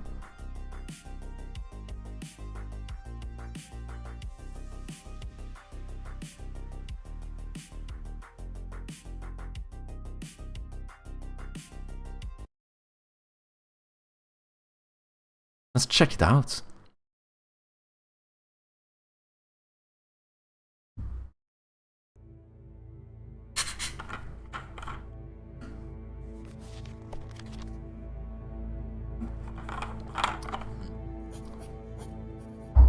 I'll probably not play through it if it's long, but I wanna see the general gist at least.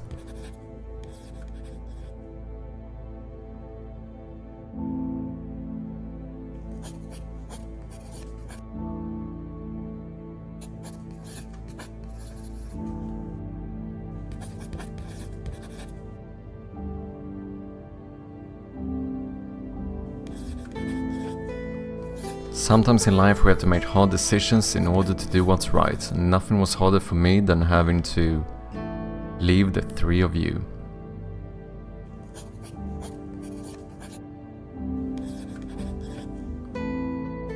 I hope you understand this is what's best for our family. For you 3, I need you to be brave for just a little bit longer. I'll see you soon, my loves. Interesting. Oh, nice little animations here in the menu. Oh, interesting how it kind of stays rotated. Is this too loud? No, I think it should be fine.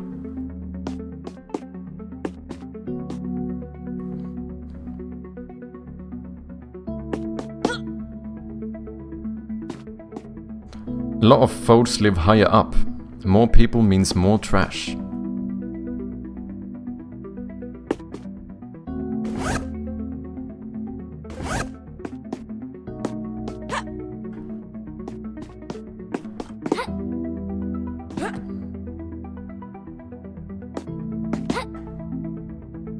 Oh, you can wall jump as well.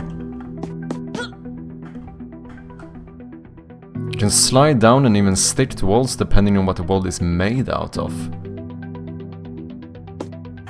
Oh.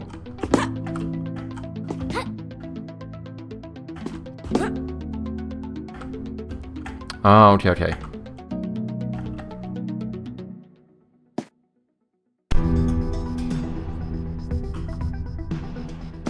Wait, can I do something with this one?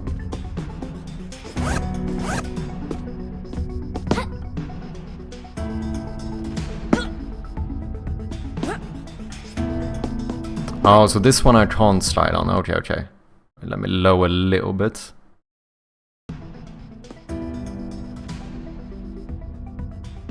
Oh yeah, your Flappy Bird game. Yeah, there's no way I'm gonna be able to go up here, right? That seems... No, because I can't grab that one. Oh, I need to use the box, don't I? Can I grab... Oh no, this is what I do.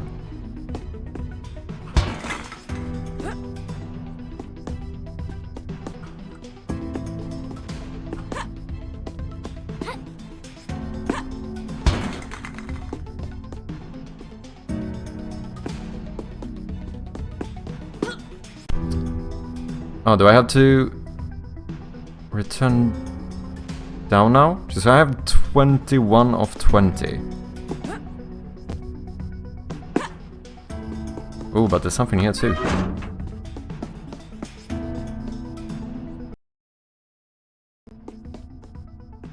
Oh, I don't think I can pick up more.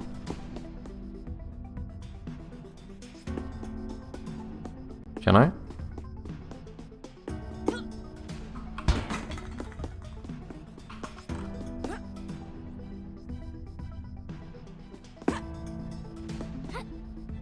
Oh, this is kinda cool though, man. That game hasn't crossed my mind in years. Oh yeah, Flappy Bird.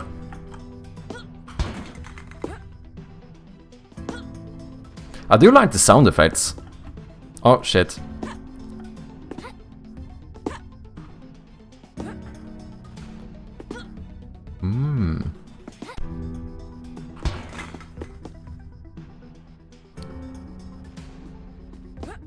Oh, is that it? Should I have gone down to sell it and then maybe then I can pick up more? Oh shit, wait, I can move all the trash. Oh, okay, okay.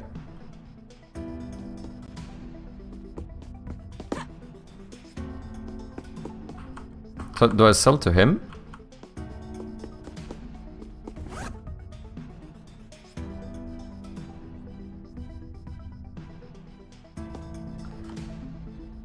I think it came out over 10 years ago now. I'm a beginner, so I picked Flappy Bird as a way to learn game dev. I do feel like Flappy Bird is the perfect type of game to do though. To be honest. Yeah, exactly. It's simple and small, like easy to kind of keep the scope down.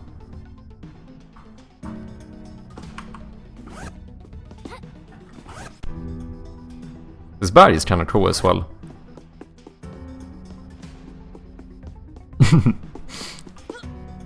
Oh shit, I just fling the trash everywhere.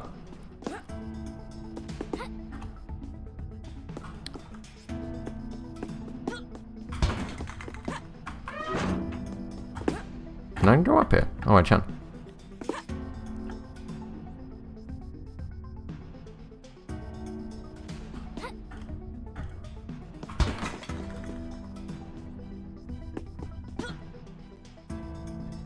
Oh, is this the shop? Oh, okay. Interesting. So, how long was the game jam you did? What was it? July 2024 Ignite Game Jam. Don't think I've heard of that one. But cool stuff, man. There's a link if anyone else wants to check it out.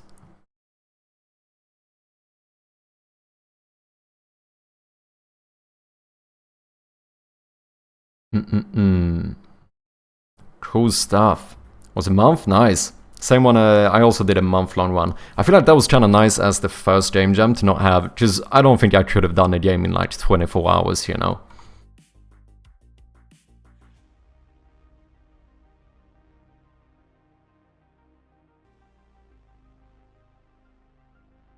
Was thinking of releasing it to itch.io when I finish it. You definitely should, Hobo. Okay, let's see. This is still bugged, isn't it? Yeah. Why does it not want to do what I want it to do? That is the question.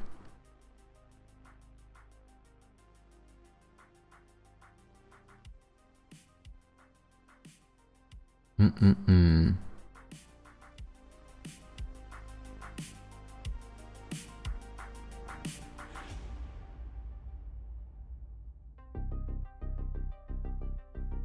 But have you been developing anything recently, Chanius? Just I did see that you started streaming a bit again. But you've mostly been gaming, if I'm not mistaken, right?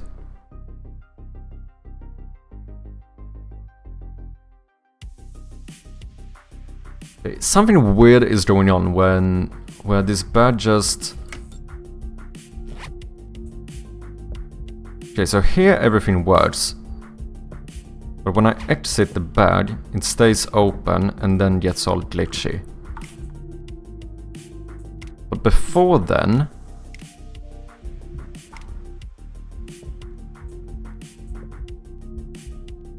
it works straight. This works as intended. Opening it up works straight. And closing the open bag when you exit works great, but I need this one to go down. Oh, I wonder if I should do...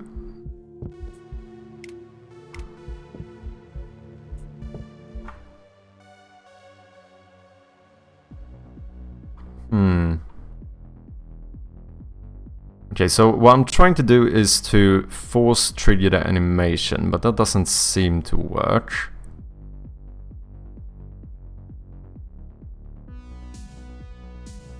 Let's see, exit interactions.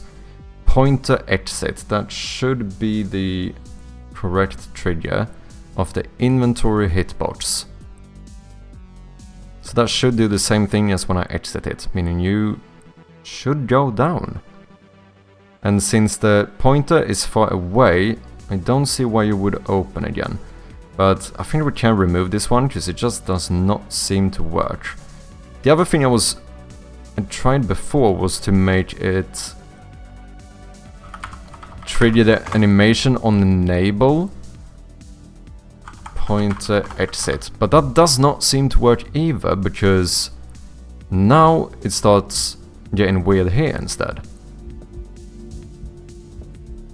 Almost like it is calling the 3D animation on enable, even though it never is enabled. Like, because it stays on all this time. But if I remove this one, if I remove it and restart, then it works perfectly. Private void, wait animated, get component animator, set trigger. Ah.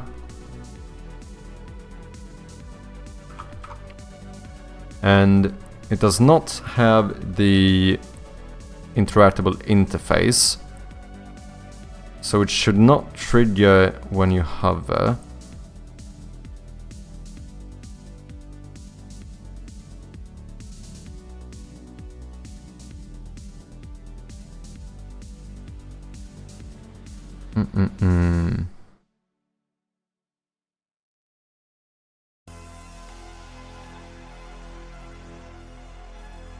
Wait, when we click this one, we play the zipper open sound and then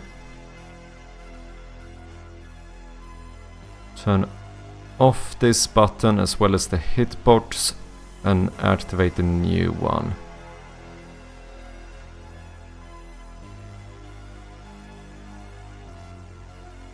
It's so odd.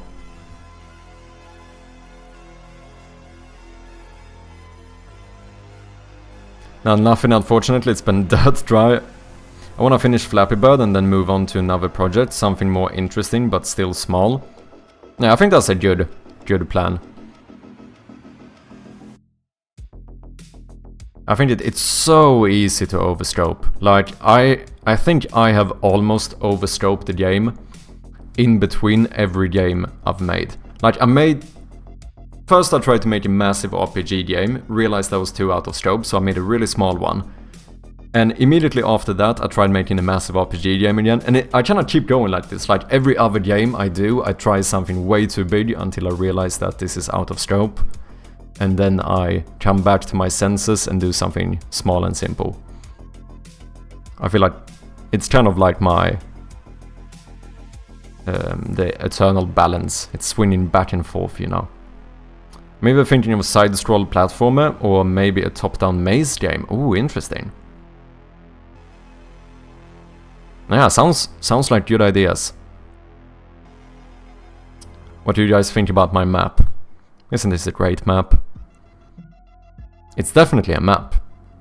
It might not look like a map, but it does say that it is a map, so it must be one. Oh, dude, I would really like to get this to work. Looks like a happy map, indeed.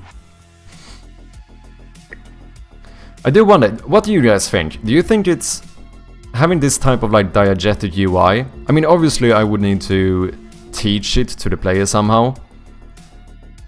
But I wonder, is it going to be like intuitive enough? I hope so, because I feel like it's a lot more like immersive. That is the best map I've ever seen, let's go.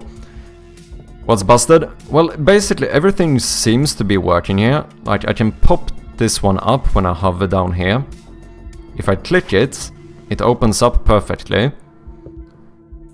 The only issue is that now this is like hover based, so if I go outside of this sprite, it should close, which it does. The issue is that after all of this works perfectly, the inventory stays open. And now, if I start like hovering this, it just goes. I don't know what it's doing. But it's like changing the default back to staying open. Because it always stays up here, which I don't want.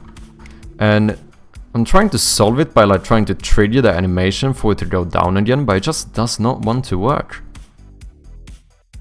Because when I put the...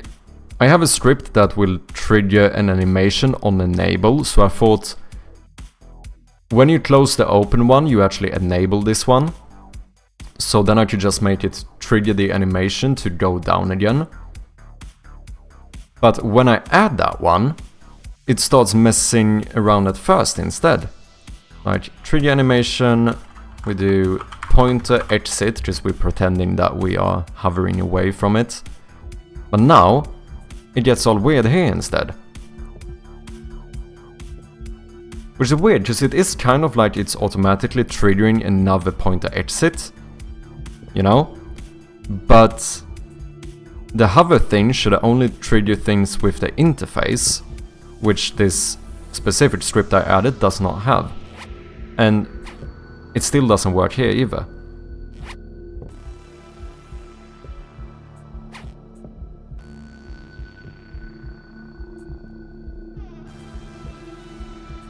It's so weird. If you make them grab the badge at the start, like you said, and force them to use it.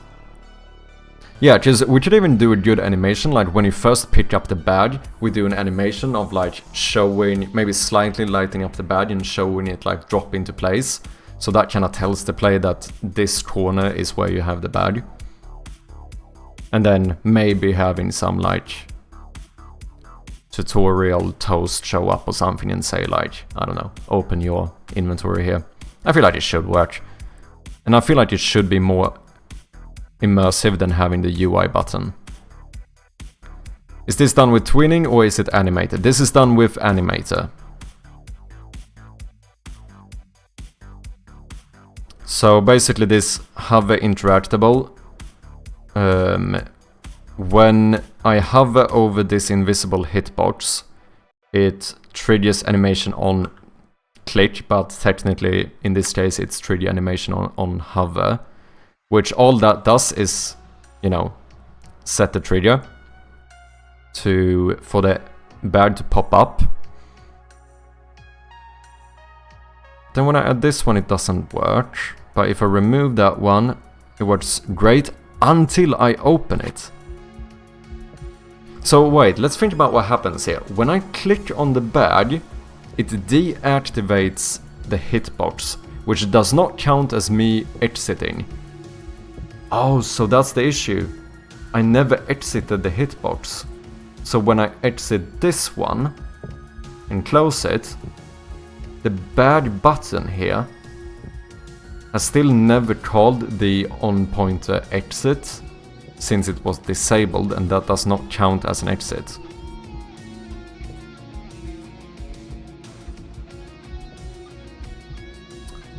So what if... The thing is that it would be nice to... Because I could make this one go down immediately when I... Like, when I clicked this button, I made this one go down, like, in the background. But it would be kinda nice if I didn't have to make it that way, because... Since you open it here, it would look better if when you go away, if it's zip closed and then goes down. Like, it would look better compared to... Because otherwise, it would be when I exit here, it just completely disappears in a millisecond. Which, like, from a polish standpoint, might not look as good. But yeah, I suppose the issue must have something to do with that. Just hover interactable. This one checks... We have the on pointer enter and on pointer exit. But the thing is that even if I hold the cursor on an object, if I deactivate that object while holding on it, I've had issues with this before, that's why I know it, so that does not actually call on pointer exit, but that's kind of fine, because like I said, preferably I wouldn't want to make it go down immediately. I want to make it trigger that animation. Why if I trigger it from here? Wait, on pointer exit. But I don't want to change... No, I don't want to change this script. Because this is a script I might reuse for other objects. So when the pointer enters...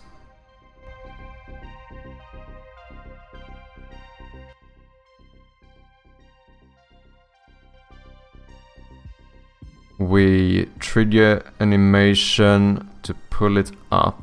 When it exits, we do the opposite. So I want to call this one, but after I close the open inventory. So what made sense to me is that when we exit this one, since the open inventory is also hover interactable. I know this becomes a little bit... This might be hard to follow since, you know, these are my scripts and you might not know exactly how they work, but you guys are basically my rubber duck right now. I just need to explain this to you and see if I can figure out the solution. You know what I mean? Let's see, hover interactable. We don't raycast alpha pixels, that should not be an issue. Yeah, just this one works fine. Have you considered using an event trigger? Ooh, that might be good.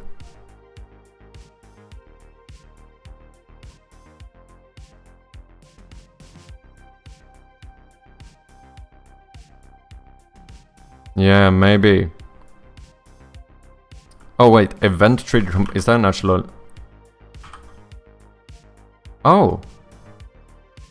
So wait, is this add new event type? Oh. Oh, I've never used this. Pointer exit. Ah. Oh. So then this is stuff that would happen when you... Ooh. I did not know this existed. Then that makes a Unity event and you can plug the animation into that. Mmm.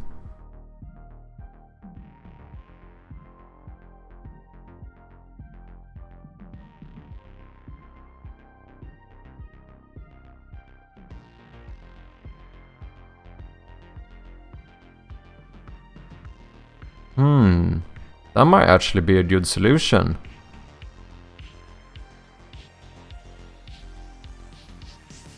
Because then I suppose when we exit the open inventory, we could just trigger the same event. Might be easier for you in the long run. Yeah, it might actually be.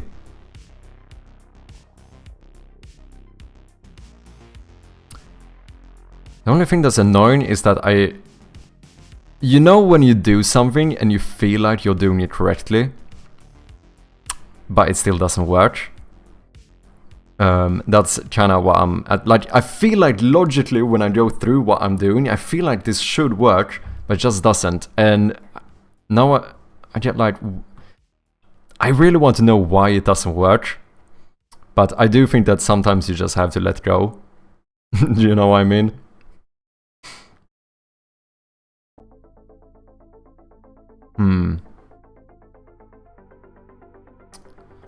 I did not even event trigger.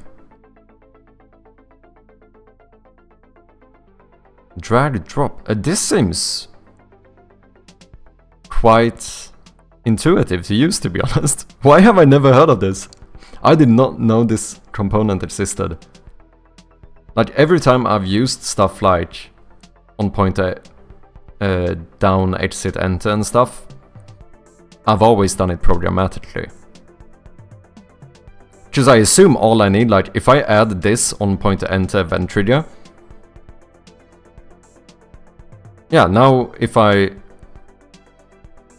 the pointer enters this one, it's going to call whatever I put here, right? So yeah, that's quite simple.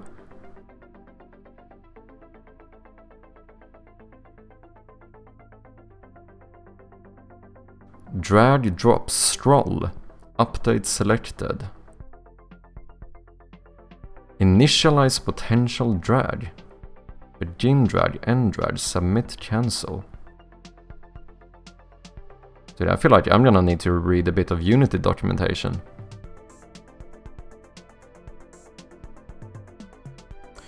Oh yeah, so I suppose what we could do is, let's say, inventory open, yes, that's the one. What if we...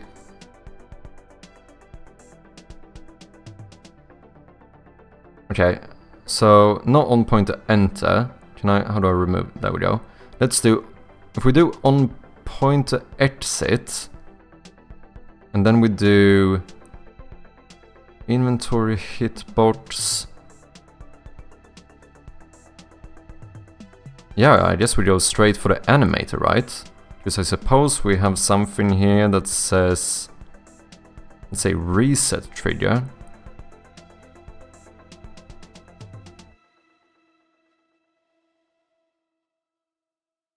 Set trigger. Int or string? I want a string. So set trigger pointer exit. Okay. When I exit that one, this one... I mean, I should probably move all of this here. Dude, I barely even need this script.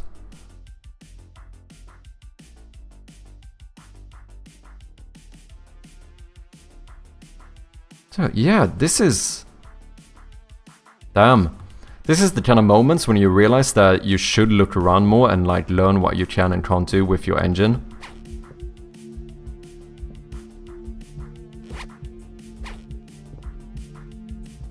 Still stays open though. Wait. 3D animation on click. That is for the hitbox. That does work fine. Inventory button works fine. Exiting that one should work fine as well. Let's try without that one first.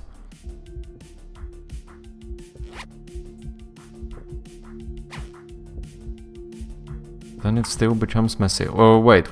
Do I still have the... No.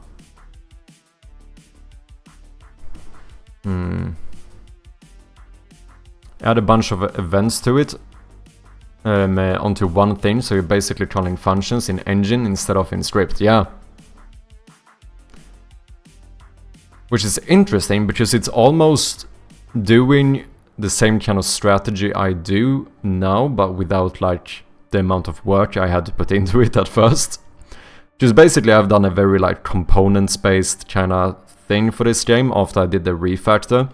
So all of these, like basically anything that happens is just one little simple component. But I mean, this is kind of doing the same thing, just using like built-in Unity components rather than my own coded ones.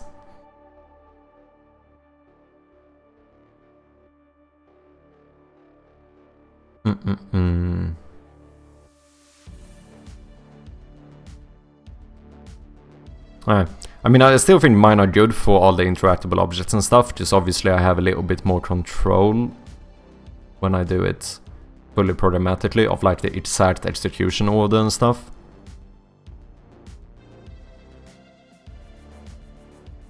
But the interesting thing though is the fact that this is still not working. What if we... Wait. Inventory open. You are hover interactable. What if we remove all of these exit interactions and all we have is...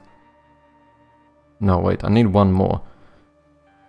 On point to exit, let's make sure to also game objects set active false. So now you should deactivate yourself after you set the trigger of that one. Let's see. This makes a difference.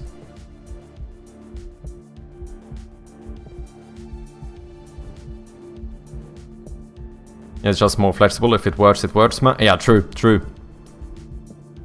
you have a transition on your animation in your animator, by the way? No. I don't have any, like, transition time. If that's what you mean.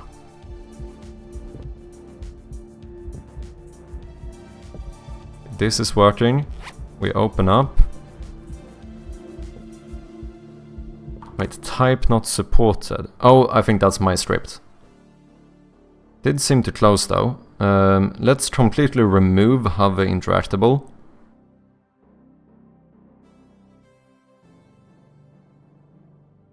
Yes. Okay, I wanna see if this makes a difference.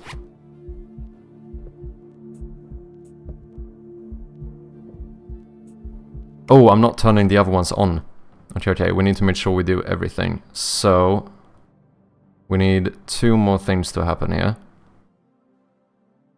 We need inventory hitbox, inventory button, game object set active, game object set active, true.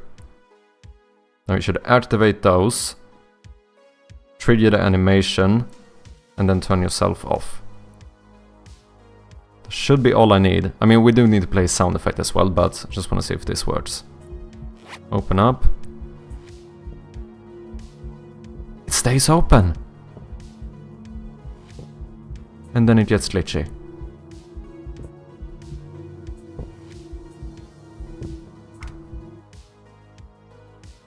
Okay, so when we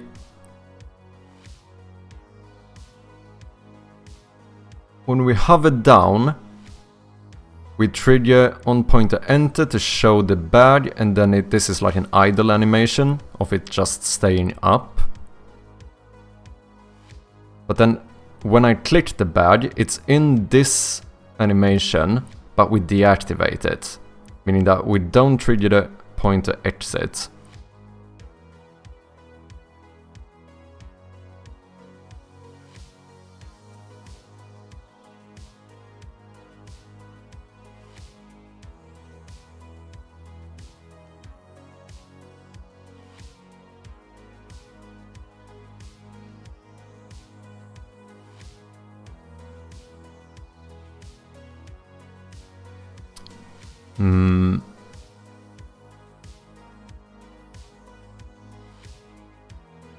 And then when I hover away from the other one, we deactivate that one, activate the other two, and then we try to trigger pointer exit. That should hide the badge, and you should go back to staying down. Oh yeah, true. You can see exactly what it does here.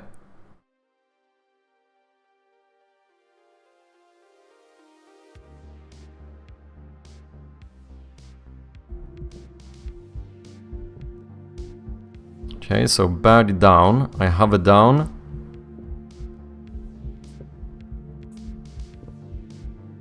Wait.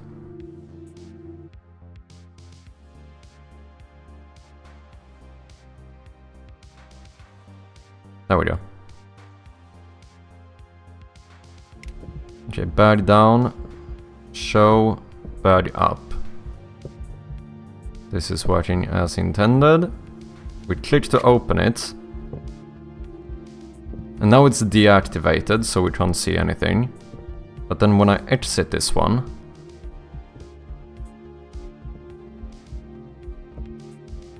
Oh!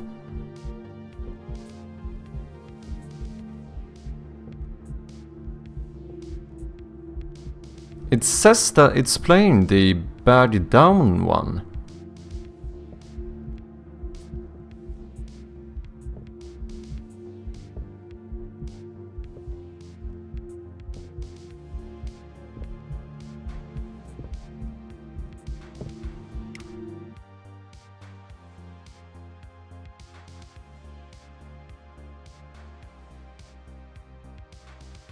But it's not.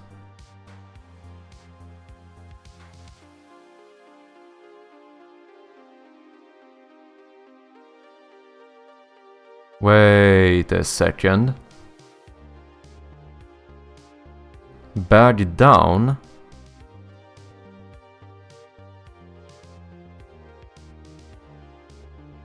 Is actually changing. Technically it's not changing anything, it's keeping the hitbox still. Maybe I need to make sure that... Oh yeah. So baddie down. We're supposed to have the anchored position of the inventory button here instead. Oh, I think this might be it.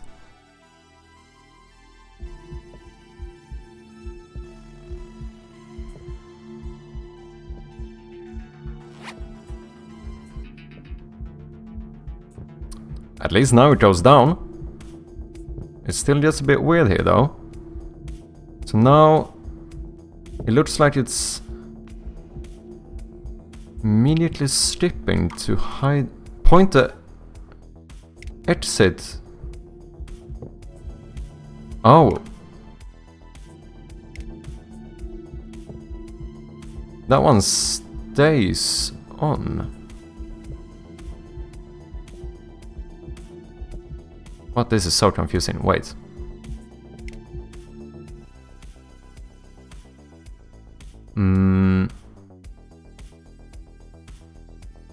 Why is this happening? Okay, but this is good. This is good. I feel like we are getting somewhere now. Good idea, Hilford, checking the animator.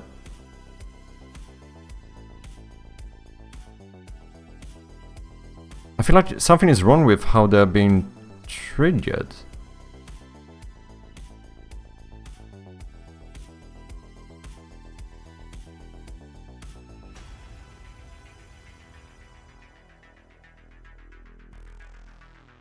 Yeah.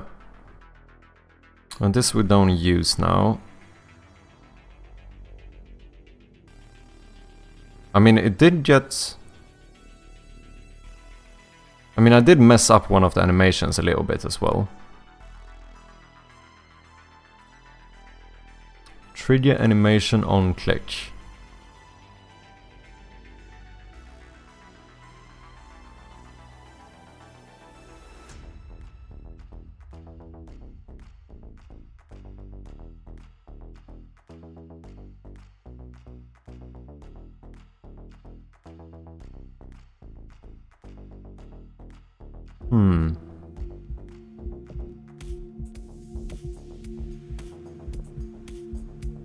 This one here, I can't even see that it's being triggered.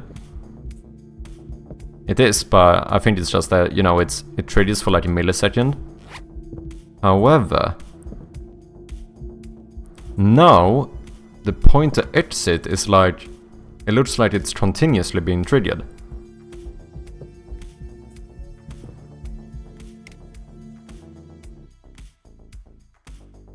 That only happens after I open the inventory. Okay.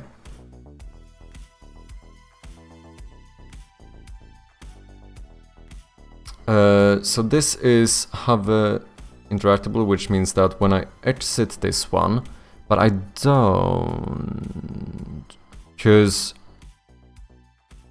you're not hovering this one. Oh, potentially it could be though.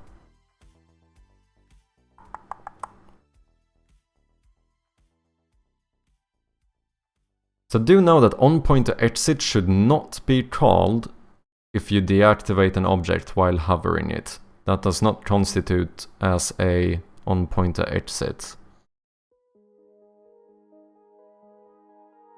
Maybe it's an update, not a one-shot, so it's just continuously firing on-pointer exits. Yeah, it kind of seems like that's the case. What is doing that though? Because this... Now this one shouldn't be the issue, because this is working from before I open the thingy, the open inventory. Oh, you know, let's do debug logs. That's always a good idea.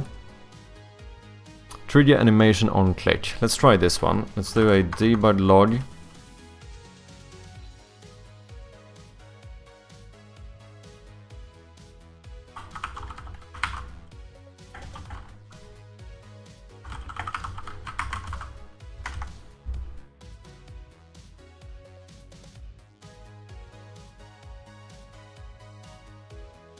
Now we can see if it's my script that's messing up here. Let's clear all this. On pointer enter was triggered, on pointer exit. So then when I open this, boom, it does not say that on pointer exit was triggered. It should be triggered when I exit this one. No, because now I use the event trigger component instead, that's why that one didn't show up.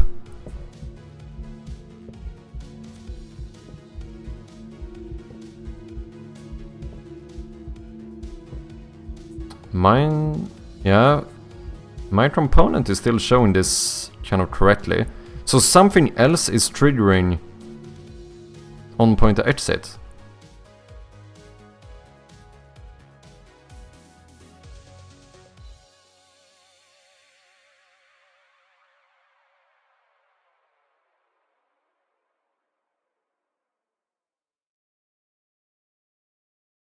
This should only be able to trigger it once.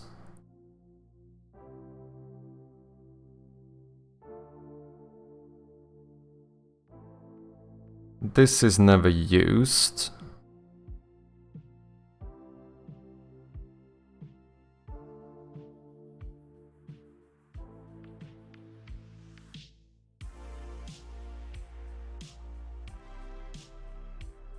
Right, let's do no function there. Let's just see what happens.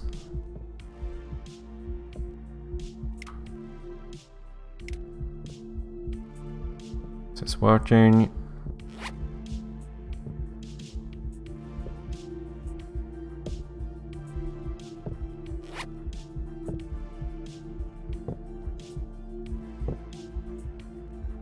Okay. Okay. It was... Yeah, this was happening before that was added. The weird thing is that it's kind of working now.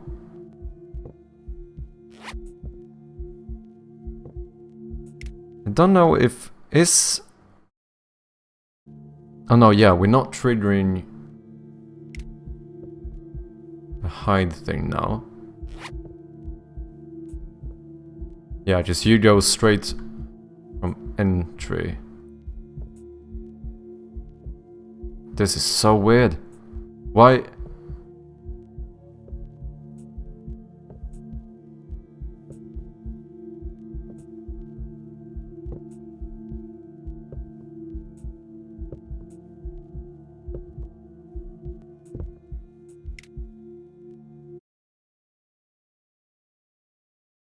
I can't have multiple transitions, right? Can I? Oh.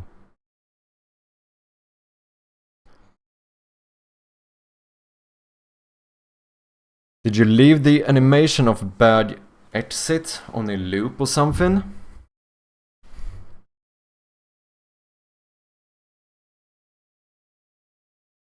I don't think so.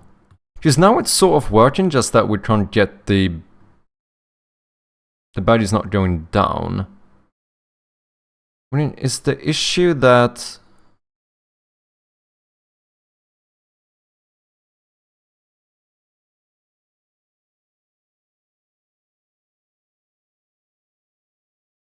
Wait, can I not get rid of this one now? There we go.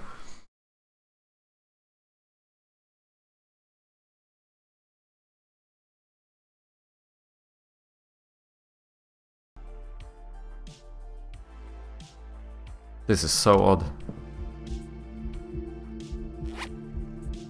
Now it goes to bad down. And this, like, this is kind of fine. Like, it works. But it would look better there if you had the animation of the bad going down. So what I would like to do is make it so that on entry it goes... I wonder, is it that I need another transition thing here? Maybe that's the thing. Could it be... I don't know, you probably have quite a bit more experience with the animator.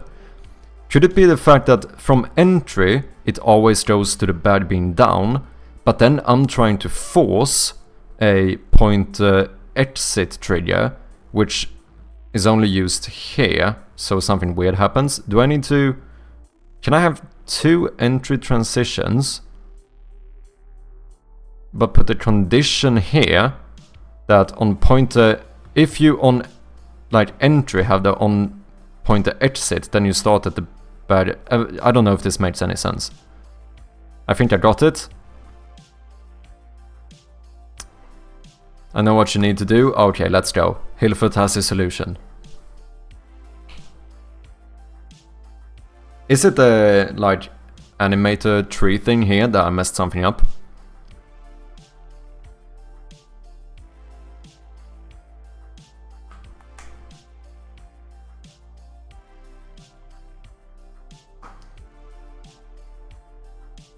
You need to make a transition from any state with the trigger. Oh. Oh, yeah, so any state.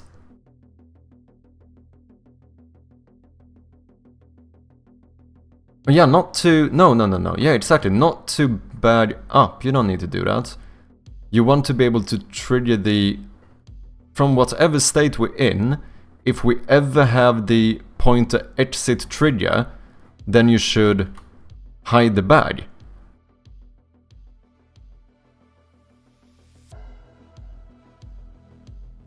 Oh, I feel like this makes sense, yeah.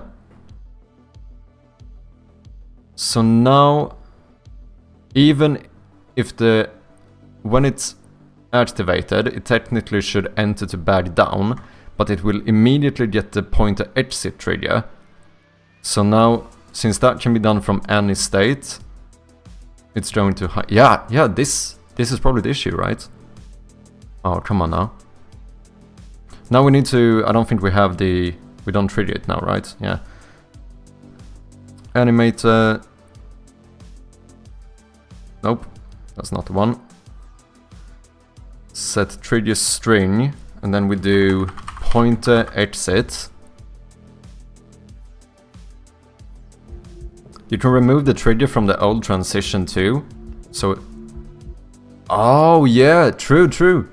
Because now, there's no reason why I need this one, right? Because if the badge is up, that is any state. So, yeah, whenever that... Yeah, makes sense. I see what you mean. Yeah, because otherwise, there's some weird redundancy here, where maybe it gets, like, confused about which of these transitions it should try and do.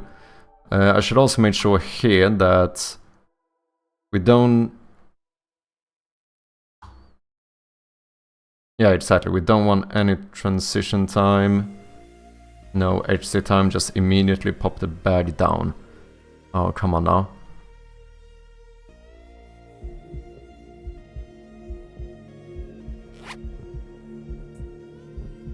Let's fucking go, dude.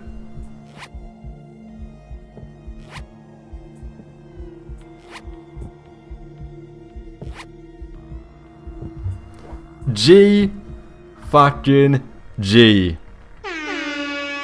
Can we get a big round of applause to Hillfoot Games for figuring out the issue here? Legend, legend. First coming in with the massive raid and then just fixing my game for me. We love to see it. Okay, that actually works. I wonder if I... The good thing if we use my script instead of the event trigger is that I can make it so we don't have to... I mean, I should probably do that anyway, to be honest. But it's nice when we don't... Because now I can go here. This should be outside, but it is still looking for like the transparent pixels as well. So I think... I'm gonna see if we I think this should work with my scripts now as well. Let me give it a go. Because then I'm being consistent as well. Abuse the any state if you're using triggers. Yeah, it seems like that's definitely something I should keep in mind for the future. Legend indeed. What's up, Kemal Seether? Sorry if I'm butchering your name. How you doing? Welcome in. Okay, so open inventory. I just want to see if it works. We remove these, and then we're gonna do hover interactable. On entry, it's going to call whatever scripts is on this one, which I don't have any. But then on exit, it's going to call these. Play the sound, activate object on click. Boom, boom. Last thing we need to do is trigger animation on click. Oh yeah, Atrium. I had a question. When you use this component system, the way we... You know how the like interactable scripts, it will check like all of the components. Is there a guarantee that these will be called in like a successive order, or could it be a little bit random? Like, does the order of how I place my components, can that have any sort of like effect? Like, will it be triggered, or is it just a little bit random, one of those things where it might trigger it this way, might not? You're doing good, nice to hear that, man. I'm doing good as well. I finally got this diegetic UI to kind of work. So yeah, I'm feeling good, I'm feeling good. Also very hyped to get the Steam page up. I feel like a kid before Christmas. I'm just like checking my emails and Steam words every 10 minutes, just in case magically Steam would have fixed or reviewed my page in 14 hours. Not that that is reasonable whatsoever, but you never know. Might as well check in extra time, right? I'm so excited. We'll start using animated.crossfade state. This is basically the same as any state trigger. Ooh, interesting. Okay, so then crossfade state. So the state here, would that be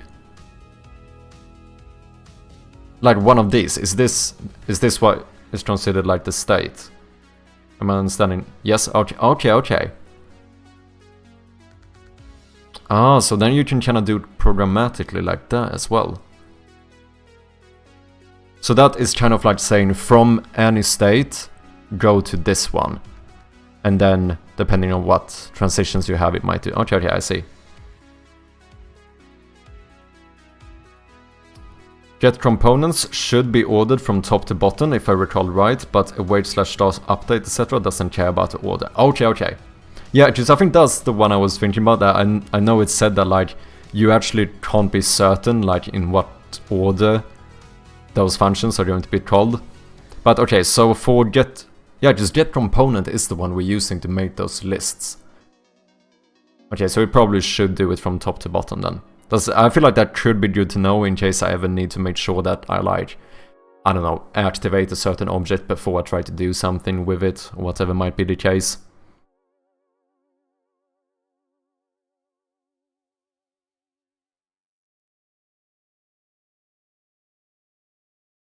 So bad show, bad hide, to just set the animator to play them. Animator.play bad hide. Oh, okay. It's always interesting to see like how many different ways you could do stuff. Yeah, I think this was my understanding too. This is why I usually use event triggers, because it's easier to visualize the ordering. Both works though. Yeah, with this system it is kind of intuitive if that's the case as well, because this is basically the same as the list in the event trigger then. If it now goes from top to bottom.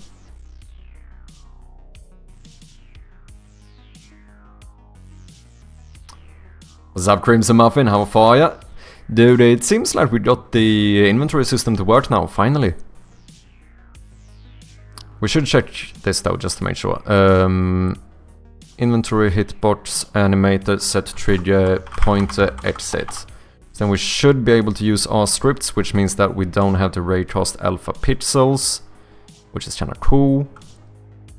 Because that means we have like, you know, perfect hitboxes.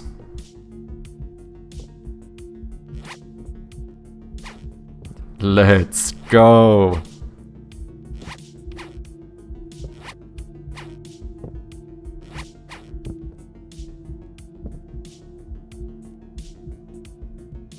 Okay, something weird happened there, but...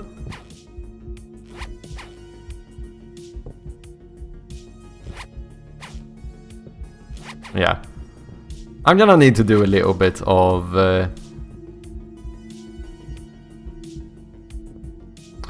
Oh, because now you can hide the... I think I know what's happening.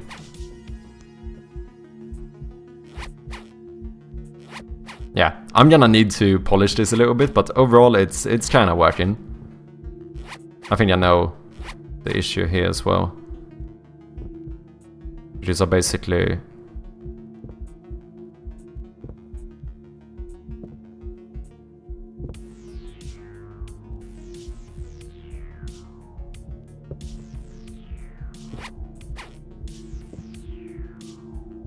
it's just you keep resetting the trigger.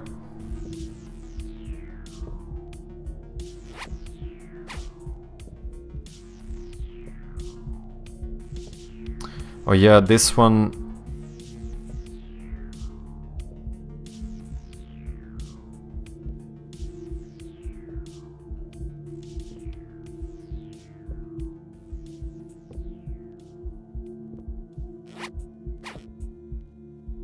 So wait, should I do something where I...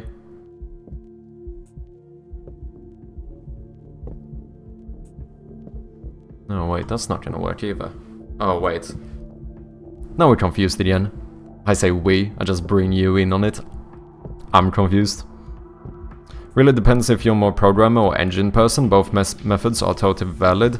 Yeah, I think so far I tend to like to program more, because I had one game, my memory game I did, I had an issue that took me ages to figure out the solution to, and the issue was because I used the Unity button component and it wasn't flexible enough for what I was trying to do. So that was the first time I sat down and like coded my own button. And after that I've started going a little bit crazy, where I tend to try and see, like in this game I almost don't use any Unity button components whatsoever. Like all of these are, you know, I have on pointer downs and stuff, and like make my own button basically. Don't bring me in on this shit, I'm just a viewer. Yeah, exactly. Okay, so we're resetting the... Let's see, we can check this one again, right? Yeah, because what's happening here is that I exit, it would call the bad hide. But then, just if I go here, it works. So the issue is that I'm exiting this one, but like into... Yeah. Because then this one goes down. That is an exit, so now it's going to try and bring it down again, but that means I entered and then it exits. Yeah, yeah.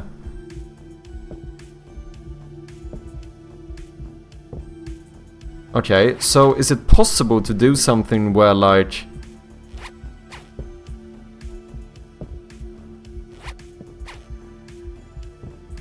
Can I do something where... Oh, no, that doesn't make sense. Where you have exit... Any state... I was thinking if it's possible to do something where, like... If the bad hide animation is playing, you can't trigger it again. You see what I mean?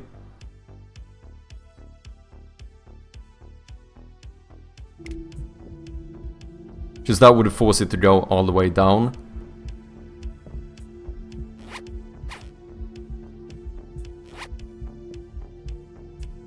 We can also modify the bad hide animation.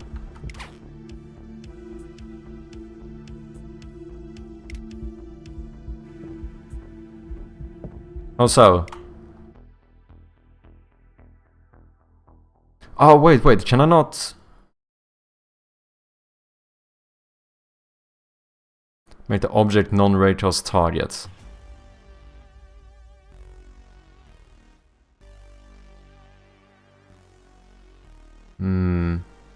Oh, and then we enable it again! Of course! That's so fucking clever!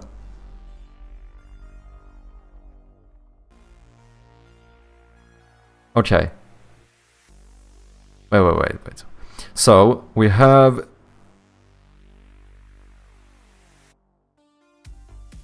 This is the one that's heavy interactable. This is the one that's triggering the on-pointer enter exit. So this one, I want to turn off as a raycast target when that happens. And the issue is really only, so we could do it from this one. So what we could do is make a new script that's like disable raycast on click and like, and then, oh wait, but then I would need to, when would I enable it?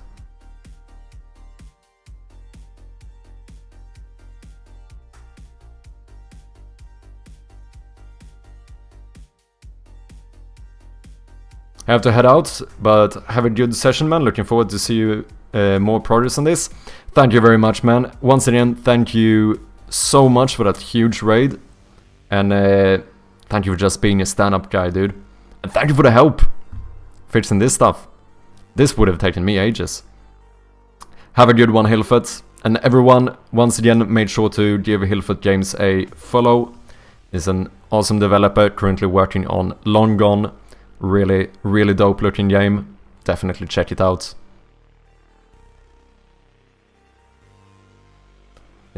Give it a canvas group.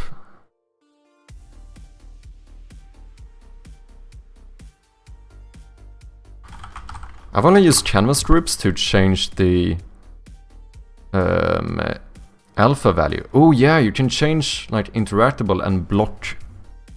Oh. Cheers. I see. Cheers, Crimson. Hydration is survival, indeed. Okay, so then we can block raycasts. Sorry, but what's... Oh, is this to make sure that the child object... Because if I turn this one off, technically speaking, the child object is still a raycast target. Is that why you use a canvas group here? To make sure that you block the raycast of both the parent and child object? Am I following?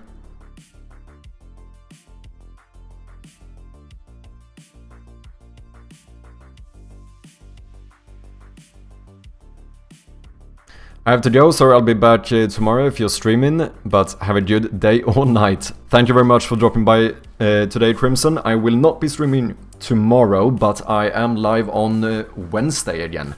So, in case, I'll see you then. And yeah, otherwise, have a good day or night. You as well, man. Thank you very much again for dropping by.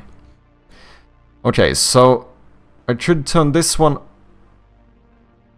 We should block the raycasts. That one is. We should just do from here.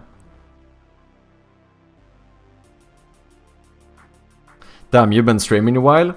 How long have I been live? Oh yeah, shit. I'm closing in on 11 hours. Whoops. Why is pictures of this fucking bag, man? I get too obsessive. I just wanna fix it. It is kinda fixed though.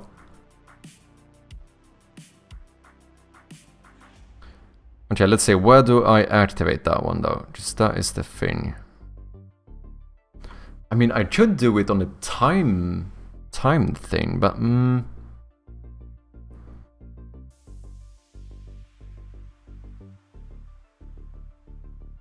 inventory hitbox.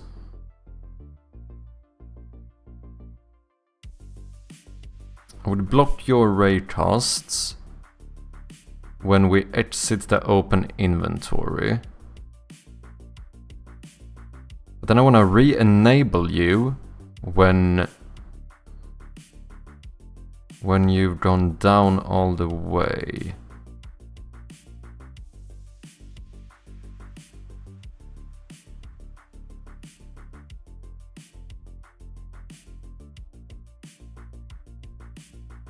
I guess we should maybe do something like if state. You know, like if you're in the bad down state, then enable the raycasts. Maybe.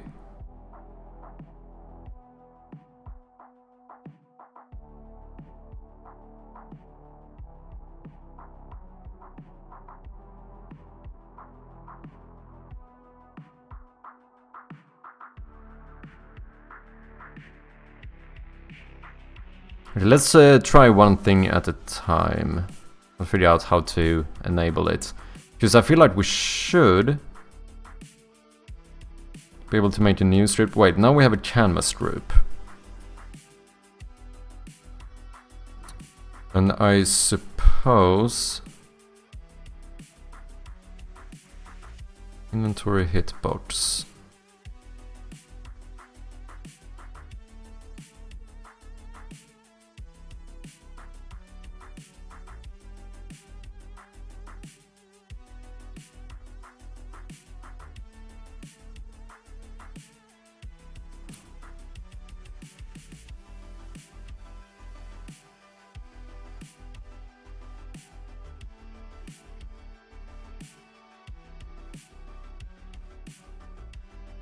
So we need a reference to this bool. But technically I don't need to, because this one is a button. This one doesn't actually. Oh no, but this is a child object of this one, which means that it's also have a interactable. Yeah, no, I do need the canvas group.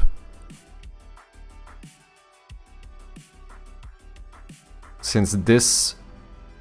Yeah, I do.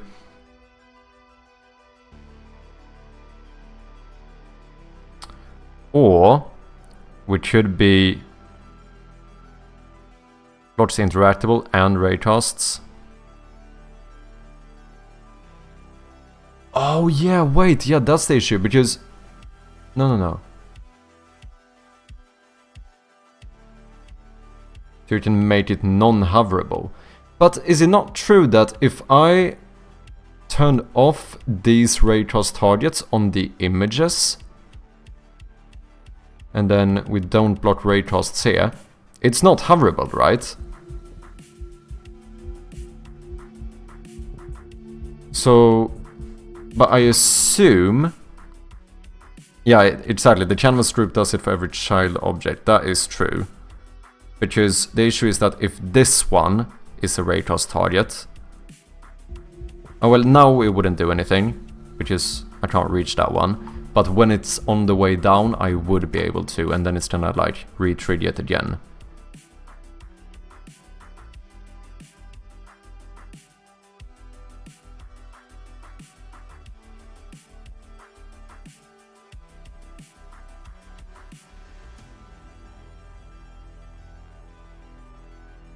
Yeah, so it is easier doing it. Okay, so we need to figure out a way to... Wait, if I copy property path, what exactly? Block raycasts. Okay, so can we... Still don't know how we're gonna turn that one on again, but we're gonna figure it out. Because here we should be able to do something like... Dude, how should I name this one?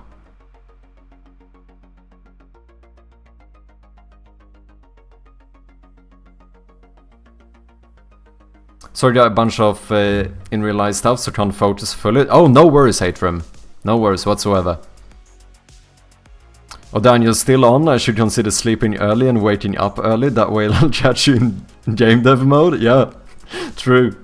Basically, I stream when you go to bed and I stream when you wake up. It's kind of mad to think about. But to be fair, I've been live very long today.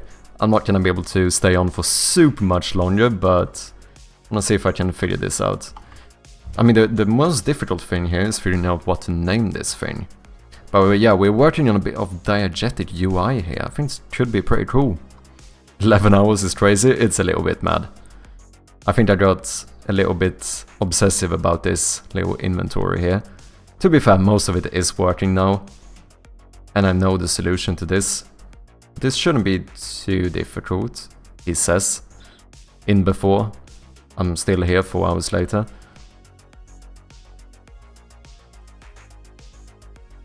So... Oh, wait. Okay, I think I know how to do this. So now we need to reference the canvas group, which we probably can do. And then just block raycasts equal true, blah blah. So we make a serializable canvas group, so we can set it in the inspector. Okay, wait, the difficult thing is the name. So block raycasts in canvas group on click, that's a hell of a name.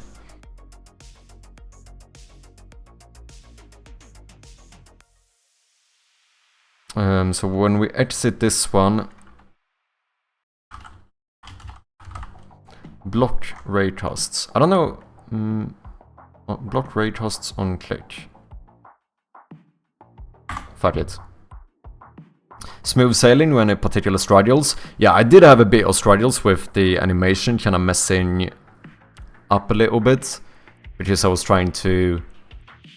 Basically, I made this like a loop, you know, where I did not have the any state, like this. And I was trying to enter from... It was weird. Apparently what I realized is that I should get more used to using the any state when I'm trying to do weird shit with animations.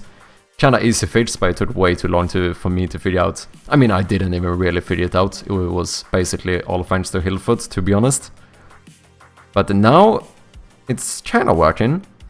So we only have one slight issue, which is...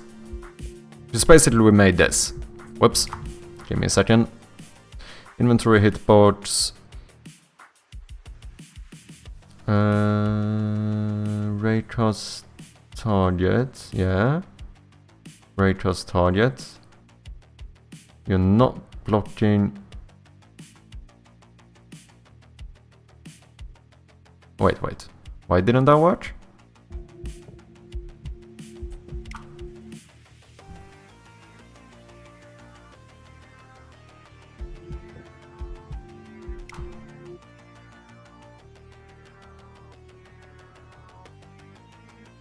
Huh.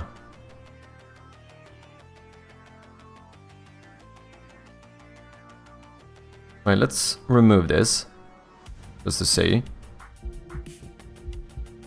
Yeah, now it's working. So this is the plan. Basically, instead of having this old inventory button up here, to basically be able to get rid of as much UI as possible, I was thinking about making like all the UI in the game like a little bit more diegetic.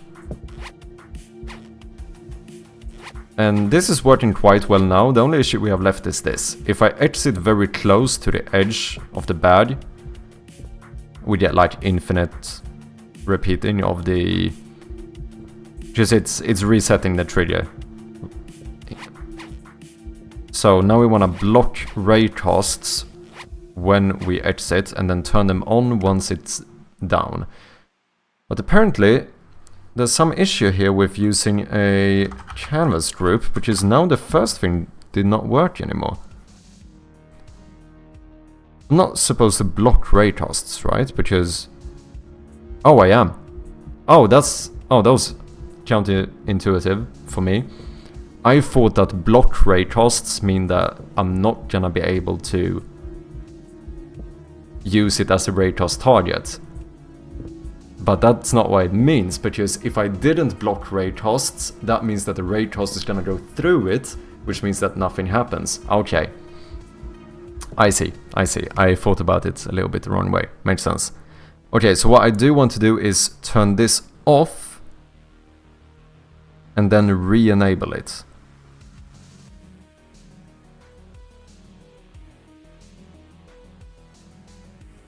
So technically what I want to do is unblock raycasts rather than block them. Maybe...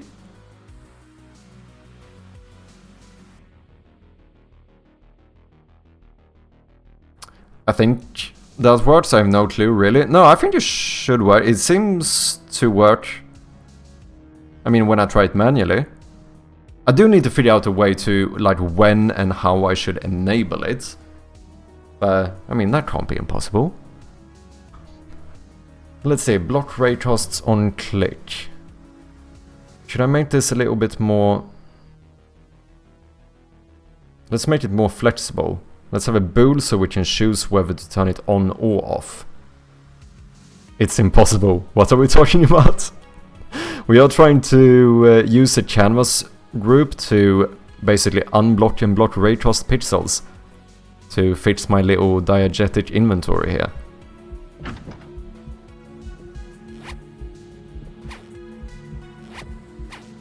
Because it's working quite well, but if I exit down here, this happens. So basically the plan is that when we go out here, we turn off the... Basically makes this so that it's not a raycast target, so it goes all the way down, and then we re-enable it. But since we have like child objects and stuff, it should be easier to do it with the canvas group. So I think I'm gonna try and make a little bit of a more flexible one here. So rather than block, I want to block and unblock.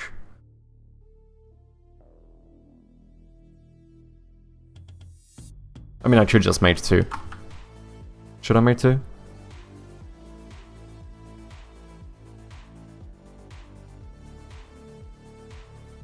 Just the lazy thing to fix it, like, make it easy to re-enable it, is to just do it with, like, a coroutine. And just say if 1 second passes, or half a second, however long it takes for the animation to finish. After that, re-enable it again.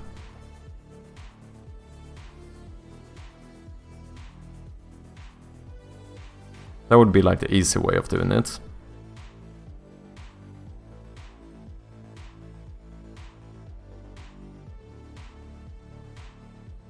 So otherwise I need to figure out when exactly... How do I figure out...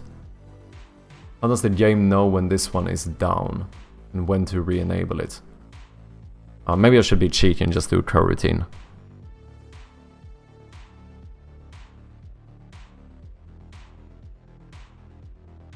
Block raycasts on click.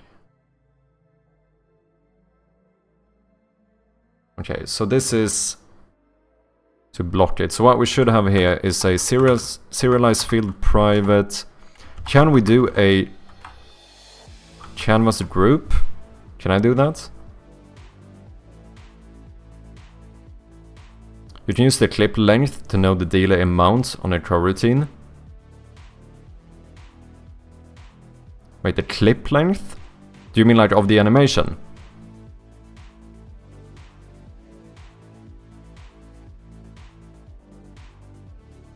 Yeah, I don't know if this works. Can I reference a coroutine like this? Oh, sorry, a canvas group, I mean. See what happens. We can. Okay, good. So then... Okay, so this is the block, which is what we want to do later. Let's be a little bit cheeky here.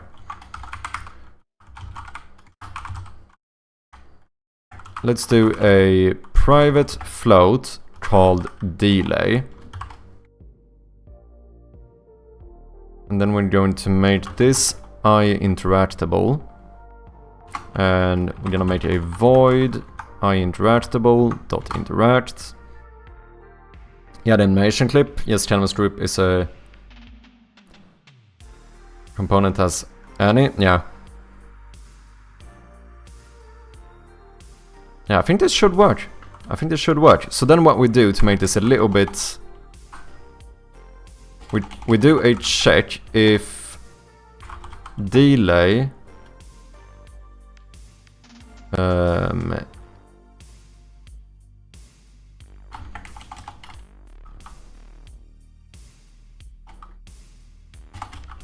is less than. It can't be less than. No, let's do is less than or equal to 0. No. If delay is greater than 0,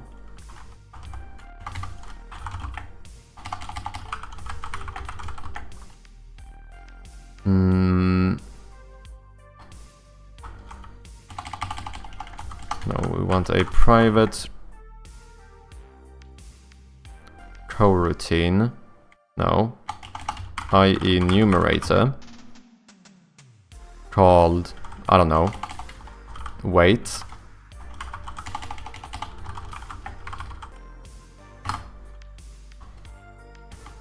And then we also want a private void called block raycasts.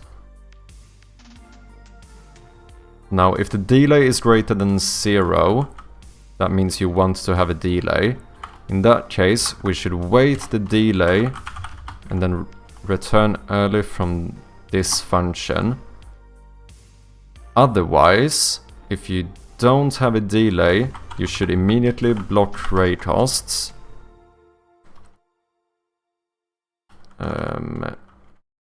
Otherwise, here you should what? Return yield new. I never remember the order here. Return no. Yield return. New wait 4 seconds. Delay. And then block raycasts. Here we are going to say canvas group dot blocks raycasts. Is that what it's called? Casts equals true. Let's see if that works. Oh yeah, start. Yeah.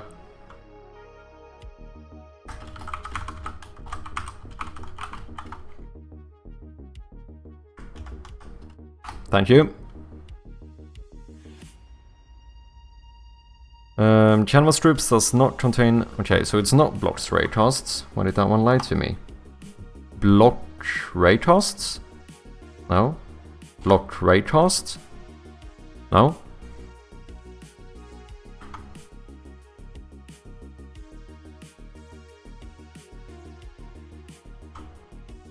Wait, do I need to do it like this? No.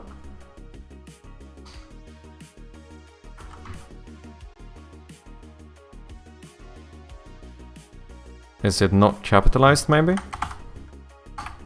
This is what I like to refer to as the brute force method.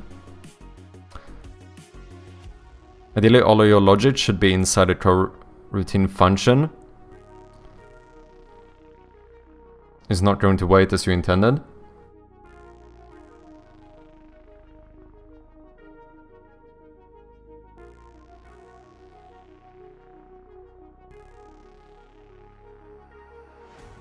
Isn't it?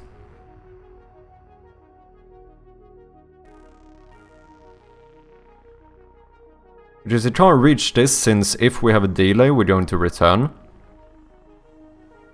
Yield return new wait for is where the code actually waits. Yeah, so it's going to wait for the delay, and when the delay is over, it's going to block the...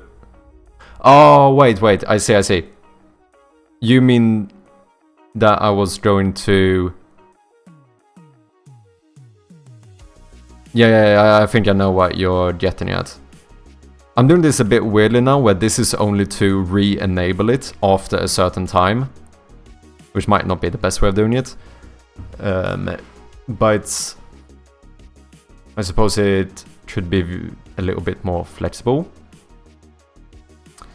It will immediately call line 15.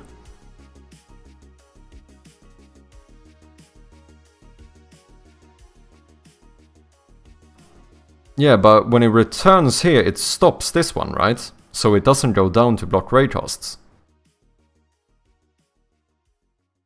And yes, you can reference the coroutine, and even should, depends on your implementation. Yeah, now you need to like reference an actual coroutine if you want to stop it. Oh, okay, line 23 will wait, you are good then. Yeah, so then it's going to wait here and then do the block raycasts, right? But maybe we should make all of this in one. Wait, we need to figure out how to actually type this though. Block raycasts, maybe? Okay, fuck it.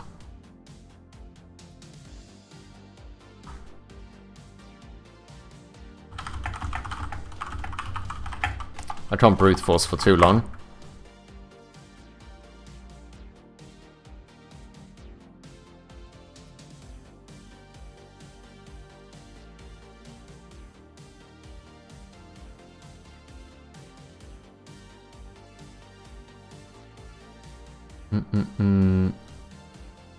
Block raycasts. ChatGPT tells me that this should be right.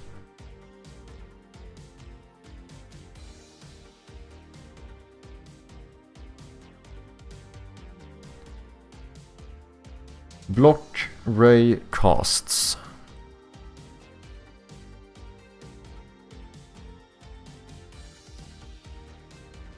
But am I maybe missing a canvas group? Is it part of the Unity engine.ui? Is that it? No?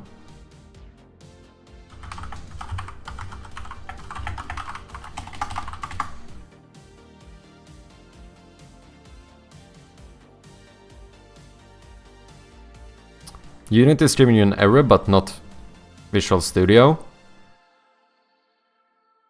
True. I never even look here, to be honest. I always go for Unity. Probably should, shouldn't I?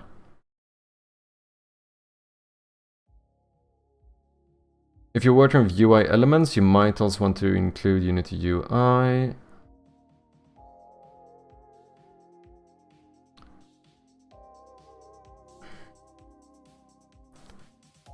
Canvas group dot... Why is this not working? How is it phrased on the actual canvas group? It says blocks raycasts. Okay, blocks raycasts.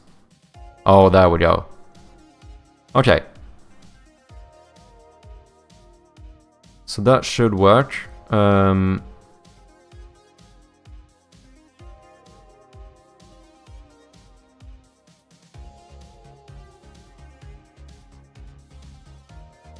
Did AI lie? It did.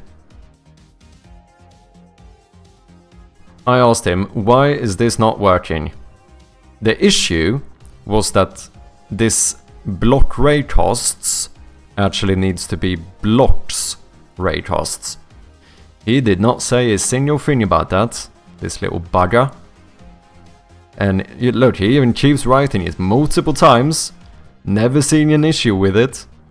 Everything is fine. Block rate. I think you wrote it like 9 times here without realizing that was the issue. ChatGPT, I'm slightly, mildly disappointed.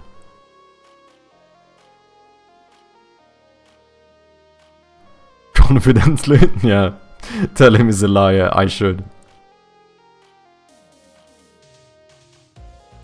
Okay,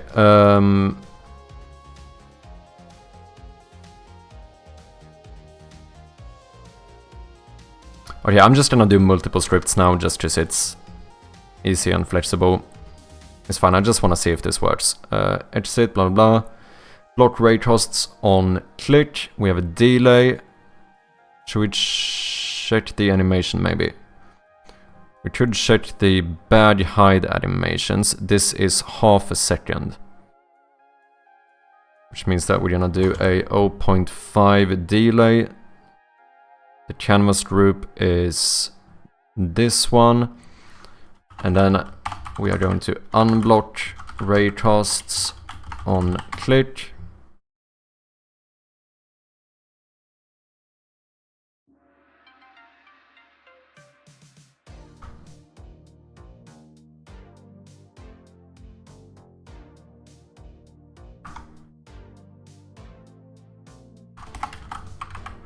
Unblock raycasts on click are interactable.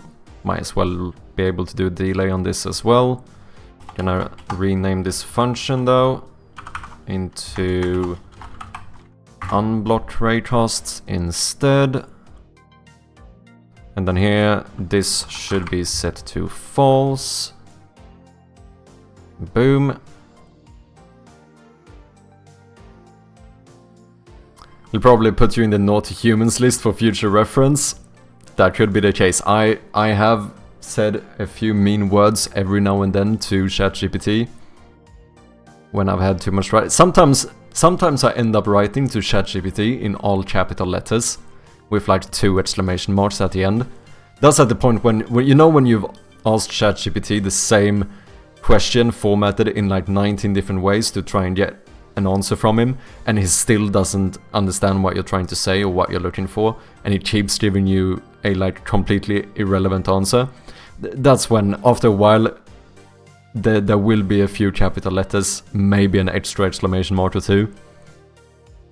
So yeah, I'm not, if ChatGPT takes over the world, I might be in a bad place. We'll see. Only the future will tell.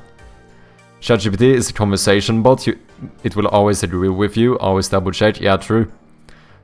You could check the components to see how it's spelled out, or the documentation. Yeah, that is a good point. I want a chatbot that always disagrees and is always correct. Sounds like a lovely relationship, yeah.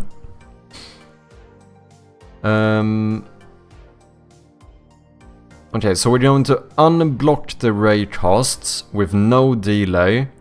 Boom. And then after half a second... Oh, is this gonna work after I deactivate this clip though? Oh, sorry, this object.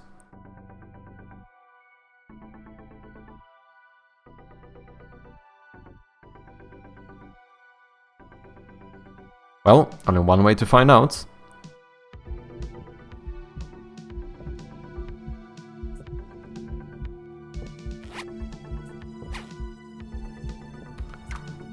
Coroutine couldn't be started because exit interactions is inactive. Yeah, it is an issue.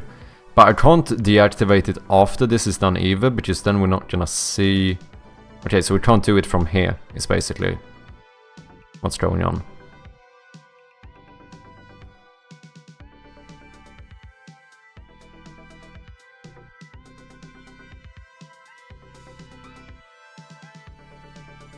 Yes, we can. Because there's no reason why this one needs to be set inactive. What if I put you here and always keep you active. Then you would just... Yeah, that should work.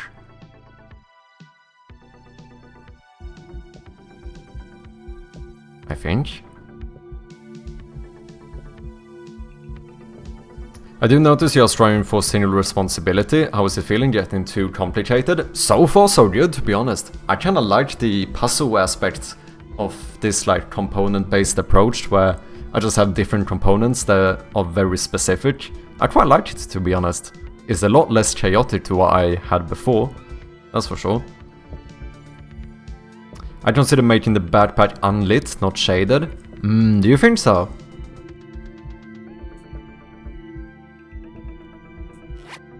I kinda like the fact that you have to use the...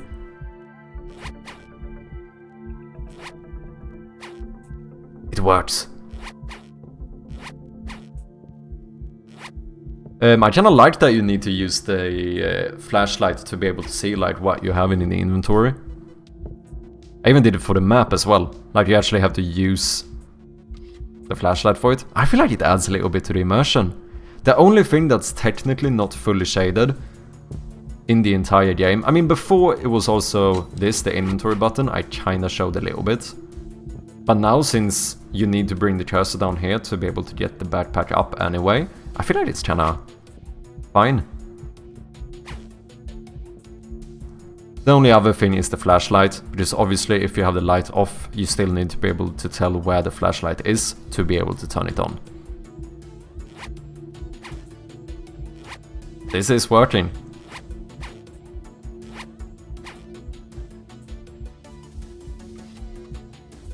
Yeah, I wonder if maybe we should make it go up a little bit more quickly though.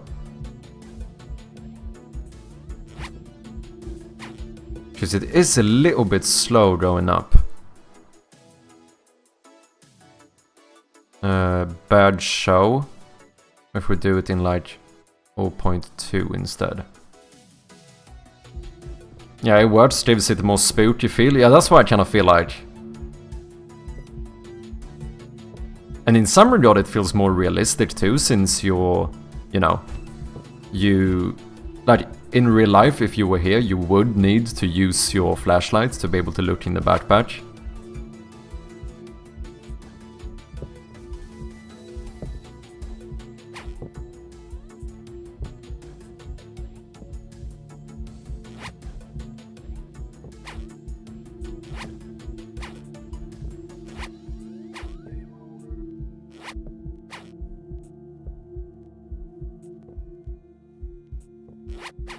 Yeah, I think that's better. Maybe it could be even quicker, to be honest. What do you think of my map? You need a flashlight to look into the bag? True.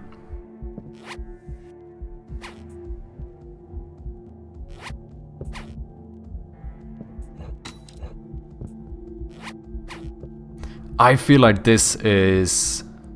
I mean, this is a lot more immersive though, right? Compared to this. This is the old inventory. Now we have this.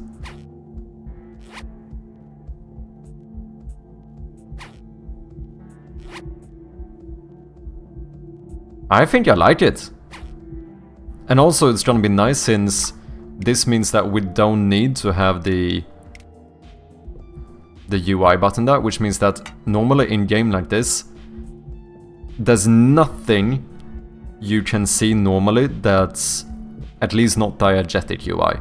Because technically speaking, the flashlight could be considered like diegetic UI, but that still feels immersive. But there's no like normal like HUD HUD kind of UI element. The only one really is of course the way I visualize the inventory when it's open, because it's gonna be too annoying to make the entire entirety of the inventory diegetic. That's too much effort. So does this mean that you cannot place pick-uppables on the lower left of the screen? You could, here. That's how far down you can go. And then you're fucked. And same thing here.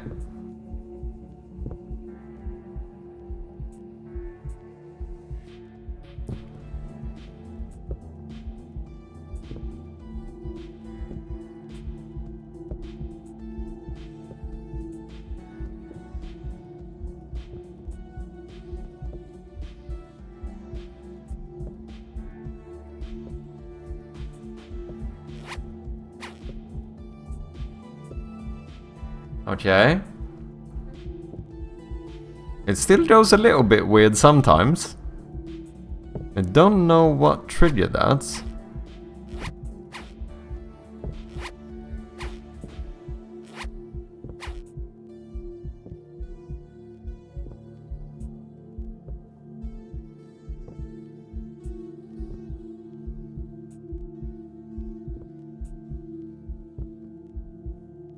And then it resets to stay up again, which is weird.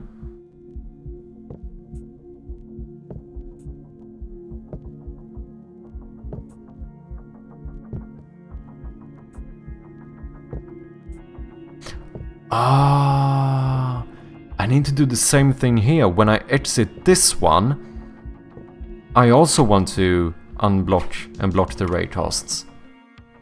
Just that's basically the same thing happening again. I just realized. It's the same exact issue.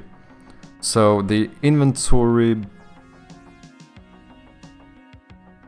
No, inventory hitbox. Of interest. You also have exit interactions. Trigger blah blah blah. Okay, so then I also want you to unblock raycasts and then reblock them. So unblock immediately. After half a second, reblock.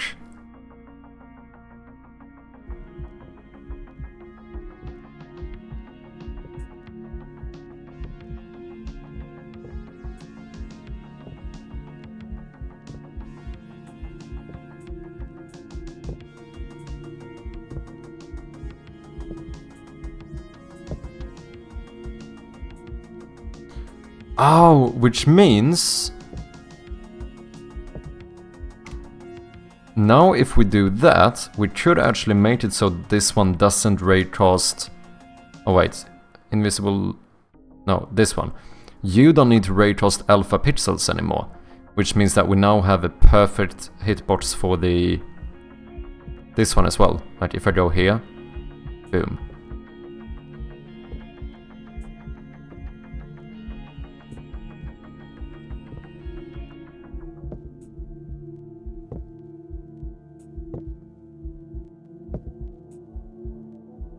I don't know if we want more space here. I don't know, maybe if you should have the hitbox be even smaller actually.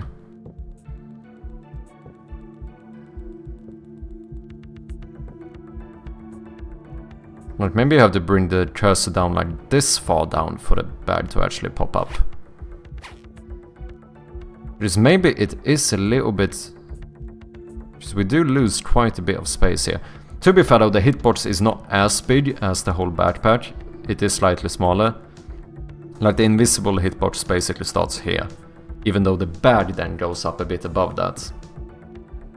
But potentially we should even make it smaller.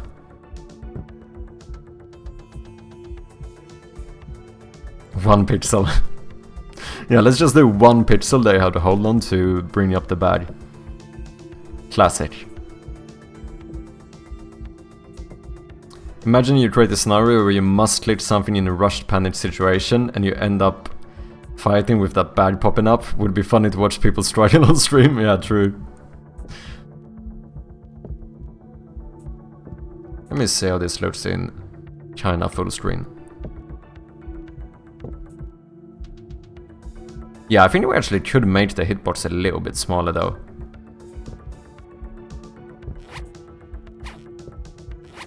Maybe.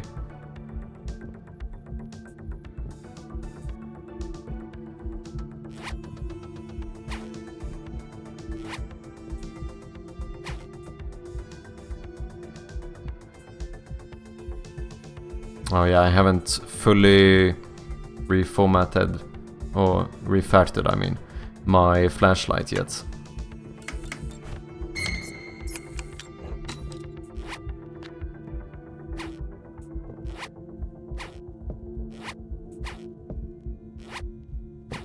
I think this is pretty cool. I'm quite happy with it.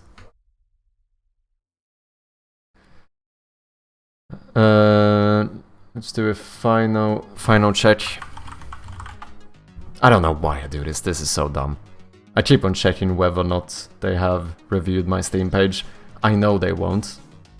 There's no way they're gonna do it in one day. I'm too excited, man. I'm too impatient.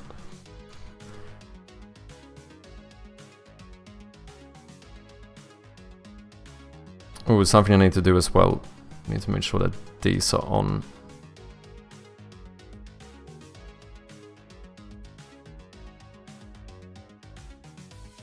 Let's go. Okay, quite a lot of progress today. We have a full update for the... I mean, full update, that might be making it sound a little bit too big. But we have the update ready for for the Game Jam version, for when the Steam page is up. So that we get all the links and the call to action to like wishlist the game and stuff.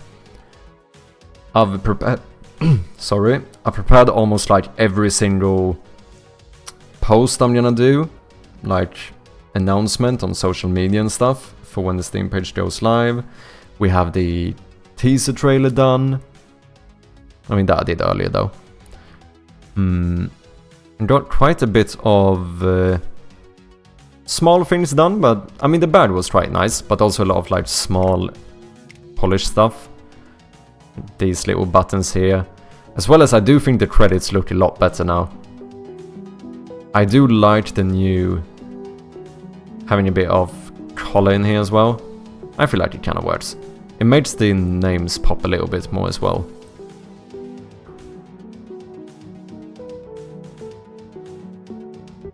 And also much easier now when I finally know that you are able to kind of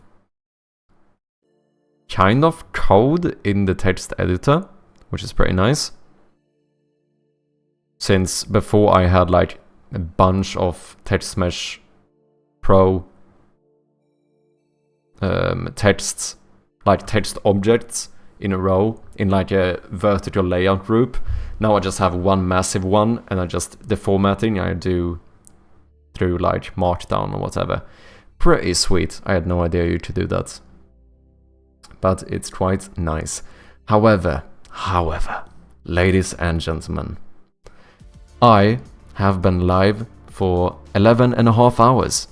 I think it is getting to that time where I should probably have a bit of rest, shouldn't I? However, please wait for just one moment, and let's go and see if we can find someone to throw a little raid at. Let's see, who do we have live over here?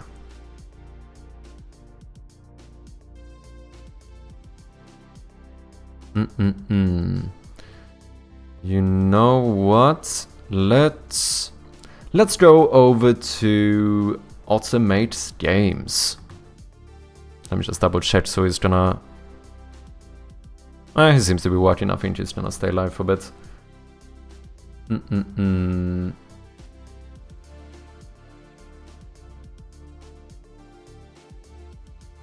Automate games.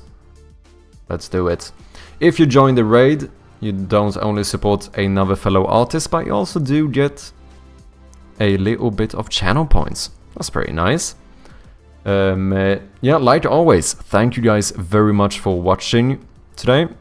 It's been a good one. We got a lot of good stuff done. I will be announcing everywhere as soon as the Steam page goes up. Please go and wishlist the game when we have the Steam page up.